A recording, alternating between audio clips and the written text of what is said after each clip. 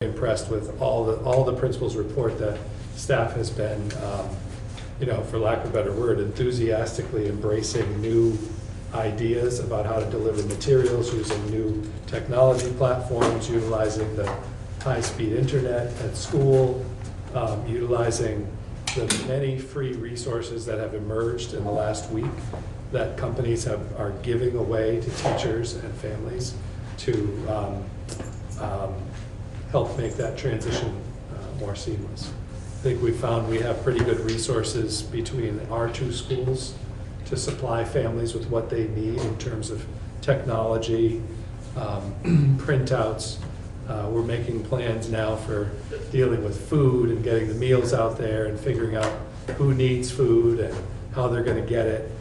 And then the last step that actually is kind of coming together, I don't know your experience, but we had a meeting via video conference today with a family for an IEP, and we had people coming from all over the place in that meeting, so we're trying to observe the recommendations of the Department of Health in terms of not bringing people together in groups.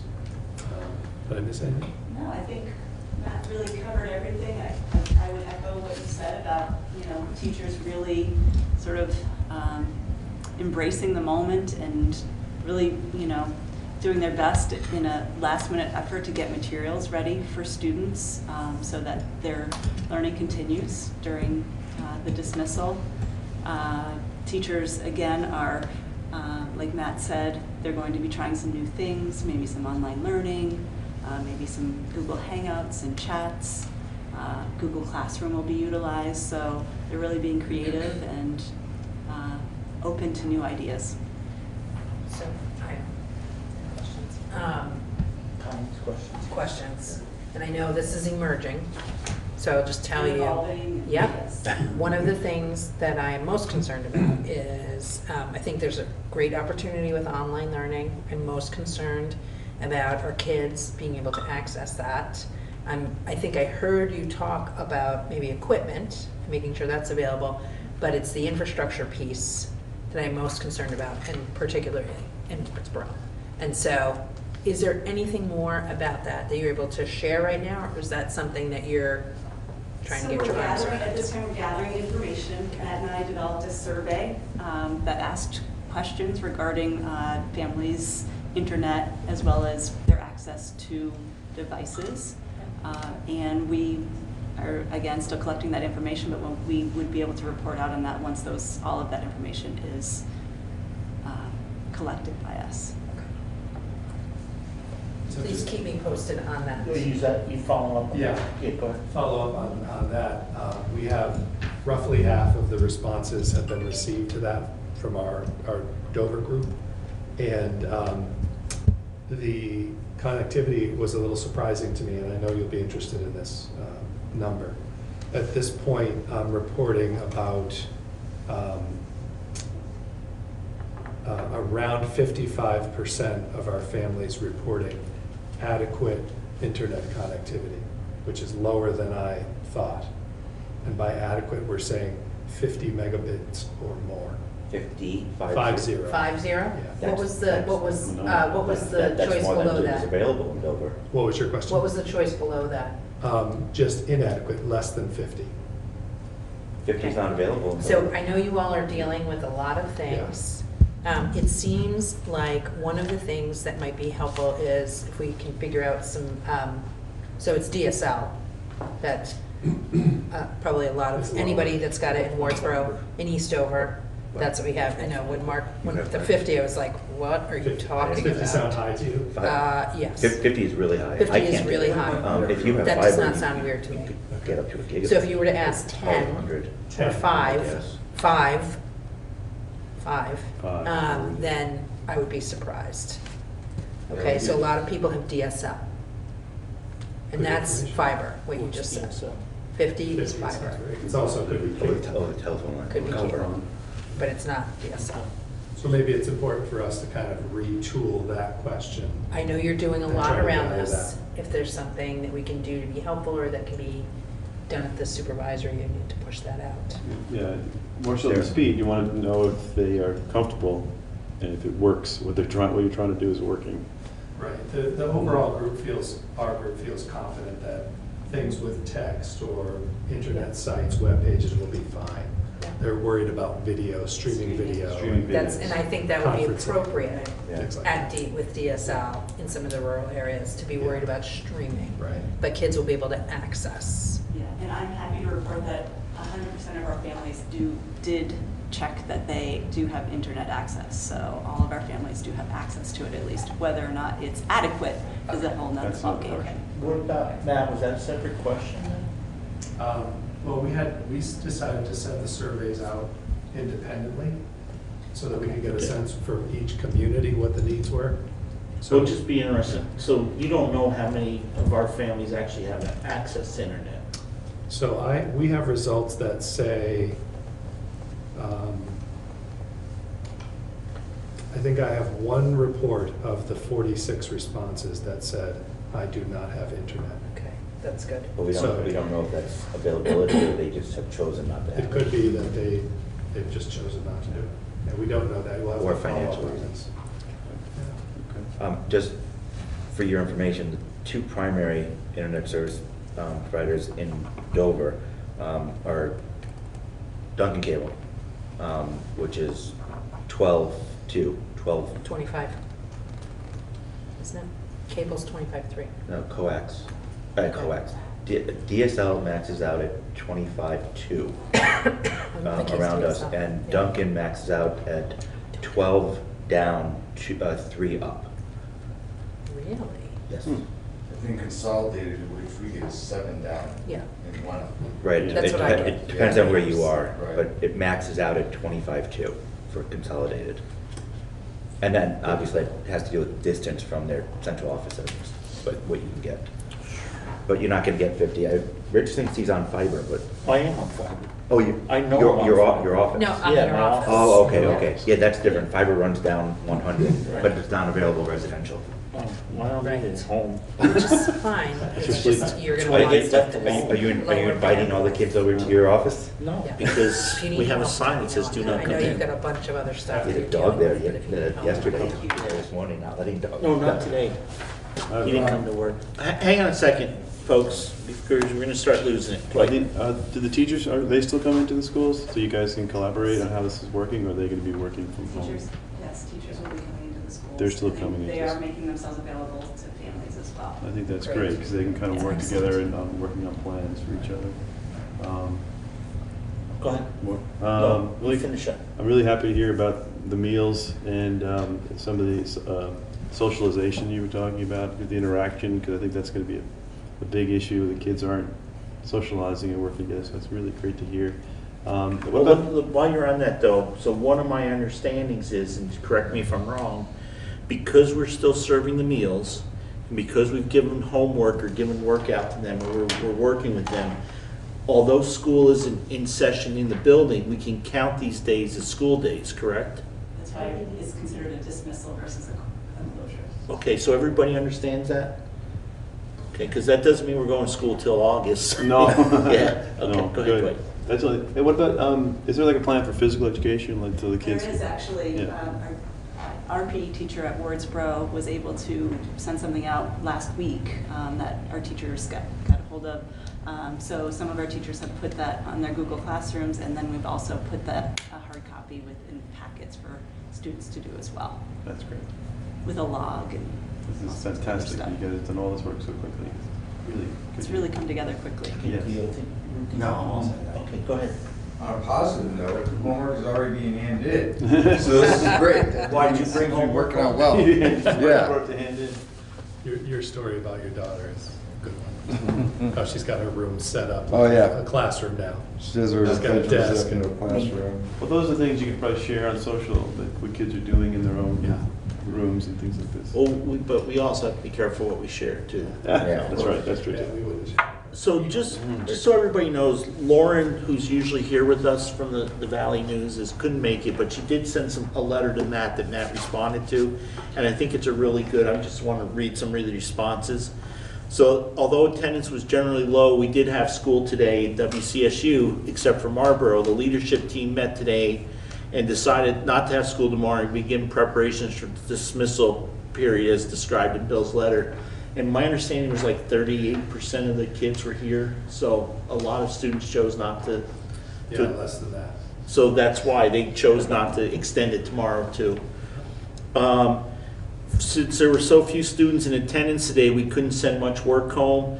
Beginning Wednesday, we'll be implementing a pickup and drop-off system for schoolwork over the coming weeks. Most families will receive clarity on this by tomorrow if they haven't already, so I think that's really a good move. At this point, we will hold our River Valley Union School District meeting as planned at 6 p.m. tonight in Dover. While the public can still access recorded versions of the meeting through BCTV, I expect we'll begin experimenting with live streaming, other stuff. So one of the things they said, so I was on Friday, I did check in to see if we should have the meeting. Everything, and even if you review the governor's press conference on Friday, it was a lot different, yeah. So I did again today. Mark actually emailed me and somebody else, and I said, well, hang on, or Lauren did. And I said, I'm not sure, I'm waiting to get hold of Bill, but you guys were meeting. I never got hold of him till lunchtime. He felt that we were okay because we're a small group, we could spread out enough, except for you guys. And then, and we should be in pretty good shape. We may want to reconsider other meetings. Matt had a possibility of doing some stuff, and Laura said she can call in, but because we didn't warn it, and because if we allow one person, we have to allow everybody, I said no to it this time. I think what we should do is, before we have our next meeting for April, is, maybe like next week, let's just see what's going on and what the recommendations are and what we're doing, and figure out if we do need to meet in April, the beginning of April, and how we do that. But I know we can do it, we're allowed to, but we have to give a number. We have to allow a number for anybody to call in, not just the board members. So I would hope that the superintendent is working on that at a supervisory union level for all of the boards. And if not, I hope you guys could convey that, although I'm sure he's watching. No, he won't be watching. It's not live. No, I mean, he'll watch it at some point. And then Wardsboro students will be able to access meals through, this was the meal question, through the West River School District. So I can explain how that's going to work a little bit. There'll be 3 locations where students or families can pick up meals. That will be Jamaica Village School, Newbrook Elementary School, as well as Leland and Gray, and that is from 11 until 1, Monday through Friday. And it will contain either a bag lunch or some sort of a meal for lunch, as well as the next day's breakfast. Then they would come back the next day and get those other 2 meals. How far is Jamaica? Jamaica from Wardsboro, or from Like here? Yeah. Yeah, that's not for our for Oh, okay. students in Dover, okay? Just Hang on a curious. second. Matt says, you want me to just read it? Yeah. Okay, so what's happening with the Dover students is they need to call the school by 9 a.m. on the day they would like a meal, and between 11:30 and 12:30, there'll be a bag lunch available at the school for them to pick up. If they can't pick it up, if there's an issue with picking stuff up, they need to just, at 9 a.m., let Matt know or let somebody here know, and they'll make alternate arrangements.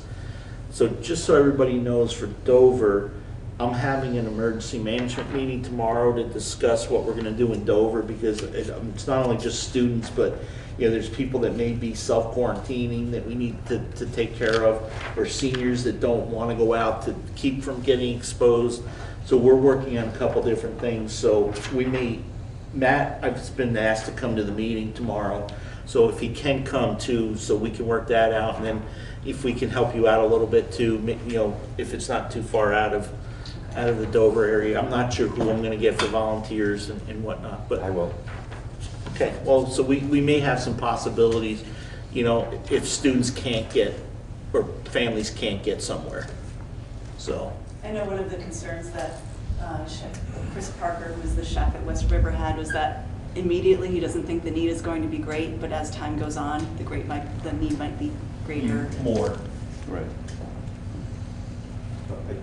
Yes, sir. Got a couple of questions. One, looking backwards. Is Dover going to be offering breakfast for, okay, so it won't just be lunches that they'll be Yeah. picking up? So I think it's the same as West River. The plan is to put breakfast food in the lunch bag Okay. so that they can have breakfast for the next day when they pick up their lunch on that day. Great. And it'll be cereal, it'll be, things that we can transport and store, and But something. it'll be sometime, yeah. Another question. If students don't have internet or adequate internet at home, can arrangements be made in the school facilities, especially with teachers being there, for them to come, either use computers there or interact? At this point, the answer is yes, unless they declare, something different. Okay. That's the plan for families that might need internet access. Families can also drive up if they want to be quarantined and access the internet from the parking lot, Oh, that's All right, fantastic. which is an option, yeah. And if we need to make that more available, we can as well. Appreciate you contacting that. No, good, I Thank you. My bag. You all set, Mark? I'm good, yeah. Have we beat this virus into the ground, guys? Not yet. Not enough. Okay. So part of this too, this Blizzard bags thing was, there's a link to it if you got it electronically. So Ken McFadden requested for Wyndham Central that we discuss this. So I guess what this is some schools have done it where they have it set up so that students have a pile of material, or the staff has material preset, so that if there was to be a blizzard and school would be closed for a couple weeks, the children can take it home and they don't count all the snow days.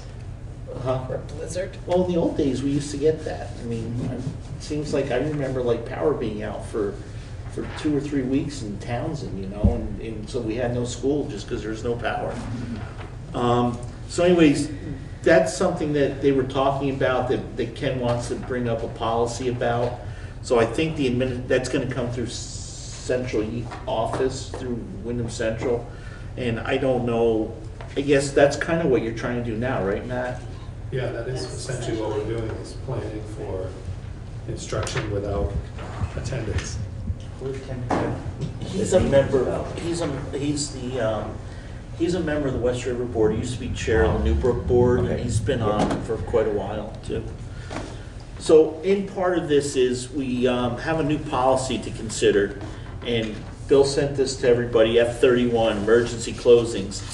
The school board, through its superintendent, may order the closing of any and all schools whose operation on a short-term basis would pose a serious threat to students or staff. Implementation. Such emergencies may be caused by weather conditions, equipment breakdown, bomb threats, or health problems. The superintendent will also have the authority to delay school opening, dismiss early due to inclement weather or other emergencies. In all cases, notification will be given to staff and the public according to a predetermined plan developed by the superintendent. The board chair will be notified as soon as practical by the superintendent when school is closed for emergencies.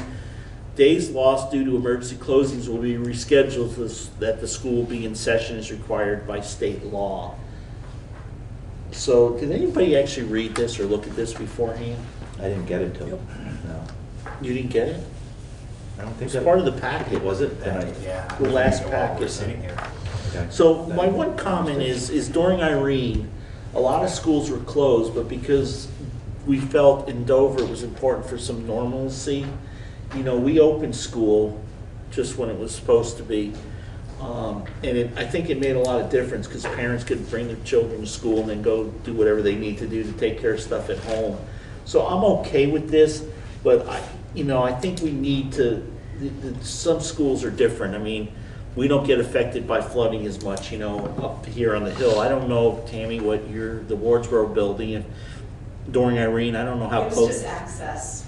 We You couldn't get there. Access Yeah. to school. But you could get here from Dover, you just couldn't get here from out of town.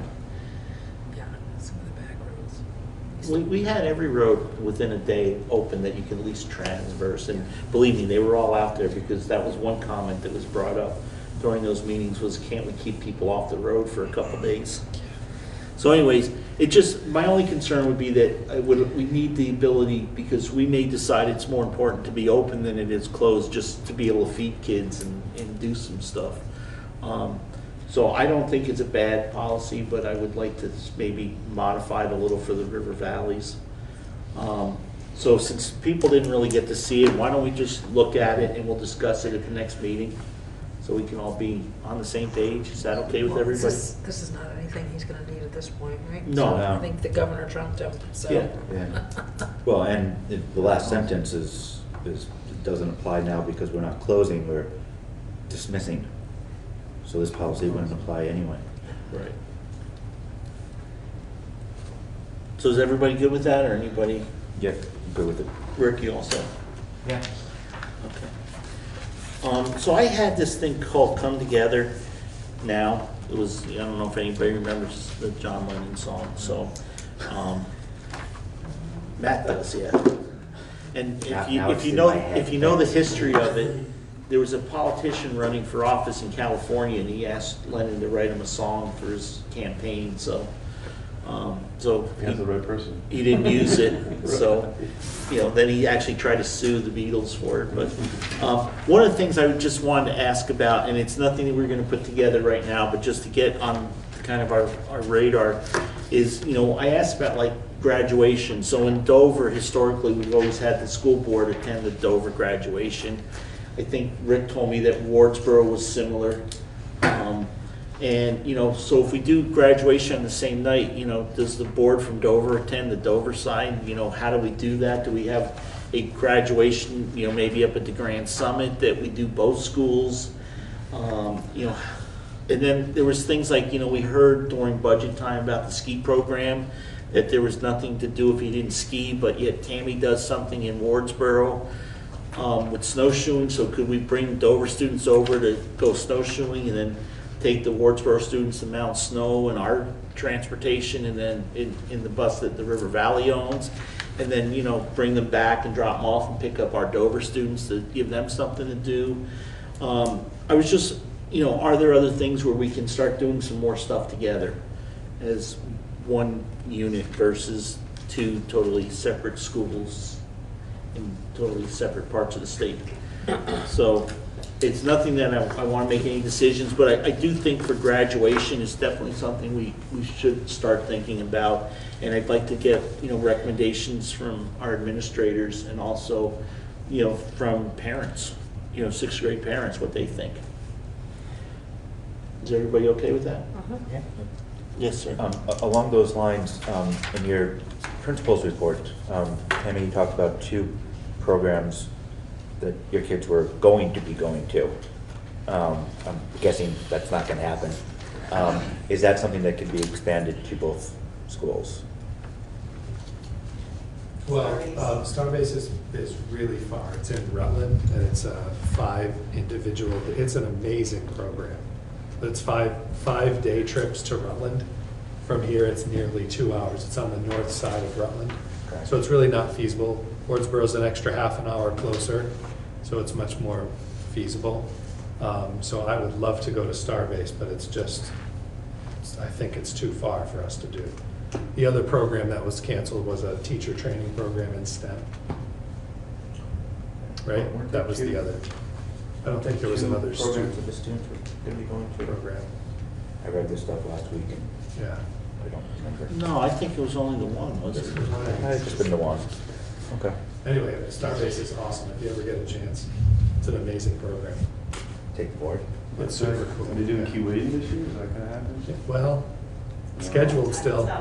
So, It's still on the schedule. It may be closed. Yeah. Yeah. I think it's great. I think those 2 are good examples. The ski program, I'd be very much in favor of combining those 2, having ski all ski together would be great. And And graduation, again, makes sense too. it's not an end-all be-all, it was just to start us Yeah. thinking. Yeah. Again, I was told, I'm still a little upset that it says Dover School District on the buses and not River Valley's Unified School District, but I was told that's gonna get fixed this year. I mentioned to someone, they were talking about going to Brattleboro, and I said, for secondary school, I said, you just pick up the bus in Dover, and they didn't realize they could do that. Yeah. I said, yeah, it's your bus. So maybe So, some- yeah, I think, again, we're still in some growing, we're learning, we're growing, and we're figuring things out, Yeah. so. Okay, So just we'll work on that and we'll get that on. Matt, can you just to make a note, make sure that gets on the calendar so it doesn't get forgotten? The graduation. And Well, no, sharing just the combine, more commingling of the schools, I guess. Joint activities. Come together now, and then you can sing it for us Be next all time. together now. All together. That's a whole That's another difference. Beatles song, Yeah. And then the financial review, I just thought that we're close enough in the year. Lori did the financial review. Since we're running late, I don't want to go through line item by line item.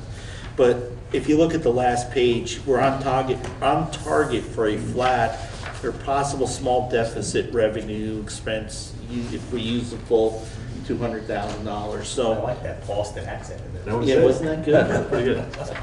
It's because I couldn't get to go to the St. Patrick's Day parade yesterday in South. But anyways, I like, she does really good with the available balance and, kind of encumbered, because a lot of times we would look at things, especially when we used to have the teachers' contracts that they would get paid at the end of the year for like the last 2 months. So you're like, wow, we're doing really, really good. And then all of a sudden, $200,000 goes out like that. Or tuition bills came out late. Yeah, so then that happens a lot.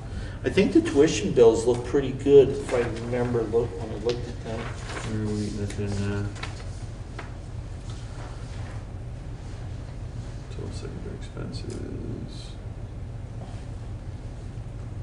Yeah, we haven't been billed by a couple, it looks like. So, but anyways, she's projected out that we should be pretty close, and, I think in one of the emails I saw that there's gonna be pretty shortly no more purchasing anything by staff. If it's not essential, we're gonna hold off buying it, just because the budget's, gonna get close. But that's a lot better than being told we're $500,000 over budget right now, so. That's, so in light of that, Matt, that seems like that could be somewhat problematic, given, What? don't buy anything, given that we're asking our, Anything non-essential. not, so, right. So are we likely to see any savings with the shutdown? So I know we're paying people to work, which we should. We're feeding kids, which we should. Can you think of anything that we might be saving? No fuel in the Save some fuel. transportation. Yeah. Oh, the bus, okay. And instead of the janitor, the custodial staff having, at least in this building, work on the drive the buses, they'll have more time to do some other projects that have been sitting, so we should get Okay. some Well, I'm stuff just, caught I up. mean, because we're gonna need to probably expend some unanticipated dollars if this We goes on. should see some savings in our custodial. Okay, okay. I mean, it's again, Are it's, you worried about that at all? Or do you feel like you have enough, well, it's so new? Yeah, I'm not worried about resources. No. No. Okay. I think we have what we need. I mean, I'd be To more innovate. concerned about things like, do you have enough cleaning stuff? Because can you not get, It's right here. did every month, did you order disinfectants, now we can't get them? We do have enough cleaning stuff. I think We have probably enough. leave that right there. We could help if you're low. No, don't. Okay. For now. That's a call. Okay. So, And Lori did say if there's any questions, please email her your questions and she'll answer them. we're gonna have her at a meeting in the future, or we'll have her on, however we do, we'll have her on my flip phone or something. And, we can ask questions then too, but I think I wanted to just get a feel for where we were with the budget to make sure we weren't like really looking at some bad stuff going on. Now, the other question that's gonna come up too, though, is a lot of people I know are coming up that have second homes because they don't wanna be in the cities that have been quarantined. Are they gonna want services for their students? I haven't had any inquiries about that so far. Not yet. And again, big change. Tomorrow we may all wake up and everything may be right as rain. It's all a dream. Yeah. Wouldn't that be nice? Again, we wake up and it's Stephen King there behind the camera. That's right. Okay, so I got a couple executive session items. We have a contractual, we have personnel, and we have contracts. So moved. Okay, so I have a motion. Do I have a second? Second. Okay, so we have a motion, a second. All those in favor say aye. Aye. Okay. We're in executive session. You don't want to stick around.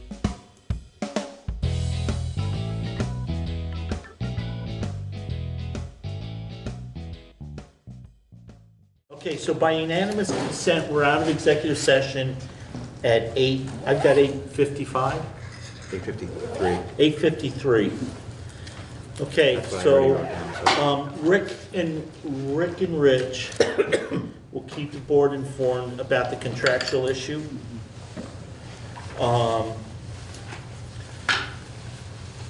And then I got two other items that we can deal with.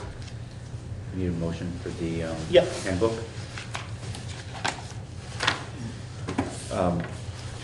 Move to adopt the support personnel handbook in its current form, As submitted. as submitted. There we go. Okay, so we have a motion to adopt the second handbook and a second. Is there any discussion? Hearing none, all those in favor say aye. Aye. Aye. Okay, it's unanimous. And then the second item is, Since I've already been told that I made the motion, move to approve the contracts coming out of central office as submitted with one change from, on one contract from .35 to .2 time. okay, Second. we have a motion and we have a second to approve all the contracts as submitted for the professional staff in both buildings for next year, with one change, which is the one person is at a .35 on the contract and is only supposed to be a .2. So the administration will check into that. Is there any discussion? Hearing none, all those in favor say aye. Aye. Okay, motion carries unanimously. So we are in good shape. So I'll give you these back, Matt, for Tammy, who's taking these. Either one. Okay. We'll see. I may not drive down on Wednesday. Are you driving over to Townsend? Yeah, Do you want to take them? sure. Okay. Should we, You think we should separate them out by building? Yeah. And then Yeah. react to that? So I'm gonna turn the one that needs to be fixed right like that, and then Perfect. the list is in the front. Yeah, we'll split. Okay, and then the last thing, we want to just do two resignations. So Lauren Quimby is asking, she's going to resign effective the end of the 2021 school year. From the Dover School for the 2021 school year. She will complete her current contract as she's relocating. And then this is to the River Valley Board. Please accept this letter as my formal notice of retirement as a Dover sixth grade classroom teacher as the end of the 1920 school year. And Dover School's been an important part of her life, and grateful for having had the opportunity to teach here for all these years. So with regret, we accept both resignations at this time. And Matt, we've talked about a hiring process, Matt and Tammy, so we've got 3 or 4 positions, so we should be good to move forward. Ready to go. Okay, so the last thing I need is a motion to adjourn. So moved. Dwight moves to adjourn. Rick seconds it. Yes, absolutely. And all those in favor say aye. Aye. Okay, we're out of here. Good meeting. Excellent meeting, guys.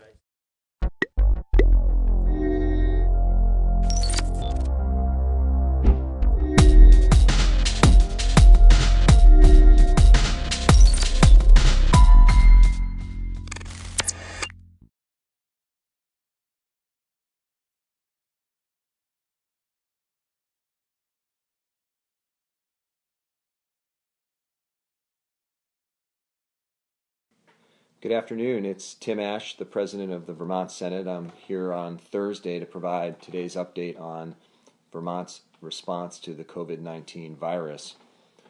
There are a lot of things going on throughout the state and in state government. Some of the things are the big picture items.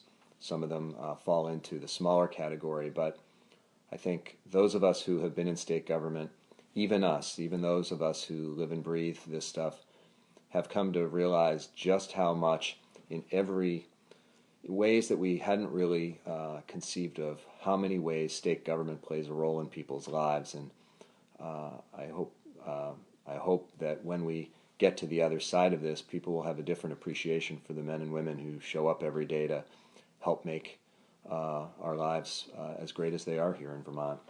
I'm going to provide a number of shorter updates today. I expect tomorrow I'll have a more lengthy one for a couple reasons.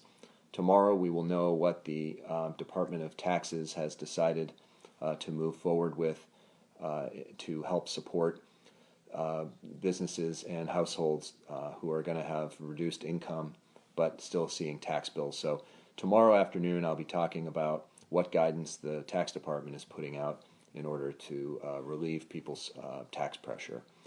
I'll also provide a little bit more background tomorrow on what the federal legislation does. Just yesterday, the Senate passed, and I believe the governor is signing either yesterday or today, the first major response to the COVID-19 virus. The particular elements are still, we're trying to understand them, but they include unemployment insurance, benefit changes to make more people eligible, a paid leave program for certain eligible workers throughout the country, which would apply also in Vermont.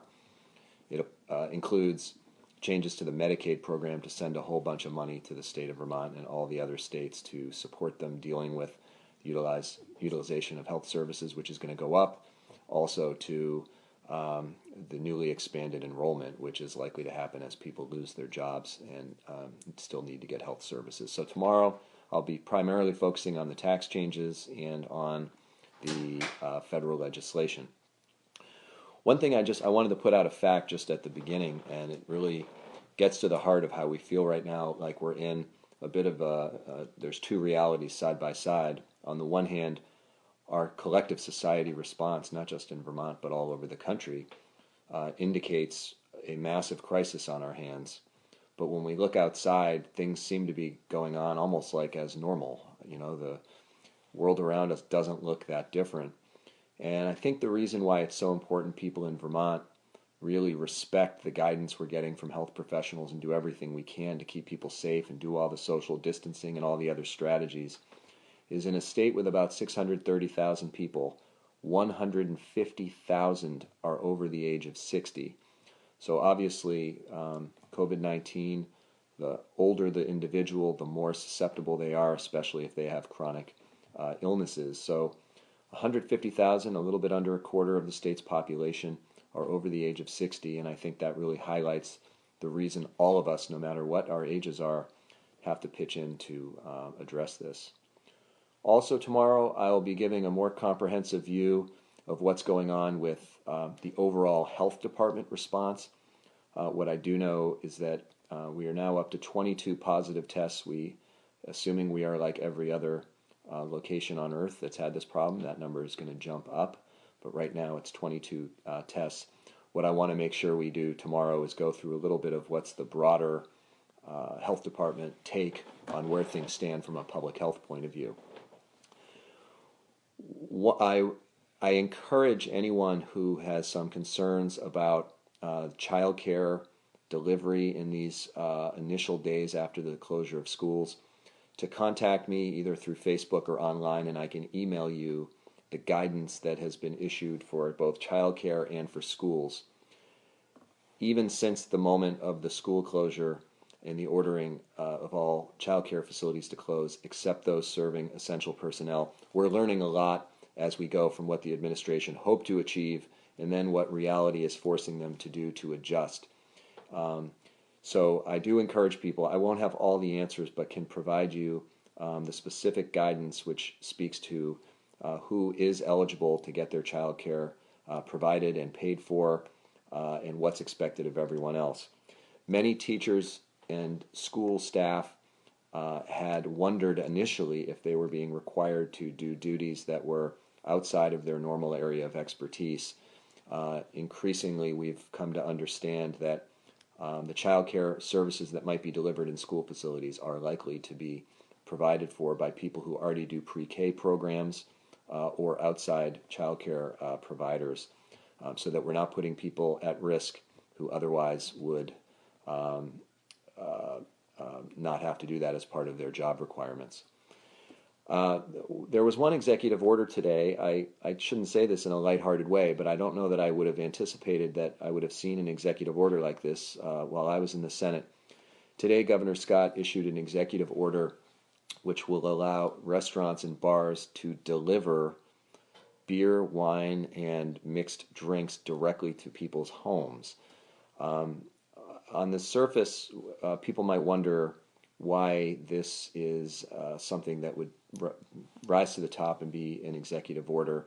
I think there's really two issues. One is, since we are encouraging restaurants to deliver meals to people to help support them through these tough times, we know how critical it is for them to get every penny they can. So I guess it's part to help support those businesses stay afloat at this moment.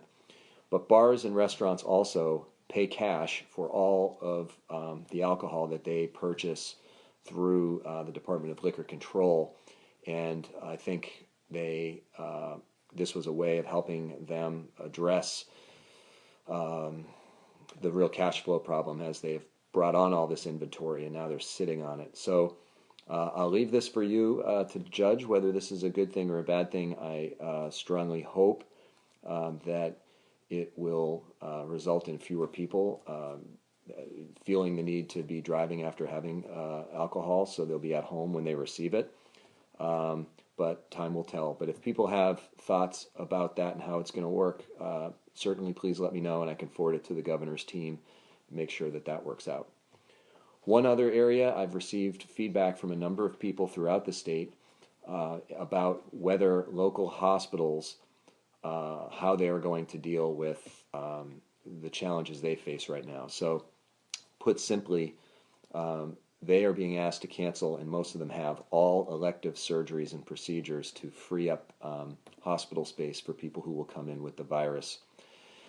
So, the problem there is that they're not billing for the services the way they normally would. So the flow of money to support the hospital and support the staff and keep the lights on won't be at the same level. The Green Mountain Care Board, members of the legislature reached out to them and said that we cannot have hospitals having to close the doors as a result of doing the right thing to keep the most people safe. So the Green Mountain Care Board, who is the state entity that regulates hospitals, has given them much more flexibility in the short term, and we're going to be working with the governor's team to delay any payments the hospitals make to the state so that they can keep the money on hand and ride through this very difficult time. Another really interesting problem that needs to be solved is how we address vulnerable populations like the homeless. Obviously, many of our homeless shelters throughout the state have people in relatively close quarters, closer than normal in general, and so there's that problem of people being difficult to socially distance. But then there's the issue of what happens if someone is showing symptoms. And so just today, Harbor Place, which is run by Champlain Housing Trust, has agreed to be a place that would take people who are ill and use the facility for that purpose. There is also the Agency of Human Services working with nonprofit housing organizations and homeless service providers throughout the state to have a number of sites where people who have nowhere else to go but who have come in contact with people who are infected or become infected themselves can go and have a safe place to be isolated while receiving treatment and services. So there's my former boss, Amy Wright, used to say that in the housing world there's a conspiracy of goodwill. In this regard, there's a real conspiracy to meet the needs of our most vulnerable population. A couple other updates I'd like to give. Some of us have been hearing from providers of health services like physical therapy, mental health, and others who wish to be able to, who in order to meet the needs of their clients or patients, need to be able to do it through teleconferencing.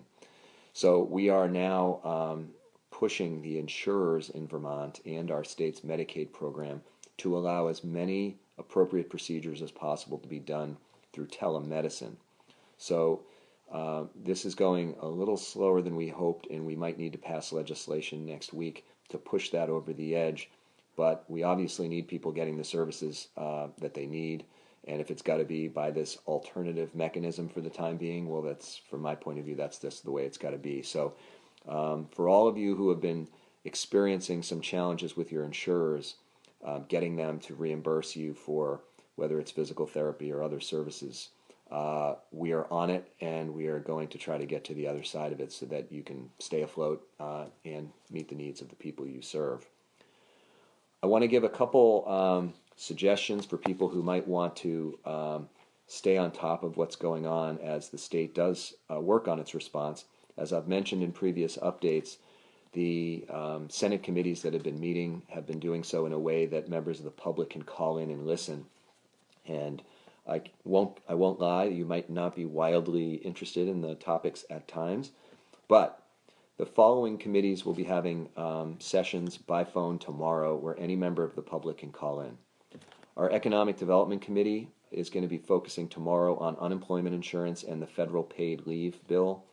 So if you are a small business owner or someone who is particularly interested in how people who have lost their jobs will be affected, I really encourage you to listen in on that discussion.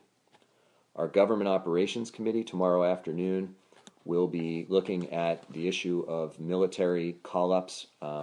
As you may know, there was the National Guard has been activated by the governor's executive order. The Government Operations Committee will be trying to understand under what circumstances people are called away from their normal work in order to do National Guard service. If someone works in an emergency room, for instance, we may not want to pull them from that critical work for otherwise important work. So that prioritization of who gets called up is going to be one of the discussions. Also, how our emergency medical services, our ambulance crews, are dealing right now, especially when some of the people might have to be in self-isolation as a result of exposure and things like that. I have seen we have a joint rules committee meeting every day. This is where we're getting a high-level briefing on some of the most important big-picture policies that we need to get right. On some days, we've had more than 350 people listening in from all around the state. We have had to expand the teleconferencing system to accommodate even more listeners because we were crashing it basically, so people were getting frozen out. So we will continue to expand the capacity of that system in order to allow more people to be listening in. So if you encounter issues with that, as I see some people are commenting, just let me know and we will make sure we get you around that.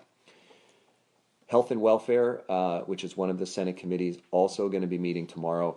They're going to be finalizing the Senate recommendation on actions that must be taken immediately to help healthcare providers meet the needs of people in this crisis. That will include issues around licensing, which people can do what tasks in a healthcare setting on an emergency basis, how telemedicine ought to be addressed if it's not already being done by the insurers, and we know that they're being somewhat slow to be responsive in light of the crisis we face. Also, some issues around hospitals being able to be flexible in the short term to add not permanent hospital beds, which normally would have to be approved by the state, but short-term facilities, so that if we get a surge like other jurisdictions have seen, we have the ability to be very responsive very quickly. So I almost touched my face. I know that we're all supposed to stop doing that. So thank you to the commenter who told me not to do that. All of those committee meetings can be joined in by phone. If you go to the legislature's website, you will see a link to committees. When you do that, you just scroll over to the Senate committees and drop down to any of the ones I mentioned: economic development, government operations, health and welfare. It will have all the call-in information right there. You don't need to announce yourself. You'll be muted. You'll just be able to listen in. So I really encourage you to do so. I think I will close with one more. We are receiving, as I've said before, tremendous number of questions almost on an industry basis. And if there is any group that you think would benefit by having a conference call with me or with a member of the Senate who's one of the key people trying to address some of these issues, please email me offline and we can set something up, because I found one of the most challenging things for all of us right now is everyone trying to be on the same page with information. There's so much stuff flying around. It is not all accurate, and sometimes it's helpful for people to have a large group hear it from the horse's mouth one time, rather than everyone trying to piece together the truth for themselves. I also want to say that people who are in the hospitality industry, many of them have suffered the biggest shock to the system, maybe in Vermont history, with the sudden closure order. We have received a request that was put together by 100 or more restaurants at this point, and they have made a series of requests to help get them through these hard times. I just want to assure anybody who was participating in that, we've received it. The appropriate people are going to review it and see what we can do. Some of it is out of the legislature's hands for now. It's in the governor's hands, but we will work with them to see what we can do to support you guys and get you through it. I'm going to, I think, conclude here and just remind you tomorrow we'll focus on the tax issues, because there will be new guidance from the federal government. Focus a little bit on a broader update on healthcare from the public health from the health department, and the federal legislation. And you know, I think it is always worth repeating the refrain that we should all be grateful about the state we live in, the people who are on the front lines addressing all the crisis in all the different ways that people are, is truly remarkable. It's been really amazing. I've been in the Senate. This is my 12th year. And I've watched people work together generally very well over the 12 years in government, people in different political parties. I've never seen everybody pull together so quickly, set aside all the pettiness and egos that tend to come with elected officials in general, and just put the best interest of the state first and foremost. I mean, it is really an impressive thing to be part of and see the entire mindset shift from the small to just focusing on public safety. And so, without a single exception, every member of the legislature and every member of the governor's team have been just spot on in terms of what the emphasis should be. I would be remiss in not saying that working with the speaker on this, Speaker Johnson, has been terrific. The ability for us to be on the same page, communicating well with the governor, has just been really made the progress we've made already possible. And so I owe a debt of gratitude to her. Frankly, the whole state will in the end. By the end of today, we will be deciding, the Speaker and I, whether the legislature will come back in on Tuesday to take action on some what we would call emergency measures, things that require statute change and are critical right now. So by tomorrow, you'll either hear from me or hear before that the Senate and House will be coming back for very quick action. These will not be long debates on the floor. This will be for the critical stuff that has to happen immediately to help keep people safe. That'll be the next update we have. So thanks for tuning in. Keep the questions coming either by email or on Facebook or on other forums.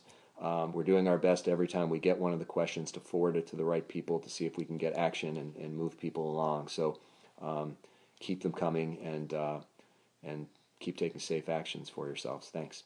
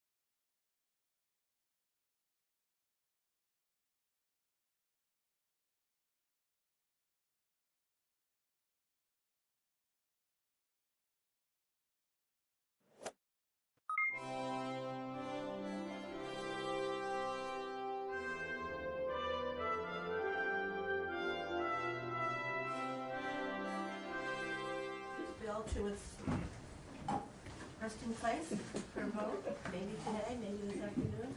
We're going to hear from a few folks, so if we don't do it by this afternoon, it'll be tomorrow morning. Okay? Okay, thank Okay. you so much. Oh, you're welcome. Do you folks need to go through the whole bill, or you just want to go through the corrections? The changes, rather? I thought the whole bill, but, I mean, at some point before we vote on it. What's your timing? You have a half hour now? You guys have a half hour. Why don't we just go through the changes? Okay. Before we vote for it, we'll go through the whole thing. Okay, yeah, okay. So for the record, Jim Demery, Legislative Counsel with, Katie McLean, Office of Legislative Counsel. go. We're walking through draft 8.4. On the statement of purpose, we've made some changes. So it says this bill proposes to realign regulatory oversight by the Agency of Education and Agency of Human Services, a pre-K ed program. So the realign is a bit vague, and we can get more specific on that. But the idea, of course, is that what you're doing now in this draft is you have dual regulation by AOE and AHS. Thank you. Early. Of public pre-K programs. Of private pre-K programs. You have sole regulation by AOE of public programs. When it comes to monitoring those programs, therefore, you've got dual monitoring by both agencies of private programs, but only AOE is overseeing the monitoring of public programs. Keep that. Okay? Yeah, so you'll see that as we go through, but that's what the realign means there. So we're very specifically sort of unshackling the public programs from the dual. Correct. And the privates remain basically status quo. Okay. The public's, and we have joint rulemaking still, right? Okay. And this also gives the other committee an opportunity to say, we've got this one, we want to take a look at that one. Yep. Yeah. Do you have questions, Rita? Well, should I say statement or ask a question? Ask a question. Okay, well, I want to change that, the bifurcation. Okay, so that's a really big thing that you're talking about. Right. So we'll hold that you want to change the bifurcation. Yeah. Okay. Yep. Okay, and then a small change in line 11 to reference simplify and clarify the program qualification criteria for pre-K providers. And then we've added a few more details here. Require reports on the availability of qualified teachers for pre-K programs and how to ensure that students who attend out-of-district pre-K programs continue to receive special education services. And 5, create a grant program to fund regional pre-K coordinators. Okay. Then we go to the definition of pre-K child. So based upon AOE's recommendation, we have taken out of the exception for 5-year-olds students on a 504 plan. So now you can attend pre-K and get the voucher if you're 5 years of age, but not yet enrolled in kindergarten, if the child is on an IEP program and the child's program team recommends that the child receive pre-K education services. The 504 has been taken away from this exception. Pre-K education now is defined as having the same meaning as defined in Section 11. So what's happening here is we've had dual definitions that have been inconsistent. And in the previous draft, we aligned those two definitions to be the same. This one, though, rather than having two definitions, cross-references so we don't get out of alignment going forward. That's the idea. And we'll come back to that definition at the end because it's been revised. Okay, so none of this stuff has changed. I made one change here that the committee did not ask for, so to point that out, on line 12, this is the notification by a school board to private pre-K programs that the board intends on expanding or beginning a pre-K program. We heard that open meeting law requires agendas to be posted 2 days before the meeting. So we had 2 days here, so I put 1 day, so at least you have some notice. So they have to send them the link that they created, Yeah, basically, yeah, makes yeah. it easy. Yeah. So, but 1 day rather than 2 days before. My mom's on Vermont. Okay. Then we go on. The next part is This is the building. posting. Yeah. So let's have Kate cover this. Okay. So if you remember, we had a conversation about where the qualified providers are going to be listed. And the existing, not existing, but unchanged subdivision A talks about the Agency of Human Services posting private providers on their website. Subdivision B shows the Agency of Education posting public providers on their website. And then subdivision C has been rewritten to read that Bright Futures, using the lists posted on the two respective websites, would post on its own website a list of both private and public providers that satisfy the program requirements, and it specifies on line 6 and 7 which shall be searchable by program type and geographic region. Okay. Then we go forward. So you see this language here, jointly developed, on line 2 and 3, jointly developed and implemented by the Agencies of Education and Human Services. This refers to the statewide rate that has to be established, and they are doing that jointly, so we unstruck that language to keep it back in the statute.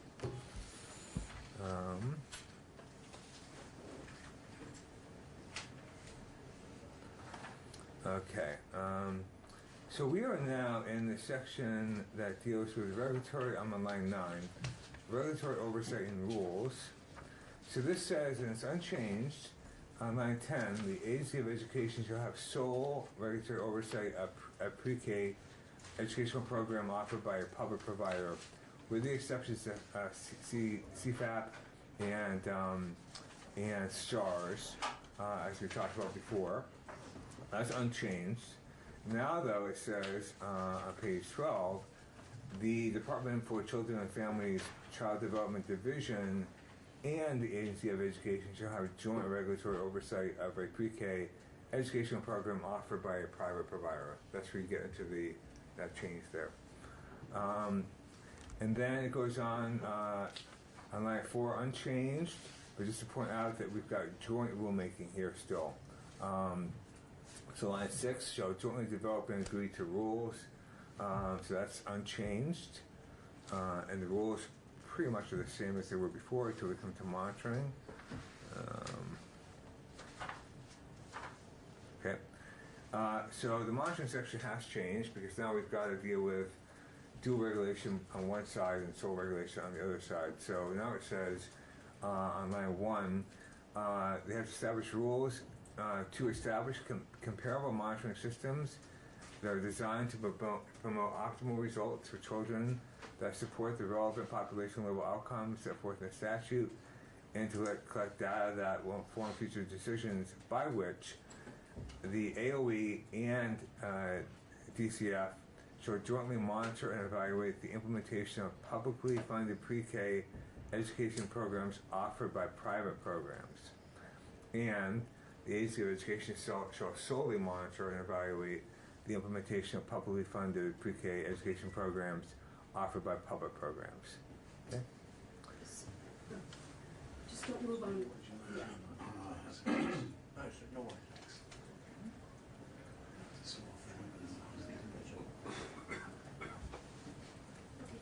Okay. Then, Hold on a second. Larry? So again, it's AOE. joint monitoring with private, Joint mon- sole AOE. correct. That goes right along with that Okay. bifurcation we talked about earlier. Right, okay. Yeah. Larry, did you go? Yeah, got it? Same concerns. Yeah. It's a bit of a little tricky corner in there, right? You have to pay attention. Yeah, well, because of the wording, that publicly funded programs offered by private programs. Right. Yeah. I get it. Yeah, Yeah. okay. Sorry, just got hung up for a minute. Yeah. If we can clarify the language, we're happy to, but that's the intent. Okay, and then it says on line 8, which is unchanged, sorry, line 13, that the agency and department shall be required to jointly report the results of the monitoring. So, despite the fact that there might be something separately, the jointly reporting. And then the requirements for monitoring on line 16 are unchanged. So, same as before. Okay. Then we come to, I put this in because we didn't have a rule requirement that said this. And it says that the rules have to establish a process to verify that public and private providers satisfy and continue to satisfy the program quality requirements, which are the STARS ratings or the teaching. So we didn't have it before, so I thought we should put that in. Okay, great. So that gets into the PS goals as well. Is that PS goals as well? Or that's how the kids are doing. This is how the program is. This is just making sure that there are rules in place for the agencies to have a process for verifying that these are actually qualified programs. That's all. And then we go to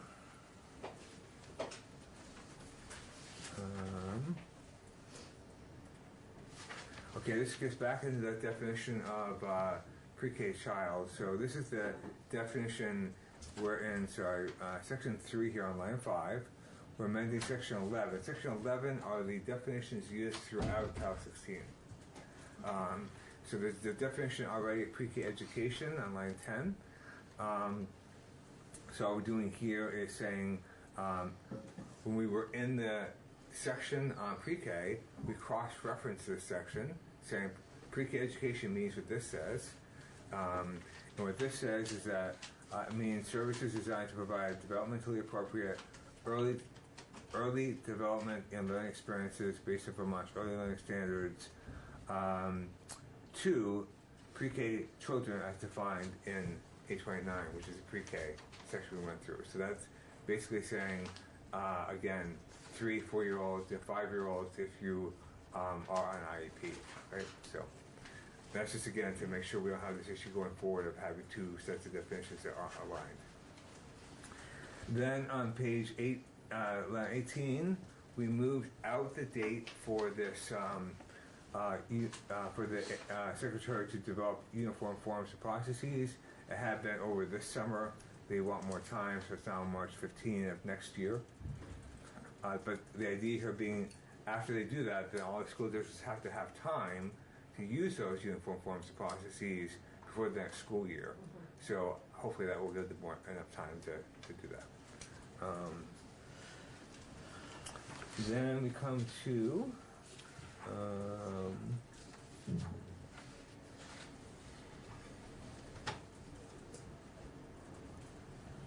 okay, so we have section 7. You want to go this one? Sure. So this is the study that we've been looking at the availability of instructors moving forward. So the new language is that by December 15th of 2020, AHS and AOE are to study and report and submit that report to Education, Human Services, Health and Welfare. First, their 5- and 10-year vision for kindergarten. Secondly, pre-K. That's my fault, but actually there might be 2 of these here. That probably should say pre-K, I believe. Let's write that down. Yep. In subdivision 2, the capacity of public pre-K for children 4 years of age. Pause there for a second. That's what I think, sure what you asked for, but should that be kindergarten? Because we've been talking about expanding kindergarten down to 4th grade. Yeah. So should this say kindergarten or pre-kindergarten? Kindergarten. Probably kindergarten. Kindergarten, okay. Yeah. Well, could we say kindergarten for children that are 4 years old? Yeah, that's what it will say. Yeah. Yeah. So, yeah. Okay. It'll be like junior kindergarten. Okay, Senior okay, kindergarten. so we'll clean it up, okay. Okay, so you want it to read the capacity of public kindergarten for children 4 years of age. We'll just switch out those words. Yeah, yeah, Okay. yeah.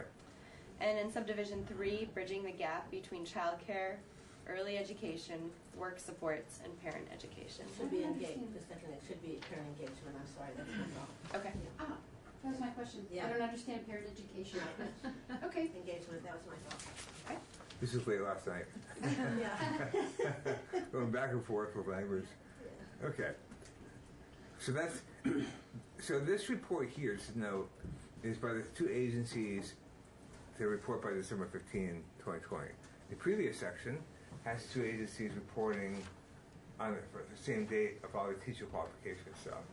And we didn't want to, I didn't want to at least combine this report here in 7 without the teacher stuff, because the teacher stuff is so specific. Right. So I don't want to muddy that water. So we have a separate report, Yeah. same agency, same timing. Yeah, thank you. On this. I'm sure that people are gonna have some thoughts about that. So, and then we come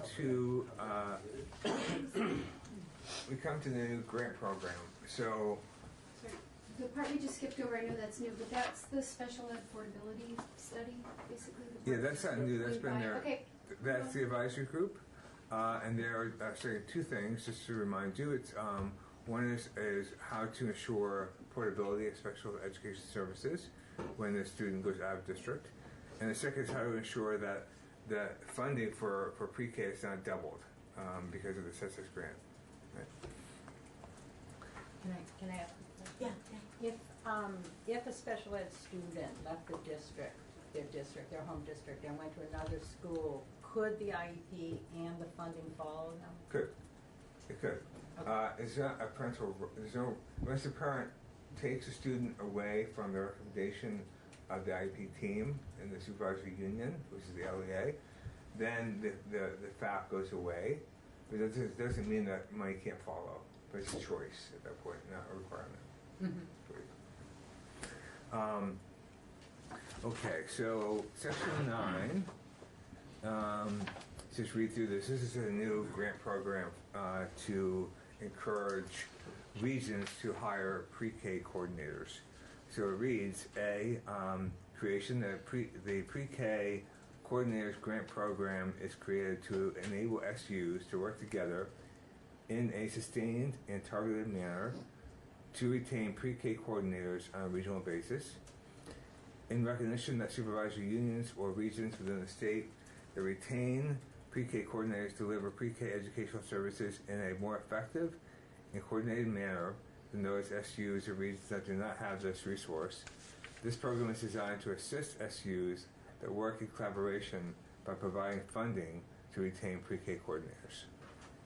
Administration, the Agency of Education shall administer the grant program and shall determine the applicable, the application and the work criteria, provided that applicants shall represent not less than 3 SUs that agree to work in collaboration to coordinate pre-K educational services through a pre-K coordinator who serves the region represented by these supervisory unions.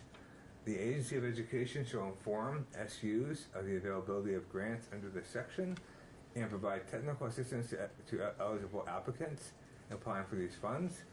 The Agency of Education shall also advise SUs of other sources of funding that may be available to advance the purpose of this section. Program funding, the agency shall award grant funding under the program up to, and it's a bracket, I'm not sure how much you want, per application, to successful applicants. The amount of this funding shall be used, shall be based on the applicant's proposed budget and total availability of funds.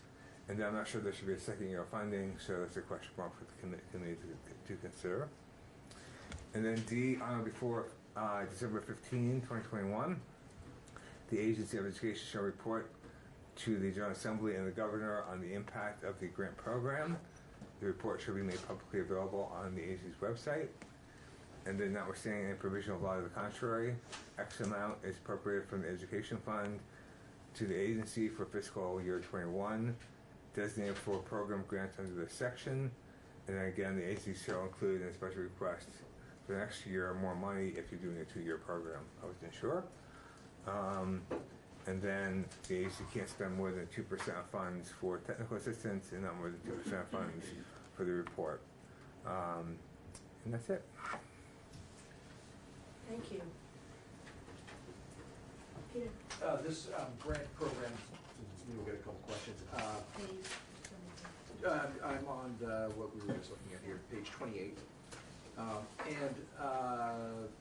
Basically my question is, the agency essentially will design this. They'll make the rules around it. They'll say, we're only providing 30% and you need to provide a 70% match, or do we need to be prescribing some of that? Well, this is a call for matching funds, so I don't think we have the authority here to demand matching funds. This, unlike the grant program for literacy, which is very detailed, all they're doing here is retaining a coordinator. So it's a much simpler program, I think, to administer than the other one. We have lots of goals you want to see. We've got models too.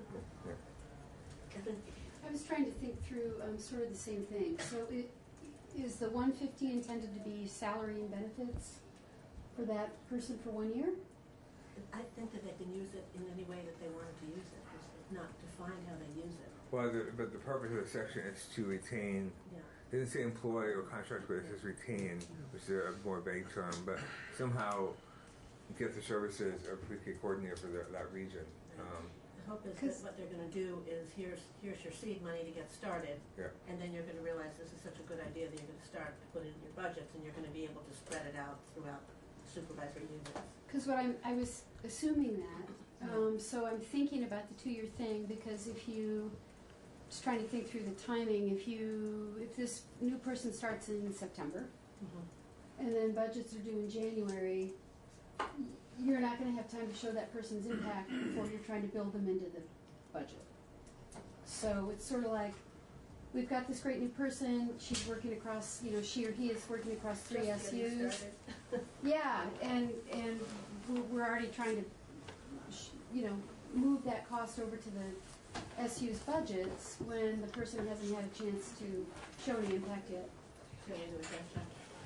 So that would be my thought on that. And I don't know how to fix that, but just a 2-year program would be, I think, preferable to give this person time to really make some changes. So add the option for a second year. Just money. Would you like to do that? I need some kind of physical. Well, I want to do that. How many would like to do that? Well, I'm going to get a counter argument here. Okay, counter All argument. right, so I totally get what you're saying and understand that. However, I think the model has existed long enough in other areas that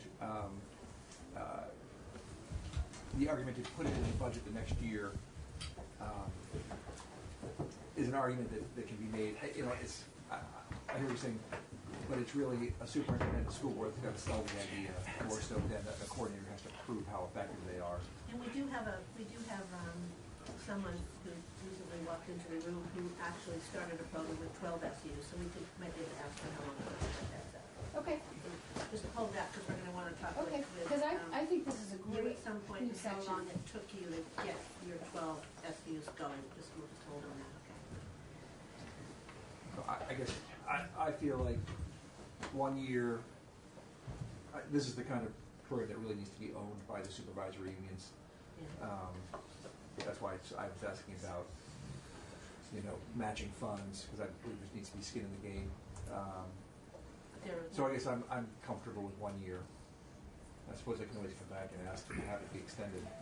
Should we keep it for 1 year for now? Yeah. I would. Keep it for 1 year for now, and we'll hear from staff. Should we do matching funds? Well, we don't want, I think Jim made it.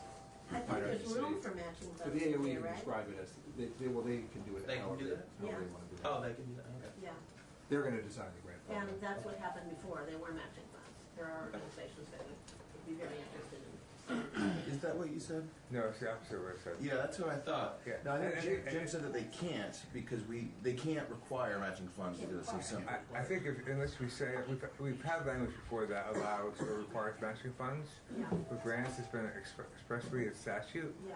I don't know that the agency would have authority to acquire matching funds unless you say it.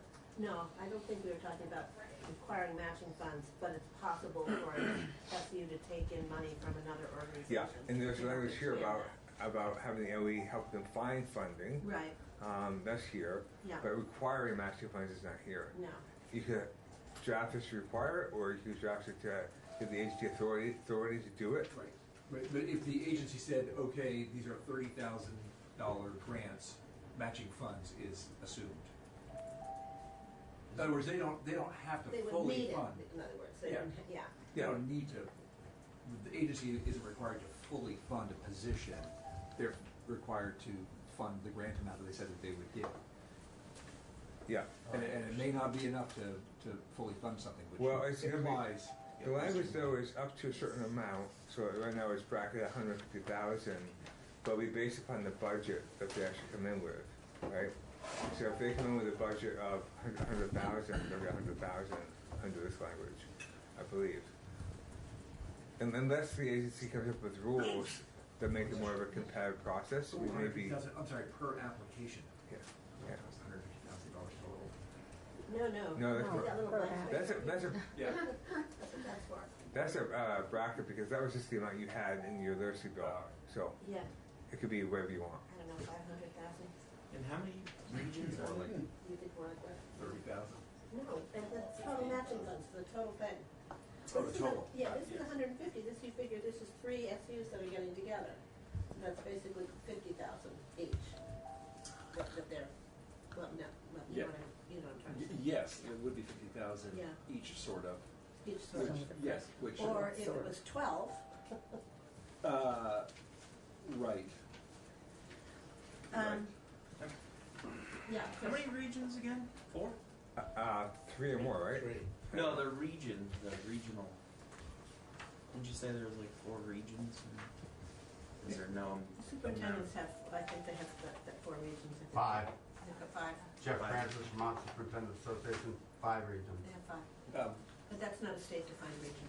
Correct. Just because of time, I'm happy to come back to this after we have time to think about it.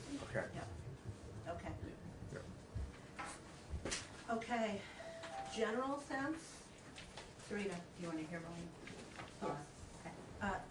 Briefly, to say you have a concern about this, we won't discuss it, but you're Okay, concerned. so this is my concern that I've been thinking about all weekend. I've heard from probably 5 superintendents Yeah. who, one, are really concerned about the joint overseeing of the pre-Ks. Yeah. They find it confusing. They find policies being administered differently by different individuals, not out of, just because it's. So this one, yeah. So that's one. And, what was really pointed out to me was the issue of equity and access, which I think is the foundation of the public school system. And a feeling that AOE should oversee the education portion of pre-K for both private and public. That's what this does. Everything you're concerned about, this Just in this addresses. bill. No, Yeah. the Agency of Education oversees it in privates? Along with No, AHS. without, I we don't hear want you. to do that, okay. Okay, so But that, anyway, that's committee for the committee upstairs. okay, Okay. yep. And just, I'll finish Yeah. that the AHS be in charge of safety and health for the privates. Yeah, we Okay. Okay. Yeah, I mean, we Well, here, so come a we've long got, way. we've got some time now to hear from, we have the Bs, as we call them affectionately, and Let's Go Kids, LGK, to hear from. So thank you very You're much. We welcome. have 2 just to hold, because they're going to, let's not do the next draft quite yet. Okay. On those little things. Okay. So Yeah. keep you from too much busy work. Okay, great. But there may be some others, and we're going to need to fill in that bracket as well. Okay. dangerous. Yes, it is. Extremely. Jay, are you speaking for the? Yes. Okay. Rebecca, yeah, sorry. Did you happen to see what we added in section 7? You walked in just as it was up there on I heard what you said, but I haven't looked at anything else. Yeah. So we'll give our testimony on 6.2 as we last saw. Okay? So Jay Nichols, Vermont Principals Association. I'm here representing the organizations that are on the board behind me. This is joint testimony from us. Thanks for having us here today. On behalf of our organizations, we welcome the opportunity to testify. We want to really focus today on reemphasizing our long-standing calls for equity, quality, and simplicity in whatever pre-kindergarten delivery system model we have. And we want to provide feedback on draft 6.2, 166. So first, So when we go through, let's do the check as to whether it was addressed or not. you guys can tell us if we addressed it. We've got, down below, we've got whether it was addressed on 6.2, Okay. the original 6.2 that we saw.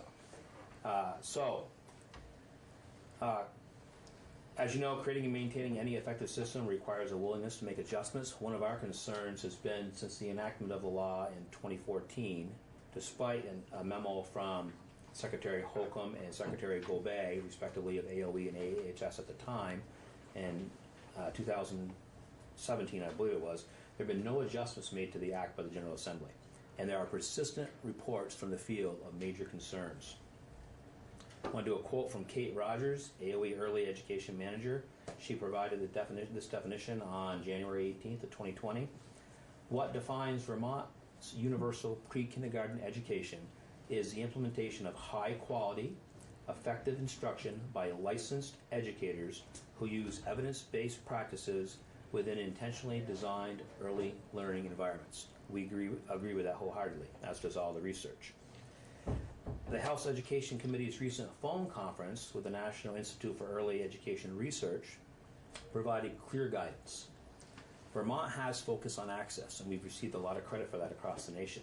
It's now time to focus on quality. The research is compelling.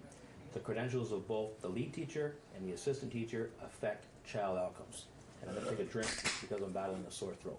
Don't touch anything. I know. I'm a lot better than I was 3 days ago. As we noted in our January 23rd testimony, the core principles that guide our recommendations, again, are equity, quality, and simplicity. By simplicity, we mean to take a complex law and make it as easily implementable as possible. So our main points are, students with disabilities do not have equitable access to educational services when compared to their peers who do not have disabilities. That's a huge equity issue for us. There's inconsistency in the requirement of direct teaching time by credentialed staff. That's an equity issue.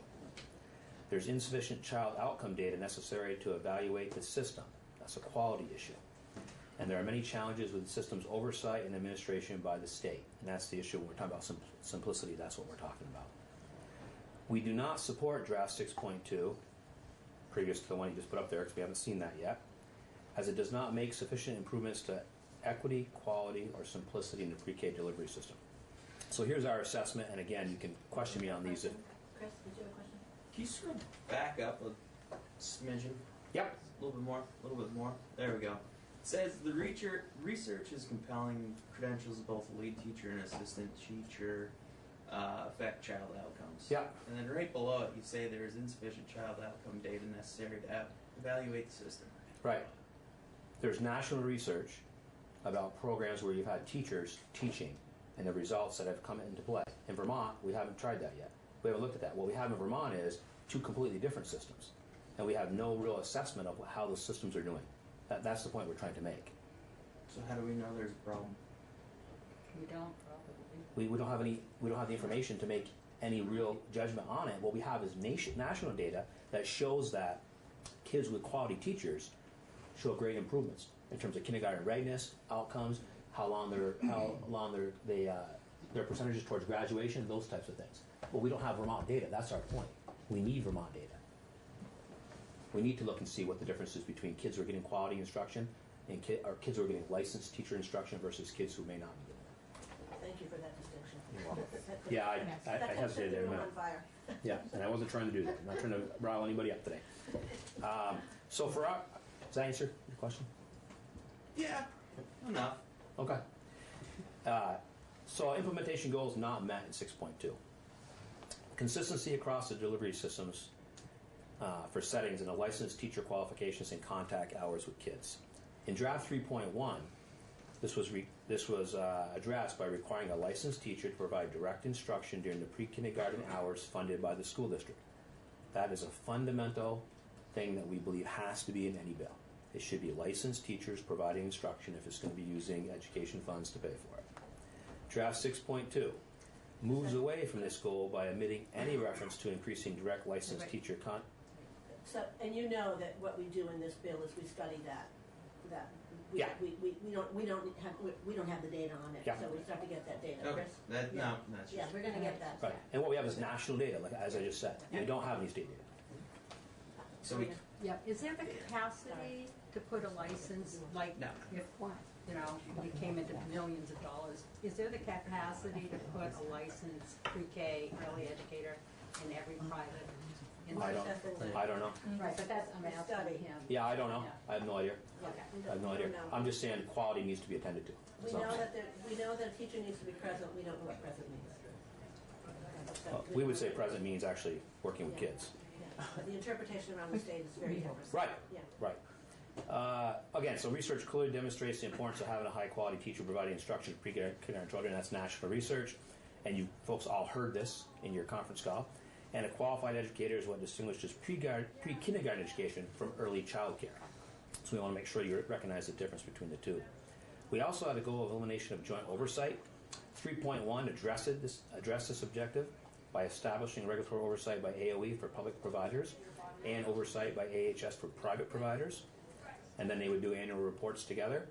We believe that the advantages of bifurcating oversight with proper interagency coordination will prove better for both public schools through the AOE and private providers through AHS. Joint oversight has not worked well thus far. There's no school leaders that will tell you that it works well. Draft 6.2 requires due oversight for the quality rating system. Monitoring quality and accountability, which we touched on a little bit. Draft 3.1 addressed this by requiring program operators to notify the respective agency and school districts within 5 calendar days when it no longer satisfies one or more requirements. We think that was a good step. And draft 6.2, at least the version that we've seen, requires the Secretary of Education and the Commissioner of DCF to establish a process for remedial action. The language doesn't have any timelines, provides no requirements in terms of actionable responses to serious violations by AOE or AHS. This is a special concern to us since it's been 5 years and we still have not seen an introduction to a pre-K monitoring system, and that this new system that we're hearing about has not been introduced to the field as of yet. So then you look at 8.4. Okay. Remember, we haven't seen 8.4 yet. She's saying you fix that? Maybe? According to me. We will look at it. We will look at it, Madam Chair. We will definitely look at it. Then we also felt there were some implementation goals that were partially met in 6.2. You've got 5 minutes. Okay, special education portability for providing a free and appropriate public education. So we support the inclusion of a special education study to examine the matter of equity. However, in draft 6.2, takes no immediate action to address the inequities experienced by students with disabilities and their families. This has been a 5-year ongoing problem. We're discriminating against our disabled students, and we continue to do that. We support an analysis, as we've said, and we also think the analysis should include but not be limited to pre-K pupil weighting, census-based block grant, and the Triple E grants. Implementation goals met in 6.2 should be retained in any subsequent draft. The 2 years of pre-K eligibility, you've made that much more clear. We think that makes perfect sense. We agree with the removal of the 3 stars with a plan. Moving to 4 stars as a minimum. We support any enhancement in quality requirements. Removing liability of public school systems for private provider actions. That language that removes the liability makes sense. That's a positive step, as public schools should not be liable for actions of private providers for whom they have little, if any, oversight or authority over. In conclusion, while we appreciate the efforts the committee has made to improve Act 166, coined by it, version 6.2, we cannot support draft 6.2 because it does very little to address equity, quality, and simplicity, which would improve the quality of instruction and programming for pre-K children in the state of Vermont. And I've got a team here with me, and any of us can answer any questions you might have. I think it would be really helpful if maybe you guys could huddle while we're on the floor forever. And just look at 8.4. Okay. I'm happy to hear from you again. It looks like we're going to be on the floor for the rest of the day. I'm hoping that we'll be able to come back. Many of us have a meeting with the AOE at 1 o'clock, so from 1 to 3 we're going to be tied up. We've got a meeting overrun to start so let's go kids. And you have not, you're not speaking to 8.4. Right, yeah, sorry. I'm really sorry. Got this sorted out this morning. Yes, I'm just kind of responding in the moment to a number of things. So Sarah Kenny from Let's Grow Kids. Thanks for the opportunity to be back here. I'm going to be very brief because I find myself in the rather uncomfortable and entirely unexpected position of agreeing with the position of both the agencies, which is a new thing for me to say on this topic. That the bifurcation that's proposed in the bill right now is not the best remedy to the situation we have now. It's not a small tweak. It's actually a very major change to the system, and that it's not advisable at this time when so much has been happening that the agencies have been doing together in terms of the monitoring system and the rules process that's underway. But I have already talked to you all about that, so I'm not going to belabor that point. Just a couple of thoughts that arose as you all just walked through the latest draft that I just wanted to flag. On page 8 of the new draft, where you're talking about Building Bright Futures being the one who administers a publicly available listing of all programs, I would, again, highly recommend that you all actually talk to Building Bright Futures about their capacity to do that and what their work looks like. It's very possible that that does make sense. I don't think any of us can speak on their behalf. So, and on page 25, the new section 7, which is the report on sort of the vision from the agencies, the language that is in the bill, especially the third bullet, I think, I'm not looking at it right now, but talks about bridging the gap and work supports, and I don't actually know what any of that means. So I would recommend adding some additional guidance to the agencies on what exactly it is that you're looking for them to report back on. I do think that it totally makes sense, and it is time to have an evaluation from both the agencies of under their current leadership about what do they see as the future for public pre-K, that is a conversation that should be done in consultation with lots of stakeholders, including everybody in the room right now. We would also, I think it would be really wonderful if that also included a parent survey of parents who are currently enrolled in, whose kids are currently enrolled in universal pre-K across all the settings. Some, yes, yeah. But I think it would be interesting to hear. What I've heard from you all and from lots of other stakeholders is that that data was not what you were looking for or not reliable somehow. So I think it would be great to, again, evaluate sort of what are parents thinking about, and especially parents with kids who are in the categories of children that we've been talking about, so students who don't seem to have equitable access right now. What would actually work for them? I think what that survey didn't get from parents was, does 10 hours a week work for you? Would you prefer more hours? What should the future what should the future of the system? Well, I think we make a lot of assumptions about, we know that many working families need full day, full year care.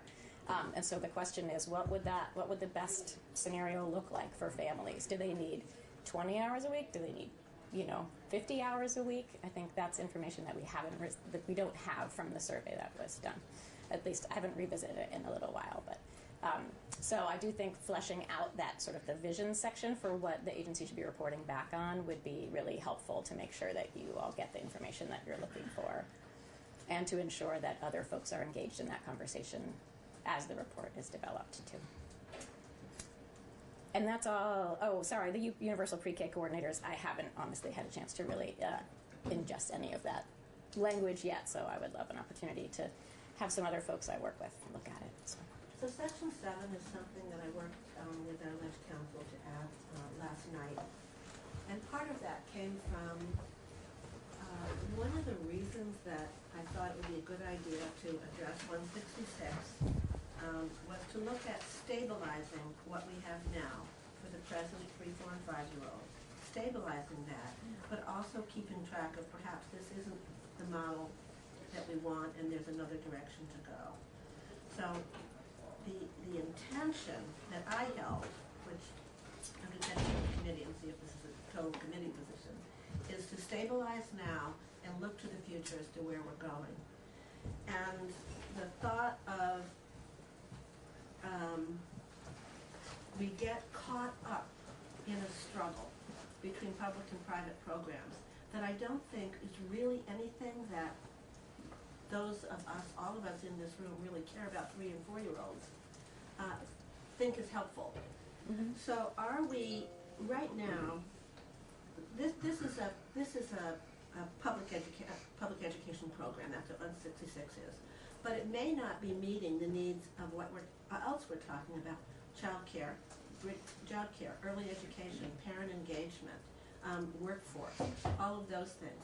Is there another model, perhaps, that we're looking at going forward that we haven't considered that maybe puts 4-year-olds in public school? Maybe, I don't know, it's going to be for someone else to decide. And maybe we need to be looking at our child care, for infants and 3-year-olds, maybe we need to have a different model that doesn't get all tangled with the problems that we've gotten in with this. I don't know what that future is, but I know that there are certainly smart people out there that probably do. And having looked, I looked at what's happening around the states. Even though I had a nice weekend away, I of course had to go in and look at what's happening around the states. And the governance structure around the states is different everywhere, and everyone is dealing with this. And it's amazing. Some have everything in AOE, and some of them have a whole separate department. Some have mixed, some have it all in their Agency of Human Services. It's all mixed. So it's not like we are alone in struggling out how to do. Years ago, kindergarten, schools didn't have to do kindergarten. Who needed to send to kindergarten? Maybe we're at that question again. I don't know. But and then I'll stop here because we have 10 minutes. But to say, stabilize now and work towards the future. And if there's other language in this, I think when I look at, we're asking AOE to come back with this by December 15th. That might be a little ambitious. AOE and AHS to come back with that. That might be a little ambitious.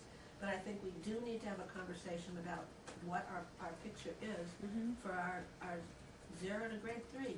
Yeah, I think you raise an excellent point, Madam Chair, and I think the question is this study just looking at what the state does for 4-year-olds or 3 and 4-year-olds, or is it, because the way this is structured right now, it doesn't seem, it's not clear to me that it's looking across the full, like how do we support children prior to kindergarten more globally? Yes, that's the intention. So we're not looking at, I think you raise an excellent question about, we don't want to be looking at universal pre-kindergarten in a silo as completely separate from the rest of the supports that families rely on, and the early care and education that every kid in Vermont deserves. So this was language I came up with last night, and I'm really happy to talk. I'm also happy to say maybe we're out of time and that language gets discussed upstairs.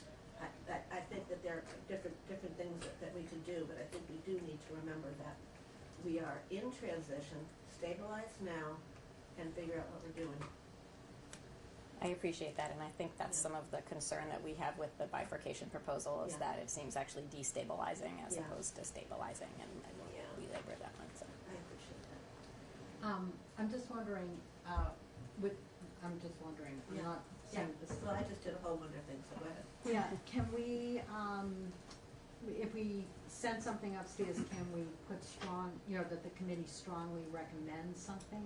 We can say anything we want. Because we're lawmakers.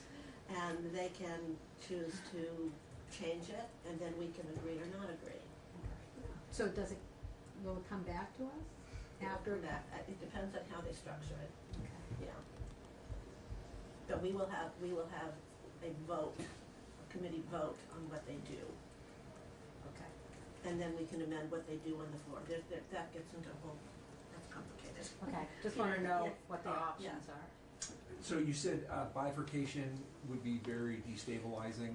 I don't think I said we fear that it could be destabilizing as opposed to stabilizing. And are you referring to the what we're calling now a realignment under 8.4, or are you referring to the full bifurcation under the previous version?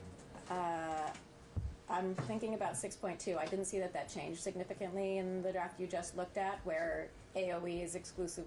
AHS has basically no involvement with public school programs, right? Yeah. So that's the concern. they do. Where CCFAP is. Yeah. Right. So tell me why that's destabilizing. I think it's one more really big change in the field. I think it will, it'll feel different for folks out in the field. I think it will feel unfair for private providers. And I don't want to dive deeply into this conversation because I know you're anticipating that Human Services will talk about sort of the private providers' impact on this. I feel like I've said a lot about our concerns around the pace of change in the early childhood universe. And the fact that the agencies have just finally gotten to a place where they have developed a joint monitoring system. They spent the last year reviewing rules and regulations, looking for duplication with a whole, couple dozen public schools engaging as a part of that process. I think we've just reached this place where the agencies are actually being proactive and thinking about how to solve problems together, and to just sort of decouple all of that very quickly will be really problematic. That's my I could have fear. heard that it was helpful. I think I would feel differently. What's that? If I had heard that having AHS involved was helpful in the public schools, I would probably feel differently, but I didn't. And I just would just add one thing. I came into, I got my license late 70s, early 80s, I believe, right around the time the Public Law 94-142 came in, which was the new special ed, which was basically the basis of IDEA. At that time, we had a place called Brandon Training School. Brandon Training School was definitely the only place you should put children with developmental disabilities. That's the only place that they could be served, is in the institution where you had professionals. Well, we found out maybe that wasn't such a good idea. Right. Maybe there were other things that could happen. So they started to come out, and we put them in special classrooms. And back in the day when I was there, they had signs over the door that said TMR, EMR, and multiply handicapped. So that was trainably mentally retarded, educably mentally retarded, and multi-handicapped.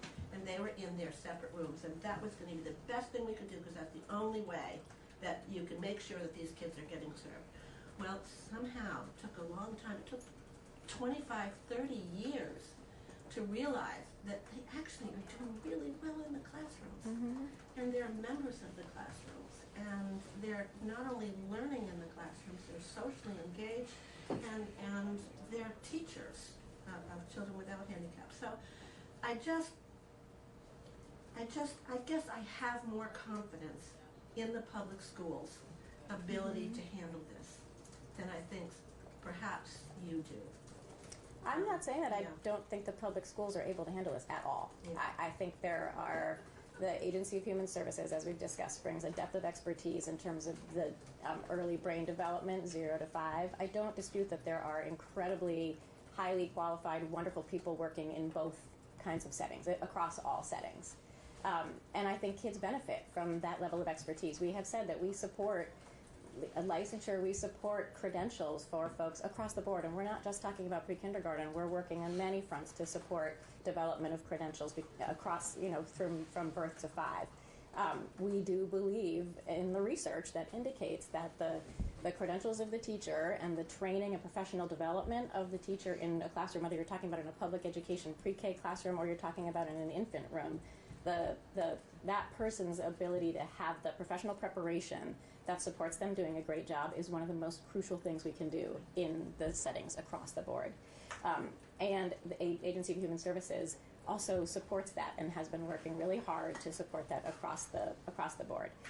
So I do think that there's benefit to maintaining that vision. I also think that the concerns that the chair just raised related to what are the impacts of what we're doing in public schools and in pre-kindergarten, public school pre-kindergarten programs, what are the impacts of that on the rest of the system and on everything that families and children need, is better considered with both agencies being engaged in that conversation together. So I agree with you, and that's that's the big part of why the focus of our legislative work this year is not in this room, but is in the rest of the building and in this room, talking about the supports that we need to be able to continue to increase the credentials and the level of quality in terms of what we're providing to kids birth through 5 all around the state.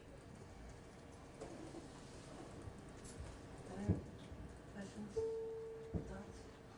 Since I just violated my own rule, right? Chair gets certain right over here. Prerogatives. Prerogatives, Valley Road rules. Sunita? Yeah, I just want to say that I think it's important to have an evidence-based conversation when we're talking about anything in this building. And, you know, the research, again, focusing on what's best for kids for research. And again, I'm not saying to overthrow it, but I think it can't just be people's, you know, like you said, at the Bradford School, Brandon School, right? It can't be that we just think that this is what's best. You know what I think, and I think technology is at the point now that we can really focus in on what advances learning. So I'm just suggesting, you know, that we continue to look at evidence-based outcomes as a, you know, and try to stay away from anecdotal or opinion or kind of that, and look at what actually in data says is the best program for all children. So that's all.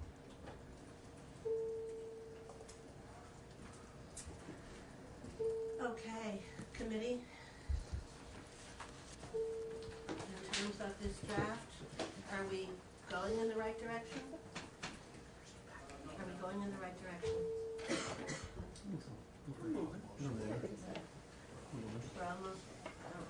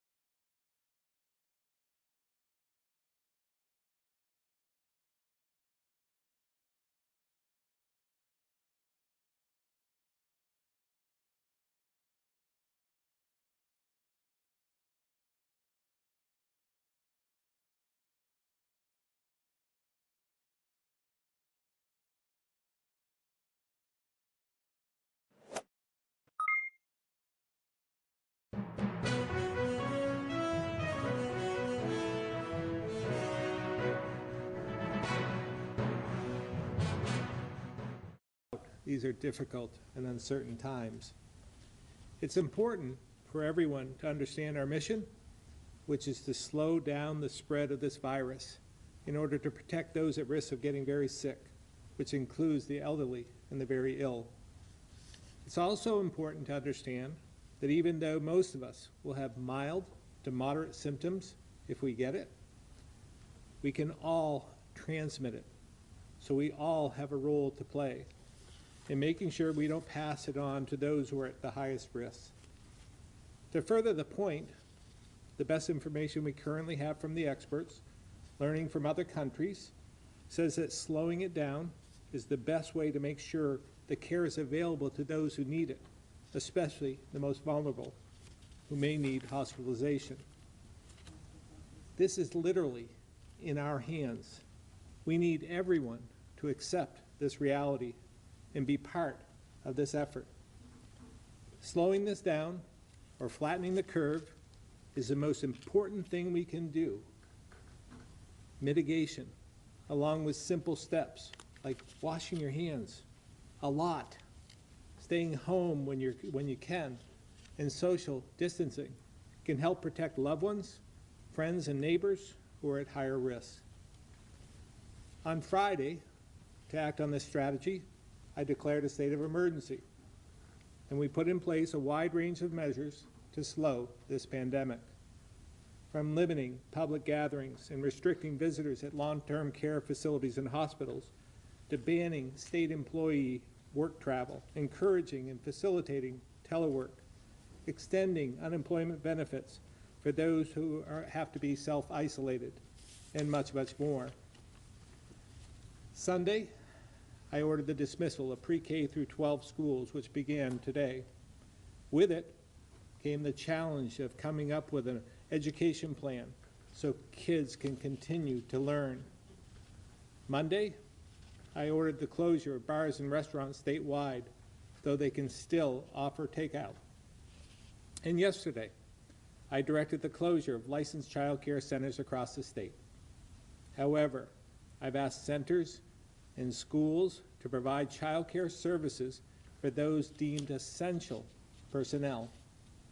This includes healthcare and public health workers, first responders, and those involved in our state emergency operations centers, and many others, knowing we may need to add to this list. I realize, even as we ask many to step back to help slow the spread of this virus, we're asking others, including educators and child care providers, to step up and provide a critical service so those who are on the front lines can continue to care for the sick, protect the public, and manage this ever-evolving challenge. Now, I know some won't be able to, and that's okay. But for those who can, we appreciate your help, because filling the need by teachers, child care providers, and school support staff is critical to our response. Understanding how challenging but important these directives are, I've also asked Neil Lunderville and Liz Miller to lead this effort to support the Agency of Education with this critical work. Liz, who served under Governor Shumlin, and Neil, who served under Governor Douglas, have a wealth of experience in state government and the private sector and have already hit the ground running. And they're working on other projects as well.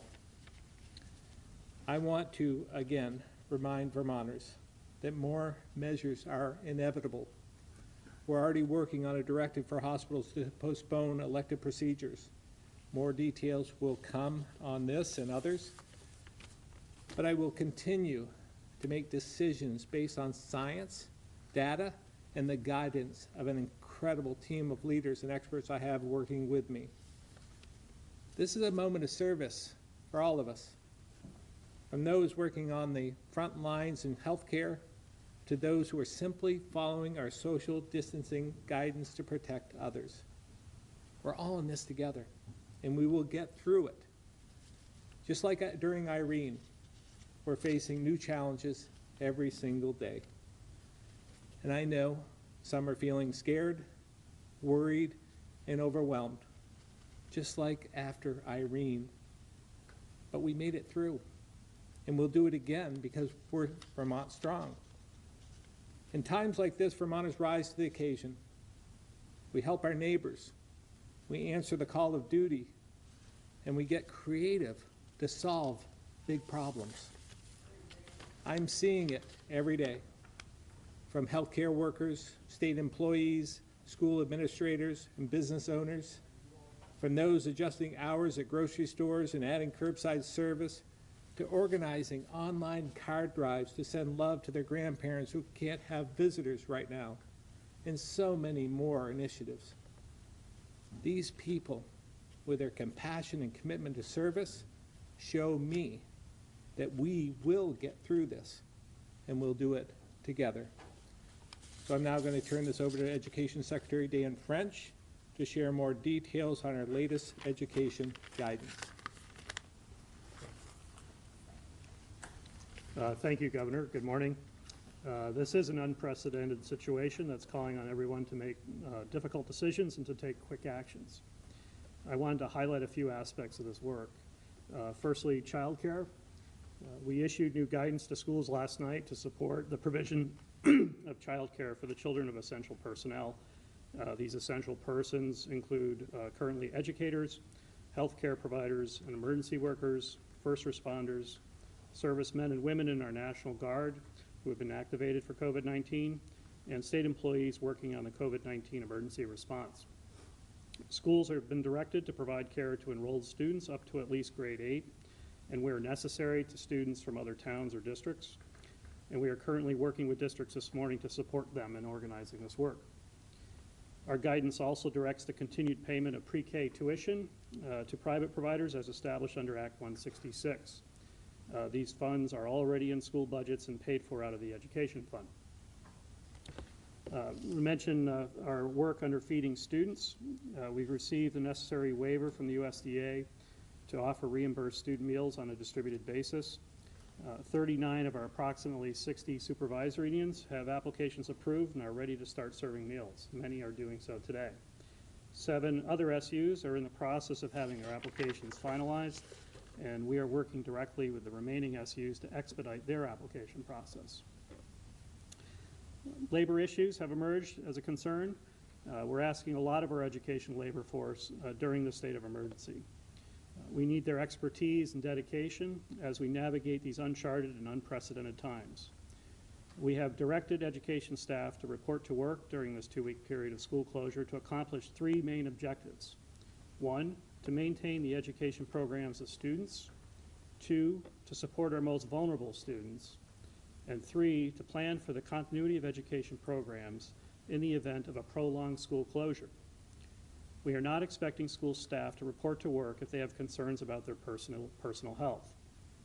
Specifically, the following educators are not required to be in public school buildings: educators with compromised immune conditions, educators who reside with someone with a compromised immune condition, educators suffering from anxiety, expectant educators, educators with infants, and educators over 60. In other words, anyone with a serious physical or mental health issue is not being required to be in a public building. Also, I've directed schools to ensure all staff get paid for their regular scheduled hours during this 2-week period. Lastly, I just want to mention work we're doing around this issue of continuity of education. As I mentioned, we are using this 2-week closure period to prepare for an extended period of school closure if that becomes necessary. We are actively engaged in planning work at the agency and at the local level to ensure all students will be able to continue to make academic progress in the event of a longer period of school closure. Many of our high schools can deliver instruction online, even though student access to the internet and computers at home is uneven around the state. We will need to be more creative with the provision of educational services at the elementary and primary grades, but we will work closely with districts to start and plan this work together. And I'm very optimistic about our ability to creatively solve that issue. Now I'll turn it over to Dr. Levine.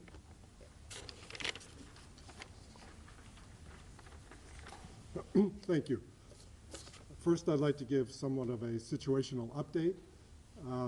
At the moment, we have 19 total positive tests in Vermont. To put that in perspective, that's out of a total testing run of about 600 tests. So clearly, far more negatives than positives, but obviously we're going to focus on these positives very intently. We always discuss how many people we're still monitoring in the state as a health department, and I'm not going to give you a precise number because that changes so rapidly. Each time you have a positive test result, there's abundance of surveillance and phone calls and interactions with people who may or may not have had contact with the actual case. And if that case happens to be in a healthcare setting, the numbers can get quite large. So just accept the fact that there are hundreds of Vermonters that are being monitored and interacted with regarding these 19 positive tests. I wanted to just spend a few moments and feed off of a bit what the governor was saying about the overall strategy, just so people can sort of see with some clarity why all this is happening so fast and where we're going, both as a state and in some respects as a nation. So there are some fancy words, but everything began with the word containment. And containment is kind of just what it says. You identify cases. To identify cases means you have to be testing, so you need to have some capacity to test, and you have to have some ability to prioritize those tests.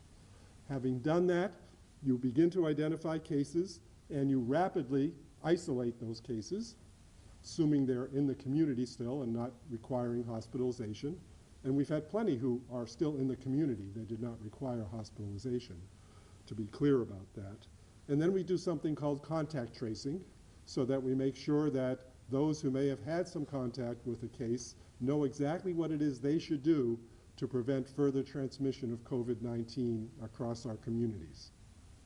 We are still doing that, and that's what I would term a parallel strategy to the now more significant strategy of mitigation, trying to slow but not necessarily stop the viral spread, because we know we can't stop it at this point, but we can slow it down. And we've shown you curves before in the past that really focus on our ability to not have a rapid spike and overwhelm our healthcare system, but to have a more gradual, flattened curve, which frankly may take longer to dissipate, but will have a much lower burden on the population at large and on the healthcare system's ability to cope. The prime mitigation strategy goes under the other fancy term social distancing, which I hope everyone sees we're trying to practice up here on the podium today. Maintaining that distance from others that as human beings we don't do every day. That's not what we're accustomed to. We high five, we shake hands, we embrace. Well, we're asking Vermonters to go through a significant amount of behavior change. And that's uncomfortable, and that's something you have to kind of be actually conscious of every time, because your tendency is to do the things you've always done. So we understand that that's hard and may require a lot of support. And all the strategies that have occurred since we really called this an emergency, in a state of emergency, are really falling into place in that social distancing category. So some of them had to do with protecting our most vulnerable and our elderly, regarding visitation policies to hospitals, to long-term care facilities, nursing homes, etc. Some of them had to do with how we tend to gather in groups, and you've heard numbers go from 250 down to 50, and to me, the number is irrelevant, because people are already understanding that it's probably not a good idea to be in a crowd at a time when you're talking about an infectious disease that can be easily transmitted through the air from one person to another. So people are already falling into line with that, and it's just the idea that we don't get into congregate settings that are very crowded. Then we have all of the issues of schools, which you've just heard about, which I won't perseverate on. Changes in work policies, changes in the way that workers can or cannot travel, and then really as part of the gregarious nature of human beings, where do we usually do that? Well, we do that sometimes in restaurants and bars. And yeah, you've heard new policies regarding those. And the only thing I want to say about those is, again, every step of the way in managing this, I think, very manageable epidemic requires resourcefulness, creativity, innovation.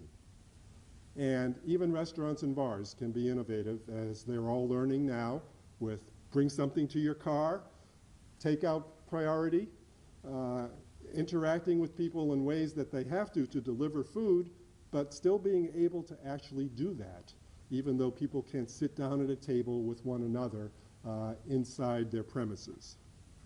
So again, I know this requires significant behavior change and hard work, and nobody's going to deny how hard it may be.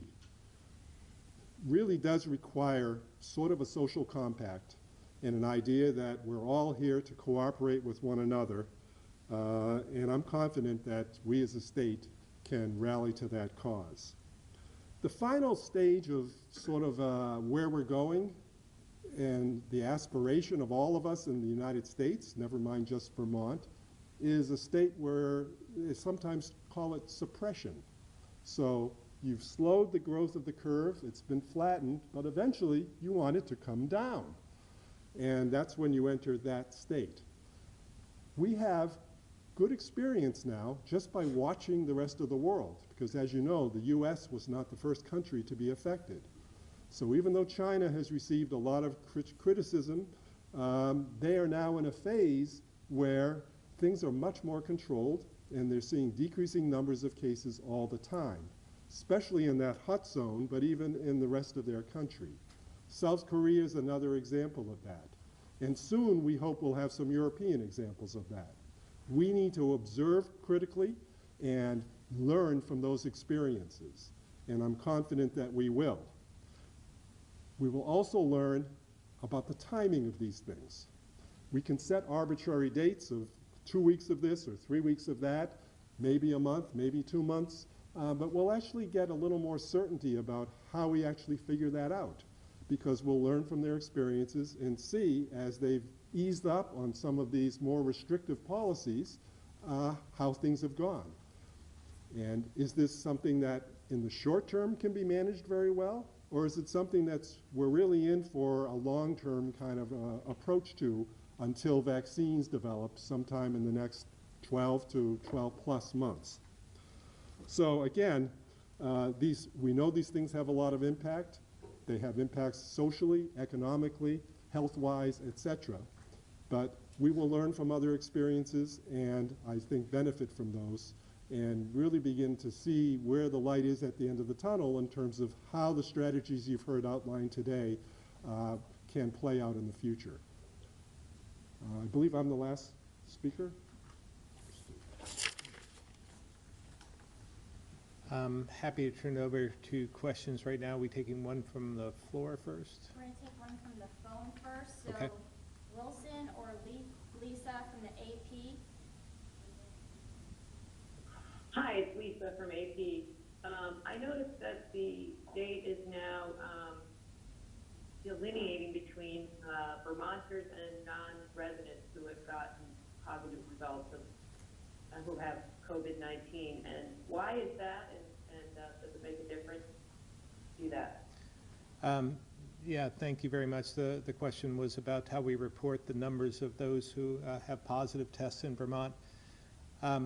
That was a bit of a miscommunication on our part, to be quite frank, yesterday. I wanted to make sure that we were adjusted. We had just one number of both non-resident and resident positive tests, and to carry that forward, what happened was they eliminated the non-resident and carried the Vermont number. So the point was, and we've clarified this and now it's rectified, we'll be reporting just one number of those affected in Vermont that have the positive test in Vermont from now going forward. Okay, so the next question, Molly from 7 Days. Thank you. I was wondering, Governor and Secretary French, if you could speak to any continued risk at the child care facilities caring for emergency workers and health workers. Obviously, your order of closure was designed to reduce the spread, but are there any steps considered to keep addressing that spread at these more limited centers? I'll have Secretary French offer a few words, and then maybe someone else. Secretary Smith. Thank you. Yes, in our guidance that was published last night, we talk about the social distancing measures and our continued disinfection measures to ensure that these workplaces are safe. But it is a priority to ensure that those employees and workers that are on the front line of this emergency don't have to worry about their child care needs, and we're working hard to accomplish both of those goals. Molly, this is Mike Smith at AHS. As you know, we've limited the size of the classroom size for these facilities down to 10. That means no more than 10 people in that room. We've also put the various sanitation requirements in place, and if we need to make those stricter, we will. Both Dan and myself have the ability to make stricter recommendations as we move forward. So right now, we limited the class size.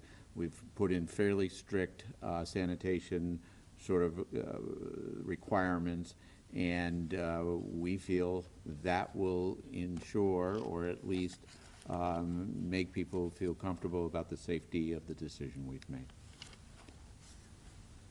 Thank you. Governor, just your reaction to the president announcing earlier today that joint decision between the United States and Canada to close the northern border except for essential traffic. I wasn't aware of the directive from the president, so I don't know the details of that. Obviously, we have a few concerns. We have employees who live in Canada that are part of our healthcare system in the Northeast region and maybe even the Northwest region. So that's a concern. I would think they would qualify as being essential. And we have to do everything we can. I know Canada has taken some extreme steps as well in Quebec and across the whole country, and we're going to have to do the same. So I would assume that in conjunction with Canada, this is the right step to take, while understanding that we have a lot of trade, and we still rely on a number of employees from there. Anyone else want to add anything to that? Lola from BT Digger. Hi. I was wondering, are you concerned about the ability of schools to be able to carry out this mandate to provide this child care, especially in more thinly staffed districts that might see a lot of staff say, I can't carry out this work, either because I'm anxious for myself or immunocompromised or et cetera, et cetera. Secretary French. Hi, Lola. Yes, I mean, it is a concern, and we've been actively engaged with districts this morning as they're trying to navigate both the provision of continuity of education and child care service. At the same time, I think we've seen some really creative responses and really positive support of teachers stepping up to help assist in this moment of emergency. So it's going to be challenges, but just one in a series of challenges that we're going to have to navigate. But as Dr. Levine and the governor said, our priority now is to bend that curve as best we can, and I think is a moment of service for all of us, and I know educators and teachers will step up and help in that regard. Super quick follow-up, I'm so sorry. What about, so child cares have been asked to do this, but not, ordered. Schools have, if you have a 3-year-old and you're a nurse, and your child care is shut down, can you bring them to the local public school? In our guidance, we had to make a delineation between students age 0 for 5 and 6 through 8th grade. So currently, public schools are equipped to handle age 6 up to 8th grade fairly easily, both from a safety and an educational standpoint. We were less comfortable making a provision for younger children under 5, but we'll certainly reevaluate if the need becomes necessary. Let me just. So right now it's go ahead. This is Mike Smith. Let me just sort of bring the pre-K up where we are right now. As you know, we have instituted a pre-K program for essential children, and those child care centers we're starting to contact now. Last night we contacted 41 programs in just one and a half hours so far. 288 children have been identified as essential people. I've got to emphasize this. There has been enormous collaboration among the private child care providers, and we can't thank them enough in terms of what we're doing and how we're moving forward to this. We've actually ID'd many potential additional staff to deploy to other facilities that may be limited to a facility that needs those employees. So we really are seeing the healthcare, I'm in so many different realms here, but the child care community really stepping up to this, and many centers have told us that they're willing to work extra shifts. So we are grateful to all the kids, all the centers. We're working with organizations like Let's Grow Kids to bring all this together. And I've got to say, just in what I'm hearing in the feedback that's coming back, it's incredible how Vermonters are trying to help Vermonters get through this time. Bob from Brattleboro Reformer.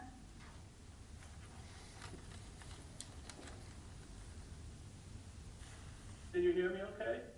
We can.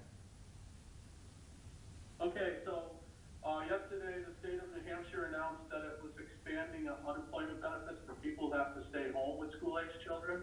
Has Vermont considered, enacted, discussed this at all? Yeah, I'm going to have our Commissioner of Labor answer that.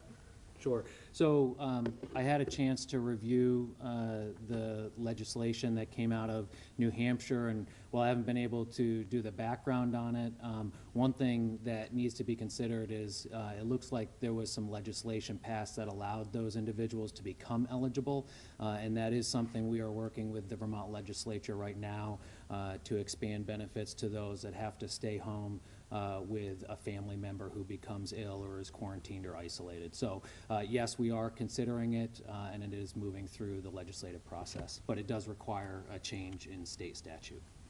I would also add that the legislature has been very receptive to any of our needs and is a very willing partner. So we're working through many of those initiatives as well as many others at this point in time. Pete Hirschfeld from VPR. Thank you. Pete, VPR. Thank you, Brittany. Seems to be some increasing concern about Vermont's inmate population. Are you testing individuals that are entering the correction system right now as inmates? Can you talk about any other specific mitigation strategies, Mike, that you're using to address that concern? Sure. We are testing in terms of screen testing inmates that are coming in to the facilities. If you're talking COVID-19 testing, the answer is no, because they aren't showing symptoms of COVID-19, or they wouldn't be allowed into the facility. So we are screening those. We've also put video visiting apparatus so that visitors are now can't meet personally with inmates, but they can meet via video conferencing. We also are looking at how we segregate our population to be in smaller groups when they're in recreation areas. We have contingency plans that have been put in place in case we do have a illness within our facility.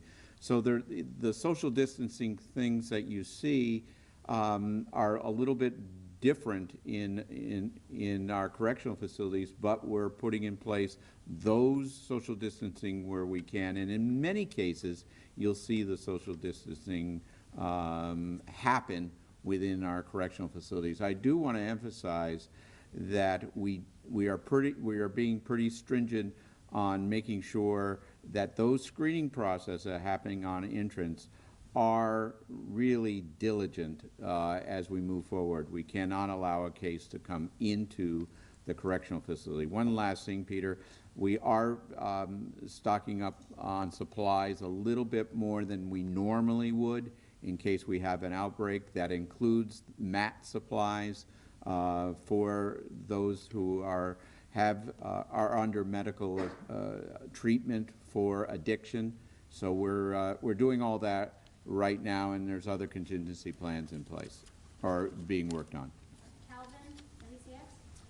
So do we have enough tests in place, or does the state have enough tests for widespread testing? And do we know, I guess, how widespread the disease is if we don't test widespread? We're still hearing from people that are sick, but they can't get a referral from their doctor because they don't have a travel history. So are we past that? Commissioner Levine. Thank you for asking about testing. So I don't want to give the appearance I'm talking out of both sides of my mouth, but I do want to show reality and optimism at the same time. We have testing capacity now to do all of the testing that we've currently been asked to do in terms of physicians coming to the clinical judgment that their patient should have testing. We are grouping those into higher and lower priority. I think you'll understand that those in the higher priority group might be in a hospital bed or in an ICU bed. They may be a healthcare worker who has to know if they can continue to work in the healthcare system, etc. We have done all of our testing in state at our public health lab because, like most states, that's what we have available to us right now. And in that public health lab, we have supplies of test kits and reagents and everything that's needed to do the tests, but we are limited in how far that supply will take us. We have literally 10 or 12 pathways that we're looking at simultaneously for obtaining more test kits, reagent supplies, machinery to do the testing with, personnel to do the testing, and that's at all levels, local, regional, national, that's public and private.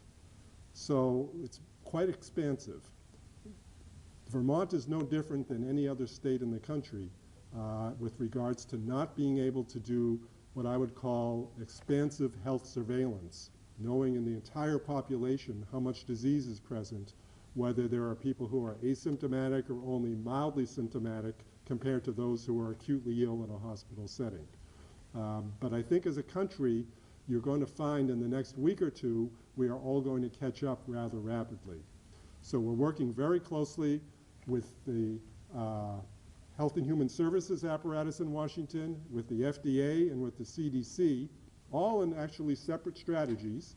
We are working very closely with the UVM College of Medicine and the UVM Medical Center, and we are working very closely with the partnership you've often heard about from the federal level of public-private partnership with companies that are commercial and will have testing capability as we speak. They're just coming online now. So what I envision is that we will have greater local support through our affiliation and partnering with the UVM College of Medicine and Medical Center, and that will help us with this more high priority group, which we'll continue to maintain in state, and we'll have opportunities to do more of the lower priority but necessary not only public health work, but reassuring our citizens' work about their conditions through these more national lab testing opportunities. But I have to provide a realistic expectation that these national opportunities won't have the turnaround time we've come to expect locally, which is within 24 hours. They may be 72 hours, maybe even as long as 96 hours, but we'll be careful to make sure that they are in the group that is lower priority.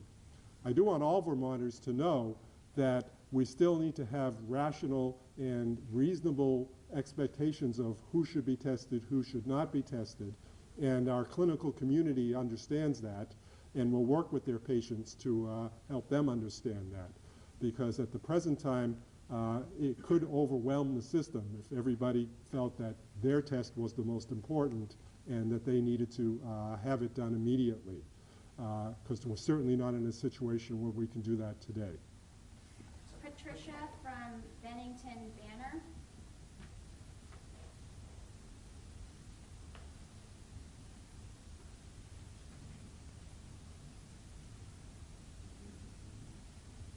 Patricia Bennington Banner. Oh, the mute button. Sorry. I see in the guidance here that during the closure period, schools are directed to provide care to, at a minimum, students enrolled in their school up to grade 8. Would that be, that does not include pre-kindergarten students, correct? I believe Secretary French mentioned this. It's just kindergarten up through grade 8 that are currently enrolled at that school? The guidance speaks to age 6 as being the cutoff, not necessarily distinguishing between pre-K. The guidance also speaks to the eventuality of giving those essential employees the opportunity to place their student in a district other than their home district. So for instance, if it was more convenient for them to access care in a school that's located in the community where they work, we want to provide for the maximum flexibility in that regard. So they have to provide care, these schools, for age 6 up to grade 8, currently, as of right now, the students that are enrolled in that school. And for eventually, and if there's a need for those essential workers that might be working in those communities and find it more convenient to access care in that location. Liz, Burlington Free Press. Hi, thank you. I wondered how many hello? Yes, we have you. Can you hear me? Yes, we can. Okay, great. I wondered how many child care centers in the state are going to be closed down because of this order, if you guys have any idea as to the number at this point. The governor's order requires all child care centers to be closed down with the exception of meeting the needs of the essential persons. We'll have an accurate picture of that by the end of the day of how many that will be. But one of the things that I just want to emphasize as we're looking at this is we wanted to make sure that the child care system was still in place as we rolled through this crisis. And what we have decided to do is continue the subsidies for the child care system as we move forward. So if a child care system does close down, we will continue the subsidies for that child care system. And if they take essential personnel's children, we'll look at how we can make that more of an incentive for that child care facility to take those children. And that's something we're looking at right now. Colin, 7 days. Hi, yeah, so I have a question about vulnerable populations. Should DOC furlough inmates to reduce the risk in prisons, and how does the health department assess the likelihood of spread at the Burlington nursing home with a positive case? Thanks. Want to take that one first? Yeah, Dr. Levine here. I'll take the nursing home. When it comes to nursing homes, obviously, by definition, everyone there is a vulnerable population. So we have to have consistently across nursing homes adequate guidelines in place, an adequate regulatory structure that would make it important for them to adhere to. And I want people to be reassured that that does exist in Vermont. And indeed, this particular facility that we're focusing on, if I could use the word, passed with flying colors without any deficiencies about 4 or 5 months ago. All nursing homes are, of course, petrified in the wintertime of infectious diseases that can take hold there, not just COVID-19, but other viruses, including the flu. So they have to have effective infection control programs in place. They have to have good advisement about those programs, and they do. So we're certain that they have the programs at this facility. The health department and Dale were instrumental in sending out abundant communications as the COVID epidemic began regarding good prevention strategies, good surveillance strategies, et cetera. And now that we have a case, obviously we have embarked on a significant venture here to work with the nursing home to identify all those in the nursing home, specifically those who work there, but others as well, who may have had contact with this index case. In addition to that, we have part of our public health team with skills in infection prevention actually going to the nursing home to actually work with them and support them in their activities and make sure that all the appropriate containment processes and prevention practices are in place. Nick, local Wait, we 2244. got another part to the question. Sorry, hold please.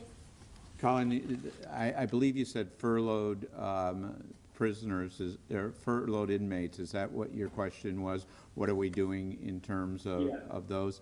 Well, furloughed inmates are usually outside the facility is what you're talking about. They are under the sort of the same guidance that everybody would be under in terms of making sure you self-screen and making sure that, you know, you're going to be... My question is more, are we considering furloughing inmates who are in the prisons right now who may be vulnerable or nearing the end of their sentences? At this moment in time, given the fact where we are right now, the answer is no. Nick, local 2244. Thank you all. So while the guidance is, directed towards essential personnel, what about workers who are not considered essential personnel, such as the food workers? Are their children still being allowed at child care facilities? Yeah. Hi, it's Mike Sherling from the Department of Public Safety. The Emergency Operations Center has a task order, which is basically an avenue of work that is assessing who's essential and adding to that list over the course of the morning and through the day, so we can get that out to the child care centers. And grocery store workers, folks who are distributing food, and people in the supply chain that supply that food are essential people. So we expect additional guidance to be available as that list evolves over the course of the day. And as we've shown over this short period of time, this is evolving, and we are making changes as we see necessary. So we'll be reflecting on that over the next 24 hours. Ann, VT Digger. Yes, thank you for taking my question. I wonder what models or scenarios you're working with. National epidemiologists are saying that there's a difference between the reported infection rates and the actual rates in the community, and they're estimating that they're 10 to 30 times higher than what we're reporting right now. And I'm wondering what scenarios you're working with right now. What do your models show? Dr. Levine? Yeah, we're relying to some extent on those models, and we're developing our own as well as we speak. Suffice it to say that the countries like South Korea that show the lowest case fatality rates have the most testing capability and have tested huge swaths of their population. So their denominator of cases is very large. And since the mortality rate we think around the world is around 1%, they can show numbers that are significantly lower than 1% because they've identified mild, possibly even asymptomatic cases with the abundance of testing. So there's no question that when we identify 19 cases in Vermont, that there are more than 19 cases in Vermont that we haven't fully identified.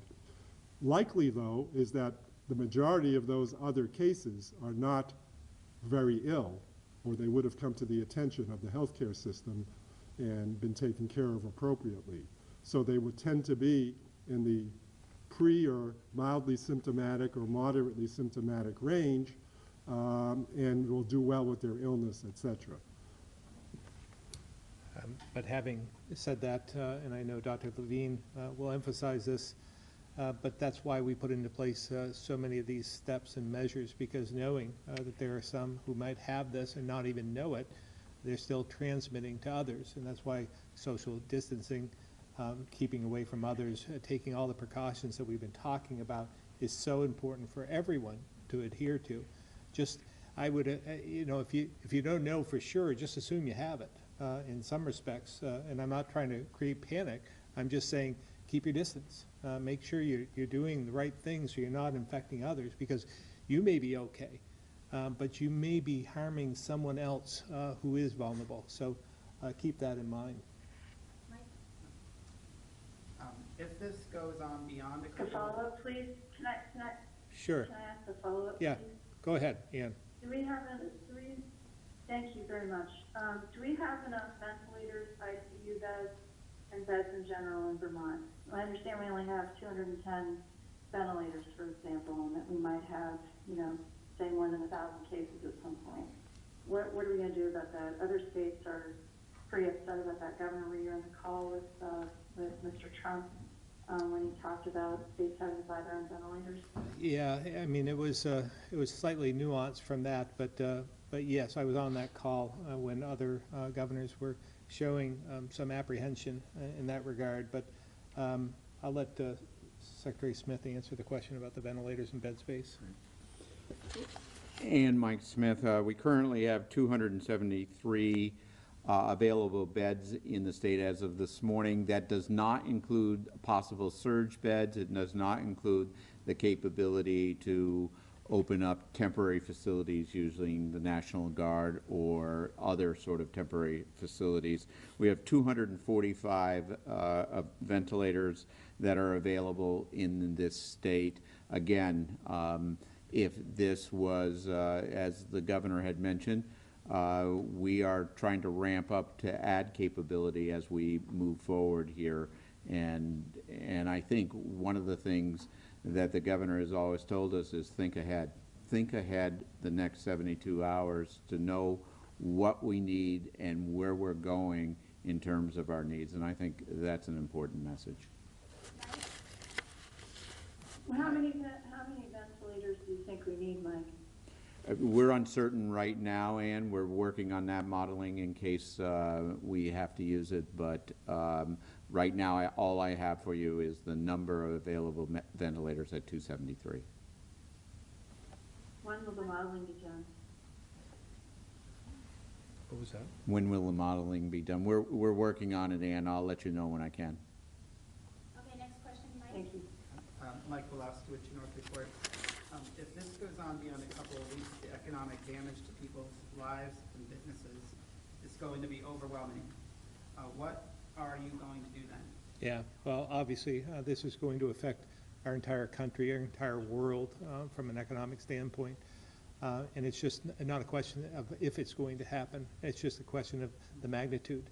I've been in constant contact with our federal delegation, Congressman Welch, Senator Leahy. I had a call from Senator Sanders yesterday afternoon, all talking about what is it you need? What do you need to get through this? And obviously, we don't know at this point, other than we're going to need federal assistance, flexibility, in all kinds of different ways. And I know they're working diligently on this effort right now. It looks like it's going to be over $1 trillion package that will be coming to the states. So suffice it to say, we don't know what our needs are, but we know we're going to need some assistance in order to get through this. Thank you. Amy, Caledonian Record. Yes, thank you. Dr. Levine, you said the state is monitoring hundreds of people connected to the 19 confirmed cases. Are there any counties in Vermont that do not have people being monitored? And can you speak specifically to the Northeast Kingdom? 5 or 6 Yeah. counties at this point. About half of our counties have documented cases and half don't. But I have to be careful when you're talking about who we're monitoring as a result of a case. They may live outside the county that we're concerned about if they were at a gathering with the person or what have you. So hard to say. But consider the fact that half the state has documented cases, and that half is geographically heterogeneous, so it's not like any corner of the state is exempt. And we have asked those who have traveled to other countries to self-isolate. So there may be some self-isolating in Caledonia County as well. I would expect most counties have some who are self-isolating and we're monitoring. Okay, so we have time for one Thank you, last, Dr. Levine. Governor? one last question. Tim, Vermont Business Magazine. Hi, I talked to many educators, and it looks like they're going to start the learning programs this Monday, the 23rd, which would trigger the free and appropriate public education requirements of the federal law. As I read your document, Governor, these will be more complicated than just picking up a packet at school or doing an online course. What is the plan for kids on IEPs starting as early as Monday? Hi, this is Dan French, Secretary of Education. We put out guidance last night on special education compliance, and we're certainly waiting for more guidance from the federal government on this. During this 2-week period, we're expecting districts to just maintain academic performance and progress of students. So at this point, during the 2-week period, it's not triggering necessarily a change in students' individual education programs under special ed law, but we do have to start planning for that eventuality if school closure is prolonged beyond the 2-week period. Again, I want to thank everyone on the phone, as well as those who are here from the media for your great work in trying to keep your listeners informed and your readers informed. It's really important that we get this right, that we give all the facts we can to try and do whatever we can to help assist people, as well as to calm their fears, because this is going to be a long haul. It's not going to be solved overnight, and we're all going to have to work together in order to get to the end of this. So I thank you for your efforts.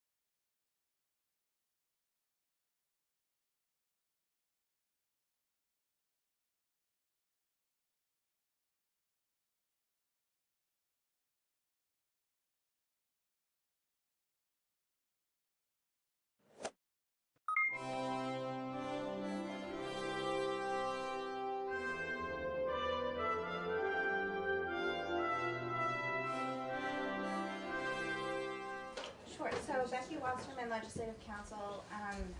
This draft 1.3 of H209 is the amendment that your committee had put together that has a needs assessment survey as well as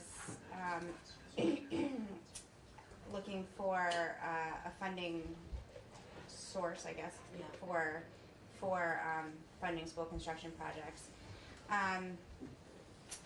House institutions had put together a proposal. I can't speak to whether it's finalized in their mind. I don't know if you want to. Where they are. Yeah. Do you want me to just describe it, or I don't know if you want to see the language. It's helpful, I think, to see the language. Okay. But Maybe no, I can that- find it on their.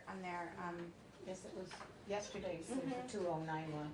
And we do understand that this is not something the committee has voted on. This is just where they are Right. at this point in time. Is this the 8:02 p.m.?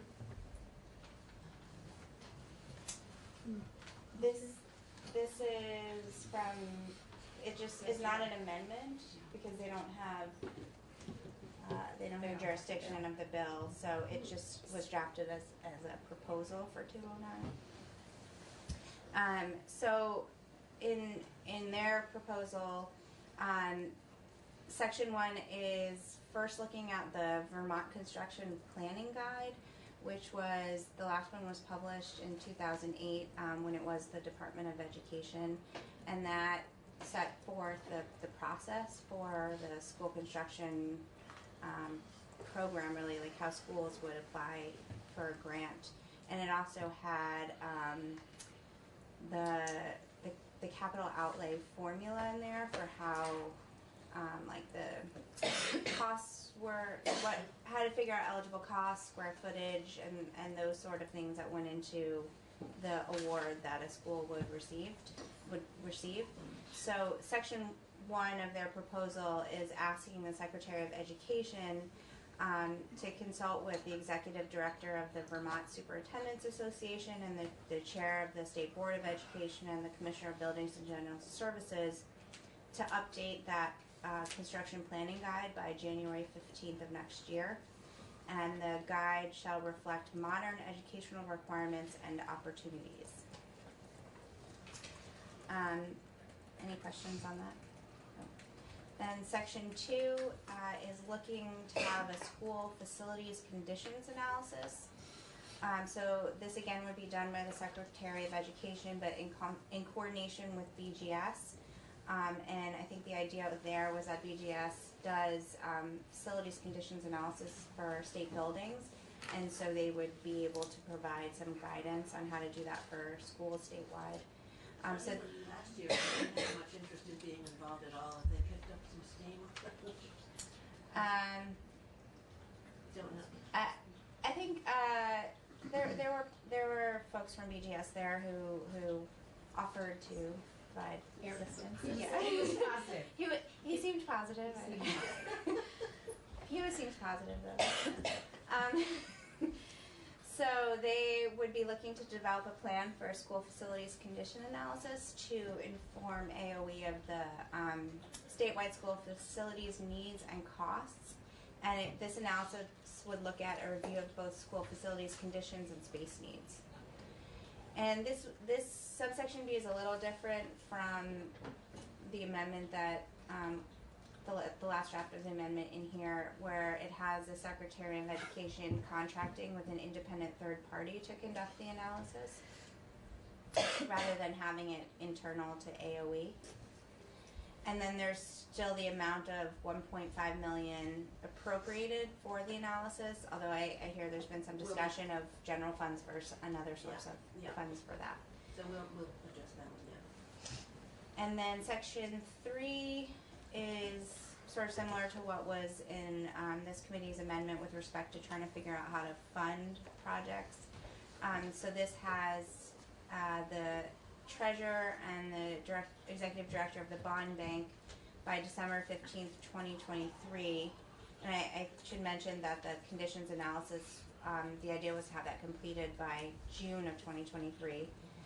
So after that's done, the treasurer and the bond bank would by 6 months later, submit a report to the House in Corrections and Institutions and Education Committees and the Senate Education and Institutions Committees of an analysis of the challenges and opportunities to the state, if any, of funding school construction projects, and then recommendations for a funding source for school construction projects that are linked to the inventory, needs, and conditions of all Vermont schools.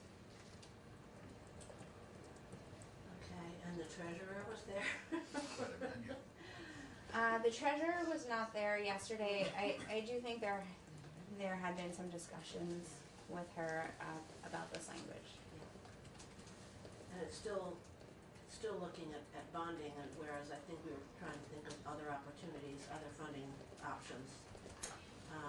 So the language isn't specific to bonding. I guess, it's recommendations for a funding source could be pretty broad. Yeah. Okay. Questions? Yeah.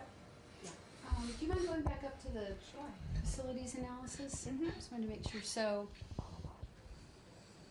first we develop a plan for conducting the conditions analysis. And then you contract with the third party to conduct the actual analysis. Right. Okay, so we have the info by 2023. So, one thing the committee did talk about yesterday was that I think this language needed to be clarified that the analysis would be done by 2023. Okay, so that's what I was confused about. I think, like, when do we actually do the analysis? Right, so the plan is really, I think, developing an RFP to be able to go out. Gotcha. To do the analysis with the goal of having that completed by 2023. Okay, and on the next page, and then that's my only question. The only thing I'm missing here, and maybe this is just beyond the scope of what because I know the treasurer, when we heard testimony, didn't seem super excited about leading this project. One of the things, though, that I don't see here is I do see that recommendations for a funding source could include many things beyond bonding, so that's good. I had been kind of interested in how other states are funding school construction projects. We had that in our draft. Yeah. So Would that be just sort of built into this section, or? It's not necessarily built in. I think if you wanted to look at that, the language would need to include that. Because the work group had started to do some of that work, and I thought it was so interesting. Colorado uses cannabis, and Massachusetts uses the sales tax, and Yeah, so I'm sorry to see that go. Maybe that doesn't have to go. We have the bill. We own this bill right now, so we haven't started our markup on that. We did ask them to, and in our discussion with the chair, is to start looking at really what we would include in the survey and to use some of their expertise for that. Mhm. But we do need to follow up with our sections of the bill, and that would, of course, be one that we have some interest in. Okay. We also have some interest in the money on that as well. On page 2, lines 2 through 5, the Secretary of Education, in consultation, shall develop a school capital. So, within that wording, does that mean that the Secretary of Education can look also like at kind of prioritize schools with the highest needs in terms of safety, addressing safety, or, kind of have some kind of weighting system as to what schools? Are you on the? I'm so sorry, but I just realized that we have a time limit for the secretary here, who has to be somewhere at 11:30. I'm sorry. So if we Yep. can do that. I'm just wondering if you have a quick answer. Or if that's in rules. So I just didn't know which section you're talking about. Okay. Section 1 or section 2? I would just say, Terry, you're getting ahead of it. This is only to do the assessment. This is not about awarding. Making a deciding. Making priority, yeah. Gotcha. Yeah. There's nothing in here about I'm what scheduled to be in next. institutions. Yeah. I think Chair Carroll is supposed to be scheduled to testify. I'm not scheduled to testify here. Oh, today. you're not. I'm So- just interested it's- for listening, just Okay. interested. So let's get you, because are you going next door as well? I'm available to you as you wish. Okay, great. Why don't we put Okay, so. I'm done. You're That's all right. done. Yeah, Thank oh, you. I think what Sarita was Yeah. pointing out, which is Yeah. also, as you say, it's our bill, we need to add to it, because there's no what's next in We, this. we haven't marked, we haven't even, all we have is their first draft. They've been Right. working on the survey, and now we need to take up the other section. Right, so I guess I would add to that that this is contemplating that the treasurer would come back with a funding source by the end of 2023. So then in the legislative session in 2024, I guess that's when the legislature could decide to, figure out what the program will look like based on what the funding is and what the needs are in the schools. And Thank who you. knows, maybe that federal funding will come through. We can always hope. Yes. Absolutely. So we should get you back to start looking at our section of the bill. We know, for example, that it was, I think, the number was changed to 1.3 million, and it needs to come from the general fund. From the Maybe from the ed fund. Okay. It was 1.5, it was recommended that it could be 1.3. After JFO looked at that. And who do you think that we need to hear from? Who else do we need to hear from? Maybe the treasurer and the bond bank, Yeah. if they're being tasked with looking at funding. We did have the bond bank talk to us about the current state of affairs, but we haven't had the treasurer back. I'm sure that she has, I guess the interest would be, are there other models besides using the treasurer? Another person that we could task for that? I can't, when we did water quality, That was the treasurer's office. that was the treasurer's office, and as she said, she wasn't in the room. I was in the room when we selected her, and here I am again. But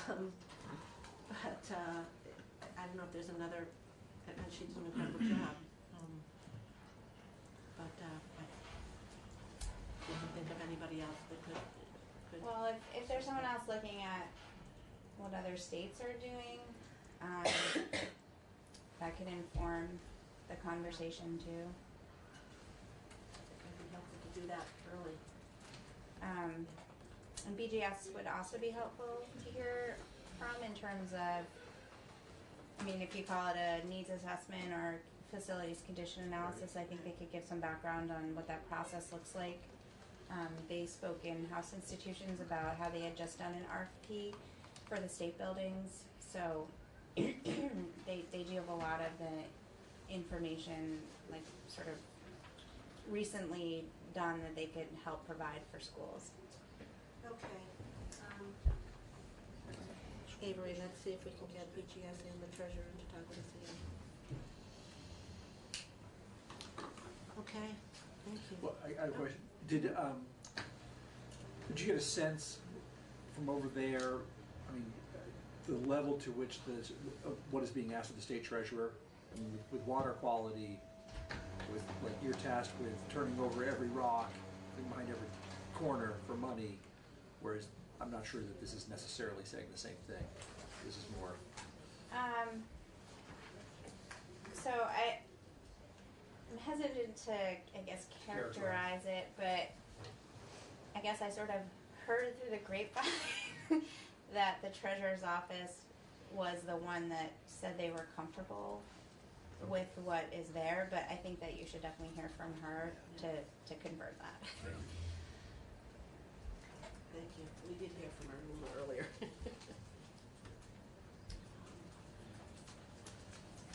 Thank you. Which will help me organize a question to the chair of the state board.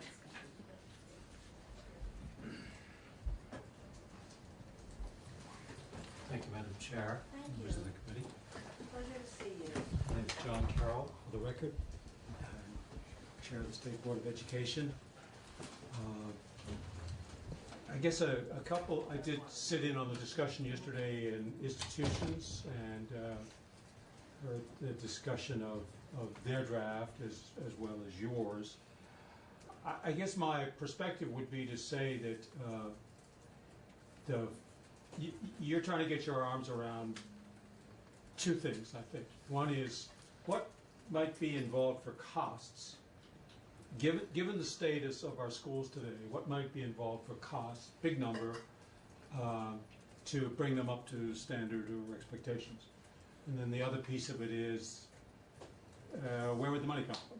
Two totally separate questions, equally important, and the answers to those questions ought to come on stream about the same time. And that's what I think it's the institution's proposal brings the answer to the first question, what might it all cost, on stream around mid-year 2023, and then the proposal about, and how would you go pay for it, would come on stream at the end of 2023, 6 months later.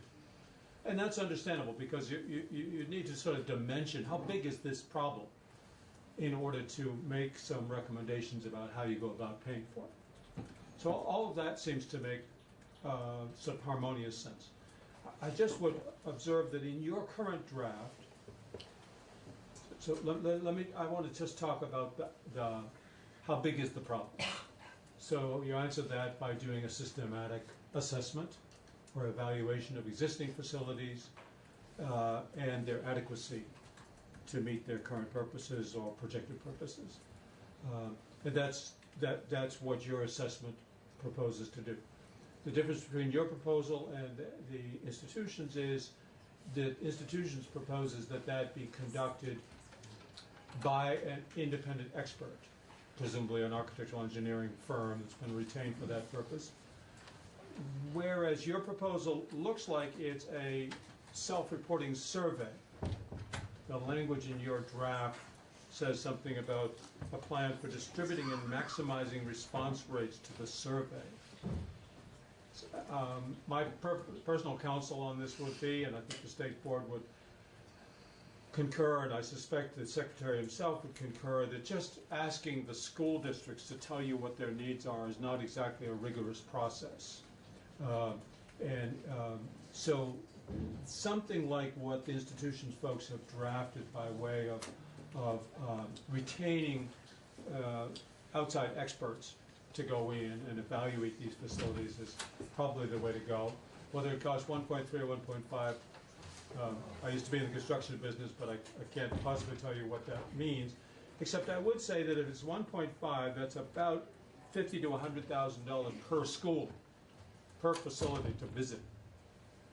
So you can think about that a little bit and say, well, how many do we have to visit? Well, probably all of them. And what should that cost us?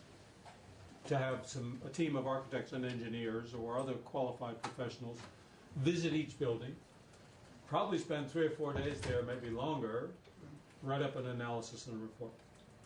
You got to do that 200 odd times to cover all the schools in the state. Maybe more. I don't know. I may be understating the size of it. But in any case, it's a big project. It could be that, in fact, it might be wise to divvy that up among several contractors so that you're not dependent, as was the state of Iowa, on one contractor who just didn't have what it takes. I would say that in order to do this systematic engineering architectural assessment, you need a couple things before you start. And there's provision in here for making a plan for the RFP, as was just mentioned. To do an assessment, it's against, you're comparing the existing school that you're visiting with a team of engineers and architects to what? So what is the what that you want them to be using as a frame of reference? And I would submit to you that there are maybe 3 things. One is simply modern building specifications. An example is that when many of these schools were built, they probably had insulation in their walls equivalent to an RF-12. That was 30 years ago. Today, RF-50 or 60 is probably a desirable standard. They might have had air changes in the gymnasium of 3 per hour. Today, you'd probably say, for health reasons, it ought to be 6 per hour. I'm not an expert on those things, but I know enough to know what I don't know. And so you need to update your standards.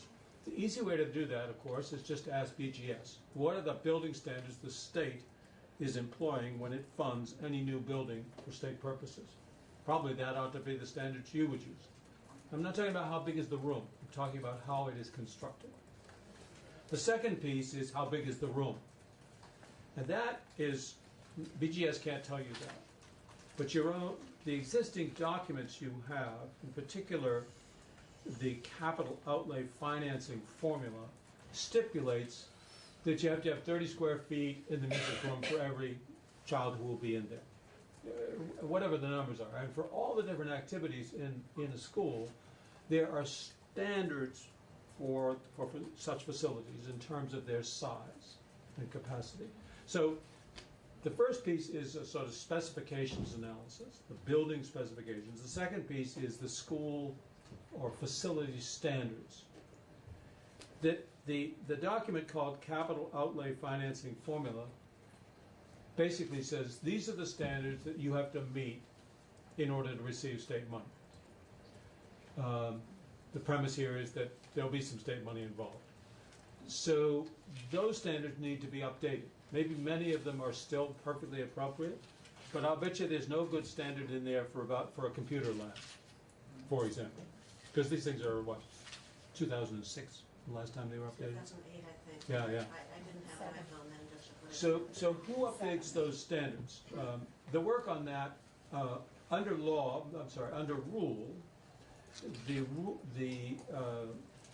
the document called Capital Outlay Financing Formula is adopted by and updated by the State Board of Education. And the State Board has some experience. There are 4 members of the State Board are former legislators, like you might be someday. There's a couple decades of construction experience on the State Board, as it happens. But obviously this would be a collaboration between the agency and the State Board to adopt updated facilities standards, if you will. How big do the rooms need to be and so on. That's not rocket science, but it would take a little time, and it needs to be done before you let a contract to an independent contractor, engineers and architects, because they need to measure the music room and say, well, how many kids do you have in here? 28. Well, this isn't big enough. You need to use that standard. The third piece that probably would be very useful to have developed or updated, if you will, is the document called System for Rating Proposed School Construction Projects. And basically it asks, is this facility adequate, or is it ideal? Is it less than ideal? Is it marginal? Is it inadequate? And it would seem that while you're at it, it would be very useful to have the architects and engineers characterize the school facilities they're examining in those terms. And again, that is a piece of the State Board rule that can be updated comparatively easily by the rule in consultation with the agency. And presumably, in both sets of updates, we would ask experts in the field. There are federal standards about room sizes and stuff like that. We certainly need to be mindful of that. So there are a lot of sources to draw upon, but the actual work of it falls to the State Board and to the agency, I think. That sounds like a bit of work, and it would be good to get it done before you let a contract to an architectural engineering firm, so they have that as a framework by which to evaluate all these schools. That sounds like a lot of work. It probably is, but it's not as bad as it could be. It could be that you had to change the rules. And rule changing is a laborious process dictated by 3 VSA Chapter 25, the Administrative Procedures Act. Minimally takes 8 months. Typically takes 12 months. We've just been working on the Act 173 rules, which you were all kind enough to say that the State Board should adopt. And therefore we've been the ones who've been overseeing the process of drafting them. And that's been about a 15-month process. And just 2 weeks, last week, we got to the final draft and started the ICAR process. So in 8 months, it'll be done. There'll be a total of 15, 16, 17 months. We don't have to do that here, so far as I know. Until you come up with some significant changes in the way the capital aid, school aid system works, I don't foresee any needs to change the underlying rules, the so-called Rule 6000. Finally, I guess I would comment that in the I think it's I'm losing track of which draft I'm talking about. But We've done nothing to our first draft. yeah, okay, I see your first draft, and so I think it's in the institution's draft. They say that the guidebook, the Vermont School Construction Planning Guide, should be updated immediately. And I actually would submit to you that that is not a pressing concern, because the guidebook itself, although it has attached as appendices the capital outlay formula, it's not actually part of the guidebook. It's attached, it's relevant, it's needed, but it's not actually part of the guidebook. Similarly, the system for rating proposed schools, which I discussed with you, that too is attached as an appendix, but it's not part of the guide. The guide is not telling you how to build a school. It's not telling you the specifications for the school. It's not telling you how big the music room should be. It's telling you none of those things. It's telling you how to go about applying for state construction aid. There's no doubt that this will need to be updated when you have created a state construction aid program, whatever that might look like. But the bill you have and they have doesn't create a state construction aid program at all. It just starts to lay the data groundwork for what might be involved. Our intention is to get the conversation started. Yeah, well, you are. Not to finish it. but to Yeah, start it. yeah. And the first chapter is, let's just understand how big the problem is and how we might conceivably go about paying for it. This is a guidebook to a school board about the steps you need to go through in order to file all the applications and all of that stuff. So I would just suggest to you that the urgency of this is not anything like the urgency of getting started on this field evaluation. I do want to be clear that your language suggests that it's a survey that you send out to the schools, and your neighbors are saying, no, we're not going to self-report here. We're going to send out experts and gather the facts. And that might be worth 1.3 million. To send out a survey and collect it, I'll do it for $1 million if you like. So you don't need to spend I'll it. help. You got help. I'll do it. So I hope that's of That some is interest. helpful. So because we're looking at this as we're getting the conversation started, and knowing that there's a possibility that we can direct things to the board Yes. in this is very helpful. If you have, and we, in terms of the fact that we're just getting this started, we've got about a couple of days to work on I know. this, to bring it to the next stage. So as a result, we need to be pretty general Yep. and move some of the real work elsewhere. Ta-da! Right. Yeah, and I guess I would just say, I think the House Committee on Institutions made some useful suggestions, and you might roll some of those in. Yeah. And I would just say, I wouldn't worry so much about the urgency of getting this updated.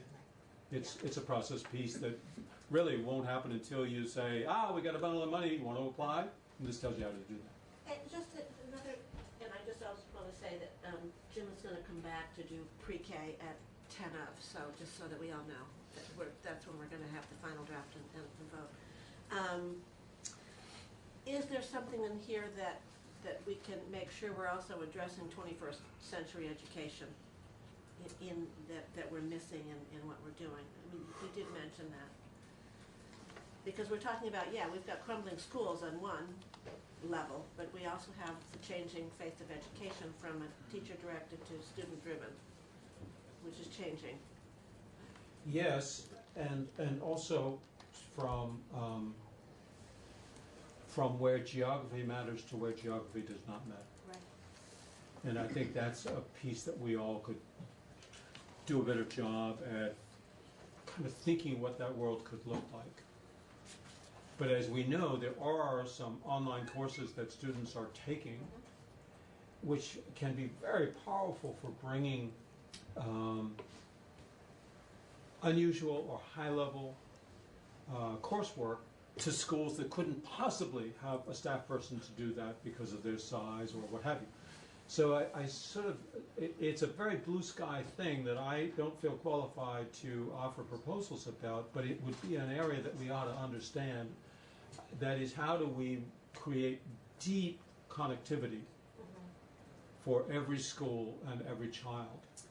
Well, I'd like to include you in working with our ledge council on our draft, because we actually have the bill at this point. Yes. Peter? So the 1.3 million really comes from, an engineering architecture firm saying it's about 8 cents per square foot to do this work. I see. And then a look at how many square feet we have in the state. Yeah. So it is based on Sure. A firm that has done this work previously. And so I guess my question for you is, if the RFP goes out to find, experts in the field to carry out this assessment, and they know modern school standards, Yes. is there any need for involvement of rules and the state board in that process? No rules. Okay. No rules. It would be useful to either to get coordinated between what their understanding of standards for how big the music room should be and our document. So we just need to have consensus on that. I agree with you. Good architectural engineering firms will bring tons of technical knowledge about school construction standards, and good ones will bring a lot of expertise about how big the music room should be per student. And so I think that is something that if, for example, we were updating the capital outlay financing formula, the board and the agency together, we ought to be sitting down and talking to Troy Collins and other folks with expertise in this area, as well as looking at federal standards and that sort of thing. Yeah. And just to say, so the school district where I live carried out an assessment, I think, very similar to what's being envisioned. Yes. And it was with Truex Collins Yeah. and their Yeah. engineering firm. Yeah. And it was very much along the lines of, what you have, what it would take to bring it up to where it should be, Yeah. and then they can even take it a little further and say, compare it against, quote, a model school. Right. And I do think BGS brings a lot of valuable information to the table. Not that they would do any of the work. Right. No, I think that But was good we suggestion. have a set of standards as to what are the R values for state acceptable standards for construction of state buildings today. They're real different than they were 30 years ago. And we surely want our schools to be meeting all of our state's expectations about school quality of construction. Yeah. Thank you very much. You're most welcome. Appreciate Thank you for inviting me here. I hope that was helpful. Nice to see you again. Thank you. And I know that we have a bill that will likely be coming from the Senate related to the changing nature of the role of the board. If the Lords are smiling upon us, yes. And also, I wanted to share with you that the board has, State Board has compiled a report of its inquiry into proficiency-based learning. And we'd be very happy to share with you what we learned and the many questions that come out of that. Yes. So when I'll stand by and we'll wait for your call to come and share that when you get to PBL after crossover. Yeah, Right. after Right. Yeah. It's over there now. It'll be here in due course. Okay, great. Thank you so much. Thank you. I really Pleasure. appreciate Thank you. hearing from you. Thank you. Okay.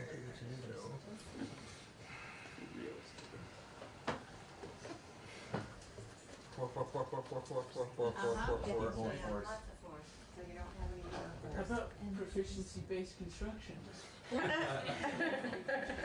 I just need to copy it, because you gotta change the game. Yeah, I just Can't wait to read that bill. No problem. I'm gonna, Surrounded by cannabis. So much cannabis. 12.1, yeah. That's gonna There make it it. is. There it is. We're gonna have to take that money. Okay. It's gonna be for me. All right, so we only have a few changes here.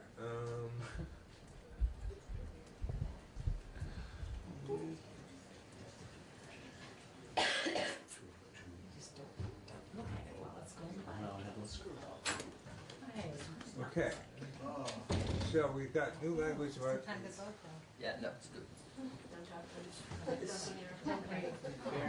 have masks, are there any masks? There's a child.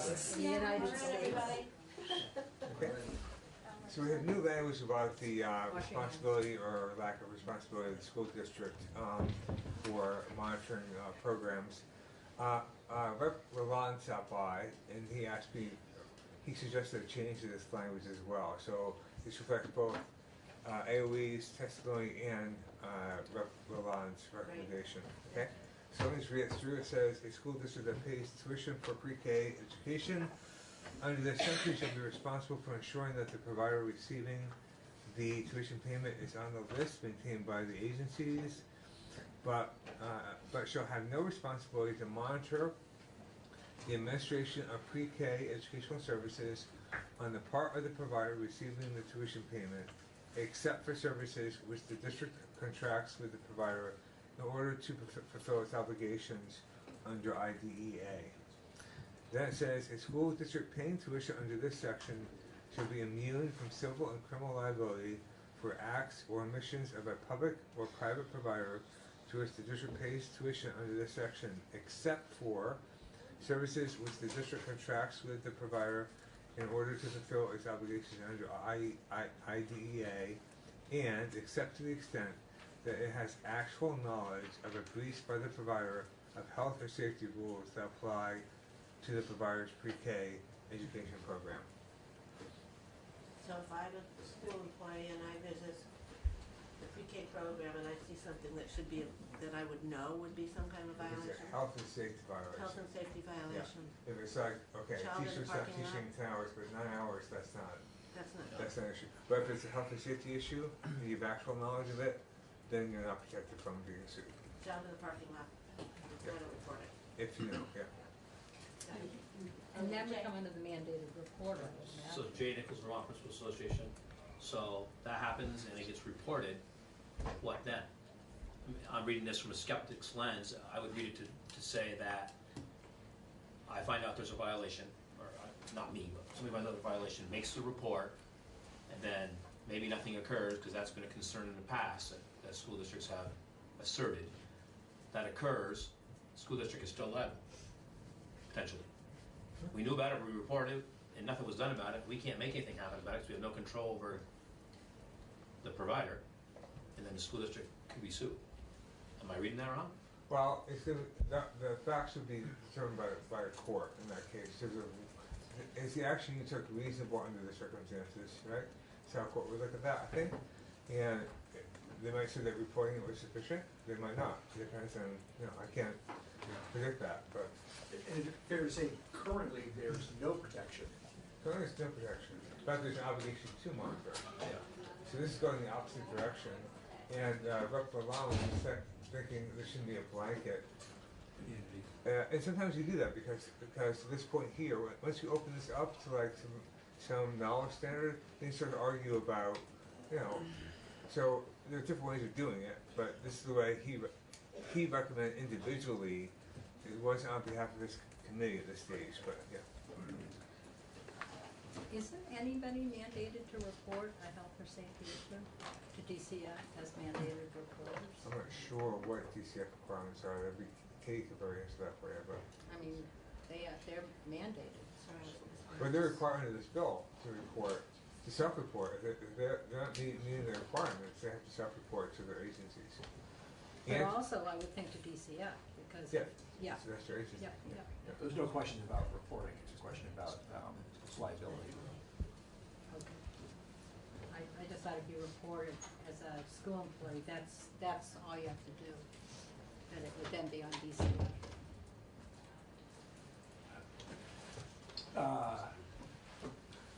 As Jim says, it's probably for a court to decide. Yeah. It does open, to Jay's point, it does open up school districts to challenge here, where otherwise it was a blanket, can't challenge, can't sue them. Right. So, yeah, it goes a bit in the other direction. On the other hand, if you have actual knowledge that the child's being abused or something over there, you probably should do something about it and not be protected. So, you know, it's that balance. But again, compared to today, this is more limiting. Yeah, yeah, More protected. more, yeah, yeah. Limiting that what you can sue. And there's nothing that says that you can't sue anybody. That's right. Yeah, you can, well, You can still bring something Yeah. from someone regardless of whether you have these protections, correct? Legally, without these protections, you can definitely sue. yeah. With these protections, you can still sue because they could argue you knew, right? So, yeah. Okay, then we go to AOE language, which is here. So this is saying in proposing and adopting rules under section E, the agency, state board, department, etc., shall seek to ensure the rules that apply to public and private providers are aligned to the extent practicable after taking into account factors that are unique to public or private provider environment to justify applying different requirements. That was AOE language. Lastly, we took out subsection 7 or division 7 on your teacher study. So you will see that. Okay, so now 7 today was 8 before. Because 7's been taken out. I'm so sorry. And those are the only changes. Okay.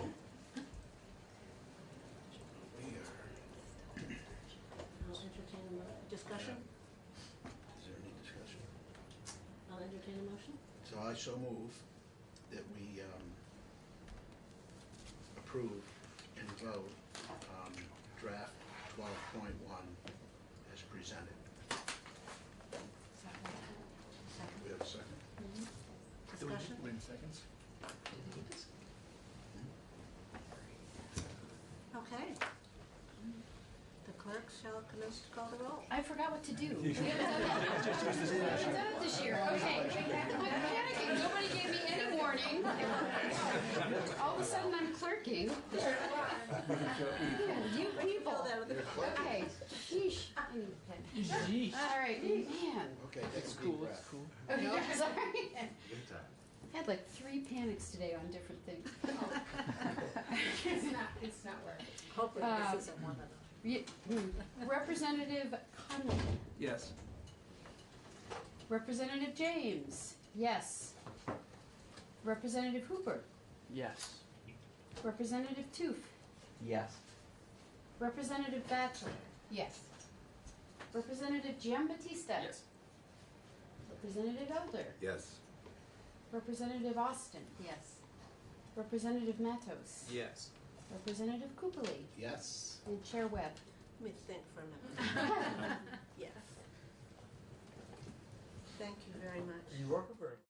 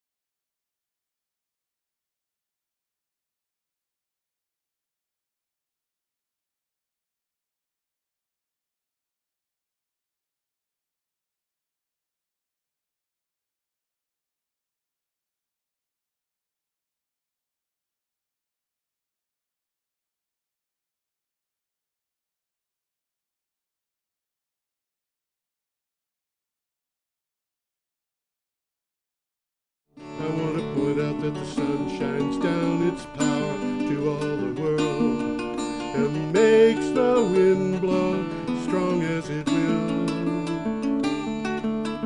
I want to hope gentle rains can fall upon the land, so lovely earth can stay lovely still.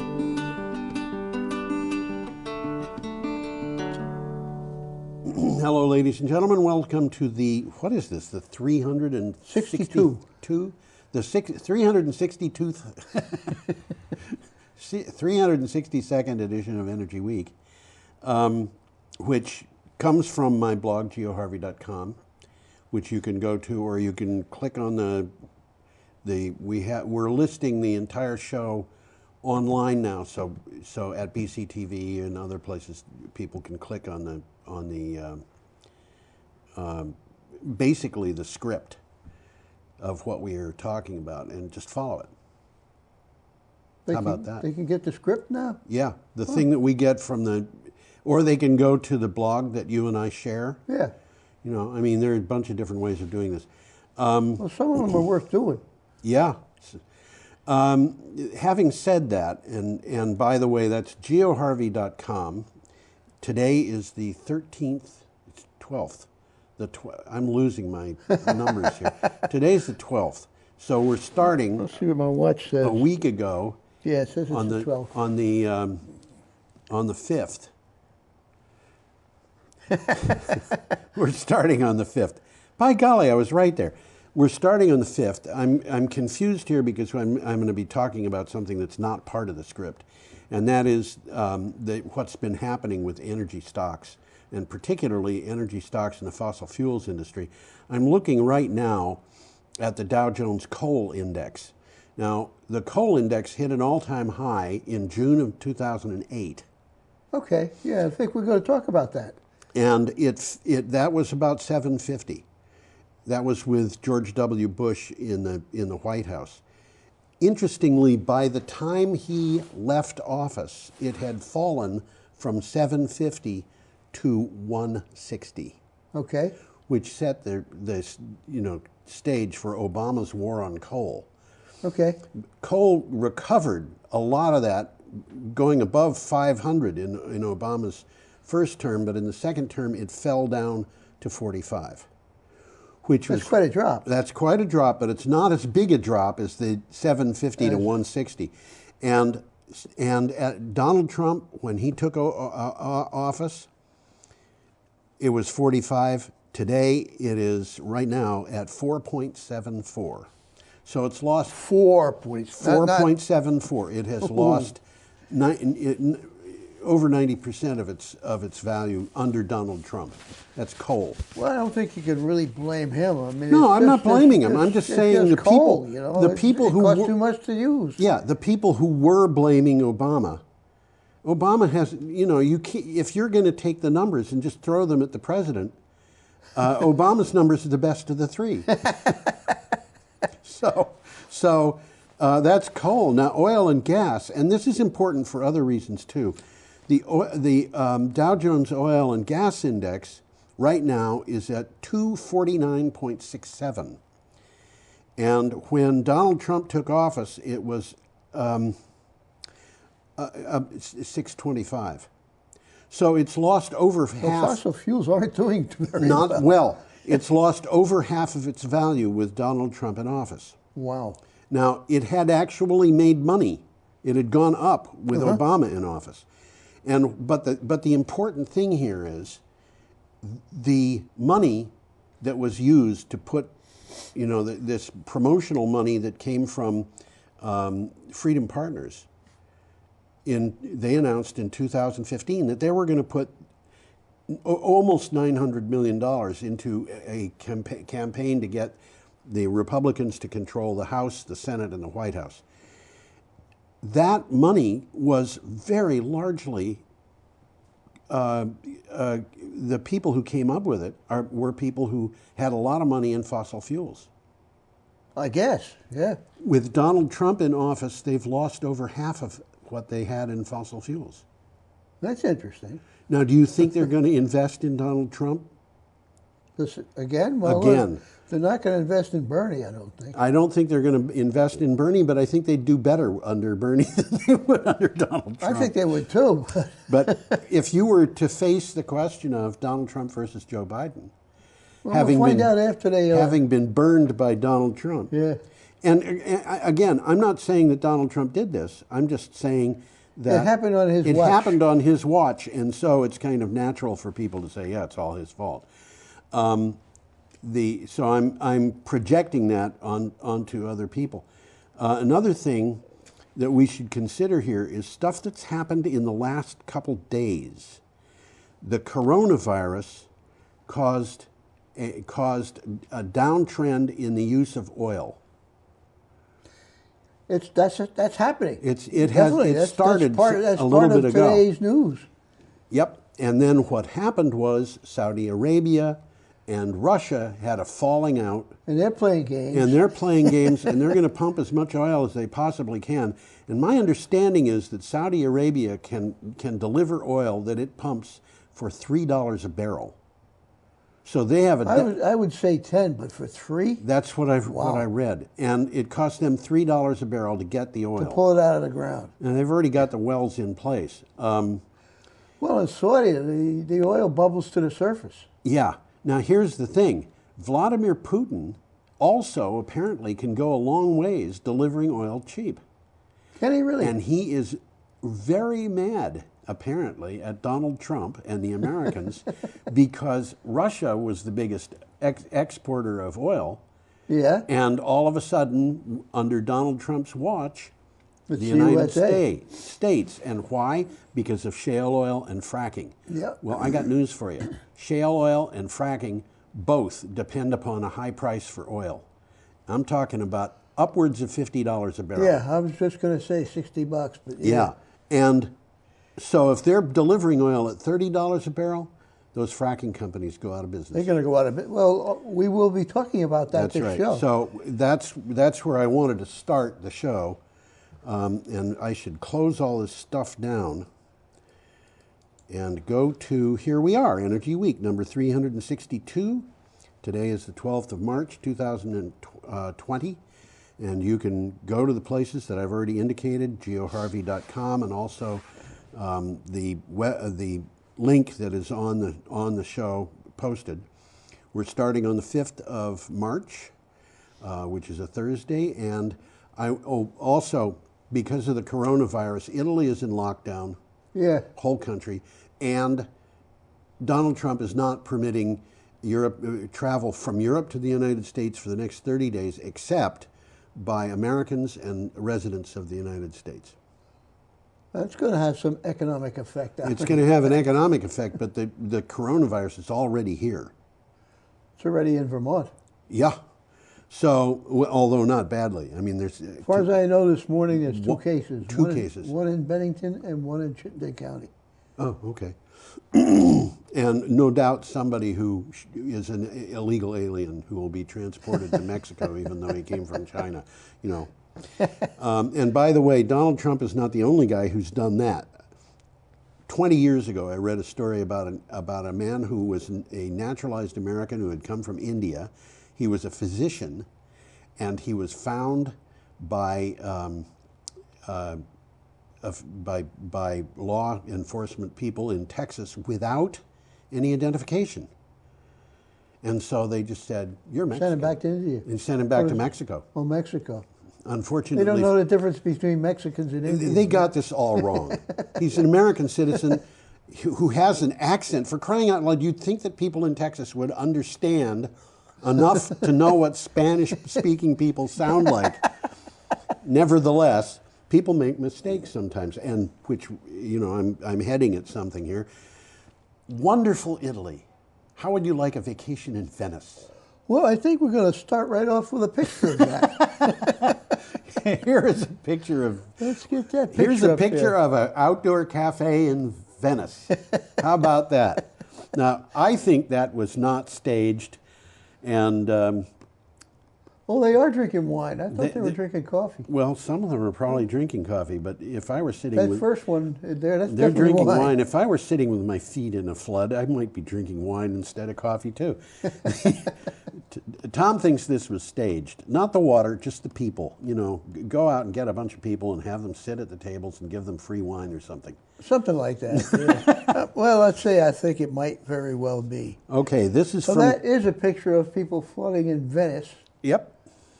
And they look happy enough. I don't know. I don't know. That guy with a funny hat looks miserable to He me. doesn't look too happy. This is from Clean Technica. The caption on the photo is interesting. Climate adaptation is about accepting reality. That's not the caption I put up, so that just says outdoor cafe. No, that came their from, their that caption came from the was, article. yeah, I'm glad you said that. This is from Clean Technica. Well, what it says here is extreme heat is killing people now. Yeah. Coastal residents are losing value on their homes now. Species are going extinct now. The climate crisis is here now. Yeah. We can't keep doing things the way we've always done them. Absolutely. And the title on this that I was fishing for in those murky waters was, "What does climate adaptation look like?" I'm supposed to say that. I thought you were reading everything else. Climate adaptation encompasses a wide array of actions that help people and nature cope with present-day harms of climate disruption and minimize future harms. Ideally, adaptation allows us to move beyond just surviving the climate crisis to thriving in a fundamentally new world. Well, the picture says it all. Hope that's not the new world. I hate to see Brattleboro like that. Well, Brattleboro is not likely to look like that. It has been like that. I lost a car in a flood. Yeah, I know. The Whetstone Brook flooded and caused a lot of damage. But most of Brattleboro is pretty high above rivers and well, once you get up to High Street, that's why they call it High Street. Yeah, I know. But I mean, that flood was pretty much confined to Elliott Street and Williams. It was down on the bottom. I was parked in a municipal parking lot. Oh, man. Right down on Elliott Street. Yeah. Okay. Aha! Utility investors risk billions in a rush to natural gas. Is it a bridge to climate breakdown? This, by the way, about investment, comes from Forbes, which is known for information about investment. Natural gas is commonly considered a bridge fuel. Now, electric utilities must face the mathematical reality that fast-falling clean energy costs mean the bridge only leads to climate breakdown and destruction of shareholder value. Which is interesting. Now, this is Forbes saying this. So Yes. They know what they're talking about. Well, we hope. Usually. Yeah. Well, natural gas infrastructure is incompatible with a low emissions future. Yes. And we've talked about that. And faces intense economic competition from clean energy. Yes. Which is happening as we speak. Yes. Okay? Clean energy right now is a more affordable, less risky alternative. And the price keeps going down. That's interesting. Well, you don't have to pay for fuel. Because of Wright's Law, the price is going to continue going down. Well, the U.S. is on track to spend roughly $1 trillion on new gas-fired power plants by 2030. Yes. That's in the pipeline already. Despite utility-scale wind and solar now being the cheapest sources of new electricity. But the natural gas that's in the pipeline is not necessarily going to be built. And that pipeline gets smaller every month. That seems to be the trend. Yeah. Well, we got a picture here of something looks like, to me, like horses. That's, I think, what it is. I think that's what it is. And the title says it's a bushfire, and I'm not sure where that picture was taken. I think that picture was taken in Australia, but I could be wrong. Well, the article's about Australia, so let's read about it. Okay. The climate crisis made Australia's wildfires at least 30% more likely.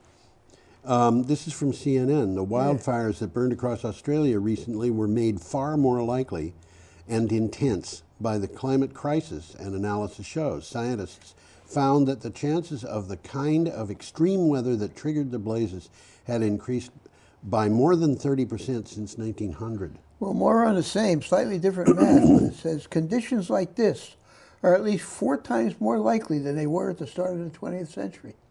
Yeah. Human-caused climate change has loaded the dice, and more fire seasons like this one that you're looking at in the picture Right. are likely in the future. Right. Okay, should we go on? Yeah, we got Friday, March 6th coming up. Yep, and we have an article from Renewable Energy Magazine. Solar energy storage breakthrough unveiled in a drive to deliver affordable round-the-clock renewable energy to millions. This is a very clever idea. I hadn't heard of this one before. I hadn't heard of it either, and it is very interesting. Energy storage startup Azelio integrated a unique energy storage system at the world's largest solar power plant, the Noor Solar Power Station in Morocco. Energy stored as heat runs a Stirling engine. Well, Noor means light, by the way, in Arabic. Yes. Okay, and a Stirling engine is an external combustion engine. Yes. It doesn't use any fuel. It relies on heat from another source. It doesn't even need combustion. You can buy models of these things that you can hold on your hand. The sun will do it. And your body heat will do it. Okay, I was thinking of the sun. I know they got sun power. Yep, they do. But in this particular case, it is wind power or solar power heating up a big block of aluminum. And melting it. Do they melt it? Absolutely. I forgot that. But they changes from solid to liquid. That's called melting. I think it is, yes. And then it's used to run a Stirling engine. Well, I got a little bit about that came from the article. It's using a heating element powered by solar or wind. Yes. Okay. Aluminum is heated up to 600 degrees centigrade, changing from solid to liquid. Yes. Which they store. Yes. Okay. Using a heat transfer fluid, thermal energy is transferred to a Stirling engine. Yes. Which doesn't care where the heat comes from. Okay. And runs solely on heat.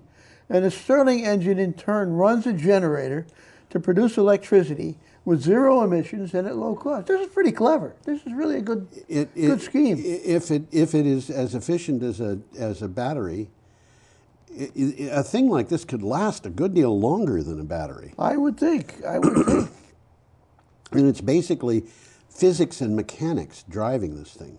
Okay. Somebody had their thinking cap on for that one, I think. Yes, I think so. Well, the Stirling engine, if you look at it, look it up in Wikipedia. They've been around for a long time. They've been around for a long time, but look it up in Wikipedia and you discover something really interesting. Yeah?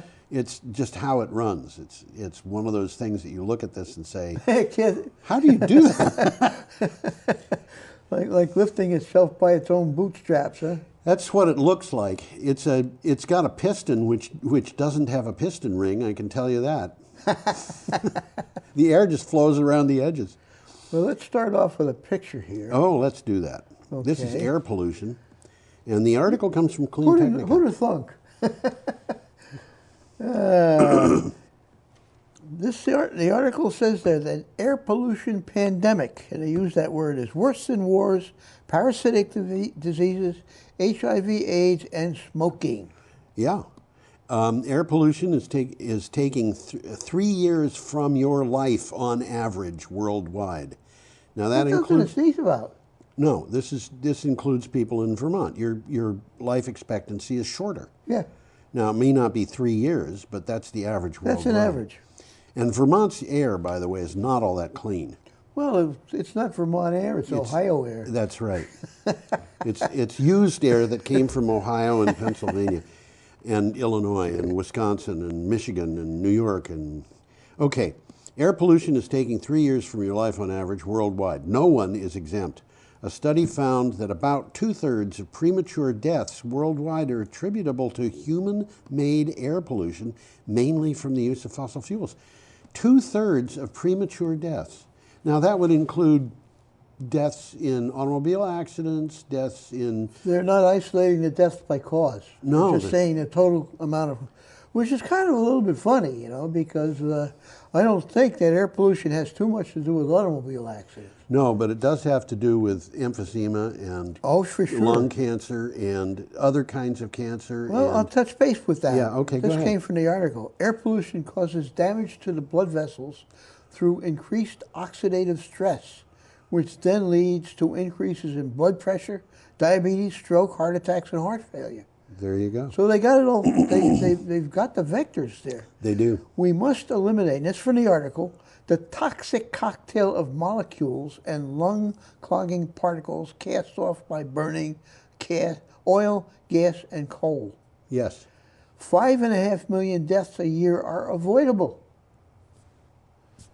And there is one giant solution to the pandemic. Switch from fossil fuels to clean, renewable energy for both transport and electricity Which will generation. save the environment from climate change, and it'll save us from spending a whole lot of money that we don't have to spend. Well, that's the message that they're trying to get across. You know, as I think about this, they say that the people who are defending the fossil fuels companies in court are the same law firms that defended the tobacco companies. I read that. And I'm looking at this and I'm thinking, you know what? Fossil fuels are an addiction, just like tobacco is. And you certainly could call it that. There are a lot of things in common there. But one thing about fossil fuels is even people who are not addicted are dying. And one of the things that I keep saying is that, you know, the American Lung Association in California did that study that found that our transportation in Vermont produces medical expenses that cost us $300 million a year in Vermont. And That's just Vermont. That's just Vermont and just transportation, which is less than 50% of our fossil fuel use and considerably less than 50% of our emissions. And this is pretty complicated. Well, basically what it comes down to is that we're losing, $300 million is $480 per person in Vermont. But when you expand it to include the other sources of pollution, it's going to be $1,000 per person plus. Wow. And that means if you've got a family of 5, you're supporting, through your taxes, through your medical insurance, at the doctor's office or the hospital, about $5,000 a year in expenses that you don't want to spend. A lot of people can't afford to spend it at all. And the reason is because we're addicted to automotive transportation. And, you know, you could just go down this list. Which is partly by design. Yeah, I think it actually is. There were people in the 1930s who said, we want to have everybody have a car in order to recover from this. And they bought up all the railroads and closed them. Yeah. Well, we'll move along here. Okay. Europe has the warmest winter by far on record. This is from EchoWatch. Europe just experienced, by far, that is in quotes, the warmest winter since records began. The EU Climate Change Observer, Copernicus, announced the average temperature in Europe between December 2019 and February 2020 was 3.4 degrees Celsius warmer than average. And that 3.4 degrees Celsius is about 5 degrees, isn't it? About 5 degrees Fahrenheit. So. By the way, that Copernicus is not a guy. It's Yes. the Copernicus Climate Change Service. Yes. I was wondering about that. Yes. So I thought that name was used. I thought maybe, you know, like there's a guy Reincarnated? There's a guy in Spain who's an admiral whose name is Columbus. Because they have a hereditary admiralty for Columbus. And I thought, you know, when I first saw this, maybe there's a Copernicus out there who runs this thing, but you got it. Okay, we're up to Saturday, March 7th. Well, we got a quick takeaway from here. Okay. The average temperature was also 1.5 degrees above the warmest winter ever. 1.5 degrees Celsius. Celsius. Which is over 2 degrees Fahrenheit. Yeah, yep. Well, this comes from Saturday, March 7th, and we're coming a little bit closer to home. Closer to home. From the There's Gotham a picture Gazette. there. I'm going to throw the picture up. Yeah, this is from the Gotham Gazette. New York has already moved beyond Indian Point nuclear power. Here's where we're headed. And that's the Hudson River. That's the Hudson River. And that Complete looks like with a an boat. it looks like an excursion boat, doesn't Yeah, it? it does. New York will have replaced the power it needs to replace Indian Point's output once it closes, the New York Independent System Operator says. And it can be done with clean energy transmission improvements and energy efficiency. How about that? Very good. I was reading this article. I was reminiscing. When I was a kid, Indian Point was a park. Yes. And it had this huge swimming pool. I do remember that. That's called the spent fuel pool now. Sorry. It was a nice park. I mean, the way to get there, and that was part of the whole trip. You'd take a subway down to 125th Street, walk west to the river, and get on a Hudson River Dayline boat, which would take you up to the park. And the boat was an excursion boat, you know. Yeah. So there was a band on board and a restaurant. And you could go either to Indian Point or you go to Bear Mountain. Oh, Bear Mountain is wonderful. Which was a different kind of place. Indian Point was an amusement park. Bear Mountain. Bear Mountain had a zoo. Just beautiful. Oh yeah, it was a lovely place. Okay, we are up to. Well, let's see. We got something here. Got something? New York has already moved beyond Indian Point nuclear power. Did I say that? I think one of us did. Okay. Indian Point is one of the oldest and most dangerous reactors in the country. Well, it's closing, but It's it closing. is. It's still. It It's is surrounded by a large population. Yes. Well, it's very dangerous. And we simply cannot take further risks and must close these reactors, which are in the process of closing as we speak. yeah, when Fukushima had the meltdowns, American citizens were advised not to go within 50 miles of it. How much of New York City is more than 50 miles from Indian Point? Indian Point is very far from New York City. There's a couple of blocks in Staten Island that are 50 miles away. Is that it? That's it. The rest of the city The rest is all of within the city, 50. Yeah. not just New York City, but also a bunch of other cities, including Newark, and all those cities Oh, yeah, on the New yeah. Jersey side of the Hudson. It's really Indian Point. Well, but nuclear plants were built at a time when there was greater transmission losses than there are now, and they had to build them all on rivers. And of course, Yeah, they needed that water for cooling. our cities are all built on rivers.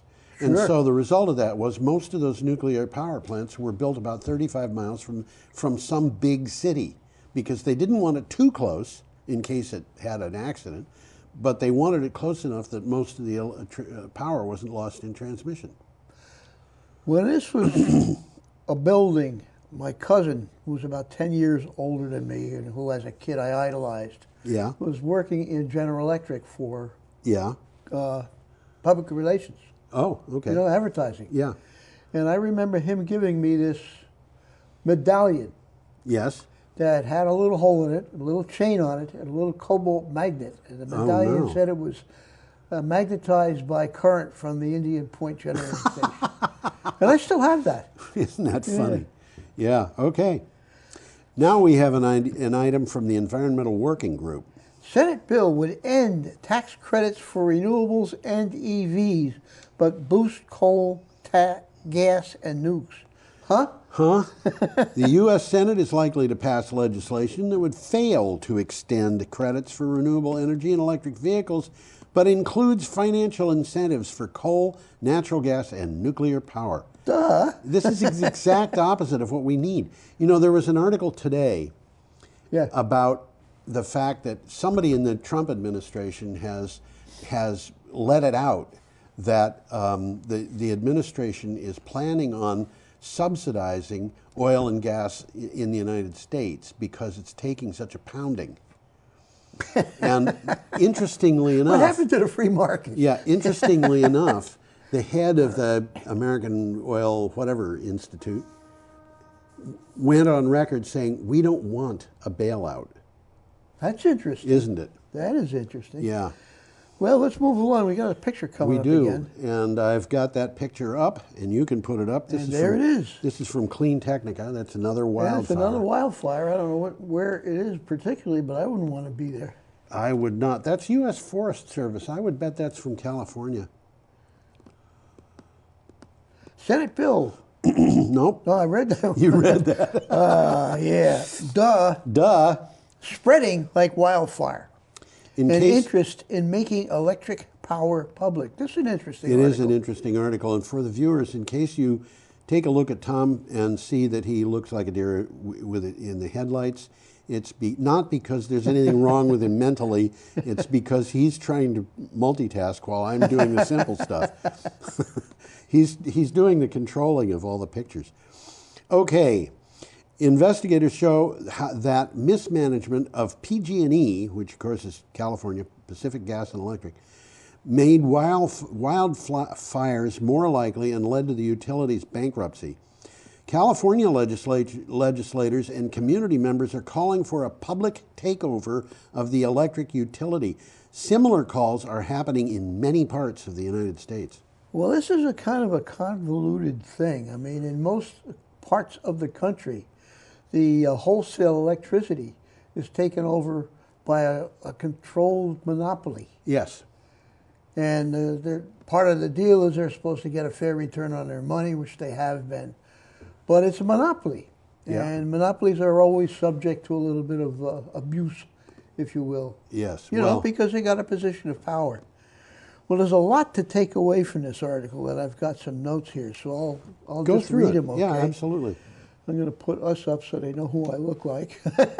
Looks like a deer in a headlight. Prioritizing shareholder returns over maintenance budgets has increased the risk. The bankruptcy, when we're talking about PG&E now, That's right. presents a unique opportunity to buy grid infrastructure and redirect investment into public goods like resilient solar and battery storage rather than private profits. So what they're talking about is creating a public utility that will handle the wholesale end of the business. More than 2,000 public utilities already provide power to about 45 million people. So this is nothing new. I mean, there are public utilities. They've been There's around. even public utilities right here in Vermont, like in Greensboro. Oh, there's a bunch of them. Yeah. Yeah. Up north there's more, but Greensboro's just down this way. Yeah.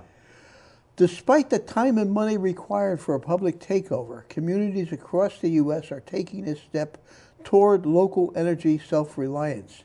And in the article there's a list, the future of public power in U.S. communities. That's interesting. Yes. You might want to take a look at that one. Okay, we're up to Sunday, March 8th. And we got a picture coming We up have an again. item from Already there's a PG picture. Magazine USA. There we go, by Joe. That's Looks like a house. rooftop solar panels. There's a lot of panels in that picture. I would say. You know, One roof that's pointing the wrong direction. Well, they've had something up there on that roof. You can tell by the different color tiles. Yeah, but I have no idea I don't what know it what's is. going on. Germany's electric generation was 60% renewable in February, with wind power replacing lignite usage. Actually, it was a little over 61%, I think. I think the so. article says. These were the set of new records. 61.2. 61.2. There were a set of new records set in Germany for monthly electric generation during February. Wind power generated 45.8% of German electricity, almost half. Solar power contributed 4.2%. So without other renewable sources like hydro and biomass, you've got 50% of the power right there. Well, lignite is like very, very, very soft coal. Yeah. And it's very polluting. It's really nasty stuff. And the amount of electricity it generated fell to 11%, which is a new low. Well, what it's saying here, 11 is exactly right. Biomass reached 8.3%, and hydropower was 3%. Yes. Okay, electricity from lignite was just not profitable. And it's, you know. And overall, renewables had a 61.2% share. Yeah. The times they are changing, folks. Lignite is so inefficient as a source of heat that the power plants that use it are all built right next to lignite mines. Right next to the mines, exactly. Because they can't afford to ship this stuff. It drives the price up. As those power plants get old and retire, those lignite mines close. They got no choice. They got no choice. And that is, you know, just part of the reality of lignite in Germany. And Germany has been dependent on lignite for a long time. Okay. Well, they got a lot of it. Yes, they do. And, you know, let's burn it all let's burn it all off while we can. And we can't anymore. We reported on a couple of years ago a story about a German lignite mine that was opening up not far from the Polish border. And the mine was opening up, there was going to be a plant there, and that mine was twice the size of Manhattan Island. It was big mine. I remember that. mine. Vaguely remember. And there were that. whole medieval communities, you know, Yeah. little The whole thing towns. is the mine. These old medieval buildings were being torn down for a lignite mine. Okay, we have an item from the Guardian. Expensive and underperforming. Energy audit finds gas power running well below capacity. Now, this is, I think, one of the really interesting articles of the week. Energy analyst Hugh Sadler from the Australian National University's Crawford School of Public Policy found that combined cycle gas plants in the national grid, the ones described as baseload, ran at just 30% capacity over the last 18 months. That is awful. I mean, these things are just not doing anything. Well, I had to look up what combined cycle meant. Yes. Okay? Because, you know, it's one of those words you read and you go, you don't even think about what it means. Right. But it's actually two generators in a row. Right. And the first one is running on the heat from combustion, and the second one is running on the hot exhaust. Right. And it's a good idea, really. It's a great idea. It's a very efficient way of using gas, and these combined cycle natural gas plants produce electricity that is far cheaper than the natural gas peaking plants.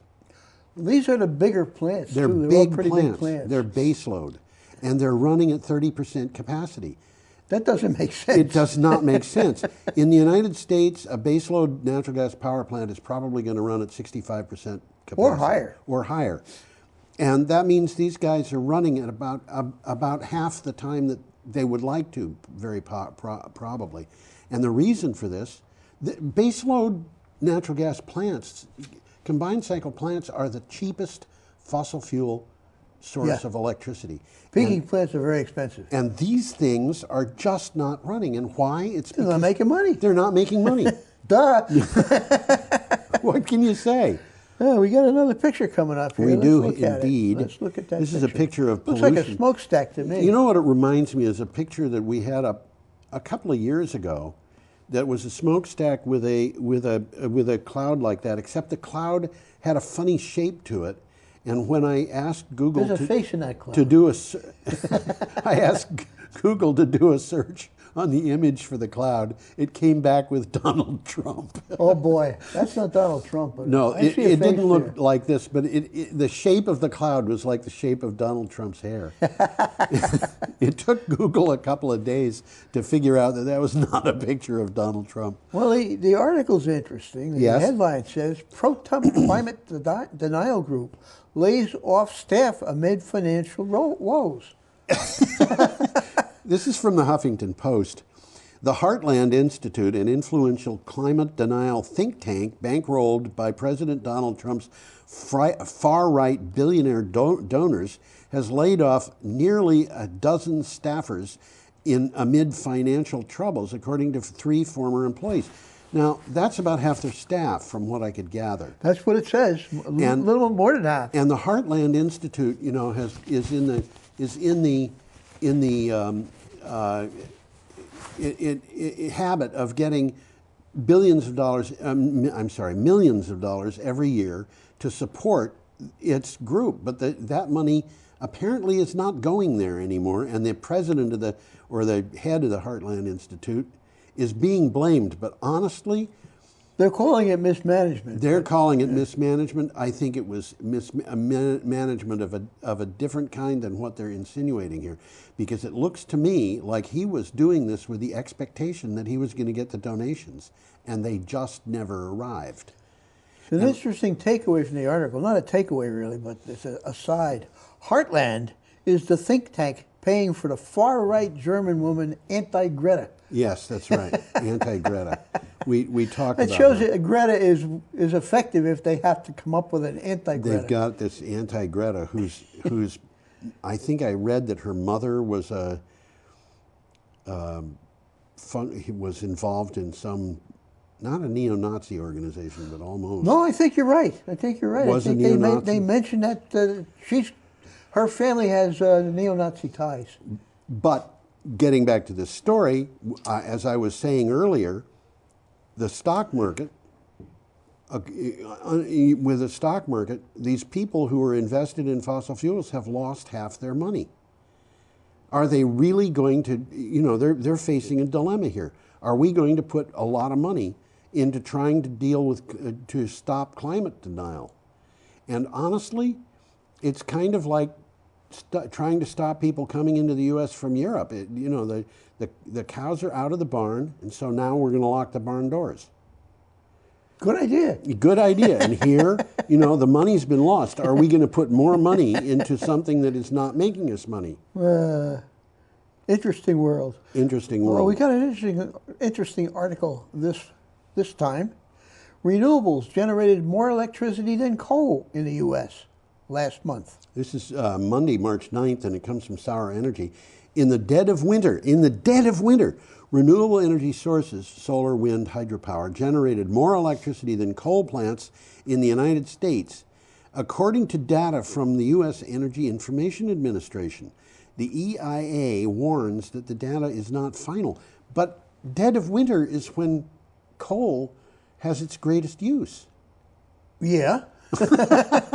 Yeah.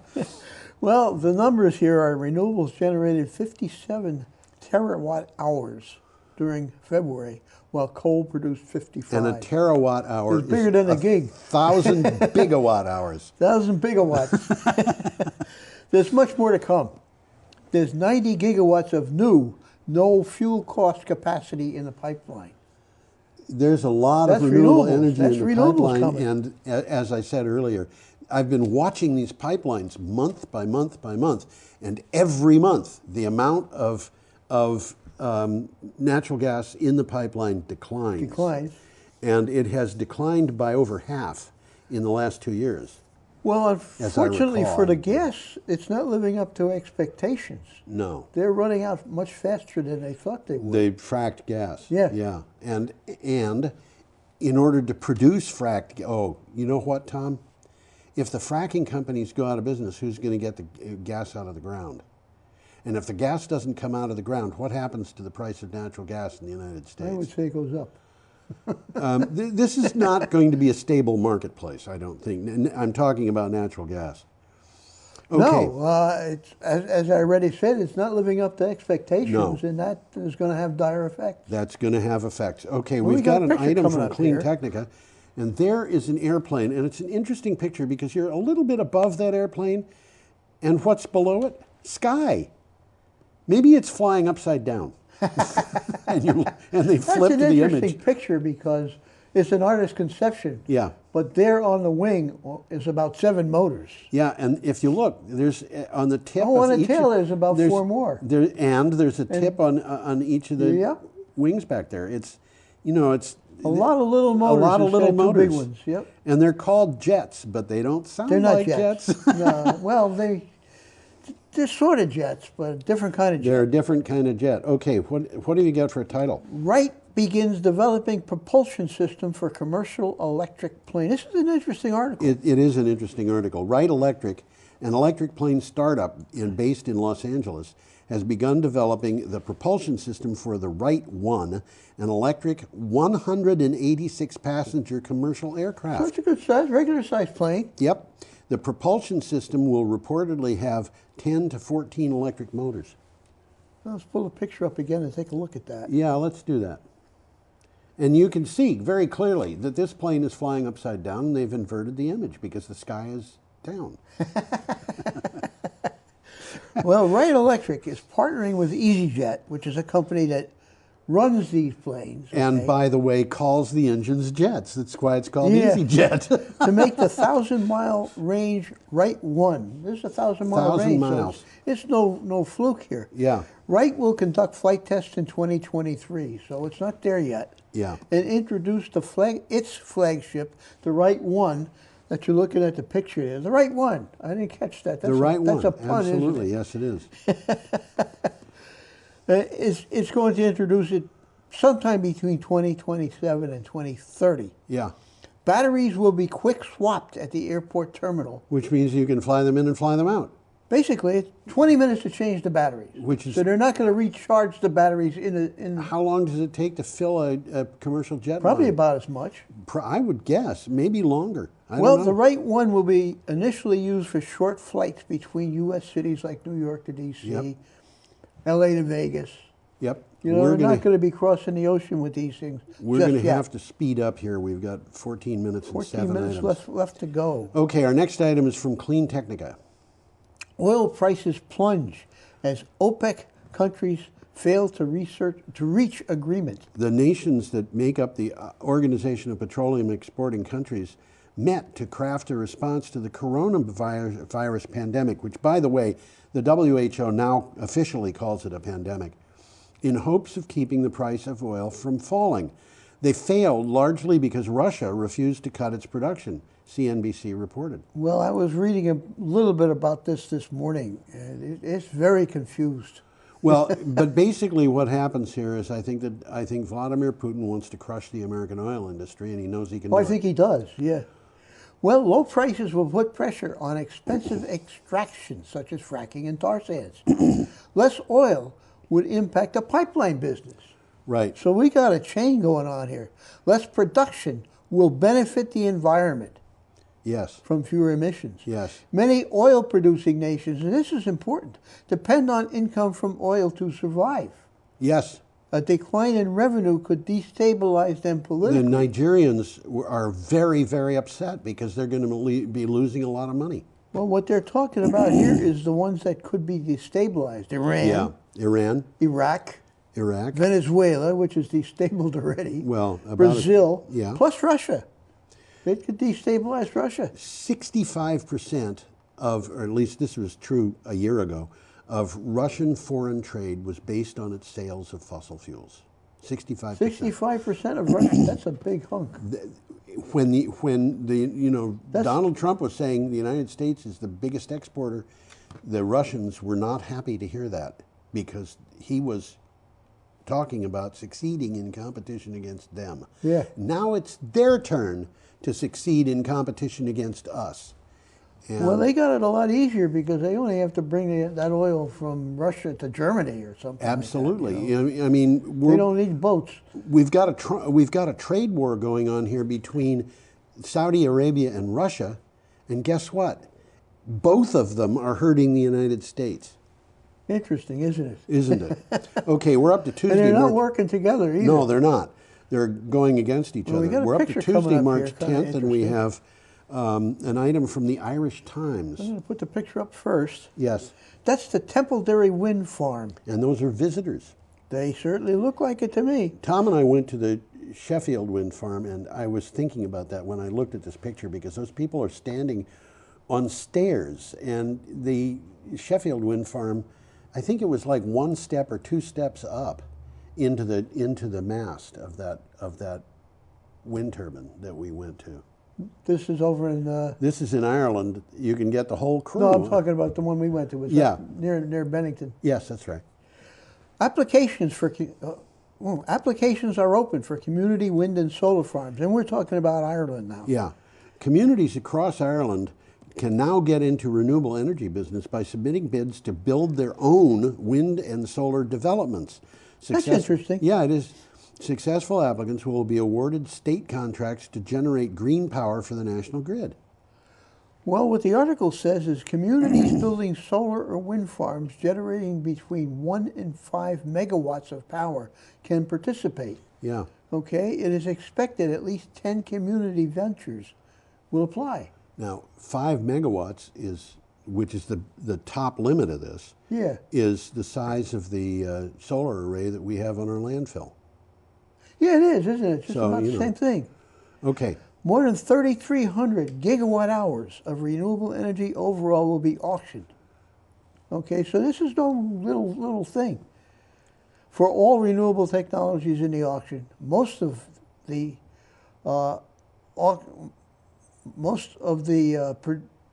opportunity to buy auction, that's what they're selling, opportunity to buy, will be granted to big providers. So the big guys are getting in, but they've opened the door for the local communities. guys. Yeah. Okay, we have an item from Inside Climate News. We do that. We do that. Honolulu sues companies for climate change damages.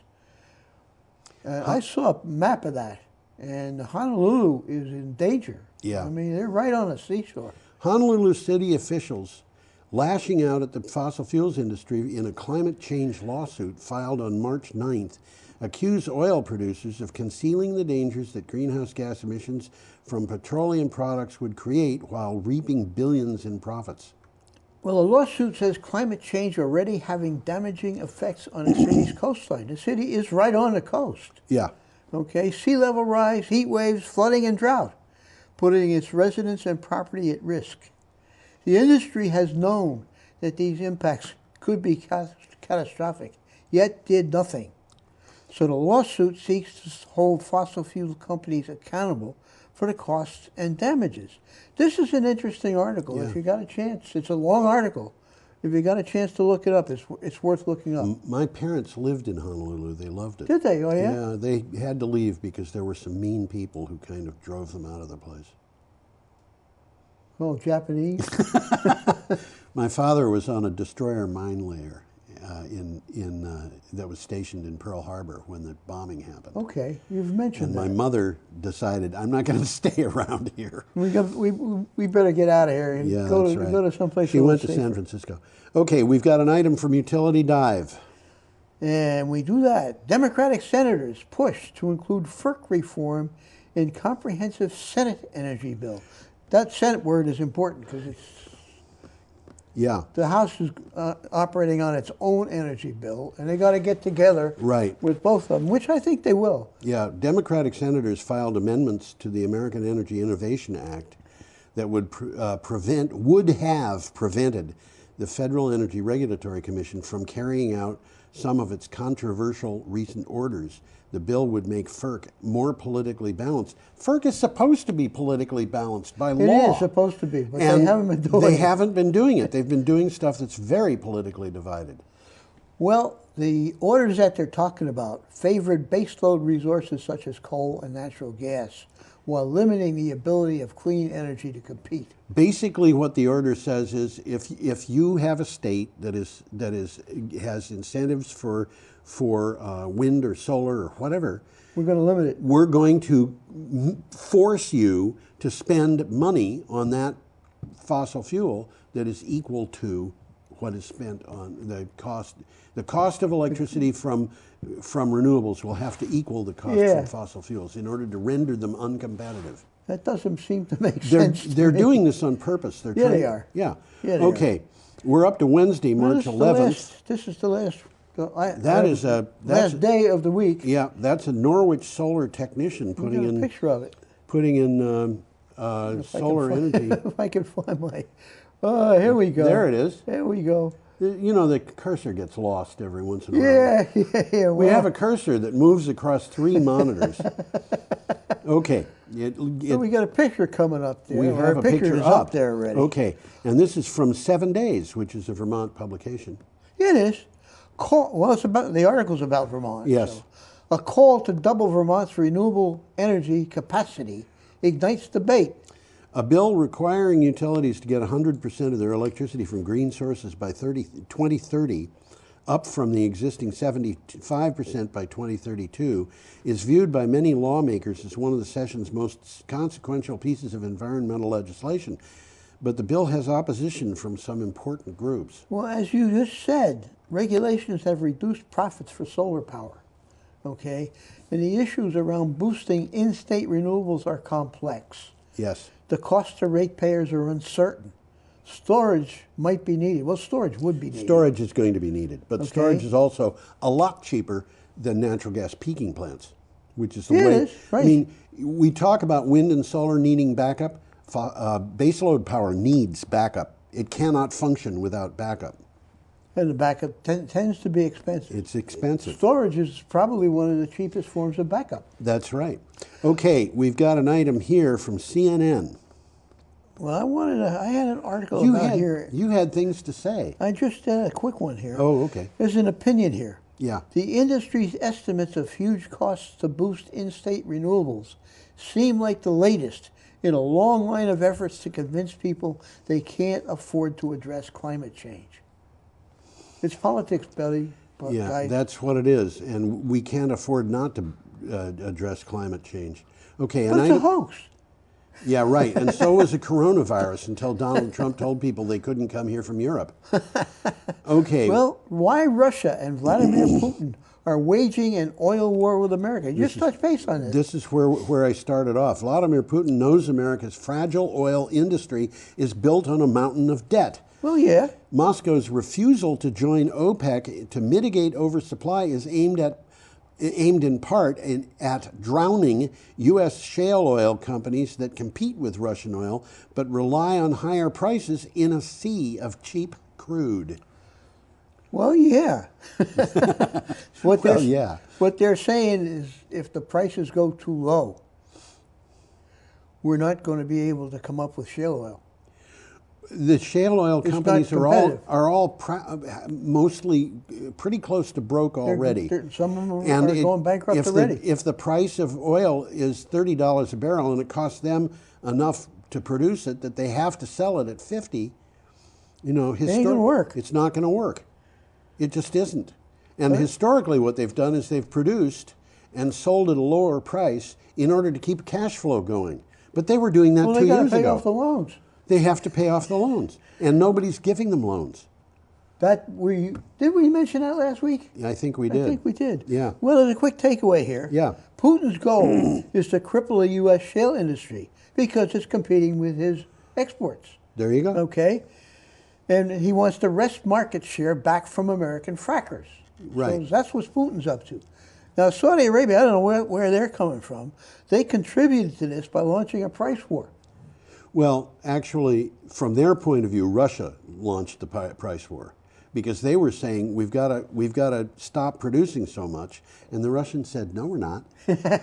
So the Russians all of a sudden are saying we're going to keep producing oil, and if the price drops, that's fine with us. Well, the Saudis have the cheapest oil to produce in the world. Yeah. I mean, it comes out of the ground sometimes without even a well. Yeah.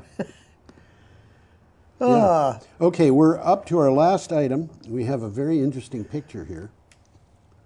Let's see if I can't find the picture. What you need to find is the cursor. There we go. I need to find my mouse. Those things that are growing on what looks like a green rock. Yeah, they're purple sea urchins. They're purple sea urchins. And those things in the background are seals. Or are they sea lions? I don't know. I don't know the difference, to tell you the truth. I don't know the difference either, but they're pretty enough looking things. Yeah. This is from the BBC. Purple food changing California. Since 2014, parts of the California coast have lost more than 90% of their bulk kelp forest due to problems related to climate change. Losing the kelp forests could mean an ecosystem cascade that would devastate many species and local economies. The solution to this may involve our eating purple sea urchins, those purple things. Where they're coming from there is the purple sea urchin feeds on kelp. Yeah. Okay, and it can form ravenous feeding fronts or urchin barrens. The creamy gold roe from sea urchin is highly prized in Japanese restaurants. Right. Okay, so environmental groups are reaching out to chefs to convince more people to give it a try. And this is a quote here. Just like you'd go into an oyster bar and get live oysters, you could order a live sea urchin and eat the roe straight from it. That doesn't sound like fun.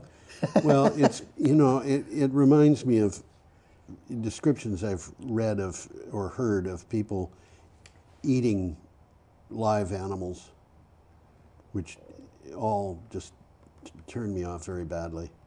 Well, we eat live oysters, we eat live clams. Oysters don't, most of these things... They don't have eyes. They don't have eyes, they don't have brains. There's no brain in an oyster. I had a office mate once who was an ocean biologist, and he told me, scallops have eyes, lots of them. Do they? Yeah, but they don't have brains. And if you put a starfish in a tank full of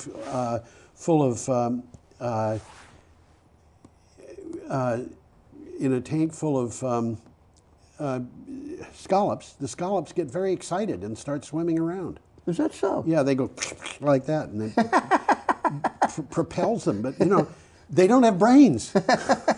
Okay, time to go, Tom. Yeah, I guess, And our I guess it advice is. to the- Interesting stuff this week, though. Our advice to the viewer is have a magnificently idyllic week. Why don't you put us both up and we can wave? Well, I guess I can do that. You can do that. There you go. And we'll So wave goodbye. come back next time and have a good week. A magnificently idyllic week. I think that's an oxymoron.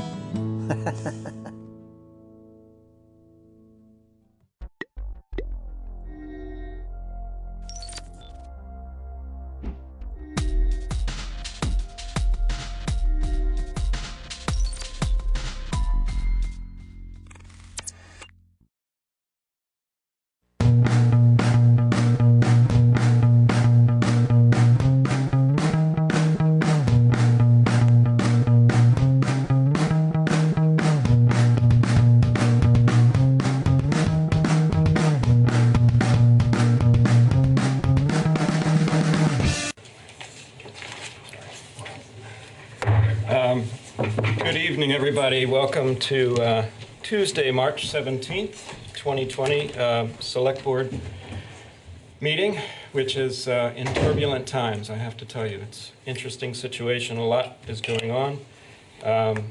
I'm Tim. I'm your captain tonight. And I just wanted to let you know that we know the meeting has been properly warned because we assembled it at 5:15 to go do interviews, but actually the interviews didn't happen. A little bit more on that later. And then we went into executive session to address some issues. So at this point, I just want to see if anyone could make a motion to approve the minutes of February 18th. So moved. Thank you. We have a motion to approve the minutes from February 18th. All those in favor? Aye. Aye, and that's 3-0. Well, I just found out recently I was becoming chairing today, so I don't have really fully formed remarks, but I do want to say a couple words that we're all going through a lot of emotional distress right now, I think. Speaking for my family and a lot of the people I know, there is a lot to think about and a lot coming at us as far as information. The way I kind of see this, and I'm sure everybody's heard this phrase, is that this is sort of a long rolling snowstorm that we can't see. It's like an invisible storm that we are all weathering. I think it's a great time to live that edict that we are Vermont strong. We want to check in on our neighbors. We want to take care of each other in a lot of the same ways we would take care of each other for a natural disaster. But we also want to stay calm because we need to really be there for people and to be there for our families and each other and our neighbors. We need to be informed, but we don't need to panic. I have learned a lot, as I'm sure a lot of us have learned a lot about COVID-19, which we're all dealing with. And I want to remind people that it's not an airborne pathogen like measles is. For all we know about it, which is still, there's a lot to be discovered, it's not like measles, where you could be in the same room with someone and contract the virus just by being near them. The distancing is because there can be surfaces that get droplets, and you touch surfaces and you share and you touch your face. And I think that's something really important to remember, because I see a lot on social media and just being out in the public a little bit, talking to people, of people kind of being afraid of each other and afraid of the normal interactions. And I really think we should resist that. There's other ways to safely interact. You see that we're spaced a little bit further apart here, and everybody's doing, different kinds of elbow bumps or live long and prospers and things like that. But there's a lot of vulnerable people in our community that still need our help, and we're figuring out ways to do that. And we're here tonight, and you're here, thank you, the public who is here tonight, because we are weighing risks, and risks, you can't eliminate risk anywhere in your life. That's just a misnomer that some people have. So what we're trying to do is reduce risk. and still get the essential functions of the town going. And let's keep our first responders in our thoughts and our medical professionals, because their risk is way up here. And we're all here moving the town forward and taking a little bit of a risk to be together. And that's a good thing, I think. So let's just keep our heads together, and I think we're going to come out stronger on the other end. And that's all I have to say. I'm kind of rambling now, but that's the chair's remarks today. And I was also buying time because Peter had Thank you grabbed very something. much for buying time and for inspirational remarks. Yeah, I apologize. I had an important couple of papers that were back in the office, so I needed to run and grab them. I have done that. And I don't have town manager's comments about general topics this evening. I'll have plenty to say about COVID-19 under the agenda item. Great.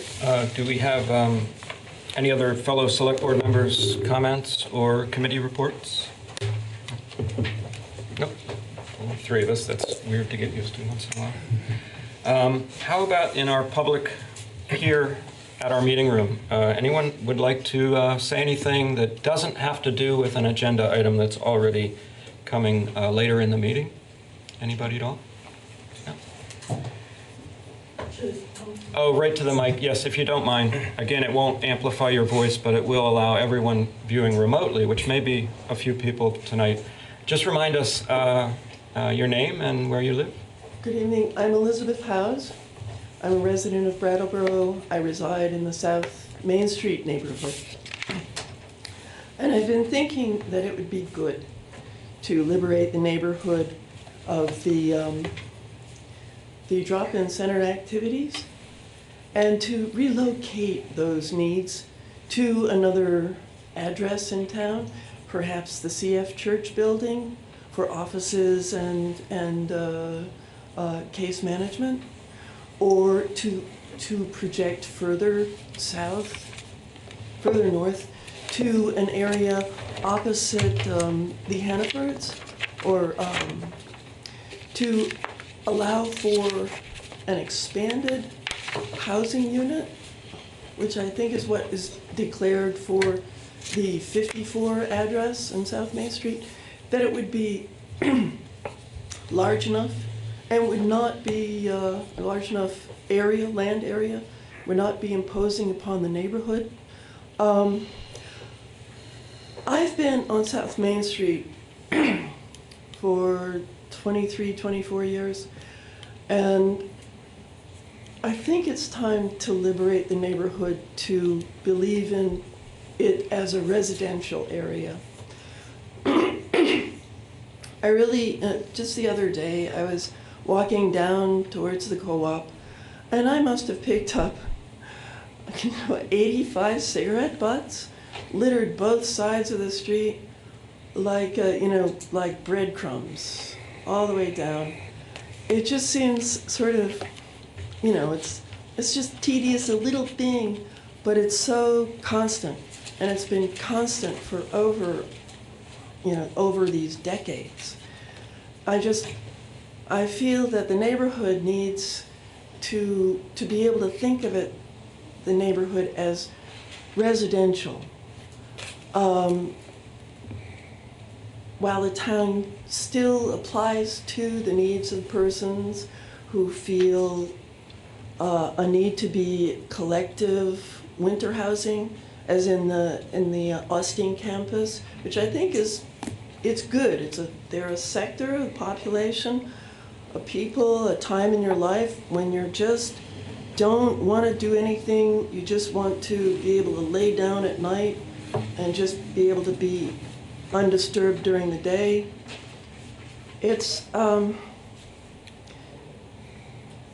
I think we need to keep the Austin campus in mind.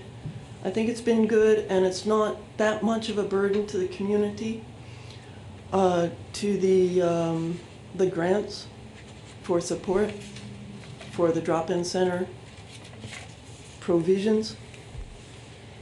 And then to move on, well, the second or the future address for drop-in center may be Home Depot. That's a very big building. And maybe across the street, a brand new spot right next to China Garden. There hasn't been anything there for decades, and it hasn't even been a parking lot. And it's just flat and wide open, and it could take a housing square very nicely. My second issue is during these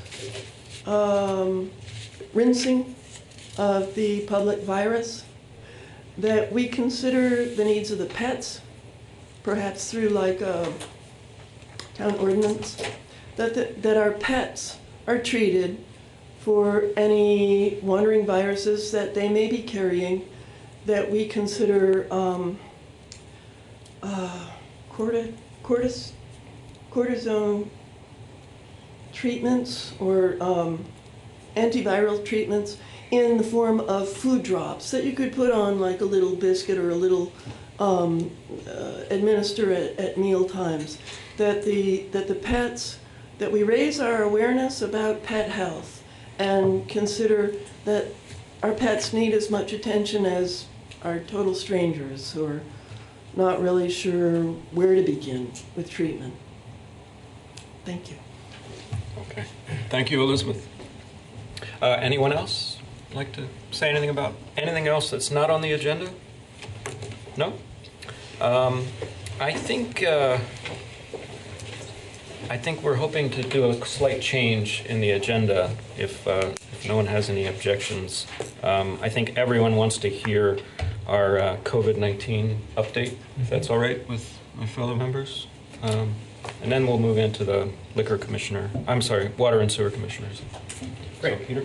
Thank you. So first and foremost, what I want to strongly encourage everyone to do in terms of access to accurate, reliable, current information about this, and particularly about how it is affecting us in town, because there's so much information in so many different places about literally worldwide impacts and certainly national impacts. I want to urge everyone to rely on the town's website, and I want to acknowledge that that we have a website that is in many ways out of date and kind of clunky, and we've talked about it here, and it's a priority for us in town government moving forward that we need to do a total overhaul of the website to make it more user-friendly. There's a lot of really valuable information there. But it can be sometimes hard to find that information. And so what I want to do is make sure that the community is aware that we have fixed that as it relates to COVID-19. It's going to be a longer haul to fix it in total. But for this moment, when it's so important, there's so much flying around and so much of that information is not current or accurate or reliable. We feel like it's really critically important that people know that there's a source here locally where you can go and check in daily and learn about what is happening, what is changing, what's moving on. And so we've built it in a way where on the town's homepage, smack in the center of it, there's a set of boxes related to COVID-19 and some summary information there, but mostly what it is access. Down 3 boxes on the right-hand side, you can get to the Vermont Department of Health, the Centers for Disease Control and Prevention on the national level, and the World Health Organization for the worldwide perspective. So those sites are being updated all the time by teams of experts. So on the health side of this, what we know, what we don't know, how it's spreading, what people can do about it to protect themselves. There's 3 direct links there, depending on whether you want to go into the state level, the national level, or the world level. On the left-hand side, there's a town updates box. And there is information, 2 other boxes where there's information specific to businesses and resources that businesses can access because of the significant concerns we'll speak about in more detail in a few moments about the impact that this will have on our economy. And also for individuals and families, a separate box to resources that people in the community can draw upon for human needs that are not organizational needs, but are at the family and individual level. Those 2 areas are going to be built up as time goes on. There's already some information there, and as time goes on, we're going to be making sure that well-vetted, valuable, accurate information gets added for the resources available to businesses and the resources available to individuals. The town's update portion, we are producing now a daily update of what's happening in town government, both over these last few days, the major emphasis has been on how we have been gearing down normal functions of town government and gearing up emergency functions of town government. And as we go forward, it'll be relatively more stable information from day to day, but you can go there every single afternoon and see an update. Anything that is new today is highlighted in yellow, so it jumps right off the page.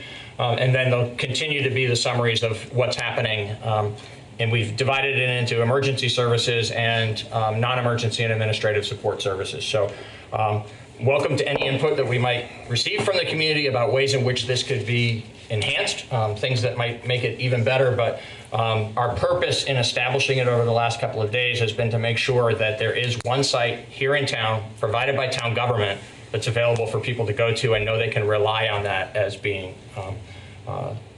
accurate information. From today's update, posted a couple of hours ago, back at 2:45 today, the main information I want to share, there's a couple of new developments today. We made a decision earlier today to suspend parking enforcement for the foreseeable future. So until further notice is a term we're going to be really familiar with here, because there's just no way of knowing, whether this is a weeks-long or months-long situation we're going to be dealing with. We know it's going to be a marathon and not a sprint. And so we're using just, the things that we're suspending from normal operations, we're just saying until further notice. We'll be really transparent and use our community megaphone to make sure that we push out loudly into the community when things are gearing back up to something more normal. But parking enforcement is something we decided today to discontinue until further notice.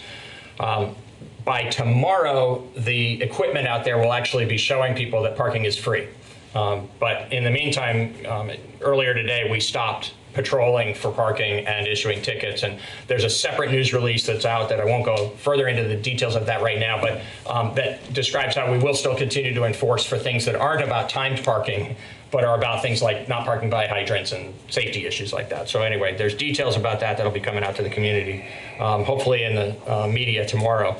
And then we also have effective tomorrow morning, so basically effective immediately since the offices are closed for today, we won't be selling pay-as-you-throw bags individually anymore at the Gibson-Aiken Center and here at the Treasurer's Office in the Municipal Center. And the reason we won't be doing that is because all of our town facilities will be closed to the public beginning tomorrow morning. Many places actually closed yesterday based on the additional reduced numbers, the advice that's coming from the health experts about how many people should gather in a particular place. We didn't do that because we had this meeting tonight and we didn't want there to be confusion about whether or not the building would be open for people to come. So we made Wednesday morning the effective time of our closing of all of our public facilities. But they will be closed until further notice. Town government will go on. We're inviting people, please, to remain in touch with us for the things you need from us. By mail, by phone, by email. There are ways in which we will still be providing services from town facilities, but the public won't be able to come into town facilities in order to, again, just reduce the risk and hopefully help to flatten the curve of the spread of the virus. Because of that, the town has always maintained these two locations where we sell individual bags so people don't have to go to a retail establishment and buy them 5 at a time. For the time being, we just won't be able to offer that service. That's going to be something where people will need to go to the retail establishments. The retail establishments will still be selling the bags, and they can be purchased in packets of 5. Beyond that, reminders from today. So those are the two things that were new today. Tomorrow, as I said, is when the closures go into full effect. Just a couple of reminders that have been in this report for the last couple of days, but for people who may not have been reading it, we want you to know that dispatch is now screening every call that comes in for potential COVID-19 implications so that word can be transferred out to the first responders about how to put the special procedures into place when necessary to protect themselves and the broader public when dealing with a case that might be COVID-19. And as the first responders arrive at any of these calls where there is potential that potential hazard, they're going to go into a home and they don't know for sure exactly what they're encountering. They're doing what they call doorway assessments. Upon arrival, they're making sure that they have a better understanding of who needs what kind of help and what the experience of that household has been related to this virus. On non-emergency and administrative support functions, a couple of highlights. There's quite a lot more information in this daily update that we're putting out, so I'd urge people to go and take a look at that. But a couple of highlights that we thought people should be aware of are that the water treatment plant and the wastewater treatment facilities are both operating under special procedures that have been established in close communication with health authorities and the regulatory authorities at the state. It takes very specialized skills and training to operate these facilities, and obviously they are critically important to community health, to have the water plant continue to function effectively, providing the clean and potable water for us, and then wastewater treatment on the outflow side. And so we're making sure that the relatively small teams in a small community like ours are healthy, but based on how we're rotating shifts and how we're also communicating with other providers and with the state to make sure that backup resources are available should that become necessary. There'll be ways in which communities are collaborating throughout this, actually, in all different kinds of functions, in ways that we see often in mutual aid for public safety, less often in municipal collaboration around non-emergency services. We'll see more of it as we deal with COVID-19. So we wanted to reassure everybody that special actions have been taken to protect the functioning of the water treatment operation and the wastewater treatment operation. And then on the enrichment side, as opposed to the basic services side, both the library and the recreation and parks programming are closed, unfortunately. It's just not safe for us to be inviting people to come together for the purposes that those important institutions provide. The Recreation and Parks Department is still taking registration online and by mail. And the library is providing services, takeout services. So if you communicate with the library and you reserve a book or some other resource they have available, someone will come out and meet you at the door to hand it to you so that people can still at least borrow from the library. Everything's being really thoroughly cleaned, obviously, in between uses. But the institutions themselves, the buildings and the activities that go on that are so vital to our community life are closed until further notice. We are communicating, town officials are, in a variety of ways, select board members, staff members, with various people and organizations in the community around how they're coping with this, and different levels of support that are being provided in all different kinds of ways in our community. Some people have just organically created new networks of folks that are helping to support one another through this. And then there's also sort of reliable institutions in our community that have been set up to provide a safety net and support for various types of individuals and organizations, and those are obviously in place in a very active way, and the town government is interacting and supporting those efforts and trying to make sure that needs that go far beyond our normal sort of community needs are being met. We also have canceled until further notice any meeting of a town board, committee, or commission other than this select board and the action that this select board will be taking later this evening regarding representative town meeting. So representative town meeting hasn't been officially canceled, but it will need to be because of the prohibition of having a gathering of anything more than 50 people. The board will be taking that official action this evening. And then for the time being, until further notice, the select board meetings will be the only meetings of public meetings of town boards that will be ongoing.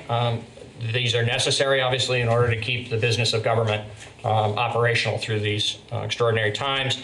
As we come up with ways to provide electronic access to the public and potentially for electronic functioning of the members of boards and commissions, then there will be a ramping back up of the operations of those groups as well. But at this time, for the foreseeable future, for this moment, it's just the select board. I'd like to ask Mike Bacassi to come up and speak to the emergency service delivery and to the supplemental community services that are being activated through the fire department and other town services. And before Mike speaks, I just want to make something really clear to the community that is clear and very appreciated to all of us on the town team. While you know him as the fire chief, we know him that way too, but also as the town's emergency management director, and that's usually a really quiet role that has to do with a lot of planning and sometimes some training. At this moment in time and extraordinary moments like this, we look to Mike for the leadership that he provides and is providing related to COVID-19 to make sure that in a broader than normal way, our emergency services are delivered to the community to meet the high demands of such extraordinary circumstances. So thank you, Mike, for the incredible job you're doing, and please inform us about what that entails on the emergency side. Thank you. Though I've got to say this hasn't come without a lot of help from outside agencies and within my own department. Assistant Chief Howard's been a huge help. BMH and Rescue Inc. both have had a lot of input into what's happening in the town. I hope to give you that broad perspective of what is going on in town. I really don't want to get down into the weeds. Things are changing very, very rapidly.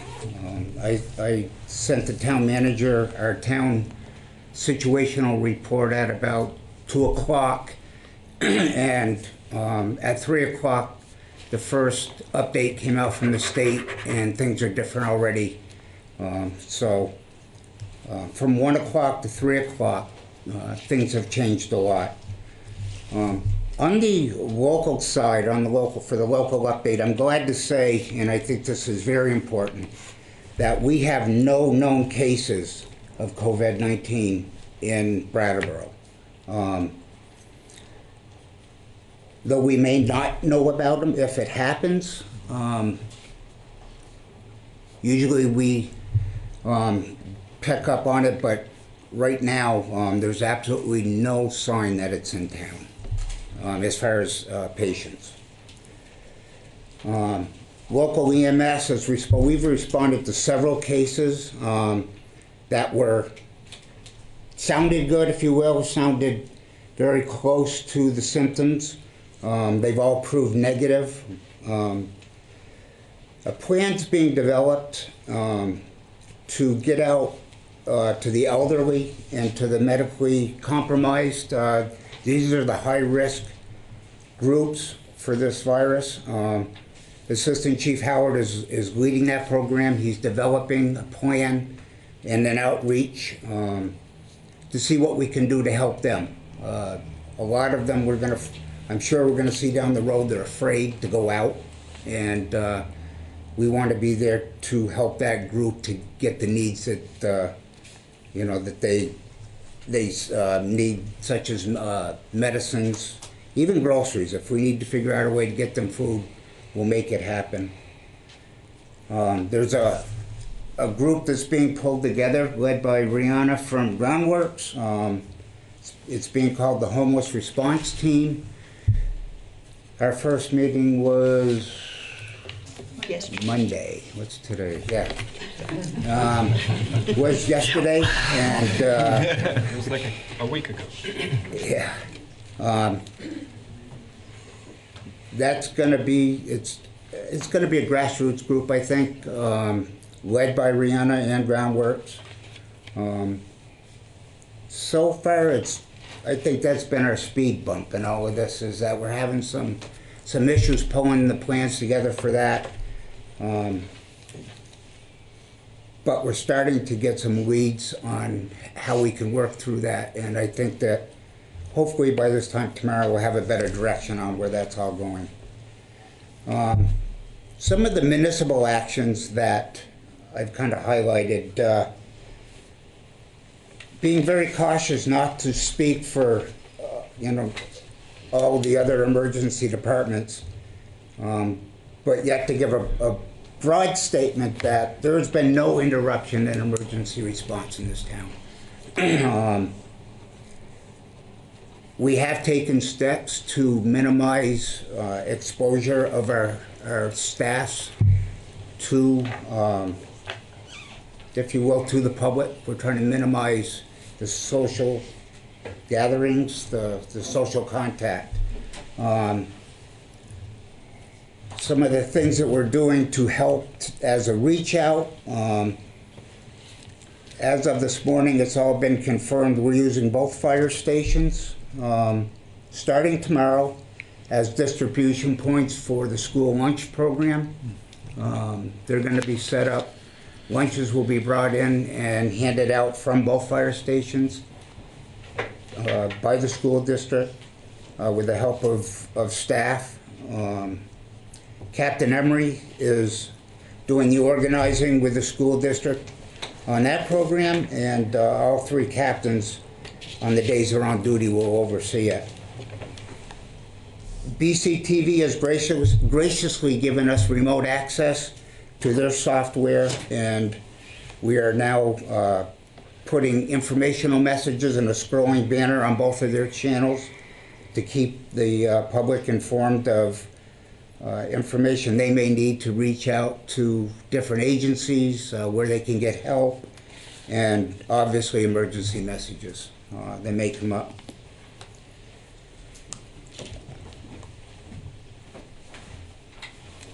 So like I said, the emergency services, there's no interruptions. We're operating normally. There's been some adjustments. Some of the support service functions, if you will, inspections on the police side, car unlocks, VIN checks, all of that stuff has been suspended for now. And dispatch, as the town manager said, they're screening every single call now that comes into dispatch. They're screening for COVID. And the reason for that is because a couple of times now, we've kind of had a scare where a call's come in a different way. EMS has got there, and in talking to the patient, they actually screened very close to COVID symptoms. So we've decided every single call will get screened, and that's why we're doing the doorway assessments when it's not life-threatening.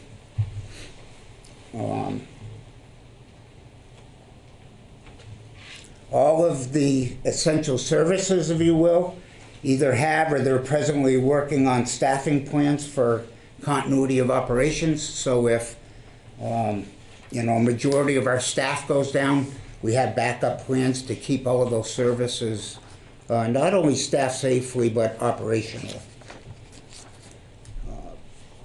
Brattleboro Memorial Hospital has taken several steps during this. They have now activated their ELC and put their incident command system in place.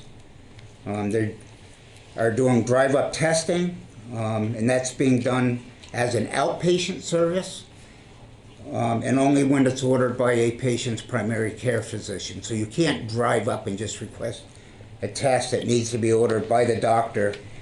And as of about 3 o'clock this afternoon, they've administered approximately 75 tests. Access to the hospital has been limited to the main entrance of the hospital and the ER. Everything else has been locked up. At the front ER entry, all people going into the ER are being screened. And if they screen positive for possible COVID, then they're sent back around to the outside of the building, to the emergency ambulance docks, where they've got the testing set up there before they're allowed into the hospital. And then there's a lot of other safety steps. One of the big things that I learned today, BMH now has an agreement with Grace Cottage to handle overflow. So if this really blows up in our faces, and I hope I can explain this right so it's not confusing. The simplest way to explain this is that BMH is going to keep all of the COVID patients here in Brattleboro. All of the inpatients, for whatever reason, are going to go to Grace Cottage. And the reason for that is because BMH has the abilities to draw negative pressure on 2 of their ER rooms, and then a good portion of the second floor can be pulled into negative pressure. which will contain the virus there. Rescue Inc. has taken a lot of the same steps we have. Their quarters is closed to the public. All of their on-site classes have been canceled. Obviously, they've implemented a lot of infection control measures. And like us, they're limiting the number of providers that are coming in contact with a patient that screens positive. Some of the numbers, I'm sure, do you have this update in front of you? I don't know if you had a chance to look at it. No, Peter says. As of 1 o'clock this afternoon, the count in Vermont has gone up to 10 cases that have tested positive. And at 1 o'clock, they had 4 non-residents that had tested positive. We're now up to 7 as of just before I came here. Some of those non-residents are being isolated in Vermont homes, and others have gone back to their main home.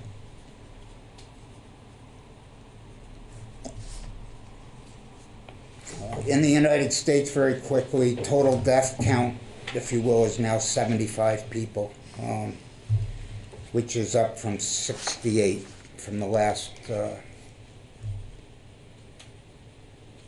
One of the things that I would say we keep hitting a speed bump on, and we're working very hard on this one because it's going to take a little bit of planning, is the isolation, monitoring, and quarantine of the homeless if they get sick or are exposed to the virus. We're working on sites and how to staff those sites. We've been in contact with the state. Rihanna's reached out to a lot of private entities, and we still have a couple to contact, and hopefully we'll get some of that solved tomorrow. I don't know if you want to say any more on that, Rihanna, or? I'm happy to, and I know we're speaking a little later, so. I think it would be fine. Yeah. If you'd like to say a couple words on that subject. I have a feeling maybe there might be a couple other questions, and it's all related to. Okay. Yeah. So speak now versus later. Sure, if you don't mind. Thank you. I'm Rihanna from Groundworks. So to kind of sum up all of our programs as a whole, we moved last week to start restricting external visitors into our programs and started making lots of changes rapidly. Over the weekend, we were one of the homeless shelters identified. There's 4 areas across the state based on the capacity and the number of folks that we serve that were identified as high risk. And so we started moving folks from our spaces who are identified as hyper vulnerable, so over the age of 60 or experiencing underlying medical conditions, to motel rooms where they could isolate if need be. I do want to emphasize that no one in our programs are sick or showing any signs of symptoms at the moment. So we moved folks out of our programs to reduce the number of people so we could align with state guidance that we're receiving about how many folks we should be serving in our programs and precautions that we can take, things like making sure in our year-round shelter that folks can have individual bedrooms as much as possible should people get sick, and that we're protecting those who are most at risk. Changes as of today, we closed the drop-in center and moved to the seasonal overflow shelter, where we're now running that shelter 24/7 in order to reduce the number of sites that we have, to make sure that we are staying fully staffed as things continue to change, and to cut down on the transportation back and forth. So our shelters, folks are moving in and out of, but in kind of greatly reduced amounts, so that we're trying to have folks have less contact with the community at large and lower the risk that way. One of the pieces, to Chief Bucassi's point, is that we convened a homeless response team. There is also a statewide homeless response task force that we are connected to, and I am the liaison to that group and then to the community at large. Out of that group, we have a number of committees, so working on general communications to try to streamline information and the delivery of that information to the community at large. A food committee working on food across the continuum from seniors down to kiddos. Our food shelf moved to a delivery-only model beginning this week, and so we have volunteers that we screen who are now delivering food to folks to cut down on the travel of folks and make sure everyone has food. Other committees include working on a congregate site should people get sick, what that would look like, and we're working with state partners who've given guidance around that, and working to identify a site and to ensure that we have backup staffing for all of our shelters should things start to look more dire. So lots of precautionary measures to be as safe as possible while also still operating programs and caring for folks at the same time. I think those are all the main pieces I have. Thank you both. I actually had a question for, well, actually it could be either of you, because I think Liz and I were both lucky enough to be able to attend your first meeting, and thank you for facilitating that. I meant to bring a note, and in the rush to come here, I forgot to bring it, but there was some information passed along that I think is really important for anybody who doesn't have a primary care provider, which is a shockingly large number. I don't know the number, but a lot of people out there fall through the cracks of having a PCP, and without the PCP, it's sometimes questionable whether you can get the test approved. Do you happen to have that? There's a number that people can call?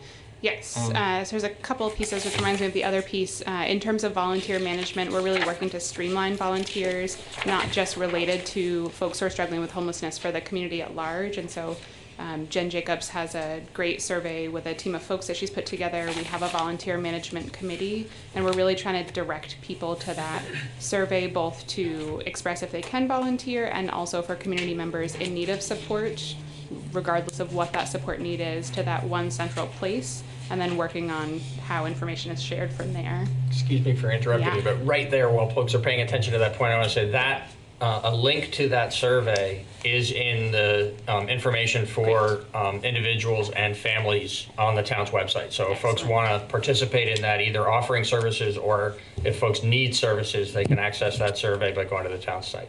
Thank you. Thank you. Another thing I wanted to add was that so many of the volunteers for Meals on Wheels and so forth are over 60 now. And so you're looking for people who are under 60. Yep, so we're screening volunteers out, much as we love and appreciate them. Our volunteer population at large in our community is largely in the at-risk population, so over 60 are struggling with underlying medical needs. And so we're asking those folks to please stay at home and let us help care for them, and asking younger folks who may have more time and capacity to step into those roles. And so that's part of the screening process that we're using, and additional processes to make sure we're not kind of furthering potential spread of how volunteers are dropping off and those sorts of things. To Tim's point, the piece around medical care is that VMH offers access to their team of providers, so through all of their practices, through the centralized scheduling department. I could look up the direct number for that, but I have the number. Thank you. Oh, wonderful. It's 251-8777. Yes. So folks can call to access getting a primary care provider set up. Typically that comes with a pretty lengthy application. In the meantime, folks without a primary care provider can call, get connected to an acute care visit if needed, or get advice about what next steps they should take if they are exhibiting symptoms, rather than showing up at the emergency department. And if folks are struggling with needing health insurance or getting connected to a PCP, connecting with us at Groundworks, we can help get them out to the right person or provide that support directly to folks. Thank you. And thank you for all your work on your end around this. It's been great. And also I wanted to say happy birthday, because I happen to know it's your birthday. Thank you. Strangest birthday of all time. Yeah. I'll look forward to celebrating next year. Well, try to all celebrate with you when we're through this next year. Mike, do you have more to add? Thank you for that. That's the short story of a whole lot of information that is constantly changing. I'll go out on a limb here, and I'll say that I feel good about where we are right now as far as our planning in the town government and for the town itself. Department-wise, the only fear I have is protective equipment. Though we haven't used a whole lot yet, I think we're going to, and there's truly a shortage out there. The state has requested surplus from the national stockpile, but I think that their priority is going to be for the hospitals, understandably. So we're just going to do our best, and we'll figure it out going along. Thank you. You're welcome. Yeah, it's always tough. We've been getting, the select board has been getting all of these pieces of information, and just to bring it all together and decide what's important, what's not important can be difficult. So thank you, Mike. A couple of things to finish Yeah, up. I'll pass it back to you. Thank you. Yeah.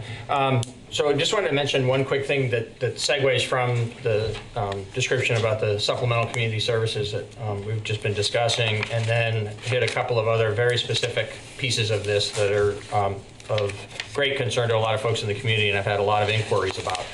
The one additional tidbit is one of the services that has changed but is still being provided is the senior meals. And so while the senior center has to be closed for obvious reasons, for the protection of the clients there, and because it's part of the town facilities that are closed overall, still the service is being provided both through takeout and some delivery of the meals. And today they had a total of over 125 meals. So the folks who are making that program happen are still making it happen in a way that's having a significant positive impact for some of the most highly at-risk people in our community. And then two additional things I wanted to address are the concerns about the devastating impact that this can have for businesses in our community and every community, and the question about electronic communication, specifically as it relates to the holding of public meetings. So I want to just let folks know where we are related to those two items. The business piece is daunting. There are businesses in this community whose very existence is threatened by the magnitude of this crisis, and that's going to be true in every community across the country, which means then, the federal resources that are brought to bear and the state resources that are brought to bear around Vermont, all are going to have to factor in the fact that there is some degree to which the magnitude of the threat that this poses to our economy, and, saying it's the economy is a really sort of big amorphous thing, but when we drill down to street level in small communities and small businesses operating on a particularly small margin, the threat to real people and the fabric of our community is there. So that's a real threat, and it's not a threat that we can just mitigate in the way that we can some other aspects of this by just being smart and taking some unusual actions. But there are efforts that are underway already, recognizing that situation and knowing that there's going to be great need.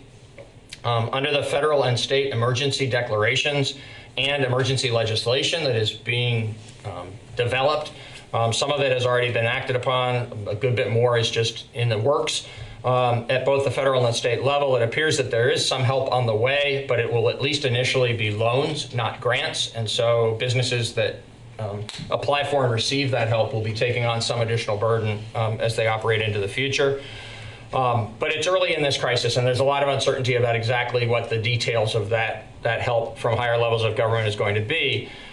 In order to make sure that we at least have local businesses well informed and able to plug into the resources that will become available, the Brattleboro Development Credit Corporation, BDCC, which is the economic development agency for our region, is leading a regional effort to plug into those services. It involves the town, it involves the Chamber of Commerce, the DBA, and a variety of other organizations and local, state, and federal officials who together are trying to make sure that we have up-to-date, accurate information and are pushing that out in an effective manner to the businesses so that folks can connect to the local and state, or rather the state and federal resources that are becoming available. The big question that we're being asked is, what about local resources? Can't the town jump in to provide direct assistance to businesses here in town? And the challenge there for us is that we're so very early in a very long process, most of which we can't predict how it's going to unfold, either for individual businesses, the business community collectively, or the community more broadly. And so with the town's limited resources, making decisions, literally in the first week of the full-on emergency that we're experiencing in Brattleboro.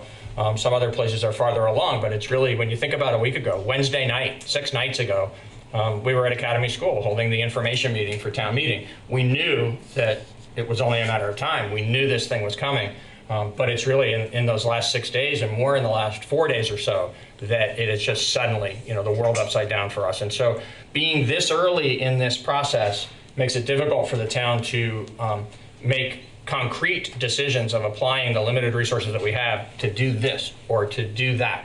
And so we have taken some limited action. There's another proposal that we have before the select board this evening related to some direct things that we can do because of ongoing relationships we have with certain businesses where the town has provided funding to assist those businesses in either starting up or expanding.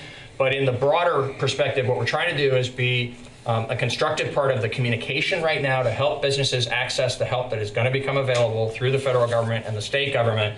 And then over time, see, in the broader context of everything that's going to need to be done for the health, safety, and welfare of the whole community, what resources the town may be able to provide in specific ways further down the road in this emergency to local businesses. So those will be things that will definitely be still interacting with the business community around, and select board certainly will be considering as we go forward.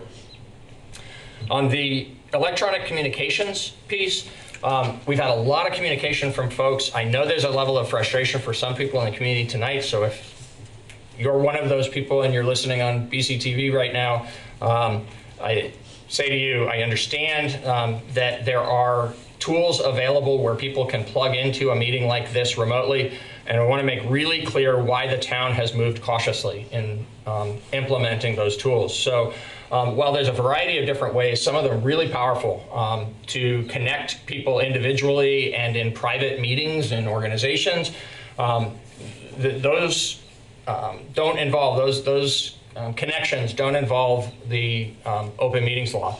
We've got an obligation to make sure that we hold public meetings where we're doing the public's business in a manner that complies with Vermont's open meetings law, not just because that's the right thing to do, and government should set the right example by following all of the rules that are applicable to us, just as we expect people in the community to follow the rules that we make, but also specifically because the intent of that rule is to make sure that our public decision-making processes are open and fair, and that people in the community have an opportunity, an equal opportunity to participate. And our great concern is that for meetings of the magnitude that we hold with that special public obligation, we need to be sure that we can honor the letter of the law as it relates to the open meetings law. But we also need to be sure that the tool we use actually can allow for a manageable meeting, that the person who's in charge of calling on people can be calling on people in an orderly manner so that everyone has a fair opportunity to participate.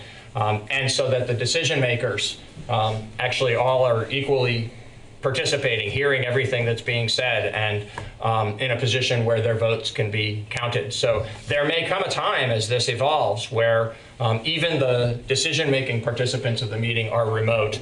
But as of right now, Vermont law requires that public meetings be held in a physical location.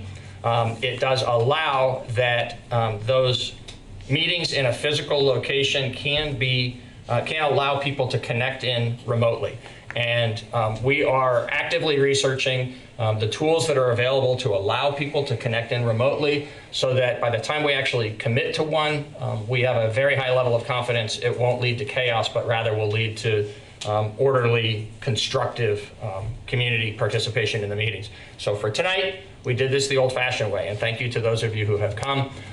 To those of you who felt you had to stay home, we totally understand that. We hope that as soon as 3 weeks from tonight, when the next regularly scheduled select board meeting is on the calendar for April 7th, that by that time and maybe sooner, we'll be in a position where we know what tool we will use to allow for remote communication into these meetings, so that we can make sure that it is easier and safer for people to participate.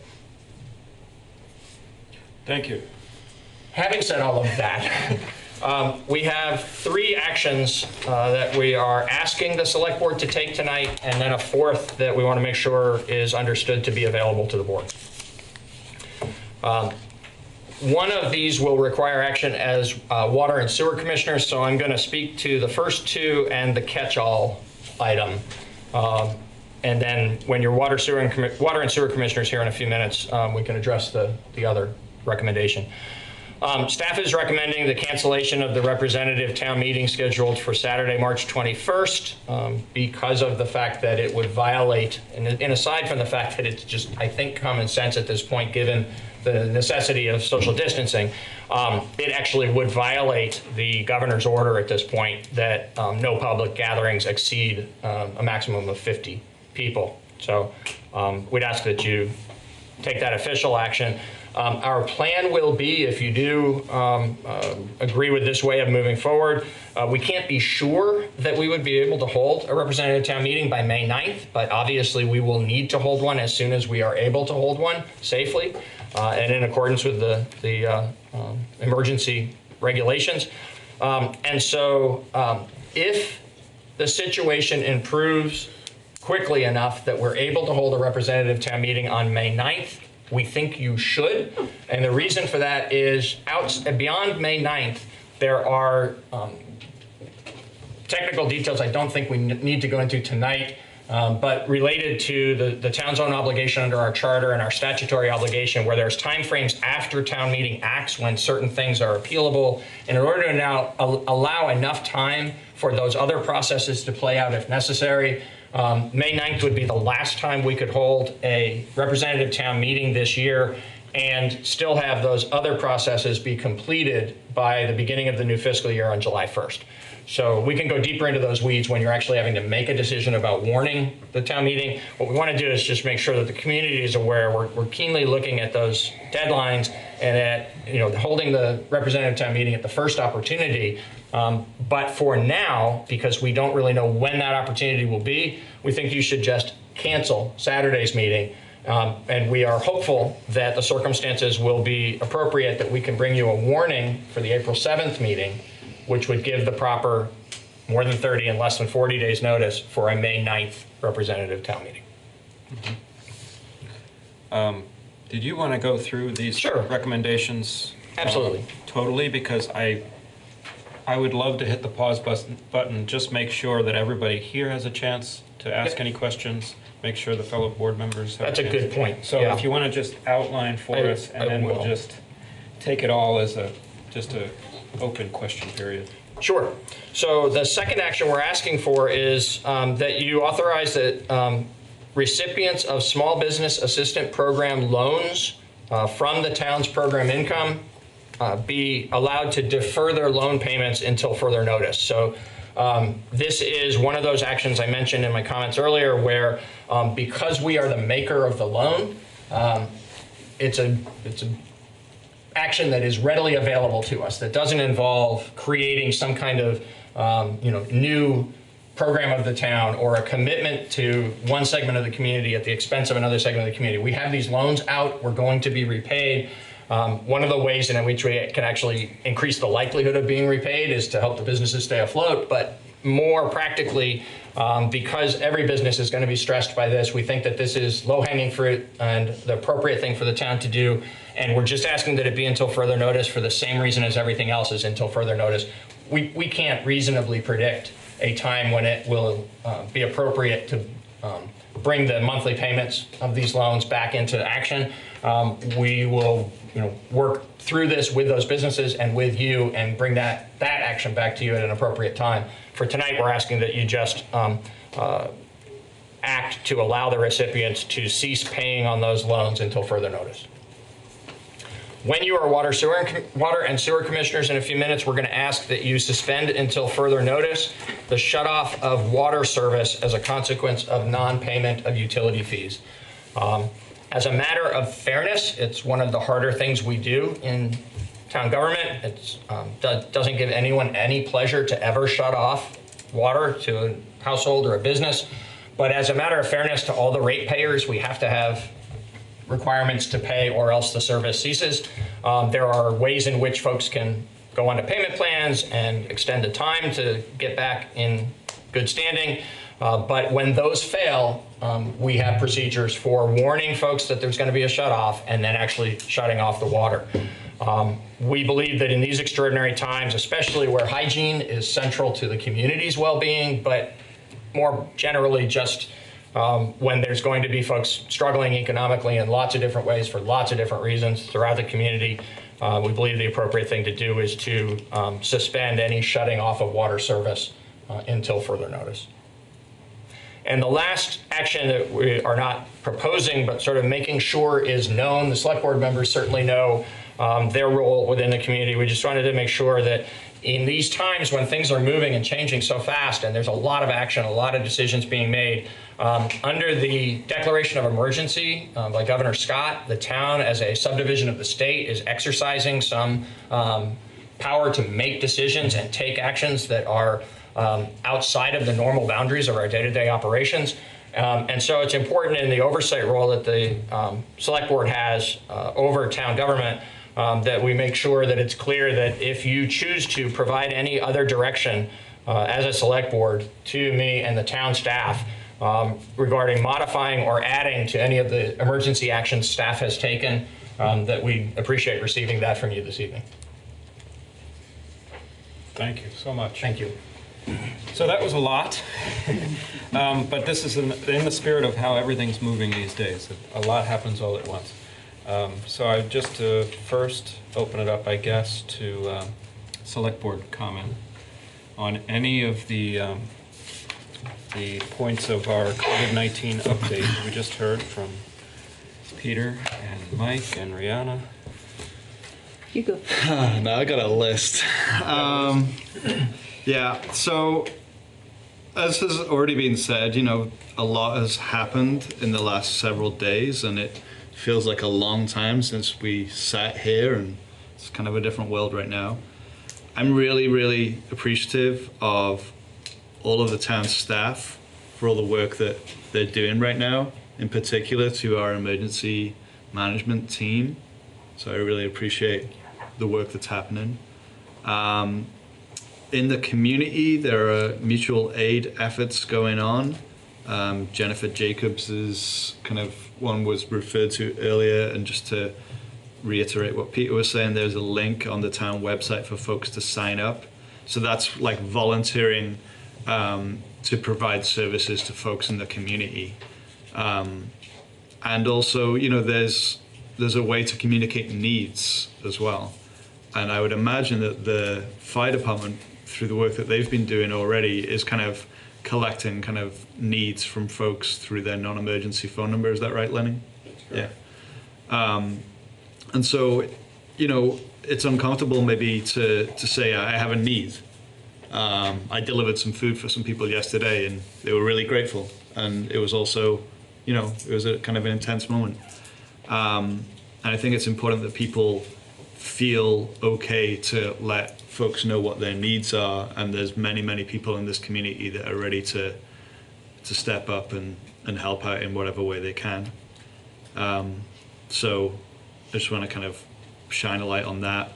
The library, you know, is a really important resource in our community, and closing the library is not just about people losing access to reading material as easily as they would have had before. You know, it's also a place where people gather for meetings, but also gather for shelter. And so I'm pretty concerned about how that will impact folks' ability to stay warm, to stay safe. And I think that Rihanna already kind of spoke a little bit to some of the work that's happening there, so I'm really grateful for that. I guess one thing I wanted to kind of flag about the library is, you know, they're doing this takeout book service, and they also have online resources that you can access from your home if you have the internet using your library card. So if you don't have a New York Times subscription, that's fine. You can access it through the library website. They also have a subscription to the Reformer. There are websites where folks can do, you know, homeschooling and whatnot. So I just wanted to make sure people know about that. And then The other things I wanted to say are kind of questions, and some of them might not be answered in this room.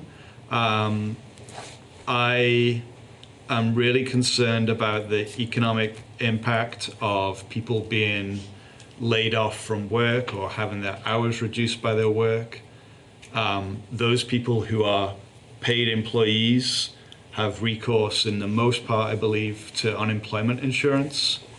The state has been making some pretty swift changes about unemployment insurance right now. So you can call and you can get in the process of applying for unemployment insurance if that's something that is available to you. And folks should not feel shy about that. I'm pretty concerned about people who aren't eligible for unemployment insurance, but who are losing access to their livelihood. So people who own their own business. You know, we've already kind of talked a little bit about like what will the town's role be, and I know that we don't want to make any hard decisions right now, but I'm wondering what our community will look like in a few months' time after all this hopefully passes as easily as possible. And I hope that we can stay open to being flexible and nimble about our use of town funds to support people in those situations that don't have access to unemployment insurance. I want the BDCC to step up right now and support our local businesses in ways that go beyond just words. I want our state government to do the same thing. And obviously I want our federal government to do the same thing. I have a couple of concerns about vulnerable populations. So you mentioned already about the senior meals program, and I'm glad that that's continuing. You know, I was concerned about that. I know that the fire department has been collecting information months back about folks that aren't able to leave their home as easily with mobility issues. And I hope that we'll continue to check in on those folks and make sure that they're getting what they need. And immunocompromised people in our community are obviously at great risk right now. I work next door to the AIDS Project, and I know that they're continuing to provide services. They also had a lot of people come into their office yesterday who really shouldn't have been coming there. You know, it would be safer for them to stay home. So I hope that as a community, we will support organizations that are providing meals to seniors, that are helping those with disabilities and those who are immunocompromised, to continue to deliver those services, and maybe to even increase those services at this time. And then the other population that I'm concerned about, those people that need to be accessing a medically assisted treatment program like those offered by Habit Opco. Those folks are required to go to that site on a daily basis, and you can correct me if I get this wrong, please. And I hope that Habit Opco will step up and make services available for people to take home rather than putting themselves in harm's way. And then the FoodWorks delivery service that you all are doing right now, I participated a little bit in that yesterday, and that's another thing that people should plug into if they can. Final thing I want to say that's about our town business. We talked about not proceeding with any water shutoffs for non-payment, and we talked about deferring small business assistance program loans. I wonder if there are other ways in which we can make it as easy for people right now. So if there are fines for like a late payment of a water and sewer bill, or a fine for late payment of taxes, if we could consider waiving those at this time. If there are other fees or anything that we are charging because of some kind of delinquency, that this might be a good moment to waive that. I'm glad that we're doing the shut off moratorium, I guess, and the free parking. And I want to encourage people to be reasonable about the free parking, right? Folks need to have access, and this isn't a time to just stick your car there and forget about it, and so be nice to each other. It's a crazy time right now, and I'm really hopeful that we will get through it unscathed as much as we can. You want to talk about evictions? Yeah, I'll talk about evictions. So I don't think that the town of Brattleboro has a role in pausing evictions. Bob, maybe you can speak to that. My understanding is that the state of New Hampshire passed an executive order yesterday that pauses all evictions in that state. And I would like to think that the state of Vermont can follow New Hampshire's lead in that regard. That would have to come from the legislature on that, as the town does not control the law with respect to evictions. But certainly the legislature could take such an action when they reconvene. Okay. All right, I said my piece. Okay. Well, I just want to say I'm grateful for all the work that's been done and all the information and everything from going to the website to calling your neighbor are all examples of community, and that's what we're here for, to care for each other. I'm in favor of all these motions, and thank you all very much. Is anyone out there in our physical audience at the time who would like to speak to any of these discussed motions and ideas and information? Kate? Please let us know who you are. I know the general. I'm Kate O'Connor. I'm from Brattleboro, and tonight I'm here on behalf of the Brattleboro Area Chamber of Commerce. And first, I do want to say thanks to the town for giving out concise, real, true information. Your website is great, and if there's anything that the chamber can do to help push out any information, we will do it. We're trying to send out a regular newsletter. We tweet and Facebook and everything. So if there's something that we can do for you, let us know. Thank you. And I do appreciate Peter's comments and Daniel's comments about the business community. And that's why I wanted to, come here tonight and just stress and make sure you folks are aware of the anxiety that a lot of the businesses are feeling. As we know, bars and restaurants are closed, and the people that worked at those bars and restaurants are no longer employed. There are also theaters and other performance venues that are closed, and the people that are there aren't taking in a paycheck in most cases. The majority of the businesses in our town are small businesses, which means it's not just sometimes the employee is the owner, which puts an added strain. We've heard from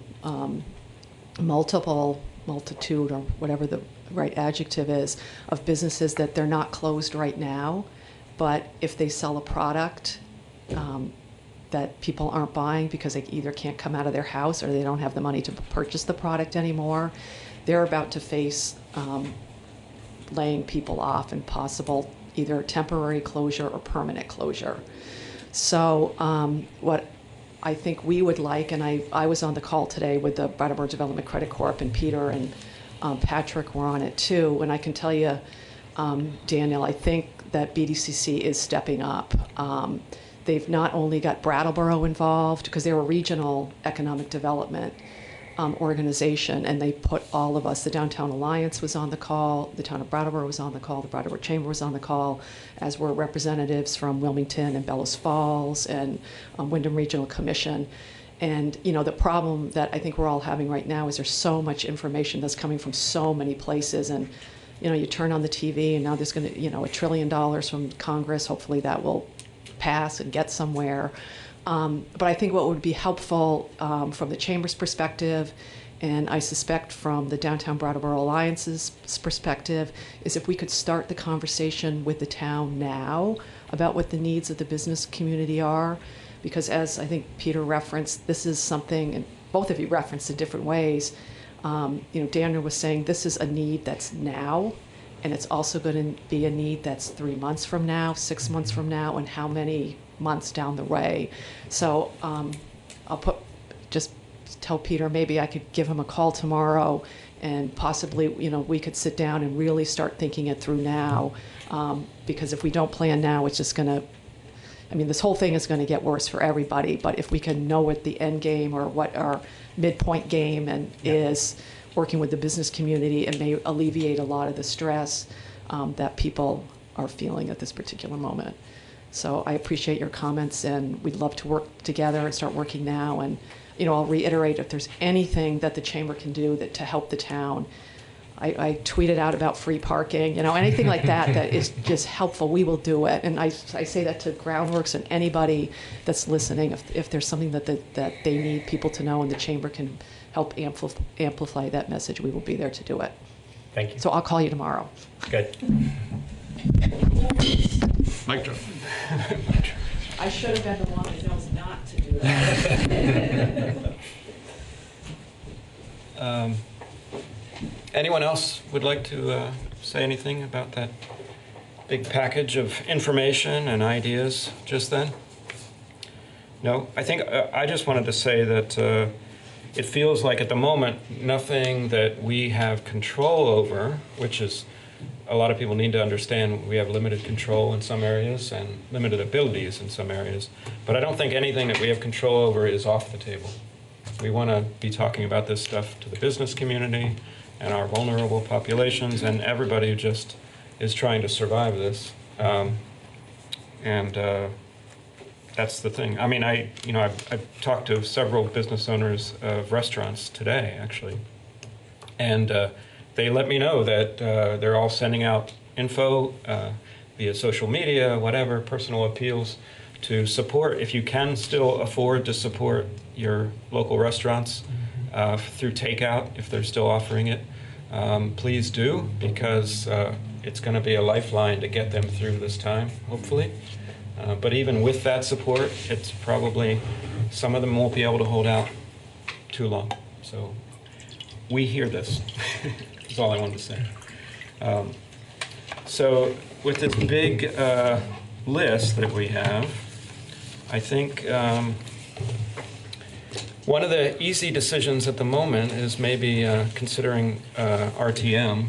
So I would entertain a motion for that portion of our recent discussion. Anybody want to? Okay, Tim.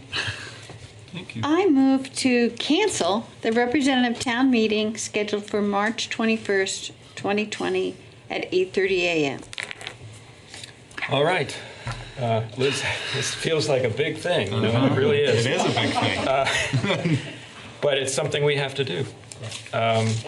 If there's no other commentary on that, we have a motion to cancel representative town meetings, which is scheduled for March 21st. This is this coming Saturday at 8:30 a.m., which now seems completely impossible.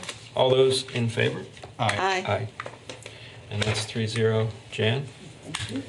I would entertain a motion concerning our small business assistance loan program. I guess I'll do that one. I move to allow recipients of small business assistance program loans to defer loan payments until further notice. All right, Daniel has made a motion to allow small business assistance loan program participants to defer their loan payments until further notice. All those in favor? Aye. Aye. And that's 3-0 as well.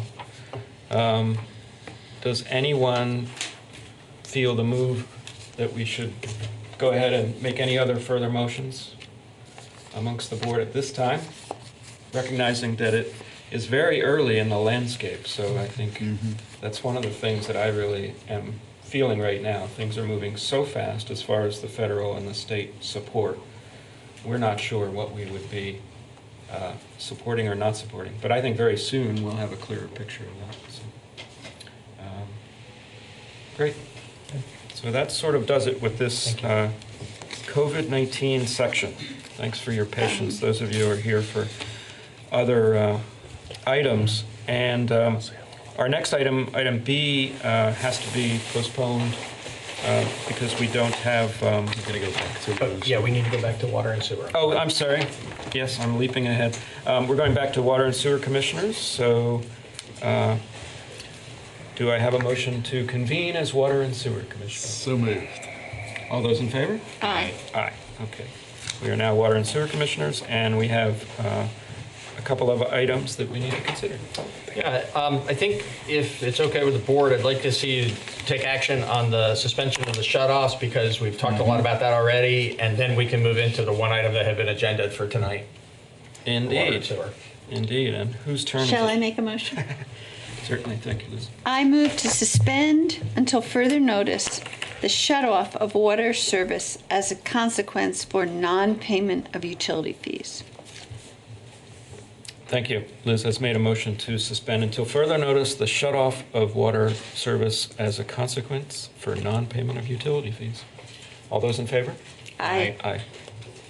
That's Thank you. 3-0. Thank you.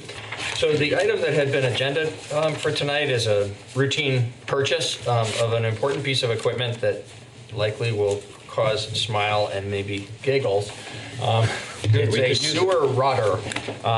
And a sewer rotter, as you might imagine by its name, is used to clear clogged sewer lines. We've all seen plumbers use those in our homes, I expect. I certainly have seen that in my home. But this is a sort of industrial-sized, industrial-strength sewer rotter that the utilities department uses when there are roots growing into sewer lines in town and other kinds of blockages. So the rotter that we had is worn out. We went out to bid to purchase a new one. And actually, I should correct that for the record. Rather than actually bidding it, we used a membership system that does collective bidding on behalf of lots of utilities that we belong to called Sourcewell. And using that Sourcewell membership for the procurement of this, we have identified the rotter that we need be provided by J.F. McDermott Corporation, and the cost would be $61,824.16. We recommend your approval. All right. And so we're a little bit over the budgeted purchase. $60,000 was budgeted, slightly over that. But we would still recommend $1,800 extra to buy the right piece of equipment that's needed. We recommend your approval. The fund has money to cover it. Comments, questions, anybody? Nope. I'll just note that it really isn't over budget because they had anticipated selling back their old equipment and it was apparently worthless. So that means there's like an old sewer rotter kicking around that you can take home. Or bring into the parade on July 4th. July 4th. Sure. I wonder how many people would be required to carry that. I think the Strolling the Heifers, that's sooner. We could gift it. We could gift it. Okay. Yeah. Enough. Well, I guess I would take a motion if anyone is I'd love to make so a motion. moved. I am moving to approve the purchase of a sewer rotter in the amount of $61,824.16 from J.F. McDermott Corporation. Thank you, Daniel. You have moved to approve a purchase of a sewer rotter. All those in favor? Aye. Aye. That's 3-0. Great, thank you. Now I think I can say that item B on the agenda is going to be... Should we adjourn this? Oh gosh, Daniel, thank you. Jan was about to yell at me. May we adjourn? Please. Okay. I move that we adjourn as a water and sewer The 3 really throws us off. And I'm sitting sorry. in a whole different wing over here. I know, she's on the wrong side. I don't have my buddy. Okay, all those in favor of adjourning as Water and Sewer Commissioners? Aye. Aye. All right, now we have shed that burden.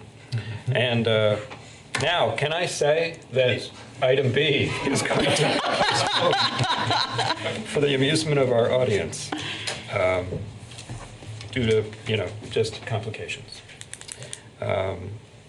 Item C is something that many of us up here and many of us in our community are very excited about. I'm not going to tell you what it is because... See if you can guess by looking at who's coming to the table. Yes. All three of you could come up. So, good evening. Good evening.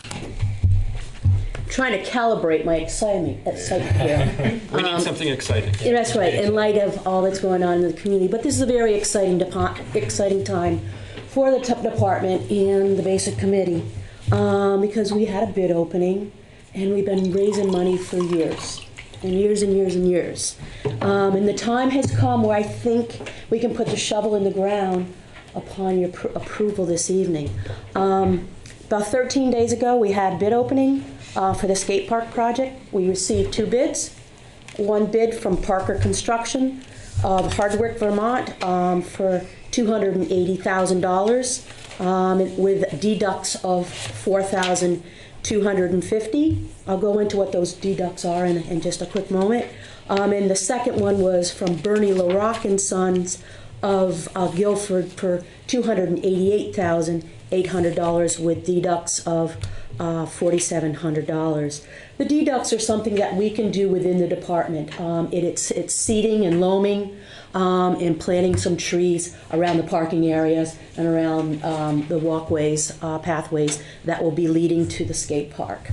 When we put this out to bid, as I mentioned there, with the low bid coming in at $280,000 minus those deducts. And then we got to add some few things in because as we sat before you a few months back, we were talking about ways that we can look at the RFP and recalibrate things so that it would fit into the money that we have raised. The basic committee, prior to probably an hour ago, had raised what's in your package this evening of $279,765.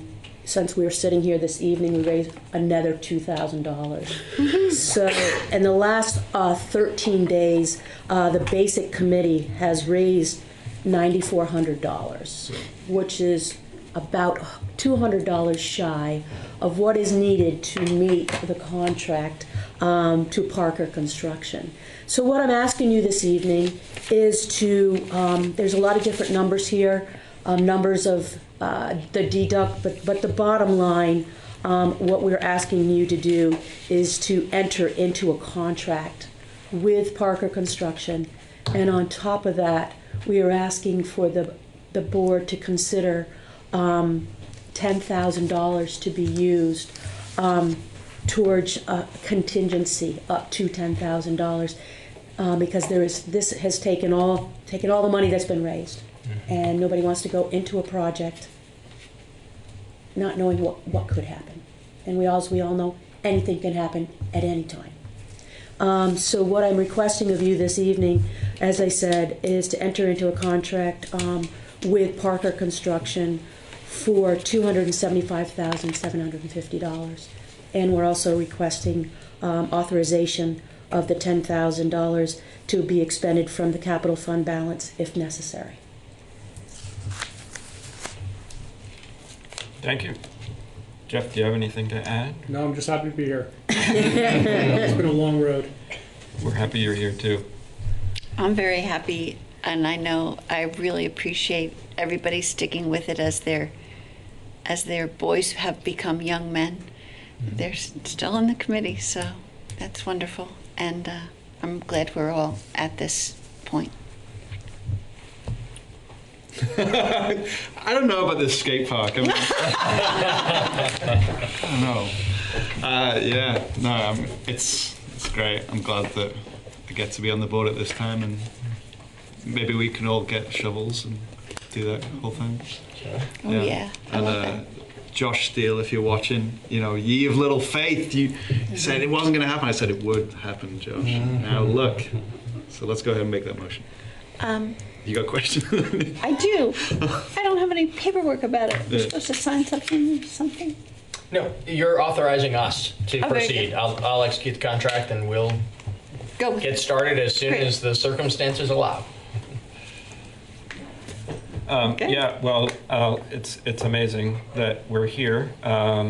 because a lot of us have had little parts to play along the years. And back when I first joined the board, we brought it up again. John Allen and I were talking about it a lot, and we committed some town money then. And it pushed us along, and then we stepped back, 2 steps forward, 1 step back type thing.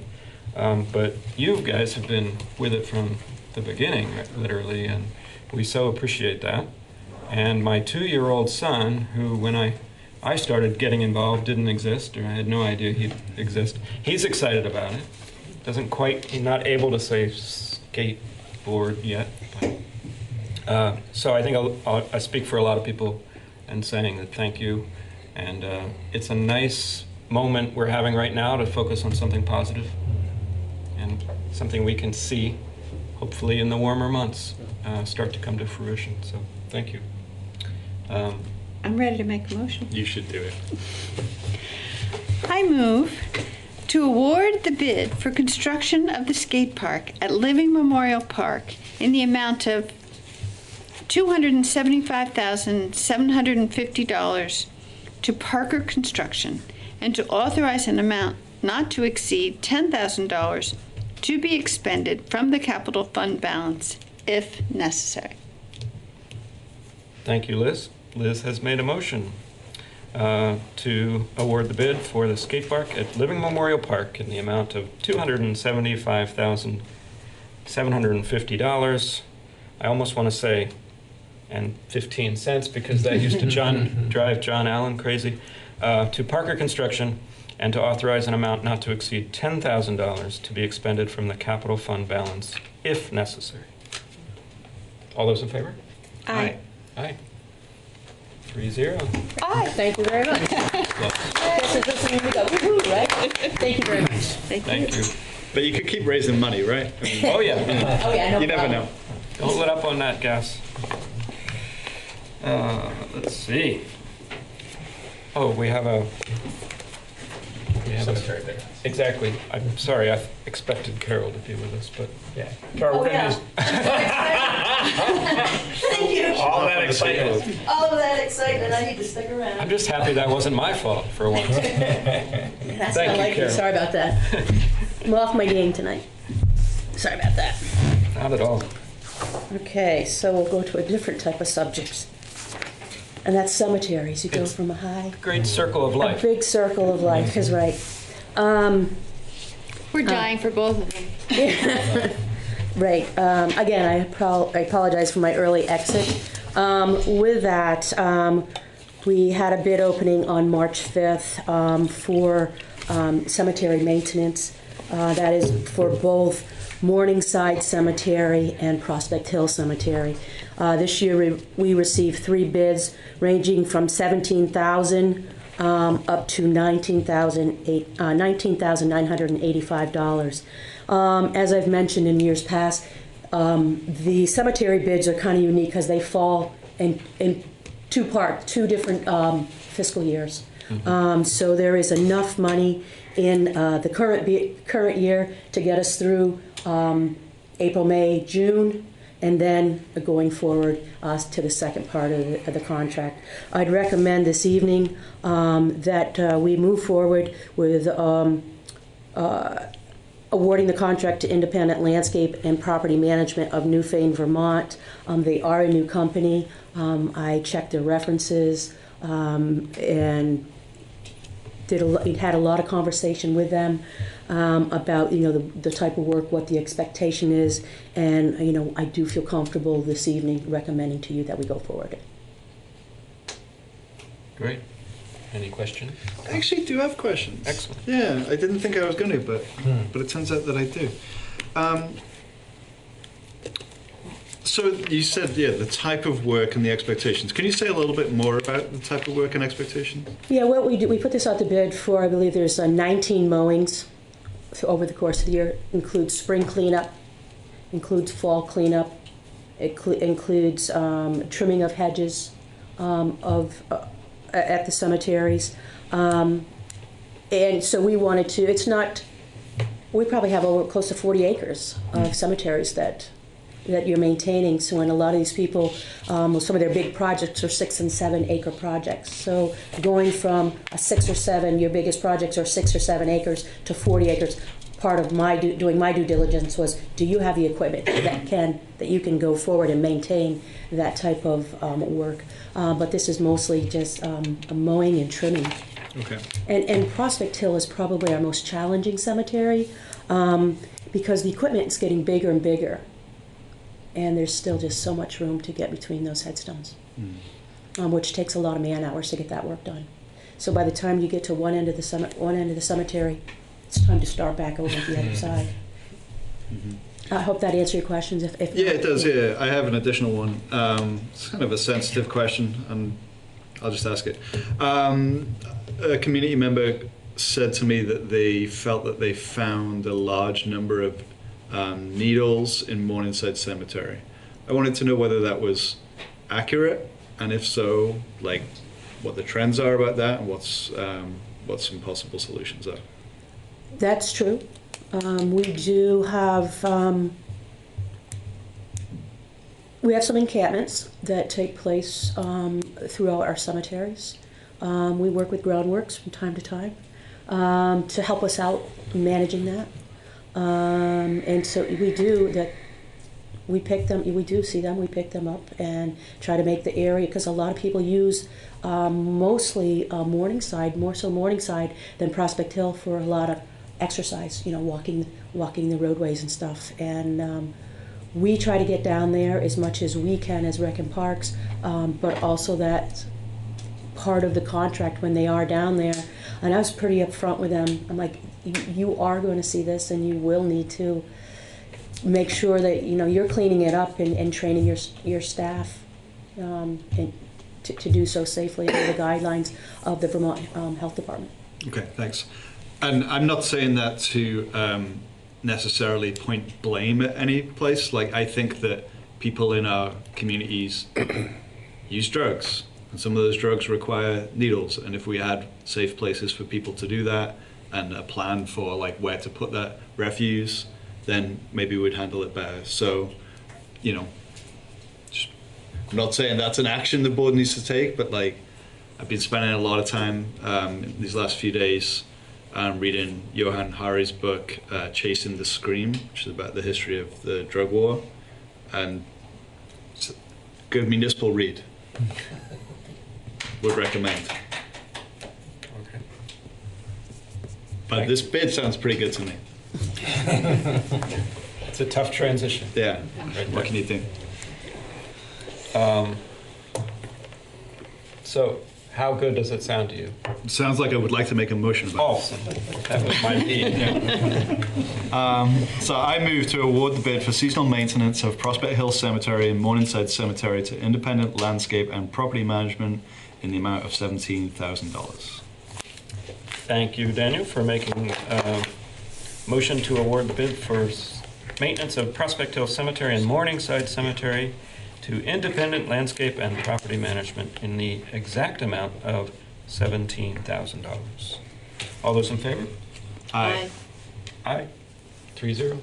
Thank you, Jan. And thank you, Carol. Okay, take two. Thank you. Now, since we don't have Steve, I believe I'm going to pass it over to Peter for our Thank next you. agenda item. Yes. So this one is follow along to something you did really very recently. I think it was the end of January 28th. You authorized that we move forward in partnership with VTrans for the construction of a sidewalk and the modification of the intersection. So the sidewalk will run along the eastern side of Route 142 from the new Hinsdale Bridge once it's constructed down the slope there to the intersection with Royal Road, which is the access into Morningside Commons neighborhood. And then this project also involves the modification of that intersection so that the signal will allow, there'll be crosswalks added or a crosswalk added, and the signal will allow for safe pedestrian crossing of the street. So we've been through the purpose of the project and some of the history of why it's been a tough project to get defined and priced well enough for us to be able to move forward with, but yet Earlier this winter, we were able to arrive at a way for the town to be able to afford its share of this. When we talked back in January about the fact that our share would be $70,000 out of a total project cost of about $535,000. So the lion's share of this is being paid by the state using federal highway funds. That makes the federal highway fund usage makes the process that's followed to complete the project a bit more cumbersome than it otherwise would be. There's steps that have to be taken and well documented in order to keep the state in good standing with the Fed so that the money keeps coming into Vermont to fund these kinds of projects. We knew that also heading into this, but some of the details weren't known when we first approached you about this. So the memo that I provided to you dated March 11th provides a little bit more detail about that, about how we're going to share the responsibilities with VTrans. It does not change in any way the financial split. We're still looking at approximately $70,000 as a town cost. We will be providing, we told you back in January, in-kind labor as a contribution to the project. We now have a much better handle on what that in-kind labor is, and I want to be clear that it's substantial. Dan Tyler, who is our superintendent of utilities and highway, will be the project manager for this and is familiar with the requirements, and he, along with others of us on the town staff, will make sure that we dot all the I's and cross all the T's. We think that the substantial investment of in-kind services is well worth it to be able to accomplish this improvement for just $70,000, money which is available for this project in the capital fund. And so we're asking you tonight to authorize me to sign on behalf of the town the project agreement that will, the grant agreement that will be the official kickoff of the partnership with the state. I just had a question. So Mr. Tyler's services are in addition to the $70,000? That is correct. Yes, the $70,000 is cash out of our capital account, our capital fund, into the project, and then Dan's time will be substantial. Others of us will be giving less substantial, but still, time to the project because of the fact that it is the procedural requirements are more rigorous than if we were just deciding to do this ourselves. And I would see his time and input as a benefit to the community because that means that it's built the way we want it. Absolutely. Okay. Yes. Daniel, any questions? No, it's a good thing. I had a quick question. It's already been authorized through town meeting. You made a note of, correct? Because of it's going to be coming from sidewalk. Yes. So to be clear, there is funding for sidewalk construction in the capital fund. Has been for the last 4 years at least. That is authorized by town meeting without it being specific to exactly where those sidewalks will be constructed. We will be using those funds to build a sidewalk in this location. From last year's town meeting? Actually from accumulated funds. So it's because of how the capital fund works, there are times when there's more than just this year's allocation in there because of whatever circumstances led us not to spend all of it last year. But we carefully account for sidewalk money to be spent for sidewalks and bridge money to be spent for bridges and so on. Just that you don't need the meeting we just canceled. Correct. We don't need any additional authorization of funds. We have what we need for us to honor our commitment through this agreement to pay $70,000 for this sidewalk. Great. Thank you. And if anybody out there is wondering if this would impact our ability to repair and replace existing sidewalks, what would the answer be? Thank you so much for asking, Tim. The answer to that would be someone's out there thinking. In our operating budget, we also have been increasing in recent years the commitment to of funding to repair and replace small sections of sidewalks. So the capital funds, the creation or replacement of significant sections like this one, and the operating fund sidewalk money does like a couple of squares at a time here or there where there's need for safing up a sidewalk. Thank you. Well, it sounds like a great idea because it's going to take that Royal Road neighborhood and incorporate more into the community. Exactly. And, anticipate the new bridge work and incorporate that into the community as well. Exactly. And yeah, just, speaking to that, it's not just good infrastructure for the safety that it provides. It actually is going to encourage folks to walk. It'll be a connecting section now so that folks from the neighborhood at Morningside Commons can walk all the way into Main Street, which I'm sure they have done, but they've done it at their own peril up until now because of the lack of sidewalk through this section. Yeah, absolutely. Yeah. Or indeed to be able to walk up the bridge, correct? And up onto the Because, bridge to there are a catch couple the of beautiful views there. planned viewing areas. It's true. And there's a lot of truck traffic on that road. But no fishing, probably, from that bridge. Don't know. Okay, let's not go there. But another exciting thing for the future of Brattleboro, that's a little bit of a break from our current issues that we're dealing with. Anyone want to make a motion? I'd be happy to. Thank you. I move to authorize the town manager, Peter Elwell, to execute a grant agreement with the Vermont Agency of Transportation for the transportation project known as Brattleboro STP BP 1917 to provide pedestrian improvements between the Morningside Commons neighborhood and the new Hinsdale Bridge. Thank you, Liz. Liz has made a motion to authorize Peter Elwell to execute a grant agreement, and that is for providing of pedestrian improvements between Morningside Commons neighborhood and the new Hinsdale Bridge. All those in favor? Aye. Aye. That's 3-0. Thank you. We are now listening to Peter once again. Sorry. As we are wont to do. We like that. For a procurement of engineering services. Yes, indeed. So we talked at length during the budget process about the increased burden to municipalities that stormwater management represents based on the adoption of the state's Act 64 to improve water quality throughout Vermont. And this is one of the ramifications of that, implementing additional, very detailed, very complex planning about the work that's going to need to be done in various locations in order to comply with the regulations. So we're asking tonight that you authorize us to spend an amount not to exceed $30,900 to engage Stevens and Associates to provide several different pieces of engineering in different locations for different purposes. So there's actually 5 separate aspects to this engagement, each of them small in their own right, but together they exceeded my $10,000 authority, which is why the matter is before you tonight. I should note, because of one of the other things we talked about related to this broader topic throughout the budget process, is the importance of us preparing to and then moving forward with the creation of a stormwater utility as the funding mechanism for meeting these much more significant requirements for stormwater management. That this is not related to that. This is,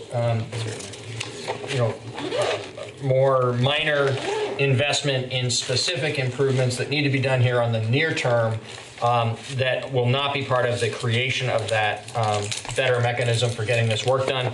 We do expect to be back in the months ahead. Exactly when is hard to predict right now because of COVID-19. We were preparing to probably bring you something in April on this topic. It's likely to be a little later on now.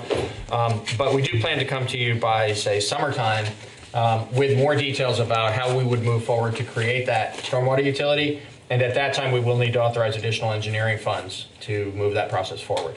But for tonight, this is specific location, specific work, and we're asking for $30,900, not to exceed $30,900 for this engineering.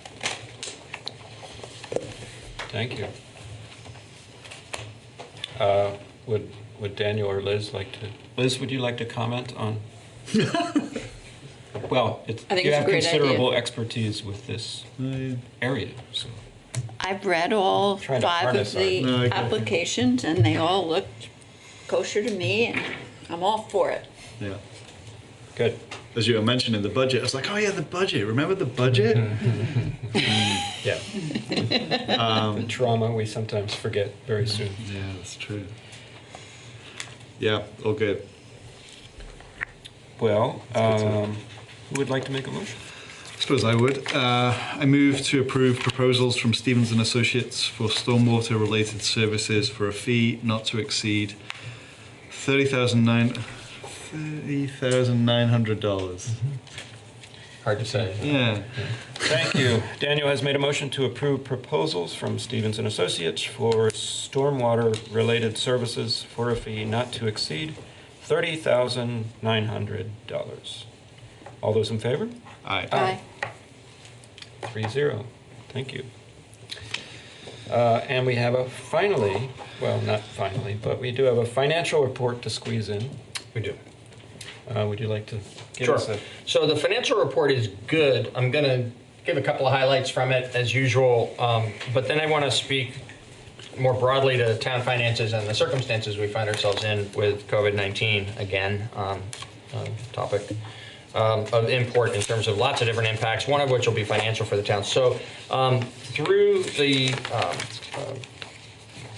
first, how many months of the year? 8 months of the fiscal year, we are in solid shape where our expenditures are below the threshold for 2/3 of the year. We've spent 64. When you prorate the large annual expenses and create a monthly flow, we're at 64.1% expended. That's about normal for this time of year. We usually end up somewhere north of 96% expended, but not fully expended. That's obviously the way we want to manage the budget.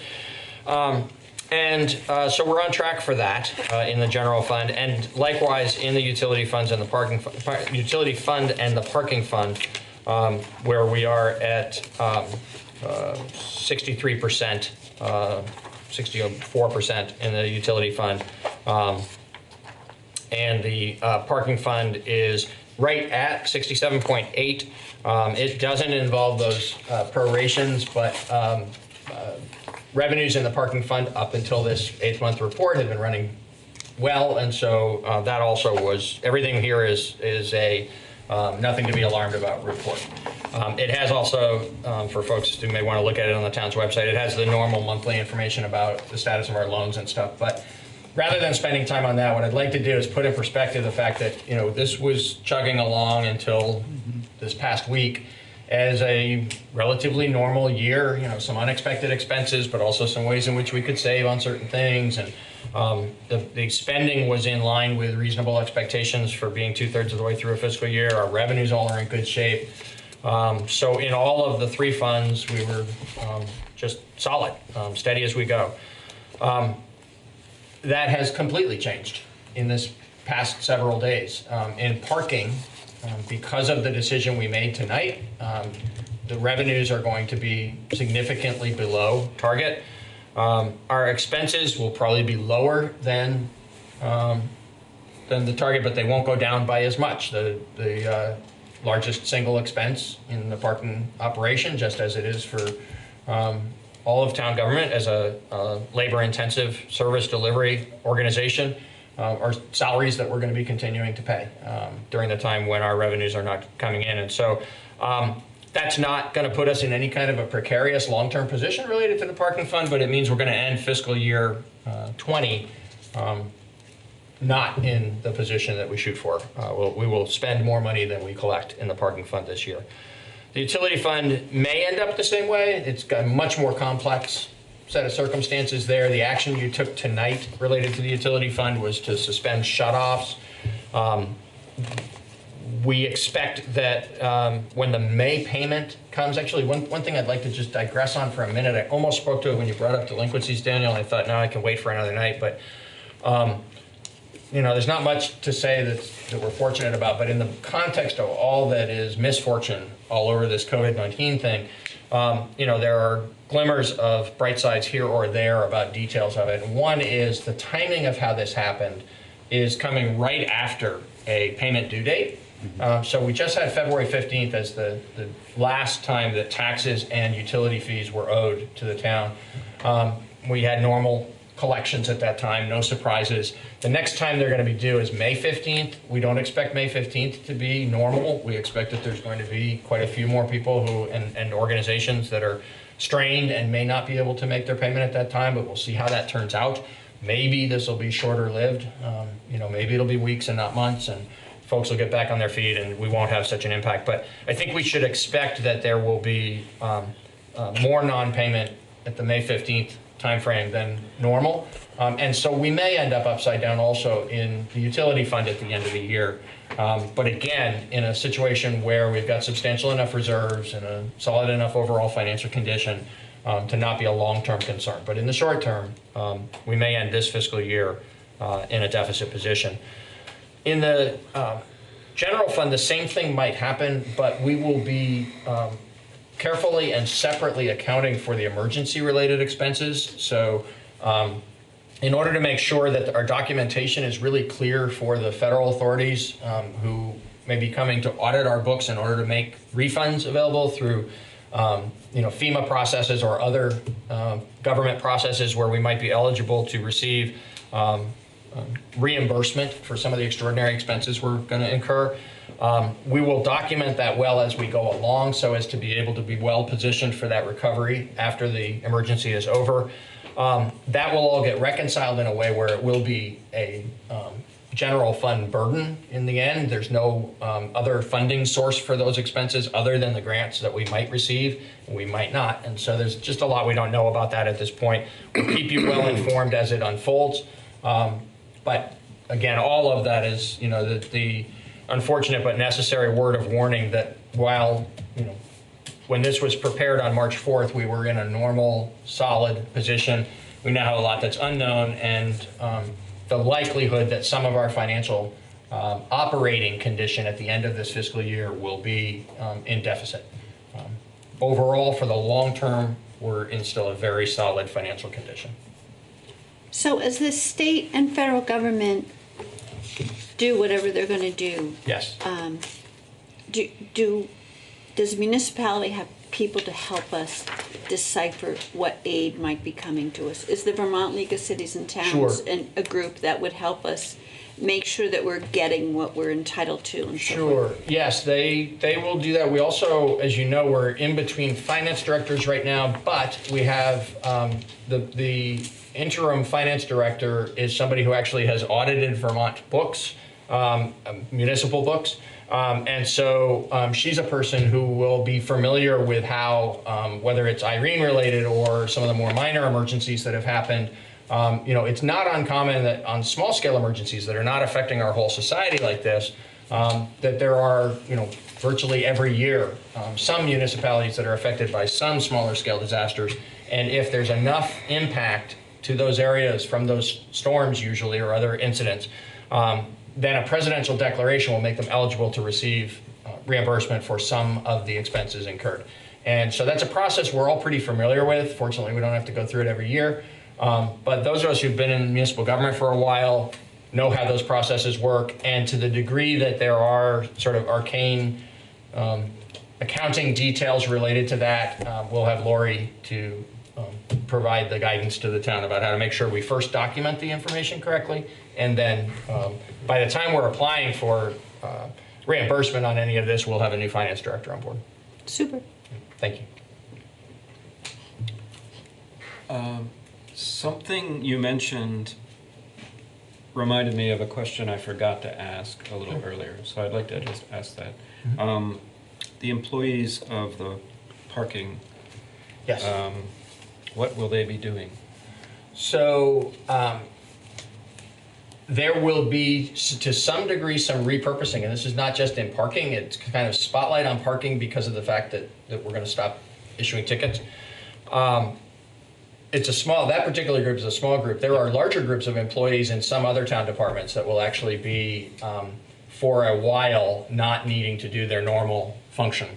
And they will either do sort of special project things that we don't normally have time for that are going to be valuable to the department and to the town more broadly over the longer haul, and or be repurposed to assist with some of the community work that we're doing, to food delivery or other kinds of support for what we ourselves in town government are doing and what others in the community are doing to just keep things happening, to keep people who have needs supported in the community. So there will be a variety of different ways in which that happens. There will be some days when neither one of those things is necessary, and there'll be employees who are sent home for their own safety and for the safety of others in terms of social distancing, and will be paid for that because we're sending them home. but there will be as little of that as possible in order to make sure that either through regular town operations or through the extraordinary needs that we're facing right now, folks are part of delivering the service to the community. Great. Yeah, I mean, of course, that's the answer we wanted to hear, because Daniel laid out a very good list of all the community efforts happening, and Right. If we can plug safely into some of those. Absolutely. Yep. That's what we should do. Thank you. Well, thank you for that report. Do Anyone we else? need to Anyone? have a break for the... Oh, gosh, I didn't even think of it. Do you folks need a break? You guys? Yeah, okay. Sorry, I know there's a couple of people here that have been waiting for the next item, but if we could just take a strict 5-minute break, I think we'll do that, and we'll reconvene at 8:25. Thank you. I don't know whether I should do that for reopening, but you've joined us back after a quick 5-minute break, and we are at letter H, as Daniel loves to say, because he's from a strange part of the world. Australia. Australia, that's right. Well, down under. We have a couple guests. Would you like to join us up at our table of inquisition? Came up with Presentation? Table of honor, I'm going to call it that. That sounds kinder. Would you mind introducing yourselves? Sure. I'm Ryan Kendrick from Groundworks Collaborative. Thank you. Josh Davis from Groundworks Collaborative. Why are you giving me that look? Not everybody who's watching knows exactly who everyone is. I'm happy to introduce myself. I also live in Brattleboro proudly, and so. Ditto. Excellent. Thank you for being here. Peter, would you like to? Actually, I'd like Patrick Oh, that's to right. give us an overview of the situation. I think while the action item tonight is really clean and clear, it comes with a good bit of history attached to it. So we'd like Patrick to kind of lay that out and certainly hear from the Groundworks leadership about it as well. And Patrick wrote an excellent memo, so please. Well, thank you, Tim. Thank you. And thank you, Peter. I'll just take a couple of minutes before we turn it over to Rihanna and Josh, and just talk a little bit about the project, the role that the town has played in this project, actions that the board have already taken in support of the project, and of course, why we're here tonight and the reason for staff's recommendation. So the project is called 54-60 South Main Street. And while the project will do a number of things for the organization in terms of enhancing its efficiency of its operations, its principal function is to develop a permanent home for the seasonal overflow shelter.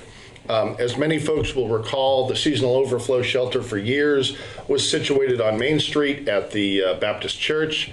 That building was sold. That use could no longer continue at that location. That put Groundworks in a bit of a pinch. The town of Brattleboro worked closely with Groundworks, looking at any number of different locations around town where we might be able to, situate that type of service. They found a temporary solution, temporary in a couple of years, up at the Winston Prouty on the Austin campus.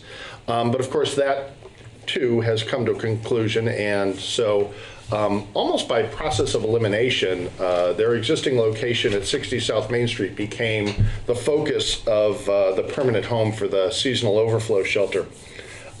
So it was at the beginning of 2019 that the board authorized submission of a grant application to the Vermont Community Development Program. The grant application was in the amount of $500,000, at which point in time the town contributed from a revolving loan from program income, $50,000. That was received well by the state, but funded to the tune of $400,000. And because of the challenges around fundraising for this effort, at a subsequent action, the select board authorized an additional supplementary commitment of $100,000, raising the town's contribution on this project from $50,000 up to $150,000. So that's where we were the last time the board took this matter up. The project continued to move forward.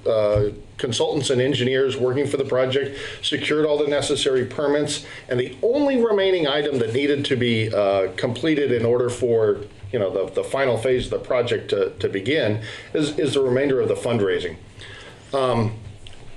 And while their fundraising efforts have been successful and are ongoing, we have reached a point in time where the organization needs to pull the trigger on this project. In order to be ready for next winter, which I believe starts sometime in November, there's a 6 months construction project that needs to occur. And in order for that to happen, Groundworks needs to execute a contract for construction by early April. So we're at a time crunch. We're at a point in time where it's time to decide, are we doing this project? And I believe the answer to that is a wholehearted yes. There is currently, as of the date of the memo in the board's packet, excuse me, about $506,000 of funds remaining to be raised. And we've been working with Groundworks and some of the other project partners to try and go back to each funding source and see if perhaps there's a little bit more that could be had. The town submitted on their behalf a enhancement request to the Vermont Community Development for an additional $100,000. I believe that's likely to be funded, especially if tonight's action moves forward. The USDA and the incentives to be provided by Green Mountain Power are, we believe, all but certain. There are other funding sources that the organization is looking at, some opportunity zone tax credits, and then actually as a worst case scenario, there is borrowing against assets of the organization. And we think with this combination of final pieces of this $3.1 million project, after your action and after the action that will be done up at the state in consideration of the enhancement request, we think that positions Groundworks to be able to execute this contract in order to be ready for next season. Does that seem about right? Yeah, that's fantastic. I would just update one thing. Since we submitted this memo to you, we've raised an additional $28,000. So that brings the bottom line to the gap to $478,000. And so, like Patrick said, we've been continuing to fundraise, but really thorough overview both of the history and our current status and the urgency that we have to start this project just as soon as we can in April so that we can be into our new space in November. The schedule is extremely tight. Do you want to give us just a very quick overview of what the new facility will look like and the services it'll provide? Sure. It will really bring all of the vast majority of our services under one roof. So we'll have a expanded, adequately sized day shelter. And in that program, we'll have a kitchen so that folks can cook meals. We'll have a pantry that will be stocked. We'll have multiple bathrooms with showers. We'll have office space. We'll have meeting space in the new building. Also upstairs, there'll be a second floor where we'll have our administrative offices. Now that space will convert at night into the shelter space. And so we'll have storage at both ends that will allow beds to come out and unfold. And really we're using every nook and cranny for shelter space as well. Also be a mezzanine in the main area that'll be open, that'll have 4 bunk beds that will be available anytime. Those won't break down and set up again, and so if folks need to sleep during the day, they can access those. 60 South Main, circa 1780s building, will be updated for our HealthWorks team to do their work out of there, and that's our embedded provider from the Brattleboro Retreat, our RN from Brattleboro Memorial Hospital, and our HCRS provider will be working out of there along with our case management team and representative payee program. Great.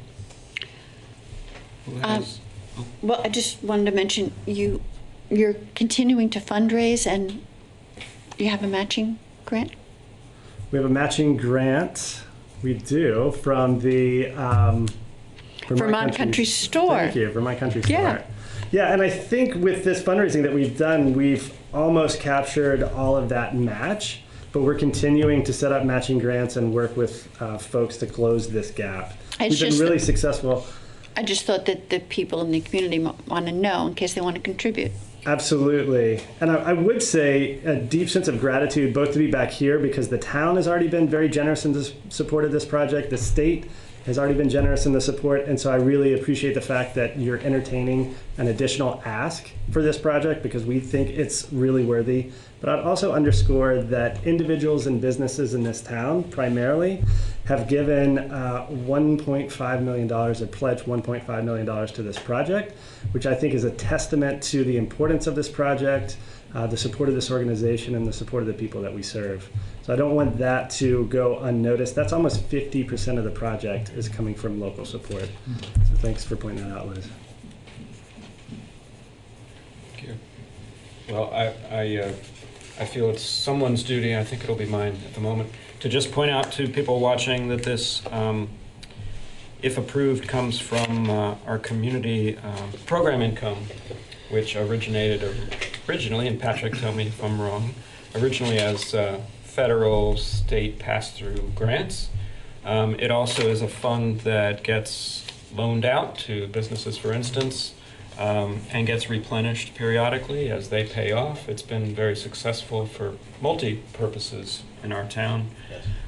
And it is restricted to housing and community economic development. Right.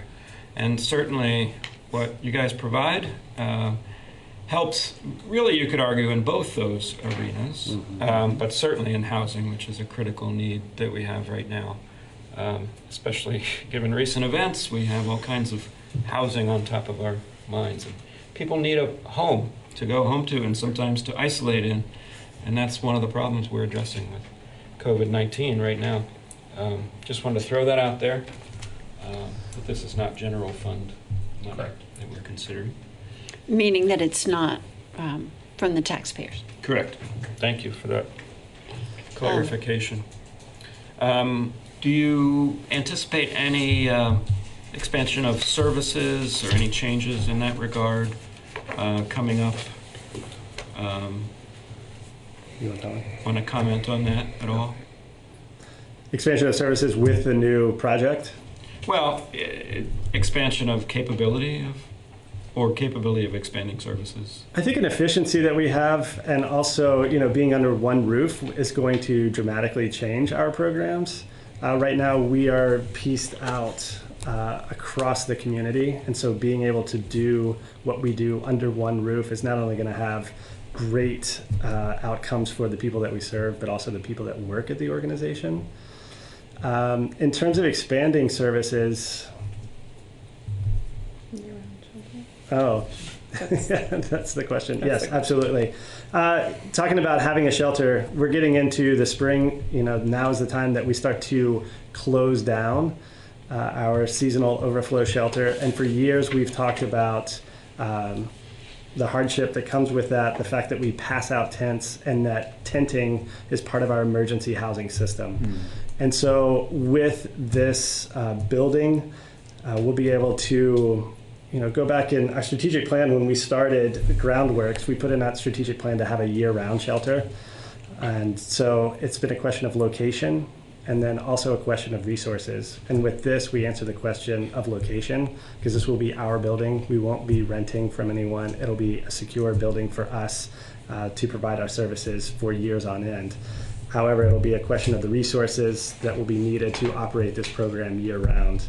Given our current capabilities and support that we're seeing from the community for the work that we do, I foresee in the very near future that that is something that we would be able to provide the community as year-round services.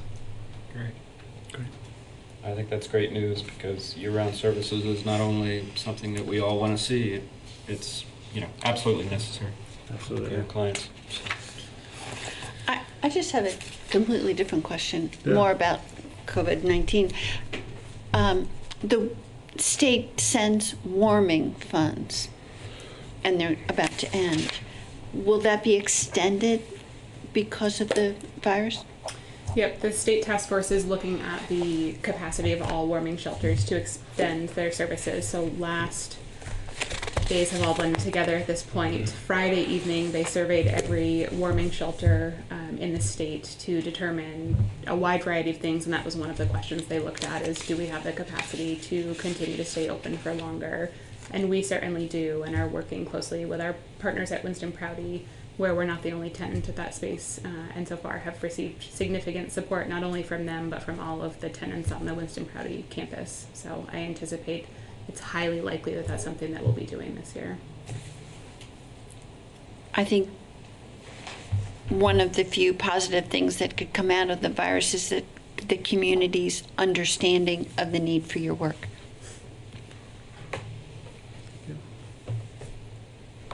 Good point. Well, Well, how do we feel? well, indeed. Motion? Is it my turn? I think it is. All right then.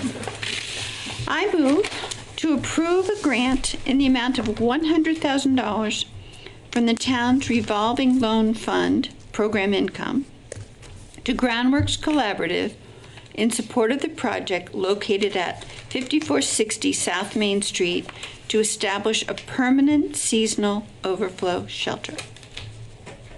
Thank you. Liz has made a motion to approve a grant in the amount of $100,000 from our revolving loan fund to Groundworks Collaborative in support of 5460 South Main Street and their permanent seasonal overflow shelter. All those in favor? Aye. Thank you. Thank you. Thank you so much. Thank you. Thank you. And thank you for all your work. And thank you, Patrick, for the support. Hey, my pleasure. Thank you. We have a small grant to reallocate. We do. Item So H. it's a reallocation of Homeland Security funds that we were made aware of. So we applied for a very specific, very small amount, $1,600, to enable the town to purchase 2 multi-purpose devices that are used when doing swiftwater rescue activities for the fire department. We were in front of you, if this sounds eerily familiar, it's because it was only about a month ago we were in front of you to ask for permission to apply for this, but almost as soon as we sent in the letter, they sent one back and said, yes, you got it. And so what's before you tonight is the acceptance and appropriation of a grant for $1,600 from the Vermont Department of Public Safety for the town to buy those 2 multi-purpose devices. Great. They sound very useful. They are, in multiple ways. Yes. Let's get one. At least as useful as they were Let's just do a them. few weeks ago. Would you like to make a motion? I would. I move to accept and appropriate a $1,600 reallocation of 2017 funds as a state Homeland Security grant from the Vermont Department of Public Safety. Great. Thank you for that motion to accept an appropriate $1,600 reallocation of funds as a state Homeland Security grant from the Vermont Department of Public Safety. All those in favor? Aye. And that's 3-0. Jane. So we get to committee matters. We had some appointments to interview committee members earlier today. However, none of them could make it. Yes. So, go ahead. Well, if I may, so because the individuals weren't able to be here to be interviewed, and because we've temporarily suspended the operation of town committees, and because this particular committee has enough members on it right now so that if we resume that activity before you make these appointments, they still can function, it might be appropriate that you postpone action on these applications until such time as the emergency has settled down and the individuals can come be interviewed by you and you can make an informed choice. I was thinking that too. Was anyone else thinking that? Yes. Peter's a mind reader. And we do have 4 applicants for 1 vacancy, which is terrific. Which is unusual. Yeah. We love that. Would anyone like to announce other? We don't have to make a motion to do that, do we? No. You can just agree to move past it. Yes. So agreed. Consensus. Do you want to add the tree to that announcement? To the announcement? Sure, since it's still open. Since it's still Yes, open. please. Yep. Sure. I don't mind doing it. Would you like me to read the vacancies? Go right ahead. Okay. So we do have, people are invited to apply for some remaining committee vacancies, one of which is still the tree committee, which has one vacancy. And then there is the ADA committee has one vacancy. All of these have, oh no, sorry. The arts, I was trying to make it simple. The arts committee has one vacancy. The CPCC, which is the Citizen Police Communications Committee, has one vacancy. The Conservation Commission has one. The Developmental Review Board alternate has two. And the Inspector of Lumber, Shingles, and Wood is also searching for a bright-eyed, bushy-tailed inspector. So, but just one. Maybe there's a squirrel somewhere. I don't know what. I guess it's getting late, and I'm getting getting punchy. May I speak to K&L, please? Oh, yes, certainly. We're almost done. Certainly. And the last two items on the agenda tonight, both related to annual business that is done around the time of town meeting, and both of these actually relate to the timing of town meeting, and so they have become moot tonight by the virtue of the action that you had to take to cancel town meeting. So, Indeed. Unless you have something else you want to talk about tonight, we're done. No, unless there's any other commentary, that brings us. I move to adjourn. Oh. Good idea. Liz has moved to adjourn. All those in favor? Aye. Aye. 3-0. Thank Wash you your very hands. much. And Quickly TV and for thoroughly. providing safe viewing for all of our citizens.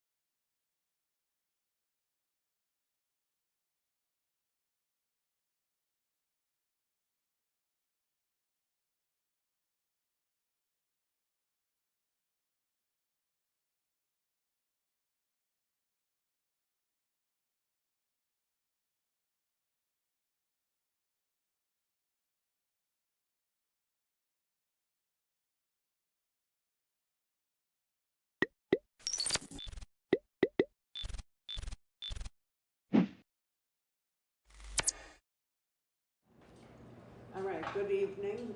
This is the New Fane Select Board meeting, March 16th, 2020. We welcome everybody here, and for the people at home, we really hope everybody's doing well and taking good care of themselves. So we have a lot to talk about tonight, and the first thing is for the amendment to call to order, which I am. And the second item on the agenda is additions or amendments to the agenda.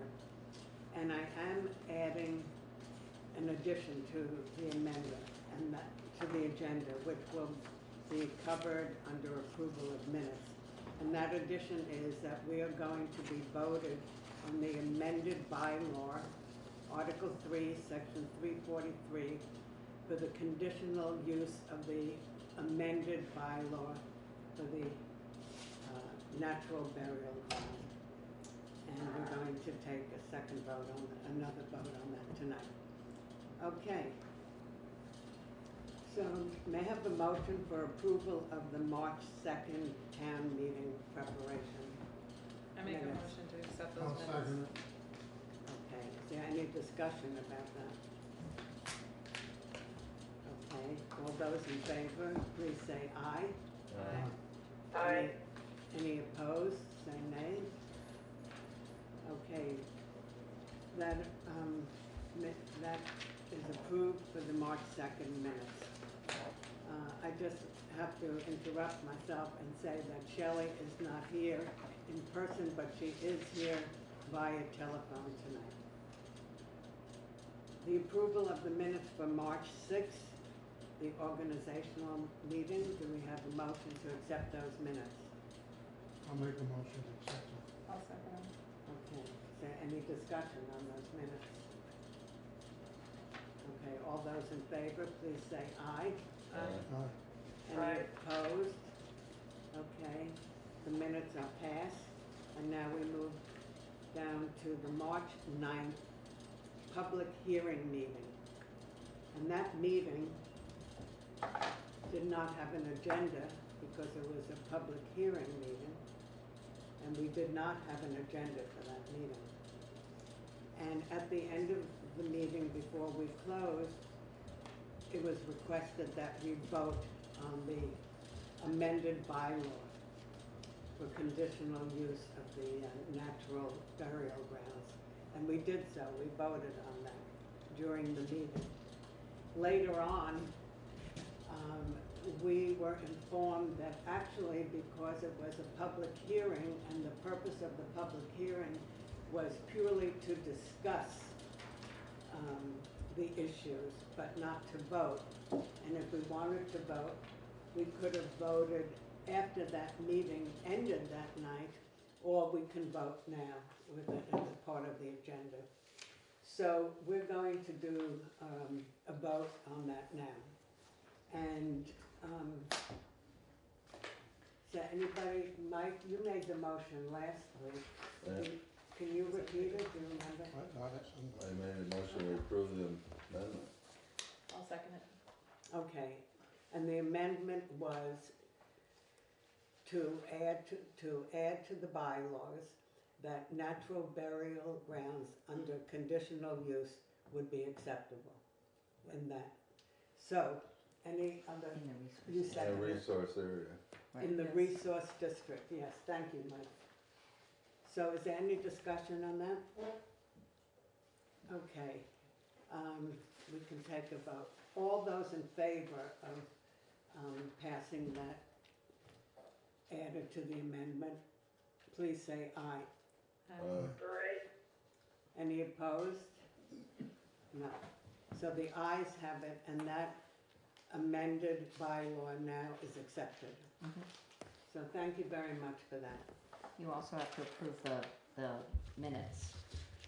Excuse me? You have to approve the minutes. Yes, and now we can go on and approve the minutes of the public hearing. Is there anybody? I'll make the motion to approve the minutes. No second. Okay, any discussion on those minutes? No. So all those in favor of accepting the March 9th minutes, please say aye. Aye. Any opposed? Okay, those minutes pass. Thank you very much. The next item is road business, and we have road foreman and road commissioners report. So Jay Wilson, would you begin, please?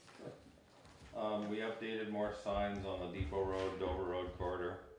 I think we're waiting for 6 more signs, and then that road will be completely done. And then of course, once the warm weather comes, we'll do the painting for the stop bars and the speed limit painting. The sand salt shed project has received the V-Trans comments for the engineer, and now is on to the environmental review process.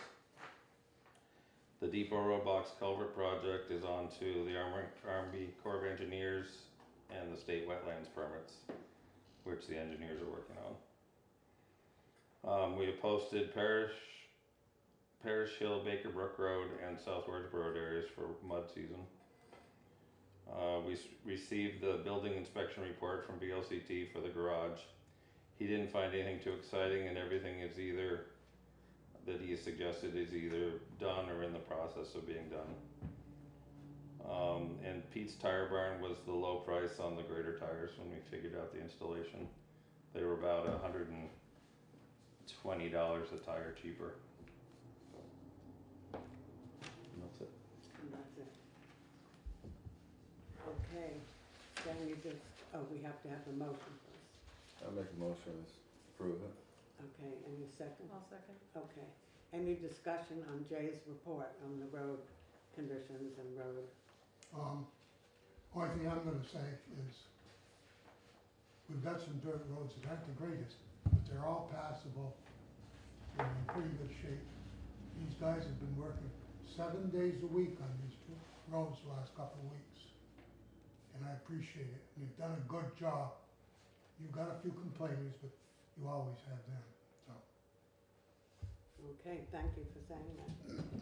Any other comments or questions? Okay, so let's vote on accepting the road foreman's report. Please say aye if you agree. Aye. Any nays? Okay, the ayes appear to have it, so we accept the road foreman's report. And thanks, Chris, for adding. Did you put the tires on the grader yet? No. It's gonna order. Did you have a question? Just asked it. Oh, okay. Okay. Thank you, Jay, for your report, and thanks, Chris, for your comments. So we're up to administrative assistance report. Juanetta, please. I've been working on revising the appropriation letters, thanking people for volunteering. These should be finished and sent out by the end of the week. I've completed 16 overweight application permits and mailed them out to the respective businesses. On last Wednesday, there was a V-Trans audit here with Megan Brunk, Mark Pickering, Tyler Birchmore, Christopher J., and myself. As a result of the audit, there's a form that requires the select board signature, stating that we certify that our standards meet or exceed the requirements from the state, that we have a current inventory of highway-related conditions and estimates cost of repair for standards on bridges and roads. I will then email it to Megan at V-Trans tomorrow. At this point in time, all activities that were previously scheduled for Williamsville Hall have been temporarily postponed. Do you have any concerns at this time as to following the other towns in limiting access or suspending meetings by keeping the office staff to help by phone or emails? Okay, can we move that into when Jay talks about the emergency? Okay. And that's the end. Okay, thank you, Juanetta. Make a motion to accept the report. I'll Thank you. second. Second. Is there any discussion on anything that Juanetta said? Juanetta, you said that we have to sign this, Yes. and so this is the budget. We had previously adopted it last year. That's the result of the audit that they gave us. Okay. So we have 2 places to, okay, Chris, do you want to start? Any other discussion? So can we vote on accepting Juanetta's report, please? We just did that, didn't You did. we? I thought we just accepted the report I thought we were Mike under made a discussion. motion and Angela seconded it, but for the for one editor's report. Yeah, and then, oh, this is a discussion. So Oh, we didn't vote on it yet, right? We have to the make a motion to sign the annual financial plan for the town highway? Yeah, No, a separate No. report too. just the. Aye. So There we go. we'll just, there's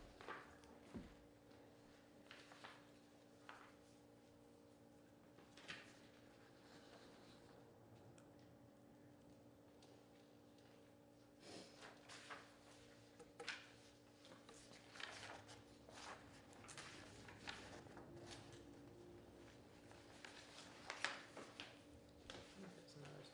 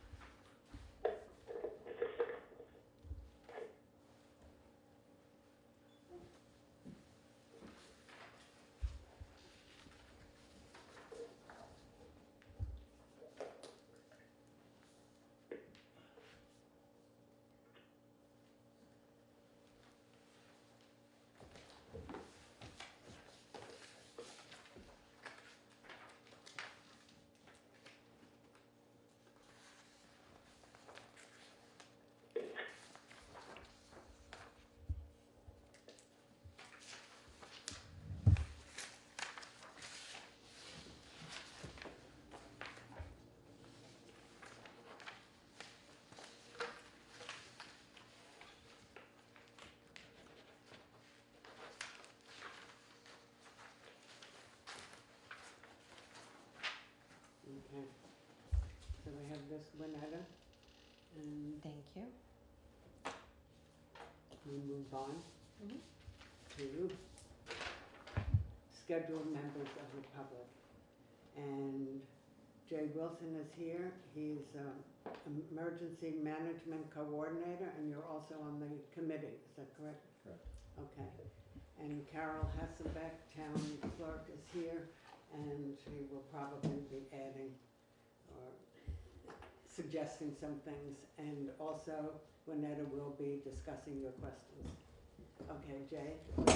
So the town's emergency plan doesn't address this kind of, it's more suited for when we have to shelter people or infrastructure's damaged, so this is a whole new thing. So there's been, oh God, I can't tell you how many hundred of emails have been floating around about it, but the only suggestions they had for the town at this point was to potentially close the office to the public and to consider whether or not you want to still hold your meetings in public and or do them electronically by phone or whatever.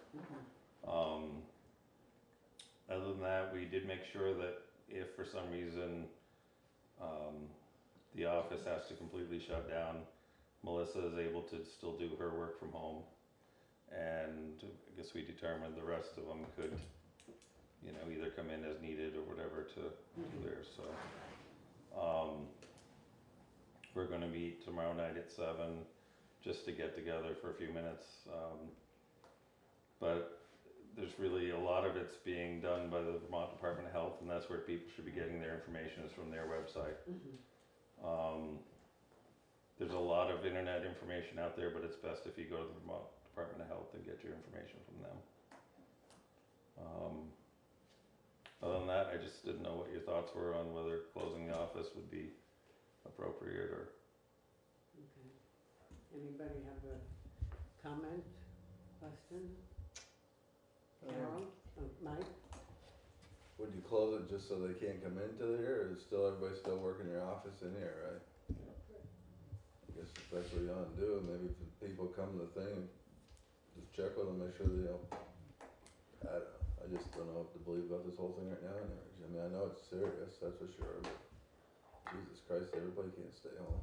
To be available by phone and then put a sign on the door that you're closed to people coming in. And if attorneys absolutely have to come in to do a title search, they'd have to make an appointment with me and only have one of them here at a time.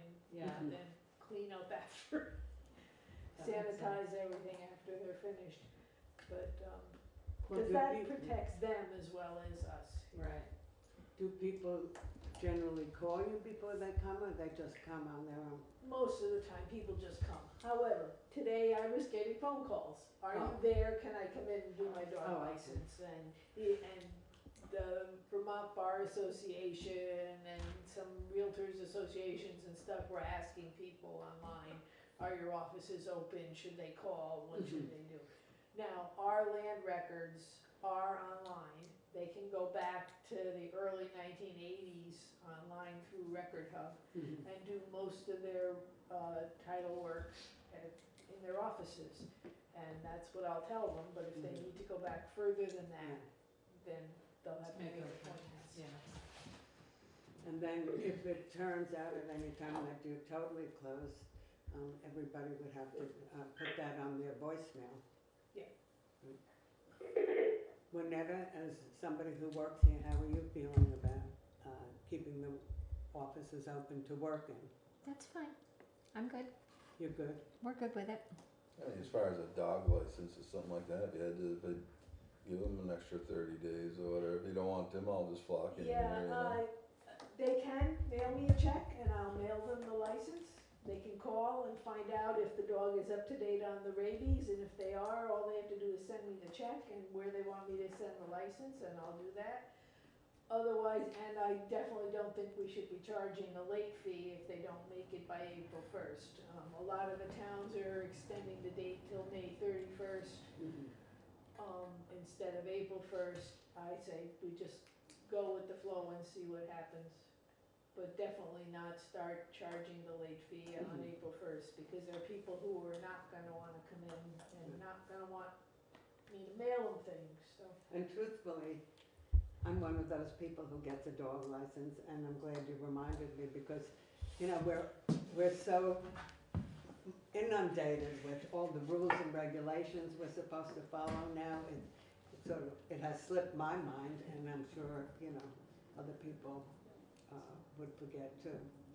And not want to be late, but you just don't think about it because there's so much else to think about. And we will have Bauman put a notice on the website that Okay, the that's good. office is closed to people coming in. Call us and we'll talk you through what you have to do.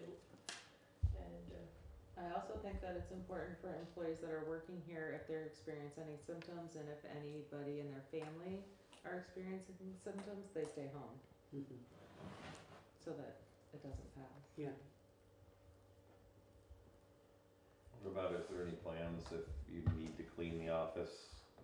You know, if somebody did come in that was ill, do you have any plans? Anybody in mind that would come and do that?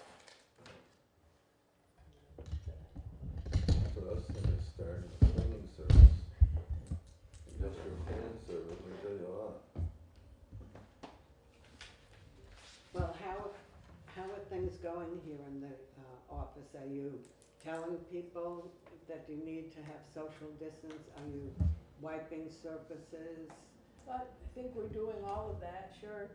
People come in. So that's good to know. Yep. That kind of gets me with this whole thing. I mean, it's bad, but everybody's worried about catching it. But they're all flocking into the stores by the grove, fighting over a roll of toilet paper and a can of water. You know, I mean, thousands of them in there. They wipe right off the shelves as quick as it hits. But they're all worried about catching this disease. You know, well, this is throughout the whole country. Walmart and every one of them flocking in. It looks like Christmas time going on around there. Well, it's important to remember that anybody can become a carrier and not even realize it. And that's, you're right, people are concerned about themselves, but we have to also be concerned that we might unknowingly be a carrier, so we don't want to be close to people who could catch something that we have, even if we don't know it First yet. thing is young children can carry it, and they don't even really get it, but they can carry it on to somebody else. Right, exactly. there any more discussion about this? Jay, when you meet with the committee tomorrow, would you let us know the results? I'll be attending the meeting too. Oh, you will? Yes. Okay, thank you very much. We did cancel bingo just because felt that was probably a gathering that didn't need to happen. Yeah. You know? Now, all the cancellation, what's it for, just 2 weeks or something, is that what this is, I don't know. Schools through April 6th at least. Yeah, I think they're kind of, I mean, it changes daily, but at least it's a couple weeks. I think right now it's to the beginning of April, and then they'll decide what's happening at that point. It's gonna get worse before it gets better. Well, that's what they're saying, unfortunately. Yeah, I know. There is something here. I have something I can read now. This is called 15 Days to Slow the Spread, and it's the President's Coronavirus Guidelines for America. Listen to and follow the directions of your state and local authorities. If you feel sick, stay home. Do not go to work. Contact your medical provider. If your children are sick, keep them at home. Do not send them to school. Contact your medical provider. If someone in your household has tested positive for the coronavirus, keep the entire household at home. Do not go to work. Do not go to school. Contact your medical provider.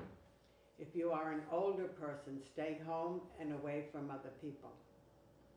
If you are a person with a serious underlying health condition that can put you at increased risk, example, a condition that impairs your lung or heart function or weakens your immune system, stay at home and away from people. So those are the guidelines.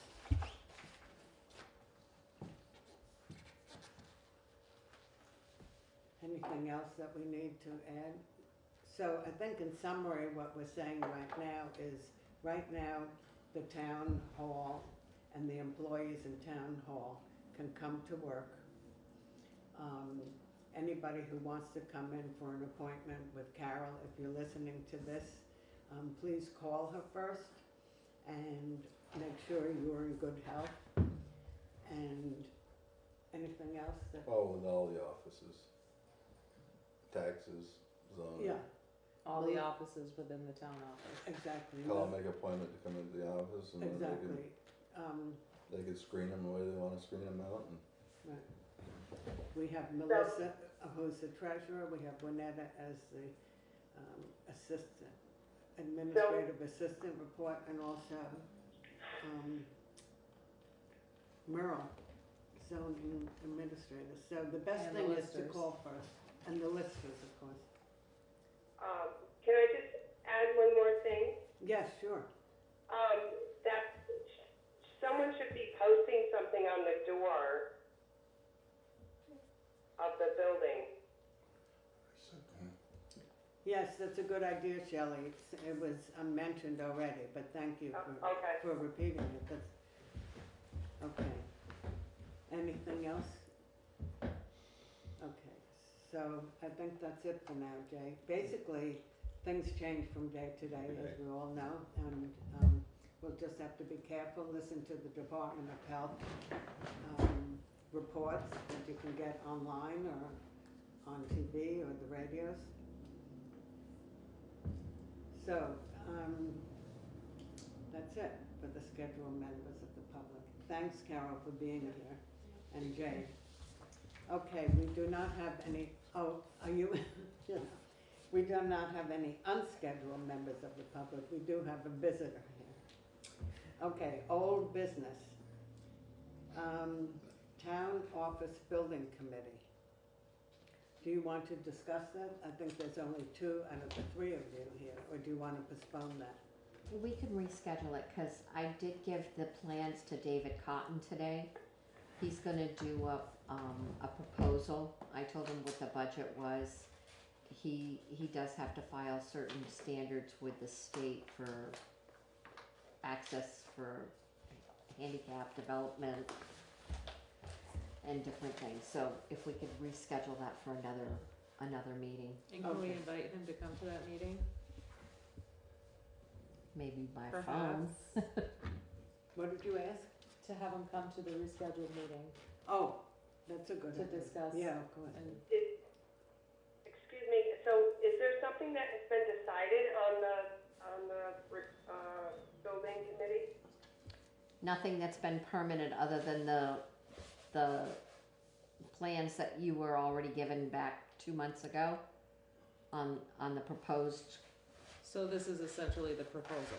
yeah, but Okay. there's certain guidelines the state requires being a commercial Is building. but is there a proposal that we need to vote on? I just saw a sketch or something. No, David's gonna be working on the proposal. Okay. Have we committed money to that? We have in our building fund for the town office, a certain budget that's already been allocated for it. We're Was not, that voted on then? it's been put aside year after year after year. What we was actually trying to do is just trying to come up with a rough estimate of what we think it might cost, and then we're gonna put it all out to bid. Okay. You know, so, you know, it's just a three-sided wall with a foundation and the roof and everything, and, what we was actually looking at too, we weren't sure if we wanted to put a room up over it, like this one's got, or just have the stairways going up into this with a cathedral ceiling, which we could almost lower the roof a little bit at that point. And, I know we've been talking about it, but I didn't ever get understand there was a formal vote or anything on it. no, we haven't, we just. We're not there yet. We got that, like the committee thing, we're just trying to come up with a rough idea what we might cost to just throw something like that up, you know? Okay. Yeah, there's no vote, no vote. And then we'll put it up to vote and see if we've got money enough to do it, or if we gotta borrow money to do it, or whatever. Right. I think we've got probably close to money enough to do it. So have we agreed to expend a certain amount of money on the preliminary proposal? I don't think anything's been agreed on or voted on right now. This is just the beginning process in the new. Yeah, but is there any cost associated with the proposal, I guess, is my question. Haven't had one so far, no. Not yet, not yet. So we haven't agreed on any of No. the preliminary drafting cost? No, Okay. no.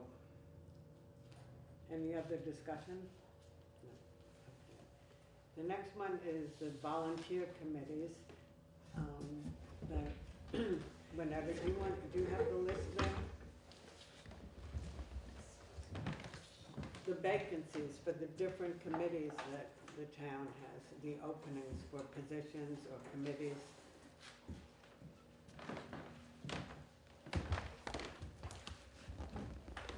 Animal control is available. Okay. Planning commission? 2. Wyndham Regional is another one. Is that, because I signed up for one of those positions, is still a vacancy? There's still Yeah. one, because there's 2 positions available, and you Okay. took one and Pete resigned. Right.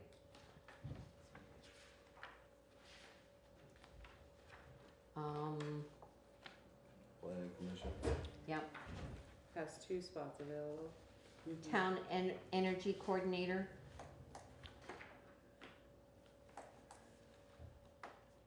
The Senior Solutions, Doris has resigned from that one,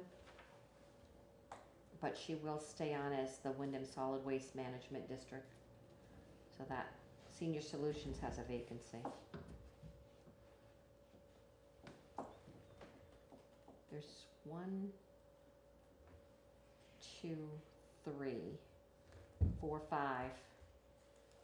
5 at this point that are vacant. Yes, 5.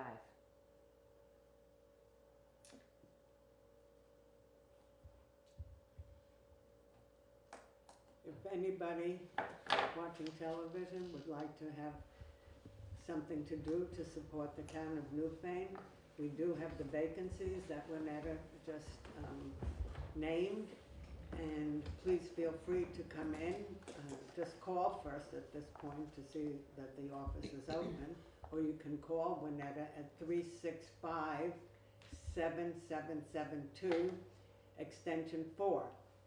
And you can ask her about the positions that are available and let her know if you're interested. Okay, and that can be put on line again, right? Yes. In Town of New Paltz. Thank you, Winetta. And also thank you for writing those acknowledgement letters. That's really important. Do you want to say that again? I'm revisiting and revising the appropriation letters to thank people for volunteering, rather than just, will you re-sign? I'm thanking them, and That's very nice. I think it's very important to acknowledge. yes. So thank you for that. Okay, so the personnel policy, you said that we need to.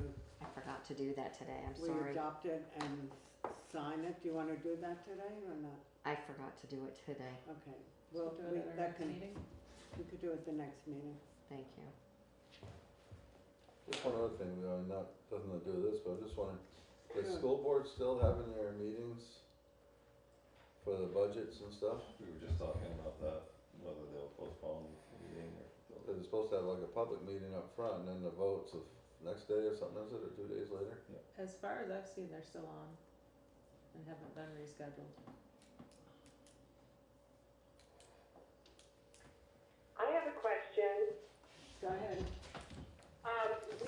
Regarding the appropriations, I know Renetta was talking about appropriations letters, but it reminded me that there was a vote on the floor at the town meeting of special appropriations, and there was an increase, and I'm just wondering if that got resolved as to which organization was receiving money.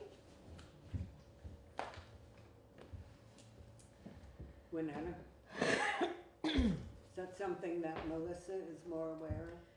It is something that Melissa's more aware of. I know there's going to be a deficit of about $2,000 because the figures that they came up with amongst themselves at town meeting didn't match the appropriations.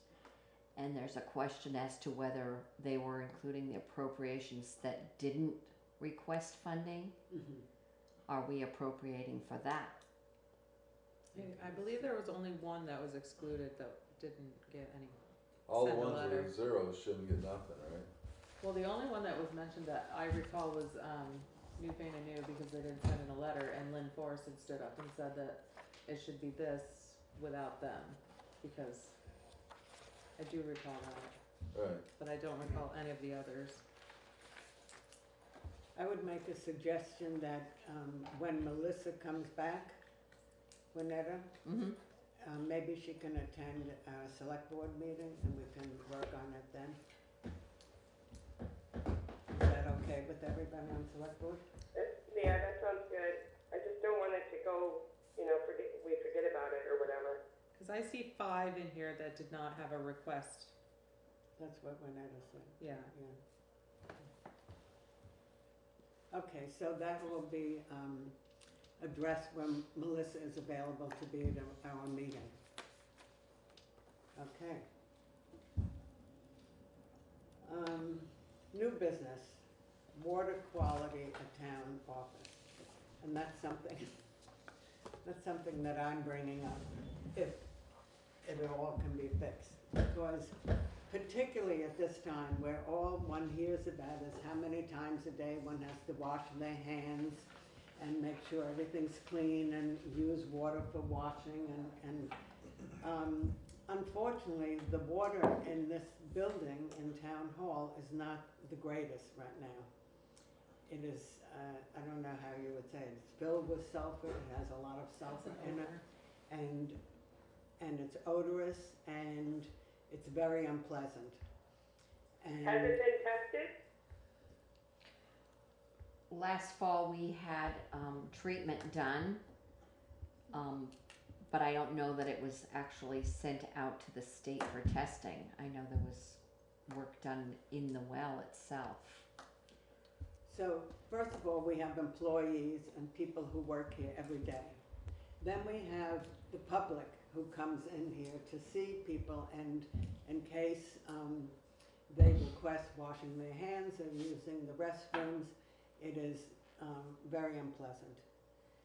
And so my thought and hope is that maybe we could have a plumber come, if that's the way to start. And apparently we have a town plumber, is that correct? That we could call and have him just come in and check it and see what he suggests. So I would like to know if people are willing to do that. Well, I have a question. Who had done the treatment and what treatment was done on the water?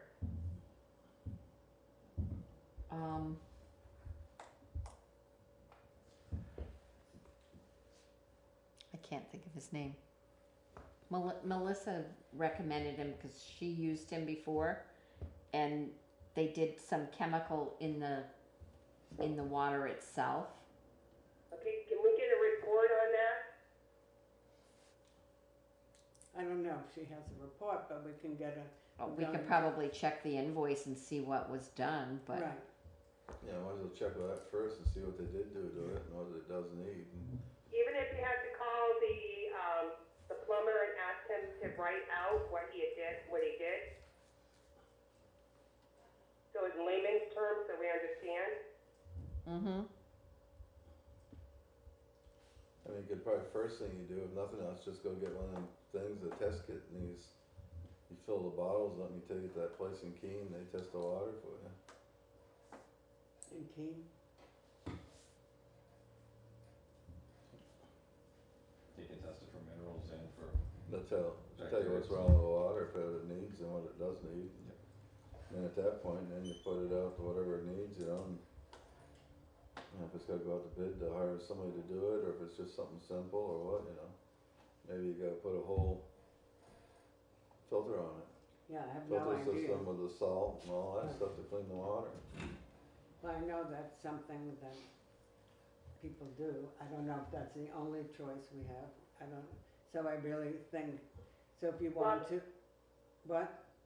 There is concerns, for water in this area. I mean, it does have issues. Right. So it's not abnormal.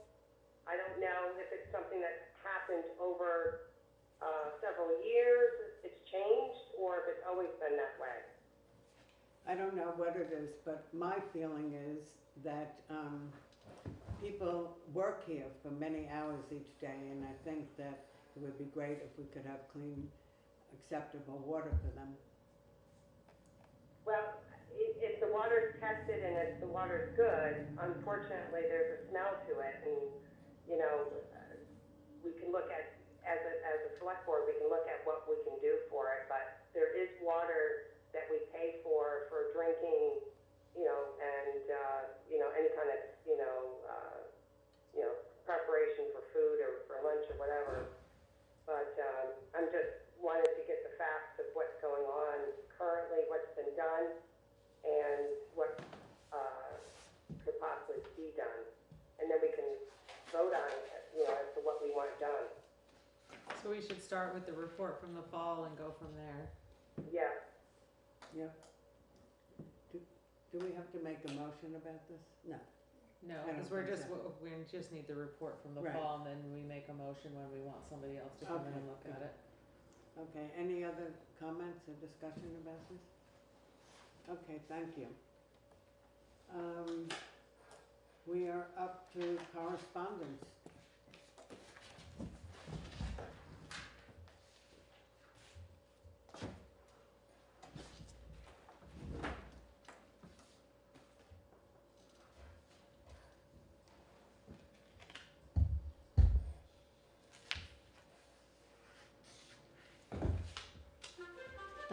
The highlighted part down at the bottom is, at the bottom of the page, the highlighted.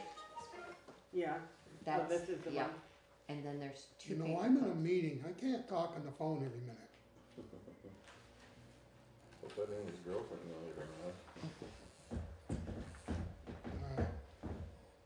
Aye. It wasn't me. Renetta, Yes. this is all I just need All right, I gotta the, go. Both. I just need the original letter, not all the comments made after. No, it's all this right here. But she's the most This important. is. No, Dave, that's not, that's not. the Hope you letter. weren't expecting dinner tonight, Chris.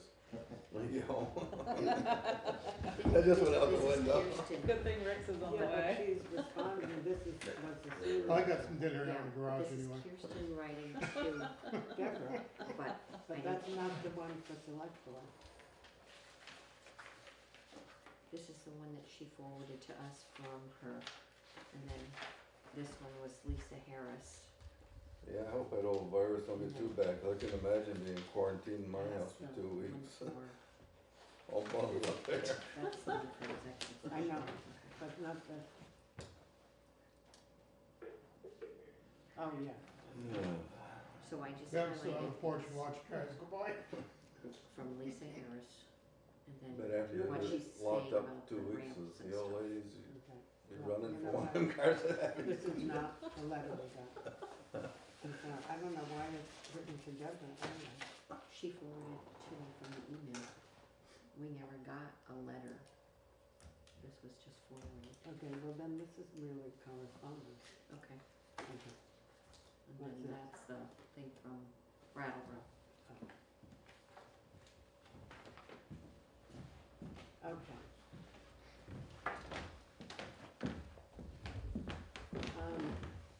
This is a letter to the select board from an organization called Compassionate Brattleboro. And it's written by Jim Levinson for Compassionate Brattleboro. Does anybody? Is that the one from Lisa Harris? No, No. No. I said from Jim Levinson. Yeah.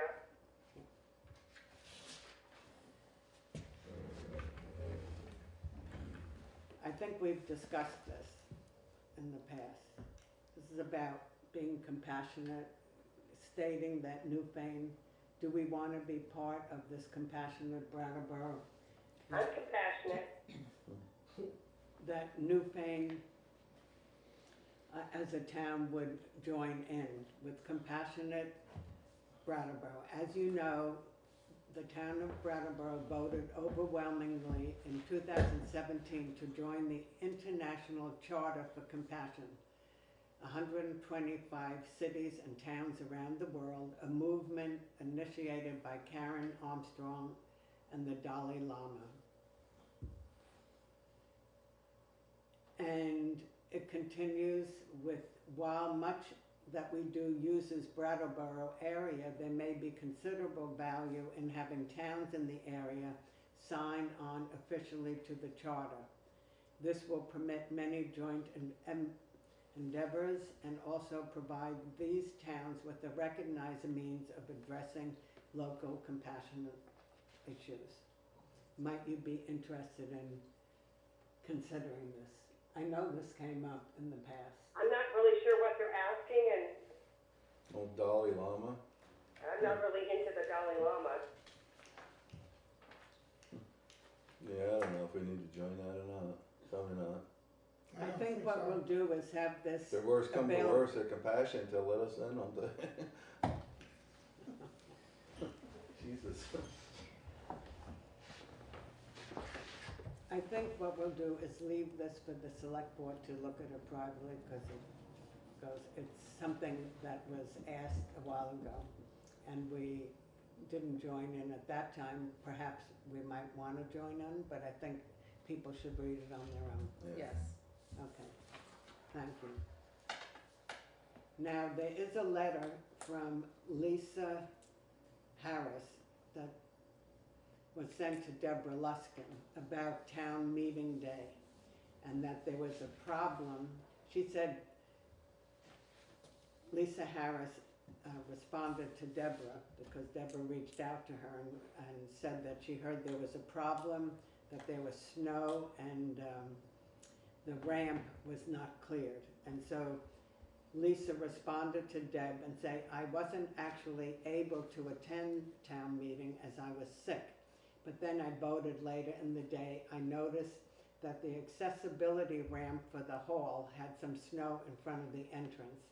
It might have been tough for a wheelchair to make it through it, as well as some of the less mobile on foot.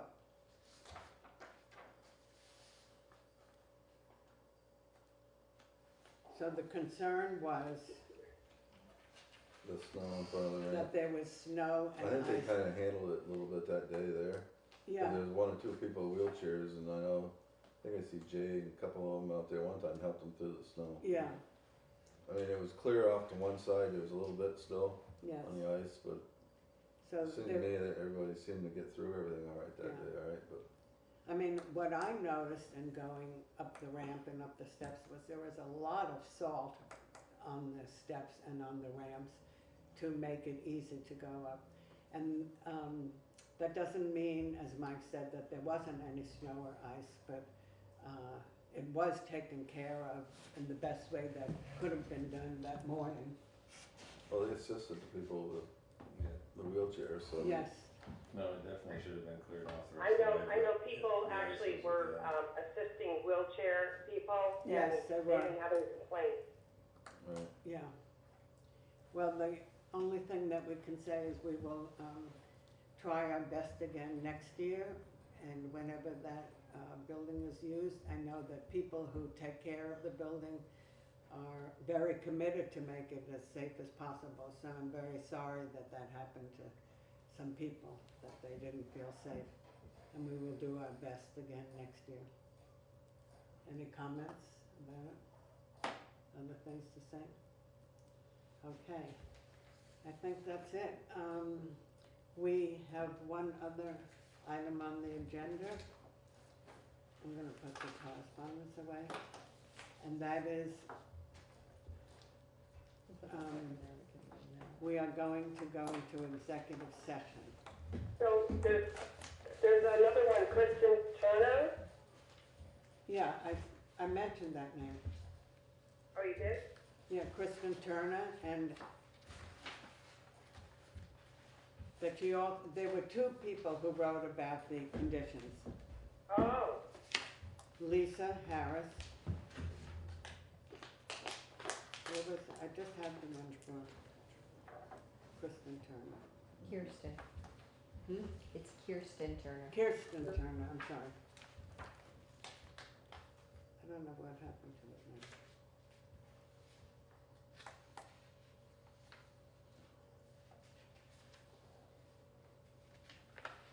So Here, wait, I have it. Okay. Kirsten Turner. Hello, Deborah. This was the scene last evening. Access to the handicap ramp was covered with ice, so my wife had to pull herself up the stairs to vote. Anyone in a wheelchair would probably have needed help to get through the snow and ice to the ramp. We recall that this happened the last time we voted at Union Hall.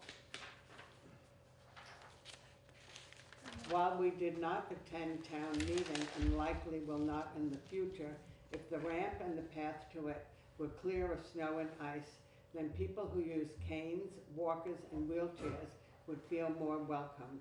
Thank you for all your fine work. Kristen Turner, South Newfane. Sorry, I mentioned the name, but I omitted reading the letter. Any comments about that? Okay, again, we will try our very best to make everything safe. So the next item on the agenda is executive session. And thank you, Jay, for being here. Good night, guys. Good night. I make a motion to go into an executive session. Okay, I need to read. Oh, I have to read the. Yeah. Gotta hang the phone up.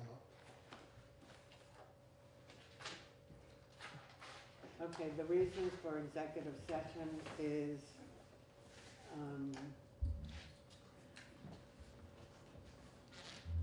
basically,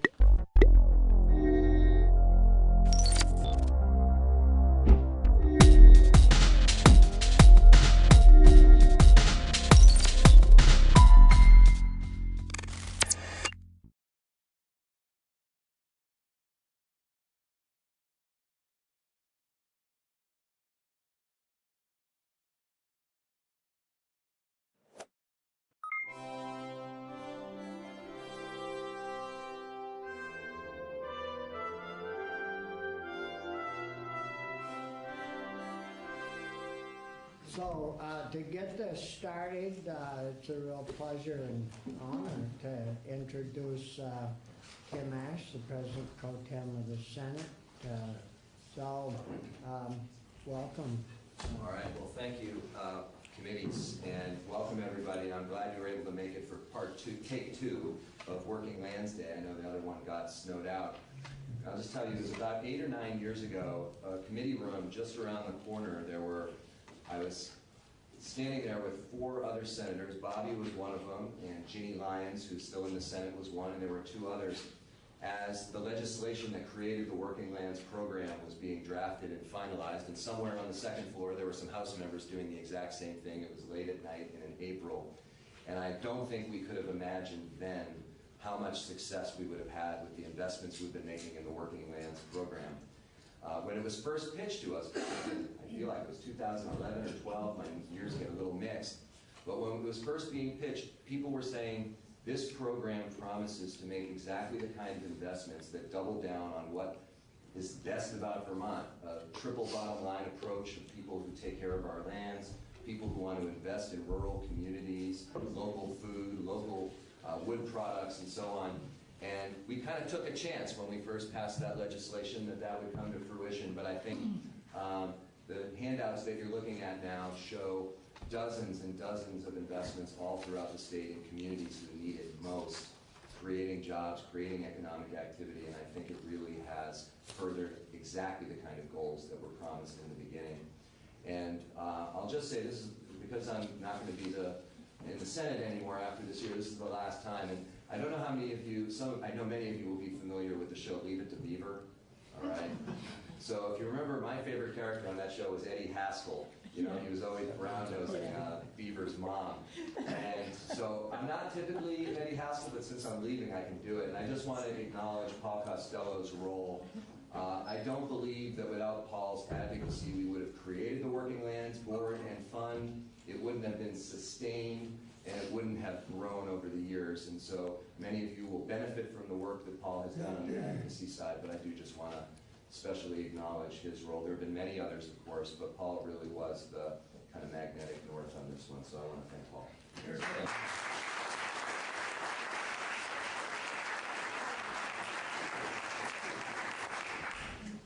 And I would like to say that, you know, we're going to miss Tim in the Senate next year, or whoever's there, but if I'm there, I'm going to really miss him. When he was first elected President Pro Tem, he called me into the office and he said, you know, Bobby, he said, I may be out of Chittenden County, but I really care about the other Vermont out there. And I want you to do rural development and some forestry issues and things like that to help rural Vermont out. And you know, I've never forgot that and have appreciated that and all of his support over the last 6 years while he's been Speaker, and hopefully we'll have him as our Lieutenant Governor and Bobby, you've done enough.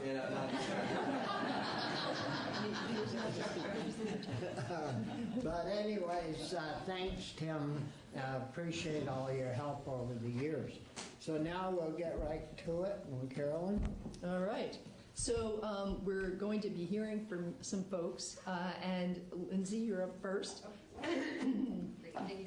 Yeah, please. And if you can introduce yourself, that would be great. Yes.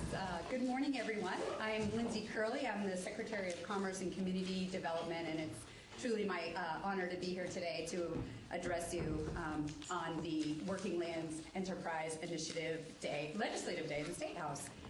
I'm amongst the 7th generation in my family to live on the family farmland in Middlesex. And some of my most favorite childhood memories are time spent with my cousins working on my grandparents' farm. Whether we were gathering sap during sugaring season or stacking hay bales in the heat of the summer to prepare for the long winter ahead. I couldn't have known it then, but I look back and I will always value the time that I spent with my family working on the farmland. So like so many Vermonters, The working landscape is part of my heritage and was once my family's sole source of income. Though we no longer farm on the land, I do hold dear what that land has meant to me. I live there still today, and I can't help but wonder if there had been opportunities made possible like those that are offered through the Working Lands Enterprise Initiative, if my family might still be making a living on our farm. The Working Lands Enterprise Initiative encourages economic growth by supporting entrepreneurs in the working lands industries. The initiative brings leaders of agriculture, forestry, and commerce together with budding entrepreneurs to encourage innovation through public and private funding sources, including loans and grants. These programs directly impact businesses and service providers by helping to improve the infrastructure and create jobs while protecting Vermont's land. Successful business owners know they must continually make investments in order to grow their business and have to take risks.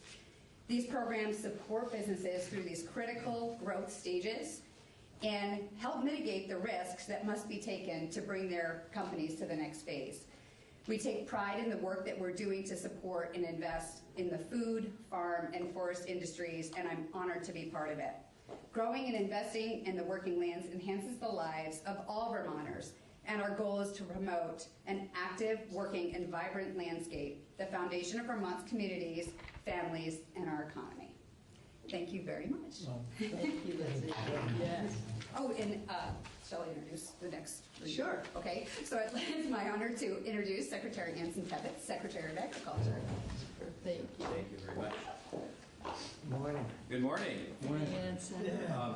With your permission, I'd like to just introduce a couple of people from the agency who really manage this program and are doing a bang-up job with it. It's Deputy Eastman is here as well, and Lynn Allen, who's our program manager, who's put this all together and manages it year-round. So I just want to recognize their leadership in making this program so successful. Well, thank you very much for allowing me to be here today. It's an honor as always, and we appreciate the ongoing support of Working Lands. We're all working extremely hard to try to improve the rural economy of Vermont, and this is an important program to reach that goal. This program makes Vermont more affordable by investing in infrastructure to those small companies. Governor Scott is well behind this program, believes in it, and has put some extra dollars in his budget this year because of his strong endorsement of this program. This program brings the leaders of agriculture, commerce, forestry, and all those that make their living off the land together. We're all leveraging those precious dollars that you folks have to manage to grow the Vermont economy, and we appreciate the ongoing support of this committee and the committees throughout the legislature for this approach. Support for food, farm, and forestry is critical to Vermont's future. You'll hear some personal stories today where companies have had to take a big risk to get their businesses to the next level. These investments by the Working Lands Program encourage innovation, and in many cases, these companies get to the next level because of this program.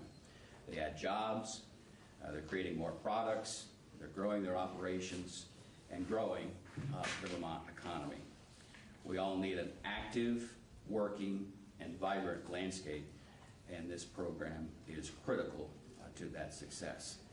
And that success goes beyond the farms, it's also about the forests.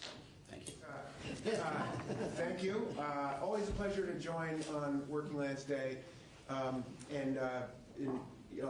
Senator Ash referenced, was it 2012 or so, some late nights down here and upstairs. And I was here then as commissioner and was remember running back and forth upstairs and down, and it really was something. And I think it's appropriate to reflect back and to realize I don't think we all thought there was real promise to this premise, but it's really amazing to see what has come of it and the people who make it work, from our staff, our partners, and importantly, the recipients of the grant monies, the farm and forest owners of the state. And that's, I'm going to be brief. I think we all want to be, because you should hear from them, grantees, and that their stories are always amazing. I like to say, when we make things like world-class food and forest products, furniture, etc., we make Vermont. We make the best of Vermont. And this is a working landscape in that it works in an ecological way by scrubbing carbon dioxide, by cleaning water, providing flood resilience, right? It's working whether we're here or not. But so the landscape works, and this working landscape that we're talking about is the people who work that landscape in a close, careful, intelligent way with all kinds of co-benefits and impact. And it's really worth celebrating. And I want to just thank all of you for continuing to support all of our partners who have helped build it. At the beginning, it was an idea, and we had to build a grant program and a board and process while also putting money out and trying to quantify impact. And I just think it's a raging success. So I want to also just be quick to thank, on our part, I've been, as you know, there's the 3 agencies that are to the board. And in the early going, I was there and served on the board. A few years ago, when we added Deputy Lincoln to our team, Sam was kind enough to take over the day-to-day function as my designee on the board, and he's done a fantastic job. So I want to thank Sam. And our lead staff are Essex Caledonia County Forester Matt Langlis and our wood utilization program lead Paul Frederick, who provide a lot of technical assistance and really do a lot of work on top of their normal jobs. So I really want to single them out and thank them. In a couple of quick notes, just this is about to reflect sort of a nimbleness, and I think in adapting to change and continuing opportunities and challenges, the board continues to think about where to go next and how. Examples being the recent decision to scale up forest impact investments in 19, focused on low-grade wood markets as well as dairy, just a larger impact model. And along the supply chain. Also, another quick shout out would be to Ski Vermont. I think it's an interesting, they've been significantly providing support over the years, $50,000 I think to date. And I just think it's a nice way of reflecting that we have this important working landscape that supports the land and land health economies, and we tend to focus on that, but remember it's also culture and our way of life and our quality of life. And that includes the recreational pursuits of the state. And Ski Vermont's interest and investment in the program is just one reflection of that. Those co-benefits that are totally consistent for providing for outdoor recreation as well, and the big impacts that come from it. Lastly, just we have a business skills committee chaired by Sam Lincoln, and working with the Ag Agency, Vermont Sustainable Jobs Fund, and others, about to pursue the development and launch of a new platform, an online directory, a working lands business development directory, making it easier to find professionals like service providers, as a tool for searching and contact information, just to connect people and make it easier. So we're excited to launch that new platform today, and I think I would then introduce the program manager, Lynella Schmoller, to take it from there and explain that. Thank you. So thank you all. Appreciate it. Thank you, Michael. And I'm actually going to ask one of my colleagues to come up and help me, Laura Masseria. Laura Masseria is another, I'll let you introduce yourself. I work for the Agency of Agriculture, and I do marketing and promotions. Good morning again. So I'm Lynella Schmoller, and I'm the program manager for the Working Lands Enterprise Initiative. Really thrilled to be here today, and thank you so much for your continued support of a really impactful and important program for the state. So I really want to give more time to the past grantees, so I'm going to be pretty quick here. As Commissioner Snyder said, this is a platform that I want to give some kudos to Ellen Kaler. She's here from Vermont Sustainable Jobs Funds. We've been collaborating on this for the last several months, and Lauren is actually, we're going to do a little bit of role playing here. But first, I just want a couple quick points. The tool allows for a search of the contact information of various service providers who have particular expertise a business might be looking for. The directory only contains a listing of nonprofit and public sector organizations that provide these services. There are also many private consultants who also work with working lands businesses. And the directory is not intended to preference any service provider over another, but simply make the information available to working lands businesses to then take the next step. And our intention is to continue recruiting providers to join the directory. So Lauren owns a farm and food business, and everyone just wants to give their attention to the screen. This is the portal. So she owns a farm and food business. She has 7 years of success as a fruit grower, and she also produces value-added fruit preserves. So she's clicking on to value-added. She's got 5 employees. She recently added 2. Her brother is a lead trainer and human resources manager, which has enabled her to spend time on the bigger picture of the operations. She recently went through a successful land transfer with her aunt, and now she's actually looking to add goats to the new parcel of land, since she just learned cheese making from Kate Turcotte. And so she's actually going to click on to dairy as well. Kate suggested that Lauren dust off her existing business plan and start fresh. She is located in Windham County, so she's going to click on Windham County. And she's kind of unsure of what stage of business development she's in. She's had good growth. Is it early? Is it growth? She hovers over the descriptions, she sees the definition, and she clicks growth. This is the perfect way to describe her needs. She really enjoys networking and a classroom setting, so she's going to choose workshop as her desired approach. Also clicking business planning there at the top. And then she's going to hit search. And if she scrolls down, she's going to find that there's actually 4 programs that match her needs. The website links are there. She can click onto the website, and from there she can determine who will be the best match for services for her business. So if you have questions, you do have a handout today. It does have my contact information, but I do want to shift back to Secretary Tebbets and start some conversations with grantees. Thank you so much. Well, that's pretty awesome, because, you know, as we, in state government, if we can make it convenient and easy for folks and efficient, without a lot of phone calls, a lot of emails, so they can go right to it, I think that will be incredibly helpful for our people that are looking to expand their businesses. So that's kind of cool. So grantees, I don't know, what order do you want them? You want to? Well, most of them hope are in the front. I do Okay. see Pete Coleman's stuff. Right, Pete, you want to begin? Sure. So come on, why don't you come out, Pete? Maybe I can be first? Not that I want to. Why don't you get back to work making that wonderful product? Yeah. All right, so Get Pete, right to it. Pete, some of you may know Pete. Yes. Pete, Hi, everyone. so Pete, introduce yourself and tell us what you do. Hi, my name is Pete Coleman. My company is Vermont Salumi.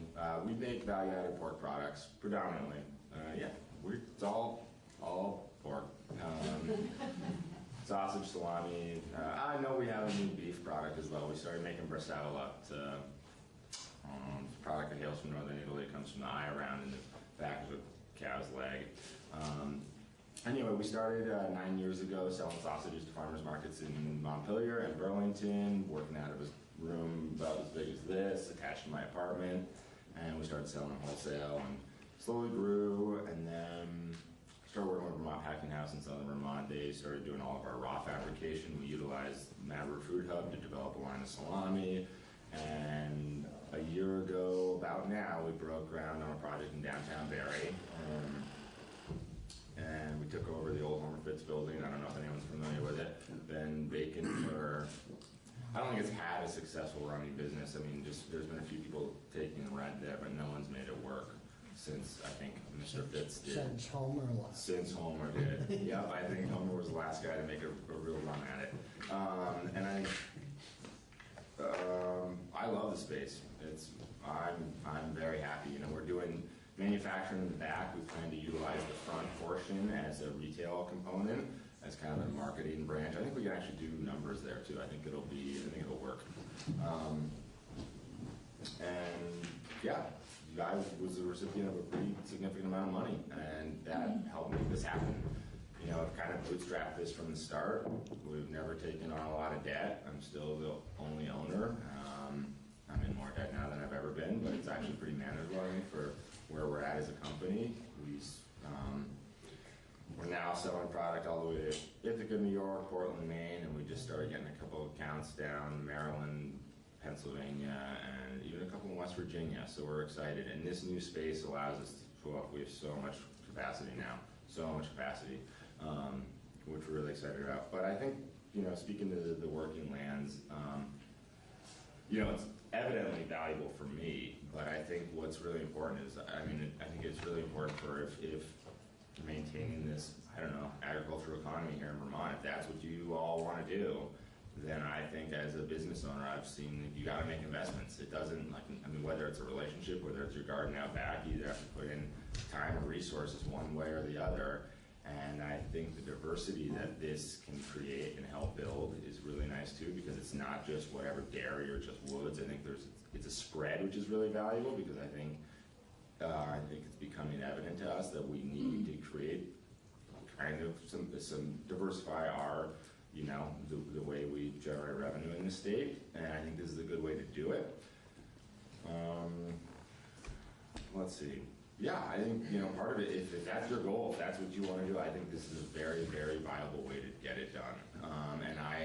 And as a small business owner, this money is crucial.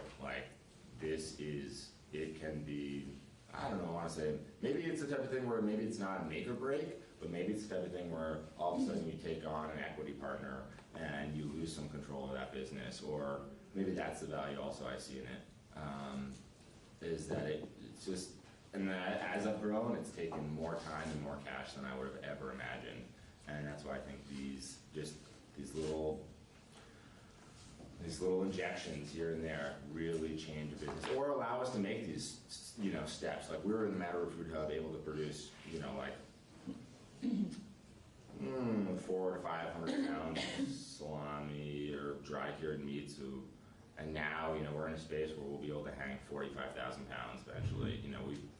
It'll take a while, but we can sell product in there. It's we can be a formidable business, and before we couldn't. And I think these are the help that just, get business owners to go, I'm gonna go for it. Here we go.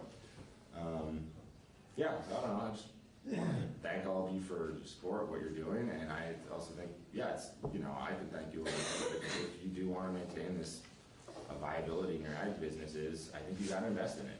I just don't see any way around it, actually. And you can rely on the private sector to do it all on their own, but it's also great to see a partnership. Pete, have you had any challenges sourcing enough pork to keep you going? No, we are now having to utilize a lot more out of state. If you want to invest in the pork market in state, I think the viability of it would be a good thing to analyze, but also scaling it. There's not a large size or scaled hog farming here. I think one nice part is the consistency in the price point that out-of-state suppliers provide you with. Also will then allow from being able to purchase a lot more from in-state as well, because what I've found in my past, I bought a lot of pigs in Vermont, is that consistency and price point are big hurdles. And even just being able to say, I need 4,000 pounds of hams. People just go, next year, I'll put them in 50-pound boxes and freeze them over the course of a year. And so, the scale is not there. And that's a good problem for me. I'm happy to be there finally, to have to kind of go, we used to buy out, 3 pigs a week, and I'd cut them up, and I'd do this and that, but we're just not, that model is no longer for us. Thanks. But I also think it's worthwhile to even say is that, I don't know, I think having more Vermont pigs is really valuable, but I like the idea of it, but maybe it isn't functional as well. I don't know. I think you have to look like, well, if some of these farms are at 4,000 hogs a week or something, and we're at 40 for our largest farm, where is the sweet spot where they need to be, where they can be competitive on price and provide the consistency? But maybe until you're at 2,000 or 3,000 hogs a week, maybe it doesn't even make, I don't know. I think it's good to be able to grow your business utilizing sometimes a more affordable and consistent product, or rely on those who that's what they've been doing forever, Thanks. Yep. How many people do you employ? Currently not that many, because we do all of our raw fabrication at Vermont Packing House. So they have 70 employees. I got a bookkeeper, I got a full-time production manager, I've got and a couple people that help me with I also pay someone in-state to help with out-of-state sales. But no, we keep it pretty lean. Yeah. But we'll change that. But I don't see us ever having too many employees. Currently, the way we're structured. But you never know. Who knows? Who knows what could happen? Yeah. Businesses change. Business change, the way you do business change. You know, maybe someday I'll say, hey, you know, we don't need to be working with Vermont Packing House anymore. I'm going to start doing all the grinding and stuff and et cetera, and build some, you know, much bigger. And who knows, maybe a bunch of large size chain grocery stores around the U.S. start picking up our products and we'd say, yeah, we have to do that. Brian has a question. Peter, how did you first hear about the Working Lands Initiative? Ooh, that's a really good question.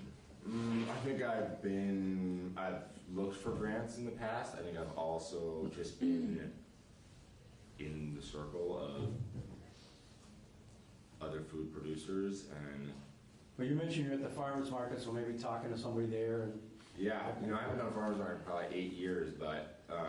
Probably through Mad River, right? Yeah, probably Robin or, I mean, I just know a chunk of the folks in the room as well, and I mean, I grew up in Montpelier and kind of right around here, so I don't know. I can't even remember. I don't remember the shining moment when it was brought to my attention. Just curious. Thanks. Yep. Anderson? Good. Well, thank you. John. Just quickly, how I noticed you're the only business who has Vermont in its business name, and so this came up yesterday during dairy marketing. How's that helped you or added to your story? I think there's an inherent like perceived value associated with the name. I wouldn't say. No, I think people get interested, but I also don't think it's. I think it's valuable. I think we do, like I said, have an inherent perceived quality associated with us. But honestly, when I name the company, I think I'm really bad at naming things. And it was just like, shit, here we go. Let's go. Better just to do it. I don't think I wasn't like, this is going to be my, well, all the doors are going to magically open because I got Vermont in front of the word salami. To be honest, I kind of don't like my name, but I'm just I think your company name or your personal name? My personal name was changed actually when I was 8, so. You could change it again I for could. Vermont. I could. Yeah, Mr. Vermont. Yeah, I mean, I think there is a value. I think I wouldn't say people were like, oh, I definitely opened my door to you because you had that Vermont name. Yeah, it doesn't. I still have to work to get the sales done. And I think on the shelf. That'll never end. That'll never end, will it? No, I think on the shelf it probably helps a little bit. I can't give you like a tangible, real. I think it's got value. I don't think it's not to make or break in a business whatsoever. I would just add, I think this is a win-win story because he started sort of the ag aspect, but now he's gone to a downtown that needs some help, we all know, which I think is an important component. I toured the facility, it's gorgeous, and then when he gets his retail operation open as well, I think he's going to be supporting some other ag-related food businesses. So I think it's kind of neat that he's started in the hills and now he's also helping in downtown, which is important as well. I will chime in on that. I do think actually that a lot of these downtown spaces that are 9,000 square feet, where it's like, what do you do with that? And like, it's too small for a box store. It's way too big for a mom and pop something or other. It doesn't have a ton of parking. What do you do with it? And I think these mixed use kind of manufacturing and retail could be a good approach to tackling those, or breaking them up or something. But yeah, those buildings were empty, have been totally empty for a long time. And I don't think my landlord was pretty excited to have conversations about renting it. Chris? I want to go back to the supply, and do you get any Vermont pork right now? We get some Vermont pork and some Vermont beef. We're working on a whole muscle line, part of my challenge too is our product lines are made predominantly from 2 cuts of meat. We're working on developing a whole muscle line, which would incorporate more. So carcass utilization is one of the biggest challenges. And so like I said, if I'm like, oh, I need 4,000 pounds of hams, the farmer's like, well, What do I do with the rest? what do I do with the rest? So in part of what we're doing now is developing this a program that would incorporate all cuts of the animal, and I think that will allow us to much easier purchase whole animals, which keeps, I think, the farmer's task super simple, and then allows us to develop a product line from that. And then, you know, we started like all Vermont everything, all Vermont garlic, all Vermont wine, all Vermont pigs. I used to cut them all, and I literally went to the farmer that I was working with, and I showed him the spreadsheet, and I said, you see where this is going? Like, we're done, both of us, in 6 months or whatever, you know? And so I think longer term, I think what I see is a good portion of out-of-state meat, but help, you know, where we have better margin and, you know, able to buy. I think we'll have a few product lines that we sell a lot more volume of, and relying on some out-of-state pork will really help us to make that happen, but then being able to create product lines that we can utilize. And also, just working with farms, I found that buying whole animals keeps their job super simple. If you can alleviate that, like, we need your bellies, your hams, and your shoulders, but then you're stuck with the rest. And, you know, we're at enough of a volume now where, like, if you're stuck with the rest, it's a lot to get stuck with if you don't have a market for it. So part of my goal would be to develop something that takes that burden off of them and allows us to do it. And I think we can do it. I've sometimes wondered if you know, we have small farms basically, and some small producers that we're helping kind of get bigger. And I wondered if there's a role for us to try to, maybe through Working Lands and food hubs, have tried to do this in different ways, but an aggregator that you could turn to instead of trying to deal with individual farms. That's the other thing I always found challenging is, you know, you buy from 2 or 3 super small farms, just the logistics of it, you know, like you know, I showed up late to this meeting. Could you imagine me trying to organize 3 farms and getting the pork to land at the slaughterhouses and the pickups and this and that? Like, it's just not gonna happen. I think what, I also found too, when you got 2 really small businesses working together, sometimes it's really challenging because everyone's still kind of bootstrapping it. Everyone is like, one little mistake is like choking feeling on both sides. Whereas if you're working with really a larger producer and they really help you scale, I think then I could see if once we become a much more formidable company, it'd be easier for me to take on some smaller pork farmers and just be like, just send us what you can. Like, just like, oh, whatever, your pigs were a little off weight this week, we'll just grind them all. Like, I don't know, just, I think then you can absorb those challenges of that learning curve. But if both parties are learning at the same time and you're both making mistakes, I think it's really detrimental to both companies.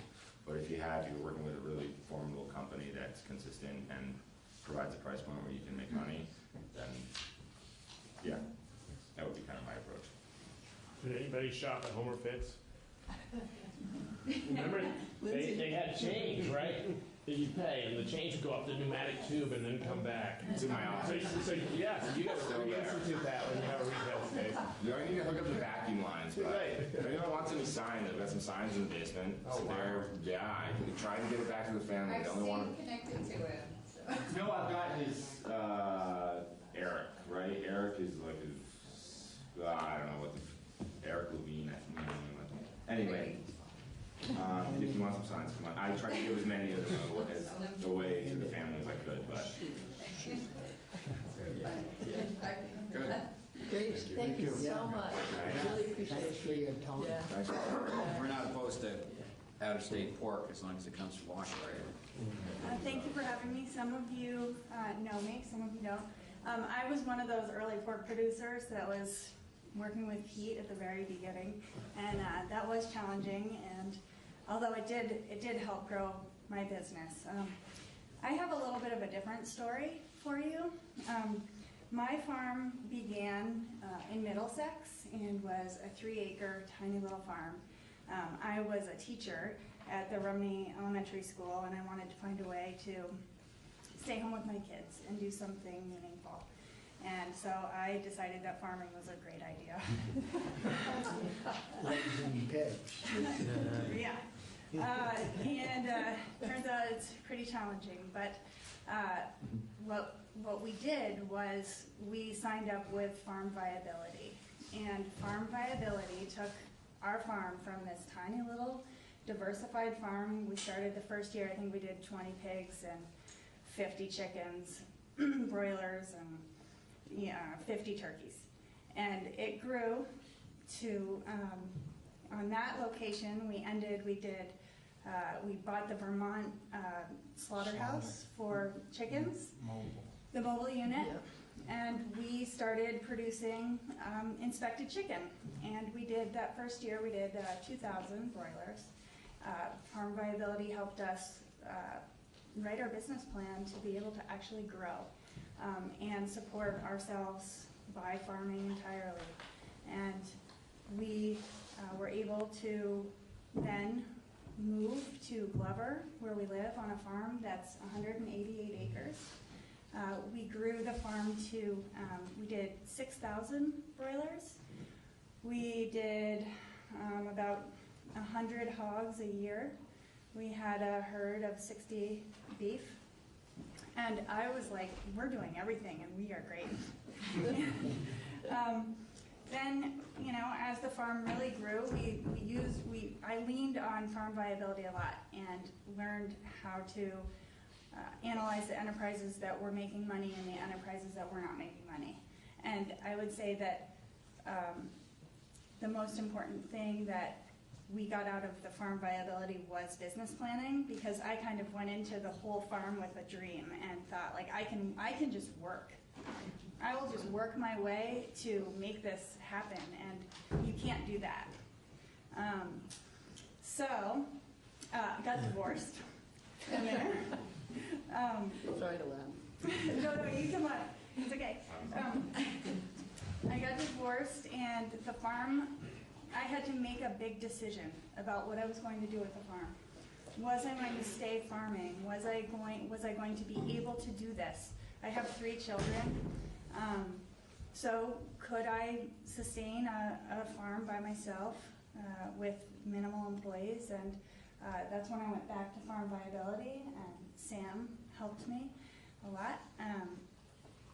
And I applied for a Working Lands grant to scale up my laying hen business. And so we went from about 1,000 laying hens to 2,800 laying hens.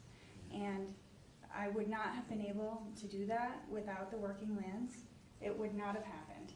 And I wouldn't have been able to keep my farm, to be able to stay there and raise my kids.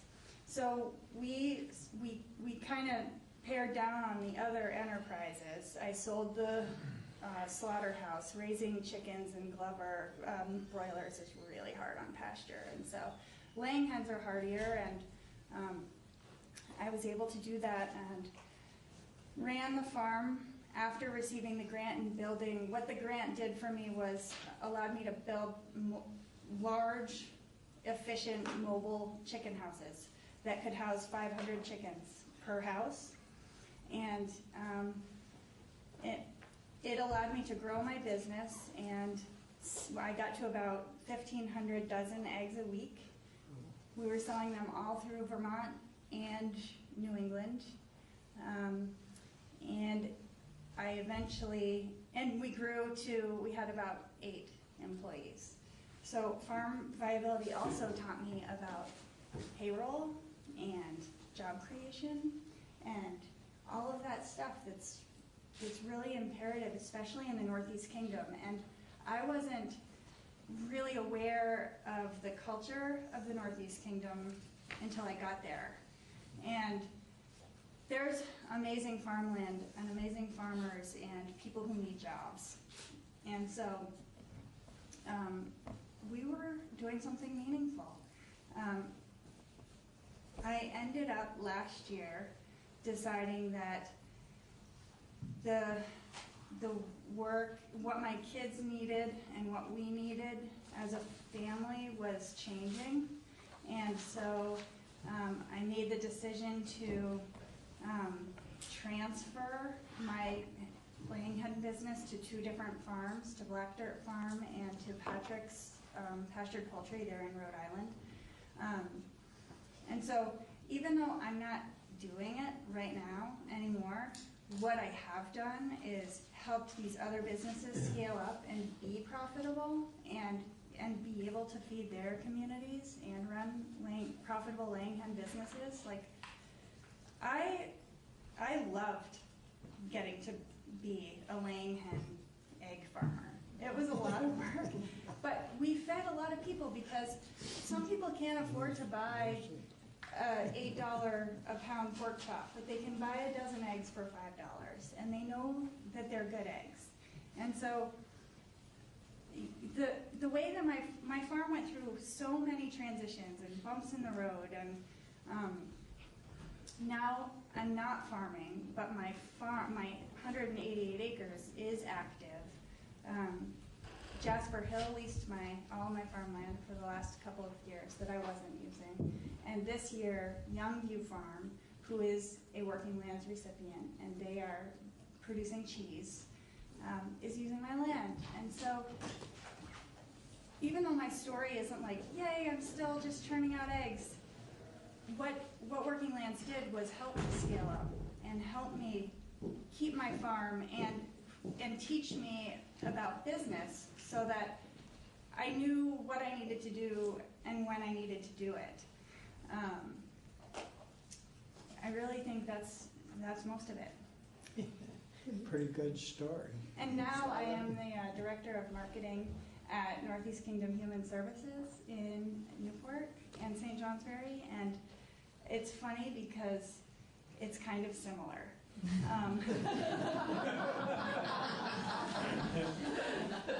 Yeah, a lot like your chickens.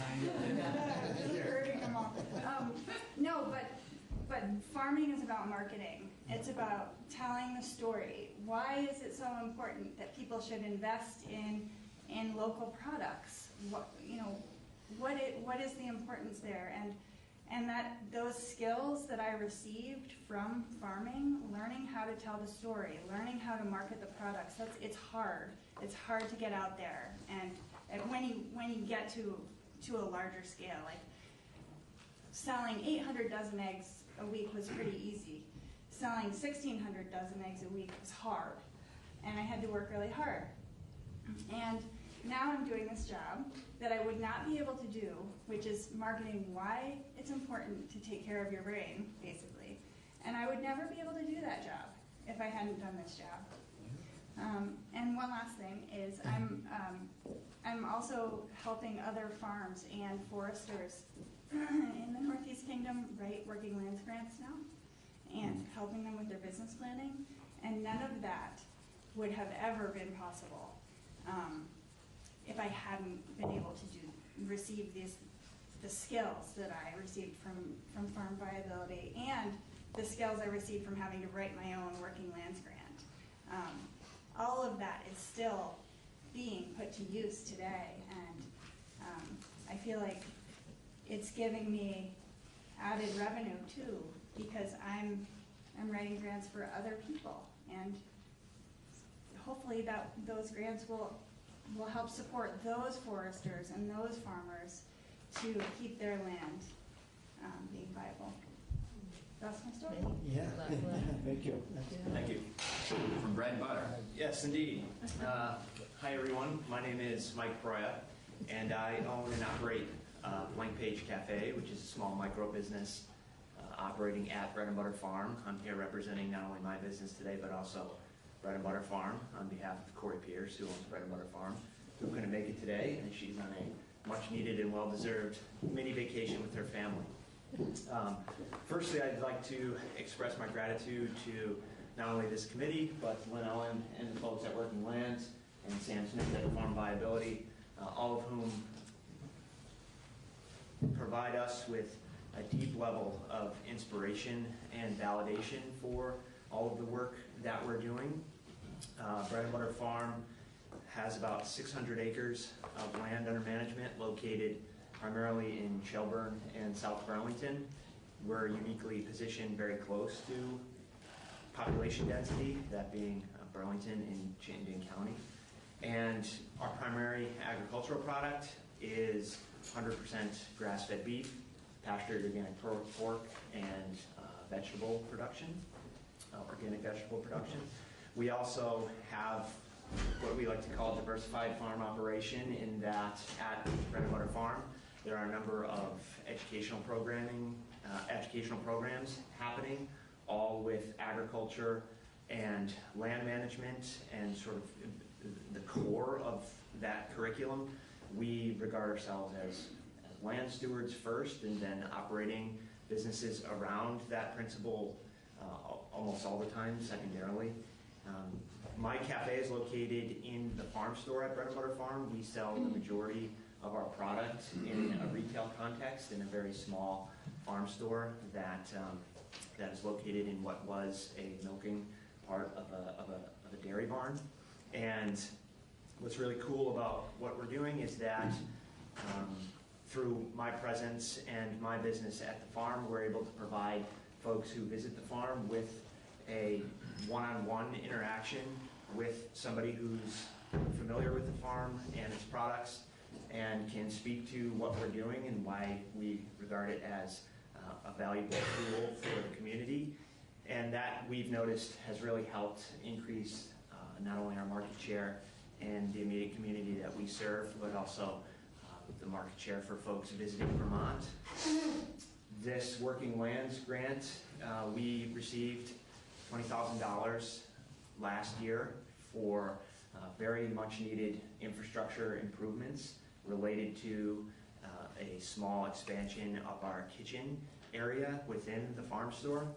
And the way I think about it is, as many of you know, operating a small food business or a small food and farming business, oftentimes funding infrastructure improvements specifically from ongoing operations can be really difficult.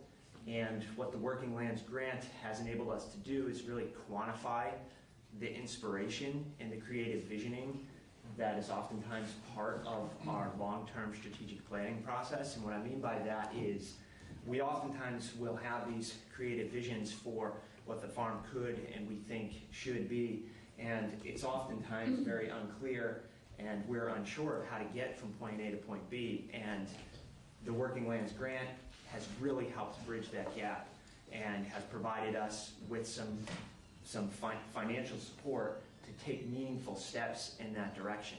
And so that for us has been invaluable, and the resources are being specifically dedicated towards these infrastructure improvement projects that will help us create, I heard the word capacity being mentioned, create the capacity to be able to, A, reach more people, operate our businesses more efficiently, and a common theme here and common thread is hire more people. My business, my small micro business, has operated with just me and one part-time employee, and we're poised in the very near term this year, over the next 6 months, to hire 2 additional employees, plus several additional part-time employees, both seasonally. The farm has about 5 full-time employees year-round and 15 to 20 seasonally to support various events and just to accommodate the work demands of the season. So, yeah,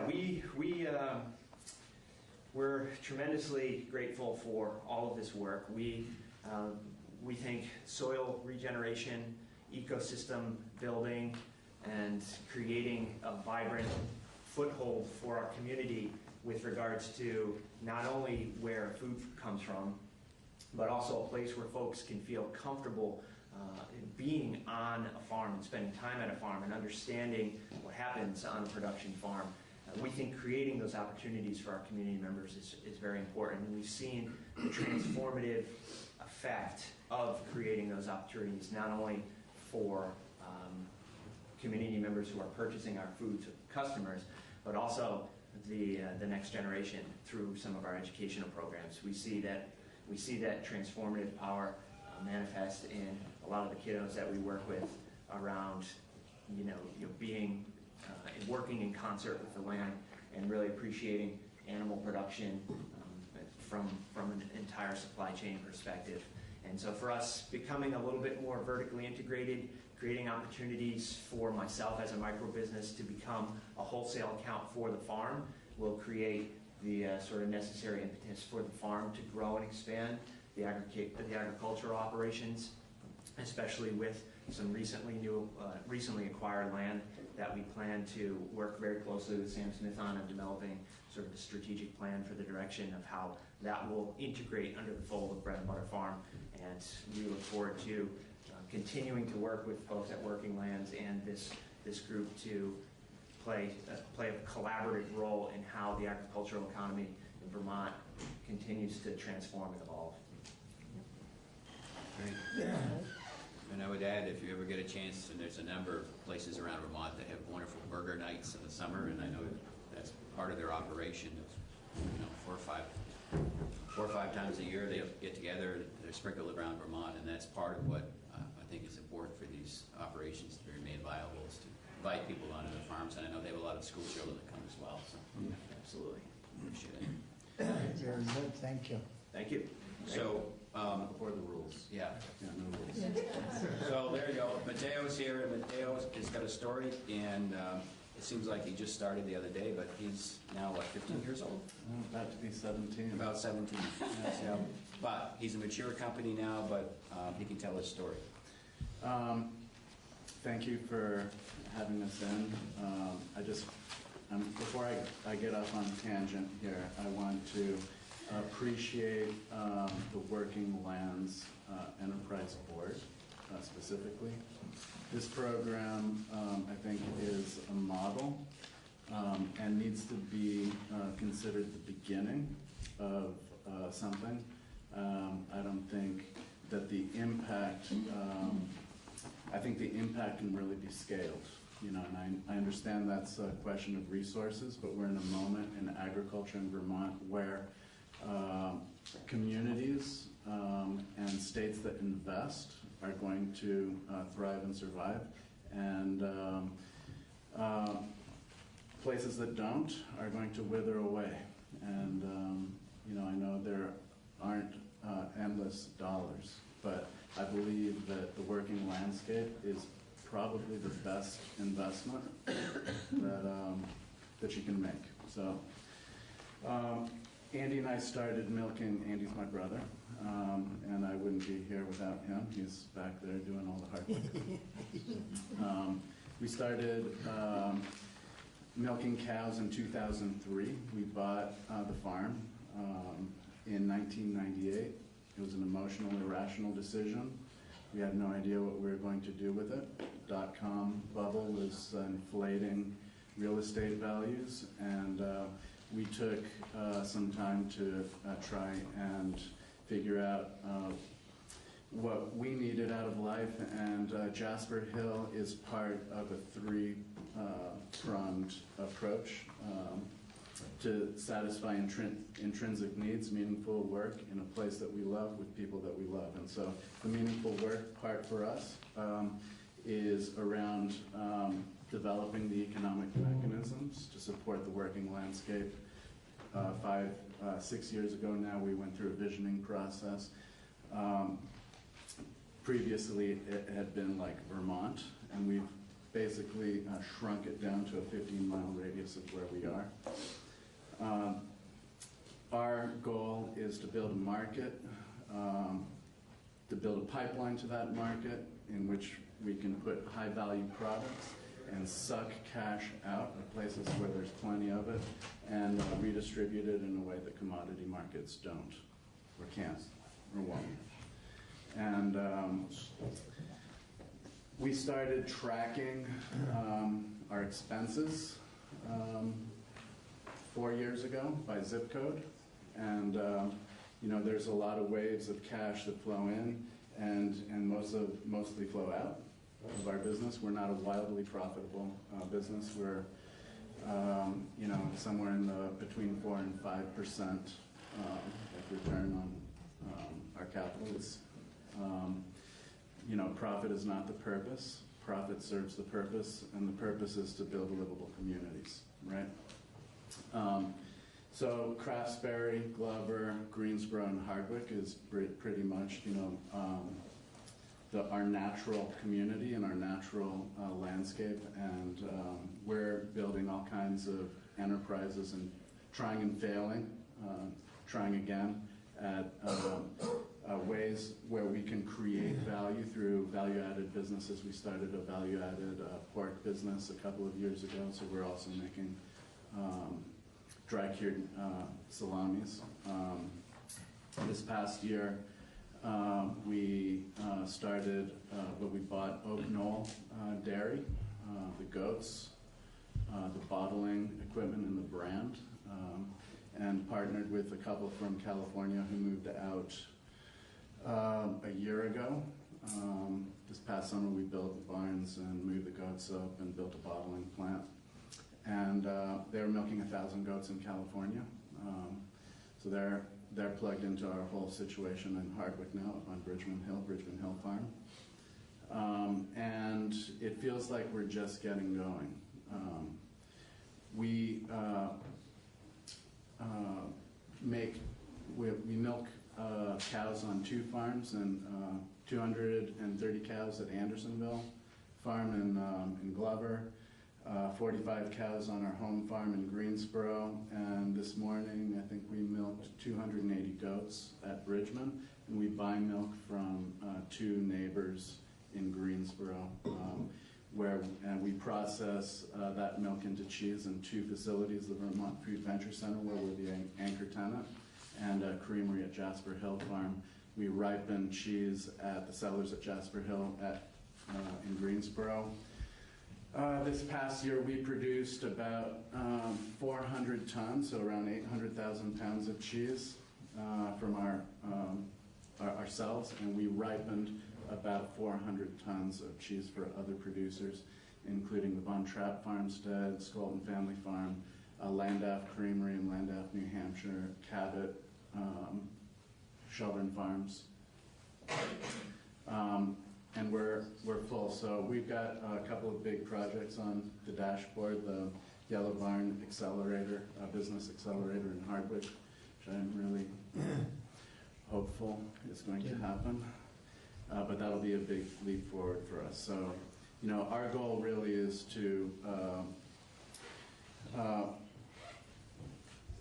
create some vibrancy where we live, right?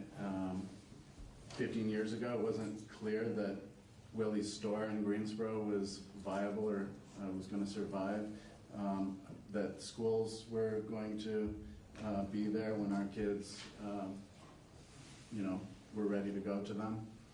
And so these are just some of the priorities. Cheese for us is just a lever that we're yanking on to try and transform our community and make it more livable. Fabulous lever. It's a fabulous lever. Lever, yeah. So it starts with a mission, and our mission is to be the #1 thing, to be the standard bearer for quality and innovation in the artisan cheese industry, because we can't compete on price. We're not a low-cost producer. We have no interest in competing on price. Our only comparative advantage is quality, period. So that's like a religion for us, because it's the only way that I believe Vermont and agriculture in Vermont is going to be able to survive over the long term, because we are not a low-cost producer of anything here. So if we can't focus on quality, we're cooked. And I got to say one thing, and that is that something I've been thinking a lot about lately is that pricing drives scale. And what's happened in the dairy industry specifically over the last few years is really problematic, because equity is transferred from rural communities to urban and suburban populations through pricing mechanisms. And what we're left with is balance sheets where there's actual equity that's being transferred over just a few years. The hundreds of millions of dollars that have been transferred out of rural Vermont to urban and suburban communities through a pricing mechanism is really problematic. I believe that the future for dairy specifically, and the working landscape, if we want to keep it, is going to be paying farmers for environmental services. And just got back from Switzerland, and milk and cheese is a byproduct of a farming system there that is really directed towards the conservation of their working landscape. And between 50 and 60% of a farmer's income in Switzerland comes from grazing their cows on Alps.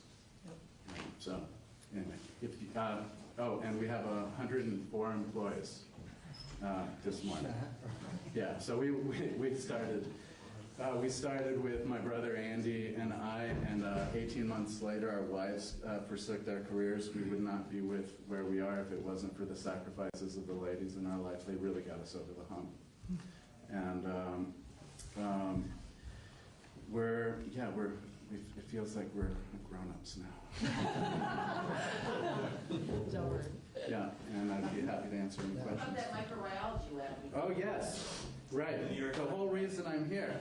So in 2013, we got a Working Lands grant for $50,000. We put up $100,000, and we built a microbiology lab.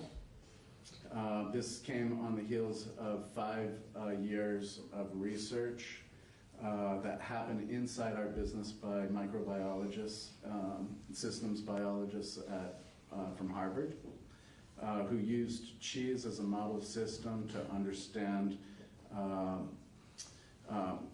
microbial communication. And they basically, cheese is an accessible a medium, it's reproducible, and they use the rinds of our cheese to study the microbial ecology and to look at how microbes communicate, right? What genes produce what chemicals that make up microbial communication. And as part of that process, thousands of samples were taken and sequenced, and we got to understand how the ecology on the rinds of our cheeses works.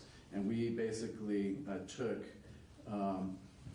hundreds of samples that were collected from our raw milk, from our cheese, from our environment.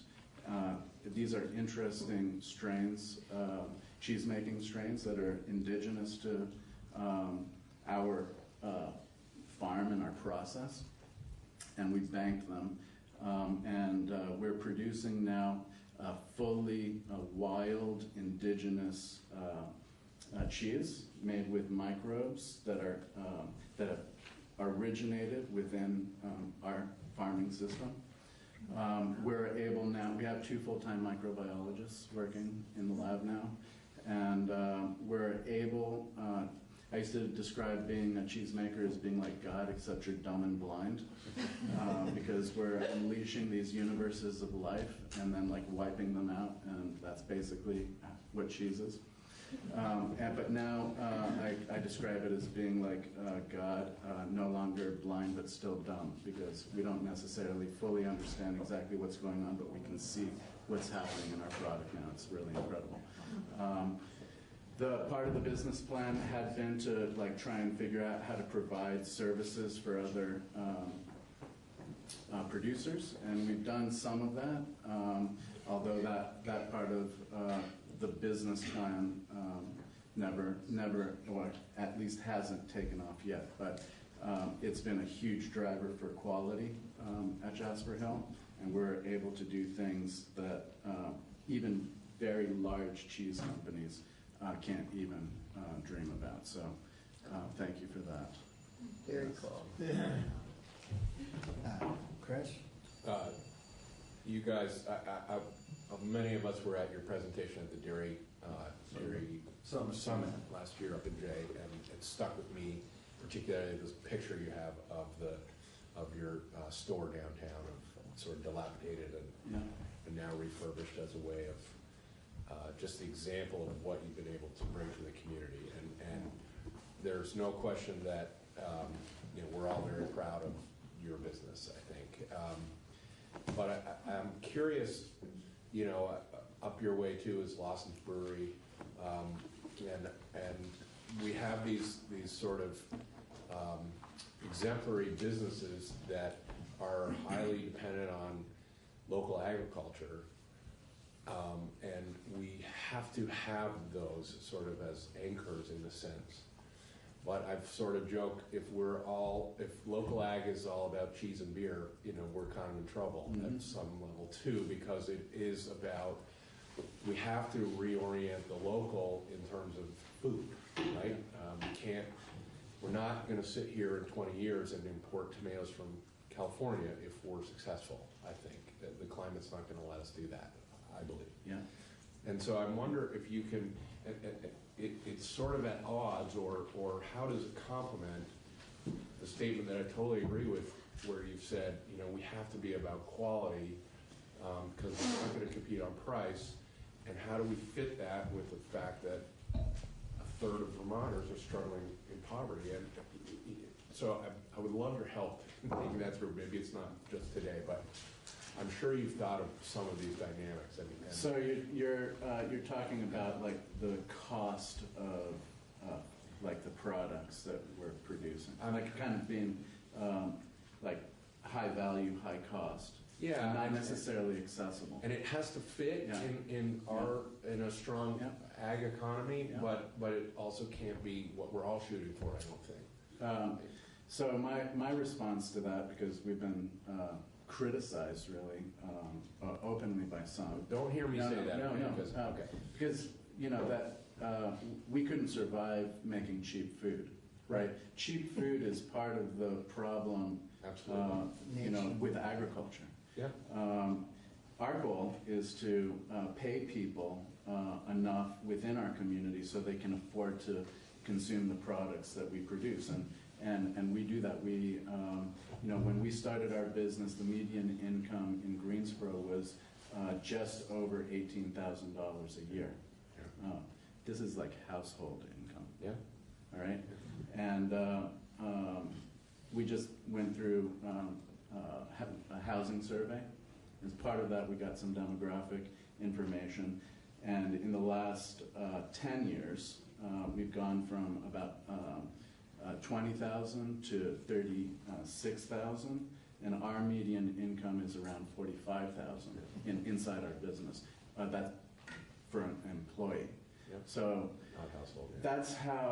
That's how we're going about trying to address that particular question, and it's not something one business can solve, but it's part of. I saw some incredible things in Switzerland, and I hope I can come talk to you about. Tell them what the farmers drive for vehicles. So the average farm size, 24 cows. Okay. BMWs in the driveway, and the value that society there places on being able to walk in the Alps, okay, and the identity that's inherent and originates with the working landscape there is something that Swiss people are willing to pay for. Yeah. Okay, and how do you make sure? What we live in is a trickle-up economy, where resources are trickling up to 1,000 people, and they're trickling out of our communities, right? We're trying to reverse that by trickling it back in to our community and spreading it around, and that works. But you're right. It doesn't work for everybody, and I think that the challenge is going to be to change the fundamentals of farm income in Vermont if you want to conserve the working landscape and make sure that people in rural communities are getting paid. Just so we're clear, I don't think it's on your business. I think as policymakers, we have to figure out how we're able to balance the high-end, high performers that are having clearly an awesome impact on our economy, and the need to frankly produce more of our own food and make sure people in Vermont can buy it. Do you attract many visitors to the Hardwick area?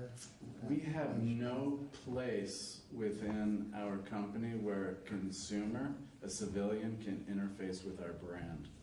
It's we consider ourselves to be exporters, and we see a need to build some kind of place where people can come and have an experience. But I think that's going to be in the 5 to 10 year plan for us. Terry had his hand up. Terry. I remember at the Dairy Summit, we were talking about the housing shortage. I wondered if you had any solution to that, or because of the conserved property. So part of the challenge in Greensboro is around wastewater infrastructure and zoning, right? So we've got 10-acre zoning. And then you've got Greensboro Bend where there's very depreciated housing stock, and I use the word depreciated in the most polite sense of the word.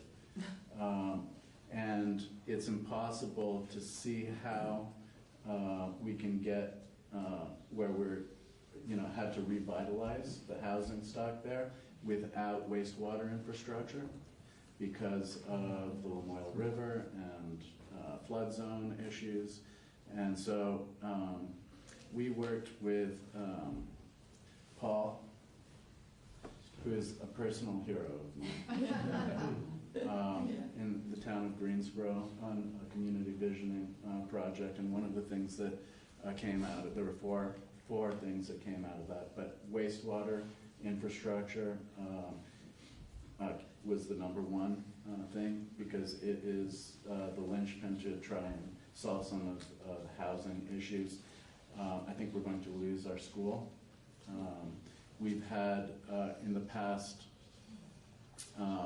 4 years, we've had over 20 families with children move to our community, and with children, and 0 of them live in Greensboro because there's nowhere to live, right?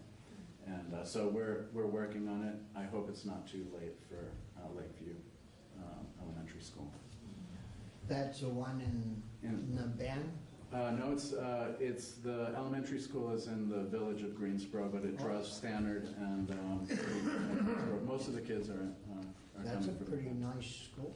It is, but our numbers dropped under 50 this year, so it's a problem, and it's not because there aren't young people with children around. There's just nowhere for them to live in our town. They live in Craftsbury, Glover, and Vicki?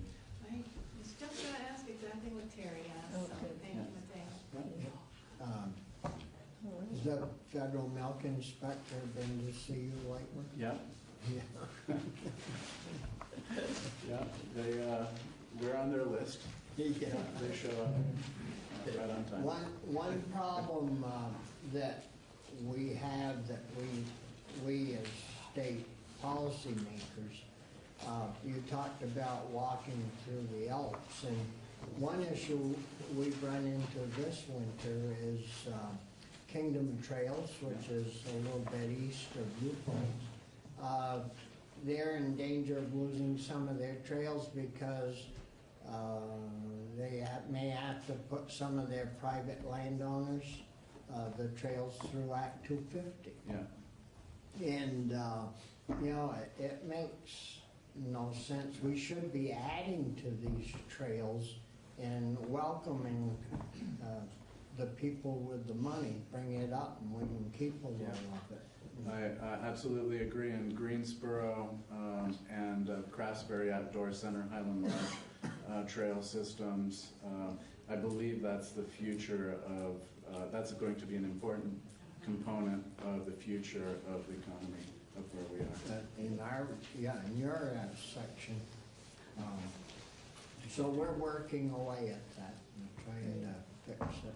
Thank you. Matteo, thanks so much. Yeah, Say hi to your mom for me. And just jump right in. Tell your story, sir. All right. Good morning. Thanks so much. We're glad to move beyond the field into the forest, and I have slightly a trick question for you. This is a table, it's chairs, it's game pieces, it's wainscoting, it's windows, it's many, many products. It's also a nice piece of maple, and it also doesn't know state boundaries. This grows in upstate New York, Vermont, New Hampshire, Maine, and beyond that. And so when we think about the forest and we think about the working landscape, from my organization's perspective, it is beyond this state. But I thought I'd have to compete with food samples, so I brought some. I'll try to pass this around. It's a nice piece of wood. Take a bite of it. Exactly. Not too many teeth marks. So, Northern Forest Center is a 22-year-old organization working across 4 states in the Northern Forest, from, as I said, from upstate New York across the Adirondacks into Vermont, New Hampshire, and 2/3 of northern Maine. Our focus is really on the forest economy. How do we create viable jobs within wood products manufacturing, wood heat, and outdoor recreation? All those are incredible values that produce jobs and create vibrant communities if we do it right. Over the last 3 years, we've been a beneficiary of the Working Land Service Provider Grant, and we've provided, in turn, a number of services to wood products companies across the state. Over just the last 2 years, our partnership with the Woodworks Council and a direct grant to ourselves has resulted in our delivery of services to 14 companies that employ over 550 people, have $128 million in gross sales, and utilize 21.5 million board feet. So when you want to talk about scale and impact, these are a collection of 14 companies that in aggregate are using quite a bit of labor, producing a lot of value, and using a lot of wood from the region. 3 different quick stories I want to share with you on how we provide our services. Number 1, some of you may know Ken Gagne from Gagne Lumber down in downstate near about Pittsford, outside of Rutland. Yeah. Pittsford, thank you. We helped him secure, we love funding from you all for his power transition this past year from diesel fuel to 3-phase power on the grid. That was huge in his transformation in greening his company, but also setting up a more sustainable path from a financial perspective so he could look long-term at succession planning and maintaining that mill in its production in the state. Second is us providing direct technical assistance to companies like Vermont down in Wilder, Britton Lumber in Fairleigh, and Built by Newport up in Newport. We've helped with lean manufacturing principles, business planning, financing, management coaching, and these are all of larger employers. We on the service provider side, with some of your direction by staff, are well coordinated as to the viability program on the smaller micro enterprise side. As we move up, we've been really filling the niche with some of the larger businesses. One of the things we've done this last year was actually to convene CEOs together, and we're calling the Northern Forest Board Forum. Some of you all know that if you're working as an individual business and entrepreneur, it's a lonely endeavor. And when you get together with others, you can trade a lot of trade secrets, if you will, coach each other, mentor each other. But we have 8 different companies that participated. Appalachian Engineered Flooring up in your neighborhood. Timber Homes Vermont and Montpelier. New England Woodcraft down in Brandon. Treehouse Hardwoods and Mill Shop in South Burlington. Andrew Pierce Bowles in Heartland. Linden Furniture in Linden. And Built by Newport up in Newport.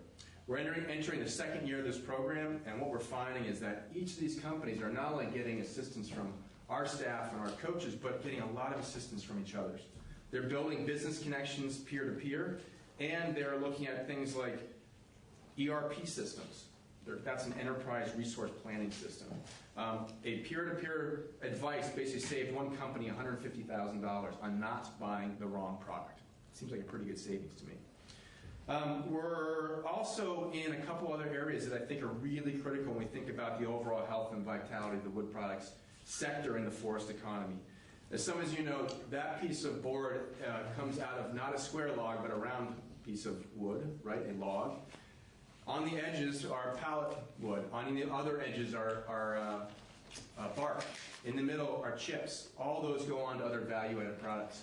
So we see wood heat as a way to support the state to achieve its climate goals, but also to help support low-grade wood markets that are vastly critical to local silvicultural practices. You all know that, but it's like weeding carrots out of the garden. You can't just take the best ones. The other ones do not produce long-term in sequestering carbon, keeping water clean, and so on. Other piece I want to mention is mass timber construction, wood insulation, new advances of wood.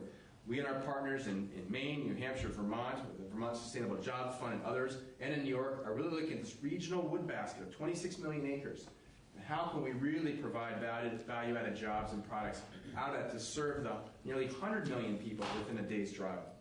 So The benefits of forest stewardship obviously go well beyond just wood products manufacturing and the companies that I've shared with you. It does go into the recreation economy.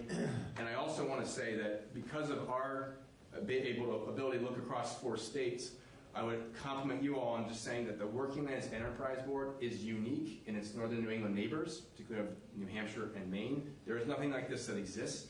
And I'd say that state policy showing that and providing funding is a clear commitment to the working lands. You all know this. Other states look enviable at you all to be able to get that legislative done. Thanks to Paul, thanks to many others. So I congratulate you on that and appreciate the partnership. Happy to take questions. Thanks, Rob. No, appreciate you working with Dalton Newport and Appalachian Flooring. Yeah. Great outfits. Yeah. What about Columbia? Do you do anything with them? We have not. The scale they work at is kind of beyond us a bit, you know, and they're working more in that larger commodity space. I mean, as agriculture, you know, same as in wood products, you work on commodity side stuff and you're in a whole different, you know, ball game, if you will. Do you ever co-partner with generating facilities where the mill could use a dry kiln and where you get heat, say from a wood-fired generator, they could build kilns there to dry wood, or is that? Absolutely. The co-location of facilities like that to use efficient use of waste heat, electric generation on site is absolutely where we need to go to in the future to stabilize those energy costs. Most of the examples that I can cite off the top of my head are in Maine right now, but I'd say that as we work and get closer into some of these different companies, particularly some of the sawmills in the state here, there is ample opportunity for increasing efficiencies and looking at that cost control that is really that very little margins that these companies have. So we're in the process, Chris's other committee, relicensing like Rygate. And they have a tremendous amount of heat that could be utilized for kilns or some other process, greenhouses. Absolutely. And it would be great to co-locate. Well, I couldn't agree more. I just take a moment here because I think one of the challenges that we face when we talk about wood heat compared to biomass electric generation is those are very distinctive energy efficiencies, as you know, and very different carbon calculations. An independent study we commissioned talked about 50% better on greenhouse gas emissions from wood heat compared to fossil fuels. We don't have that same benefit on the electric generation side. So the more we can capture that waste heat and create those efficiencies is both a business benefit but also a climate benefit. So we have talked to some of the folks at Rygate and are trying to figure out where we can be helpful. Oh, Vicki had a question. I'm sorry, I just didn't hear where you live, Rob. You're helping the Northeast Kingdom. It sounds like you're networking in a large radius of places, but where are you based? Well, it's kind of a secret. I sneaked over the Connecticut River on my way here. I'm actually living in exile. I grew up down in Andover on Marsh Hill Road, and so I'm actually, our headquarters is in Concord. We have staff people scattered across our broad region, and our wood products provider actually lives up in St. Johnsbury. But this is almost as good as looking at a PowerPoint. But this is our map of a region, 26 million acres. So people say, where do I work? And I say it's in the car. But we've got a great staff and a great sense of group of partners. So we extend as well as we can across the region. And I find that my 2-hour drive here is probably similar to some folks coming from Brattleboro or down south. That's right. So yeah, we travel a lot, but it's that regional perspective we find is really helpful to connect the states beyond their borders. That's great, thank you. Yeah, thank you. Thank you very much. Great, thank you. Yeah. Secretary Tubbs, if you don't mind, I just wanted to make a quick note of time. Be respectful, I know someone's coming in at 11. We have Sam Smith here from the Integral Center. Gwen Piccolo from Central and Enterprise did not come, but one of her clients might be here. Yes. Speak for a few minutes, that'd be great. And then if I don't have time to read the note from Parker Nichols from Vermont Wildwoods, I will send it electronically. But we certainly would like to hear from Deputy Commissioner Sam Lincoln additionally. So, Okay. Great. Morning. Morning. It's nice to be back here again, speaking with you folks. So I'm Sam Smith. I work for the Intervale Center, and I'm the Director of Agricultural Services there. I also do a lot of, my office is also my car. because we work statewide, and so we provide business planning services through funding from the Working Lands Enterprise Board, and then also through the Vermont Farm and Forest Viability Program to about 100 farms a year, farm businesses. We provide those services from concept to exit. So I primarily spend a lot of time doing transfer succession planning right now.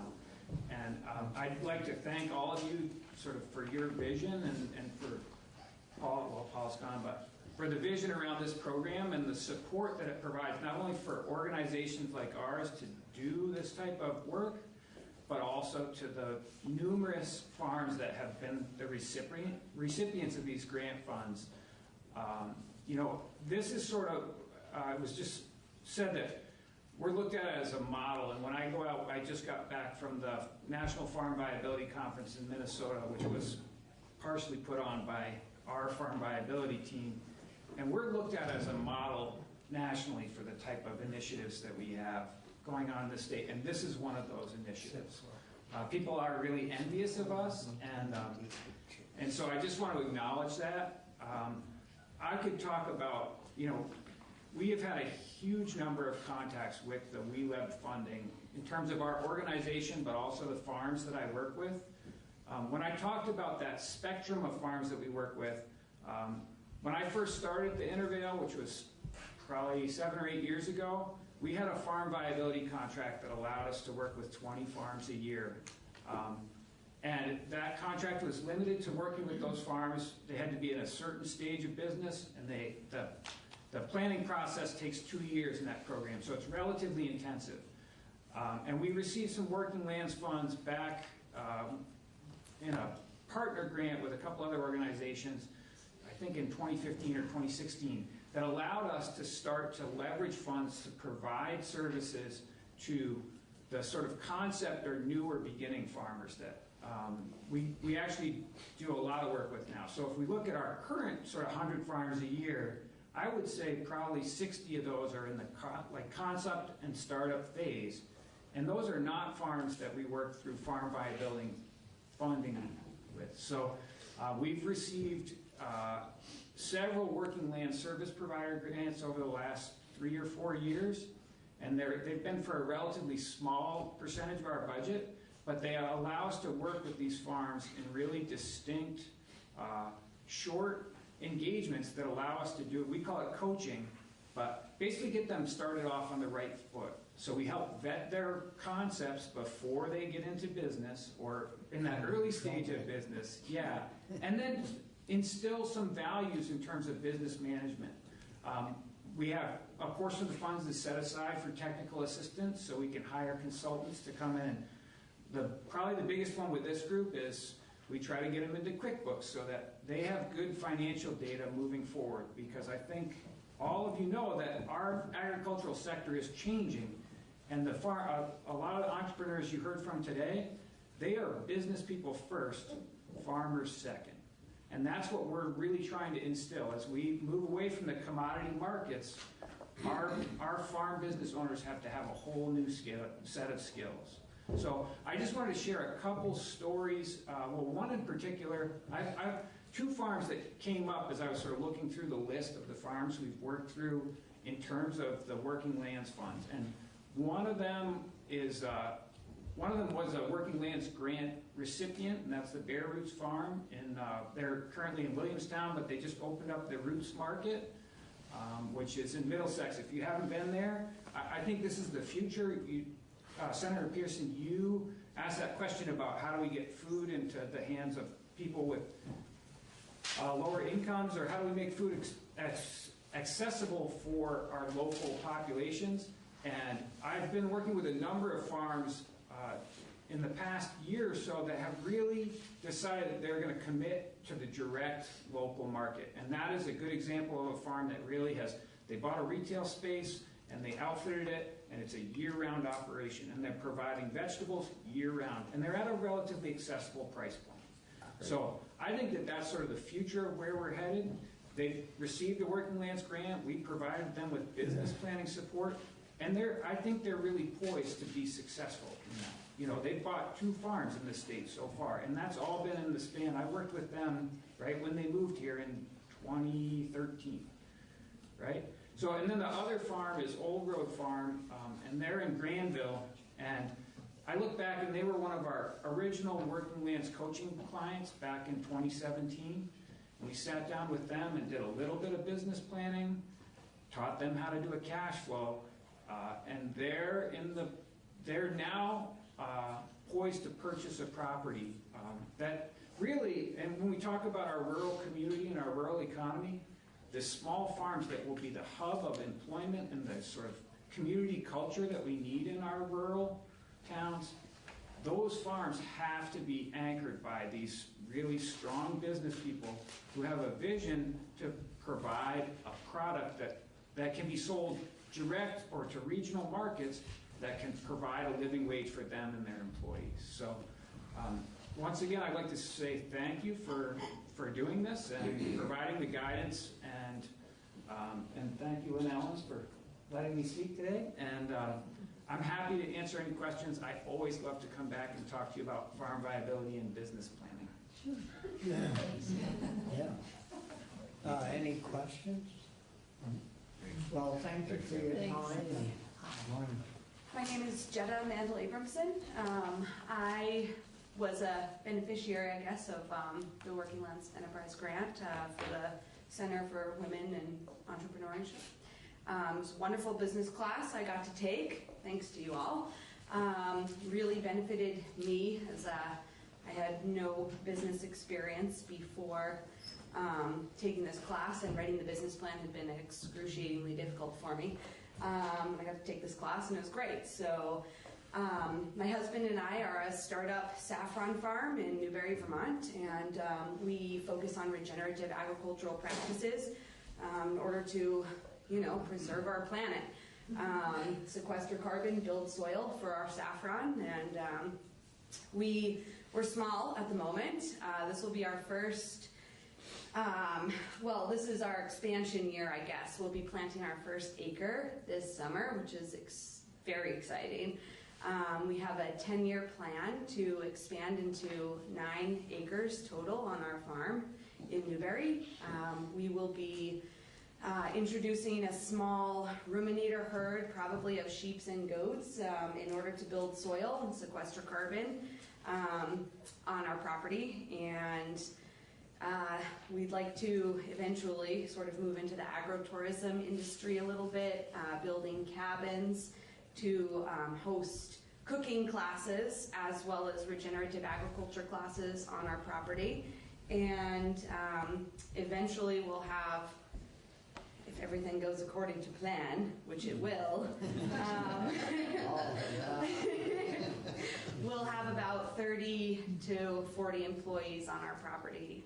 Seasonally, of course, as saffron is harvested and processed once a year. So we'll have about 2 months out of the year where we will be hosting about 30 to 40 seasonal employees. So we are in the stage currently of finding funding for our project. And as I mentioned, that business class that you folks afforded us was integral in the ability for us to build our business plan and be able to find funding for our project. So that's sort of where we're at. So you live in Barry? Newbury. Oh, in Newbury. Yep. Yeah. They're good farming country. Indeed, yes, especially for saffron. It takes a lot of little crocuses to make. Yeah, it's between 150 and 200 flowers per gram. Wow. So they're 28.3 grams per ounce. That's correct. That is correct. I'm a dyer. That's all I do. Yeah. And UVM's doing a lot of research with saffron, so, and especially crop block grant has been supportive of that. I think you have a conference coming up in That's March. right. March, Yes. Yeah, we've been in close contact with the folks at UVM for several years, and we've been experimenting on our property for the last 2. So we're quite confident in the next step forward. Cool. So, Well, thanks. Oh, John, did you have a No, quick I just- question? Going further, since we've been talking about this, what are the processing, because hemp's running into a lot of processing problems, and marketing challenges ahead for saffron, even if you can grow great saffron? yeah, so our marketing techniques are, we're going to be selling our product primarily in bulk, so wholesale. We will reserve a few ounces to sell retail to local clientele, farmers markets, and we've been quite successful actually selling by the quarter gram and gram thus far with the product that we've grown so far. But we plan on bringing, we're going to be actually this coming month, we'll be bringing samples down to a variety of farm-to-table restaurants in Vermont, but also out of state, Boston, New York City, to clients who have expressed interest already in purchasing bulk saffron from us. So our marketing strategy is more or less going door to door, face to face, samples, and then non-binding contracts. So for purchase for next year, and then hopefully these clients will also be able to grow with us as we will be scaling up. We should have about 5 pounds this coming year, and then of course by the time we have 9 acres, we'll have considerably more than that. So we are hoping to have clients that are able to scale up with us. Luckily, there are a lot of farm-to-table restaurants in Vermont, which is wonderful. So we have quite a few clients already who are hoping to purchase saffron from us, which is wonderful. And I'm sorry, what was the second part of your question? Processing. Oh yeah, processing. So in our 4th year, we plan on expanding into 2 more acres. So we'll have 3 acres, harvesting 3 acres in our 4th year growing season. And then 2 acres per year after that. So in our 5th year, we will actually be building a processing plant and drying facility on our property, which will take significant resources, but I'm sure that when the time comes, we will have that all worked out. Maybe with a grant for you. So. Or at least by the front door to the place. Yeah. You know. Thank you so much. Thank you. Yeah, thank you, and good luck. Thank you. Good morning. Morning. Thank you for spending time this time here today with this group. The working lands in Vermont are going through a period of extreme transition with our global economy changing, rewarding the lowest cost producer, and as it was put earlier, that Vermont's not a low cost producer of anything. Historically, for generations, centuries, Vermont's working lands businesses, our farms and forest businesses, have produced commodities that they plugged into a pipeline where they had value added and were turned into consumer goods elsewhere. And there's this great transition as we see that model is not always going to work for various sectors of Vermont's rural economy. And the Working Lands Initiative, supported by you, created by you, and the other branch of the government, is the hub. I can't state anywhere near as well as the many people you've heard sit here today the hurdles they've overcome, the challenges they face, the expectations for how they manage their businesses, how they engage with the environment, how they manage employees, all these great transitions that these businesses are facing as they maintain the vistas, the working lands, the environment that we have, and your support for that is greatly important, and as well as the funding that you put into these businesses, as well as the policy considerations that all of you have in front of you in your committees that affect these business owners across the state. So we're very proud of the work that's gone on here collaboratively, and the many things with the targeted focus with the private sector business owners that are on this board. We are, as Commissioner Snyder said earlier, adapting and being as nimble as possible to change and address this. We've made a lot of changes in the last few years to the ways that the money is spent and where it's focused to help create opportunities for people to successfully navigate this transition in the economy, the rural economy. In just a few days, the Working Lands Enterprise Board is going to announce funding for 26 businesses for grants, putting out some of the $1.6 million that you all provided in funding. And I know that, again, in the last few years, some of these businesses, there's hope on the horizon for the way that this money is being spent, that some of these businesses that were traditional commodity producers, that they're stopping those commodities before they leave the state and adding value to them. And through the grants that will be funded by this board, or the business planning processes that are funded by this board. This sector employs nearly 80,000 people, and it's growing. And it's just such an important part of our culture. These are salt of the earth people that work the land, and they're our neighbors and our select board members, our business owners in our towns, and it's a way of life that we want to sustain very much so. Again, thank you very much for all your work. This between the board and the legislature and the private sector members here. This is really the hub of that transition, and I'm pleased to work with you all on that, and thank you for your attention to it.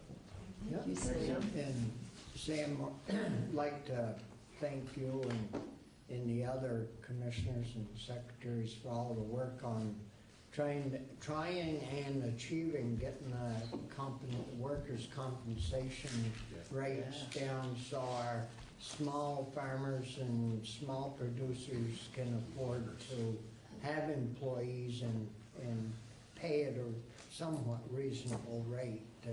It's really 30 to 40%, I believe, reduction has been, and that's very good. Well, I'm pleased. Thank you for that, and I'm pleased to always say that there was a great team that worked on it, and others that deserve a lot of credit. Yeah. And I'm pleased to say that after all of the work on it, not only that we're now competitive with New York and New Hampshire, a place we weren't 4 years ago when this started, and that is due to just the natural reduction in the injuries and claims that have happened on businesses, but also the work of the Department of Financial Regulation. But I consider it foundational when I talk about this, that the workers' comp issue in the forest economy is foundational to how do we go to parents and say, how do we have your daughter or son work in the most dangerous occupation in the country if we're not going to train them properly and cover them with the insurance that's required by law. It's foundational to growing that sector of the economy, and I'm hopeful that all of our work together on that will be, again, transformative as we look at employing more people in that sector. Yep. Thank you. Thanks, Sam. Thanks, everybody. Is there anything else? Just one final thought. I know we have some board members here, and I think it's important we recognize they spend countless hours evaluating the applications, making really difficult decisions. And I think a few of them here, some of the board members could stand and just say hi. Yeah. They spend so much time on it.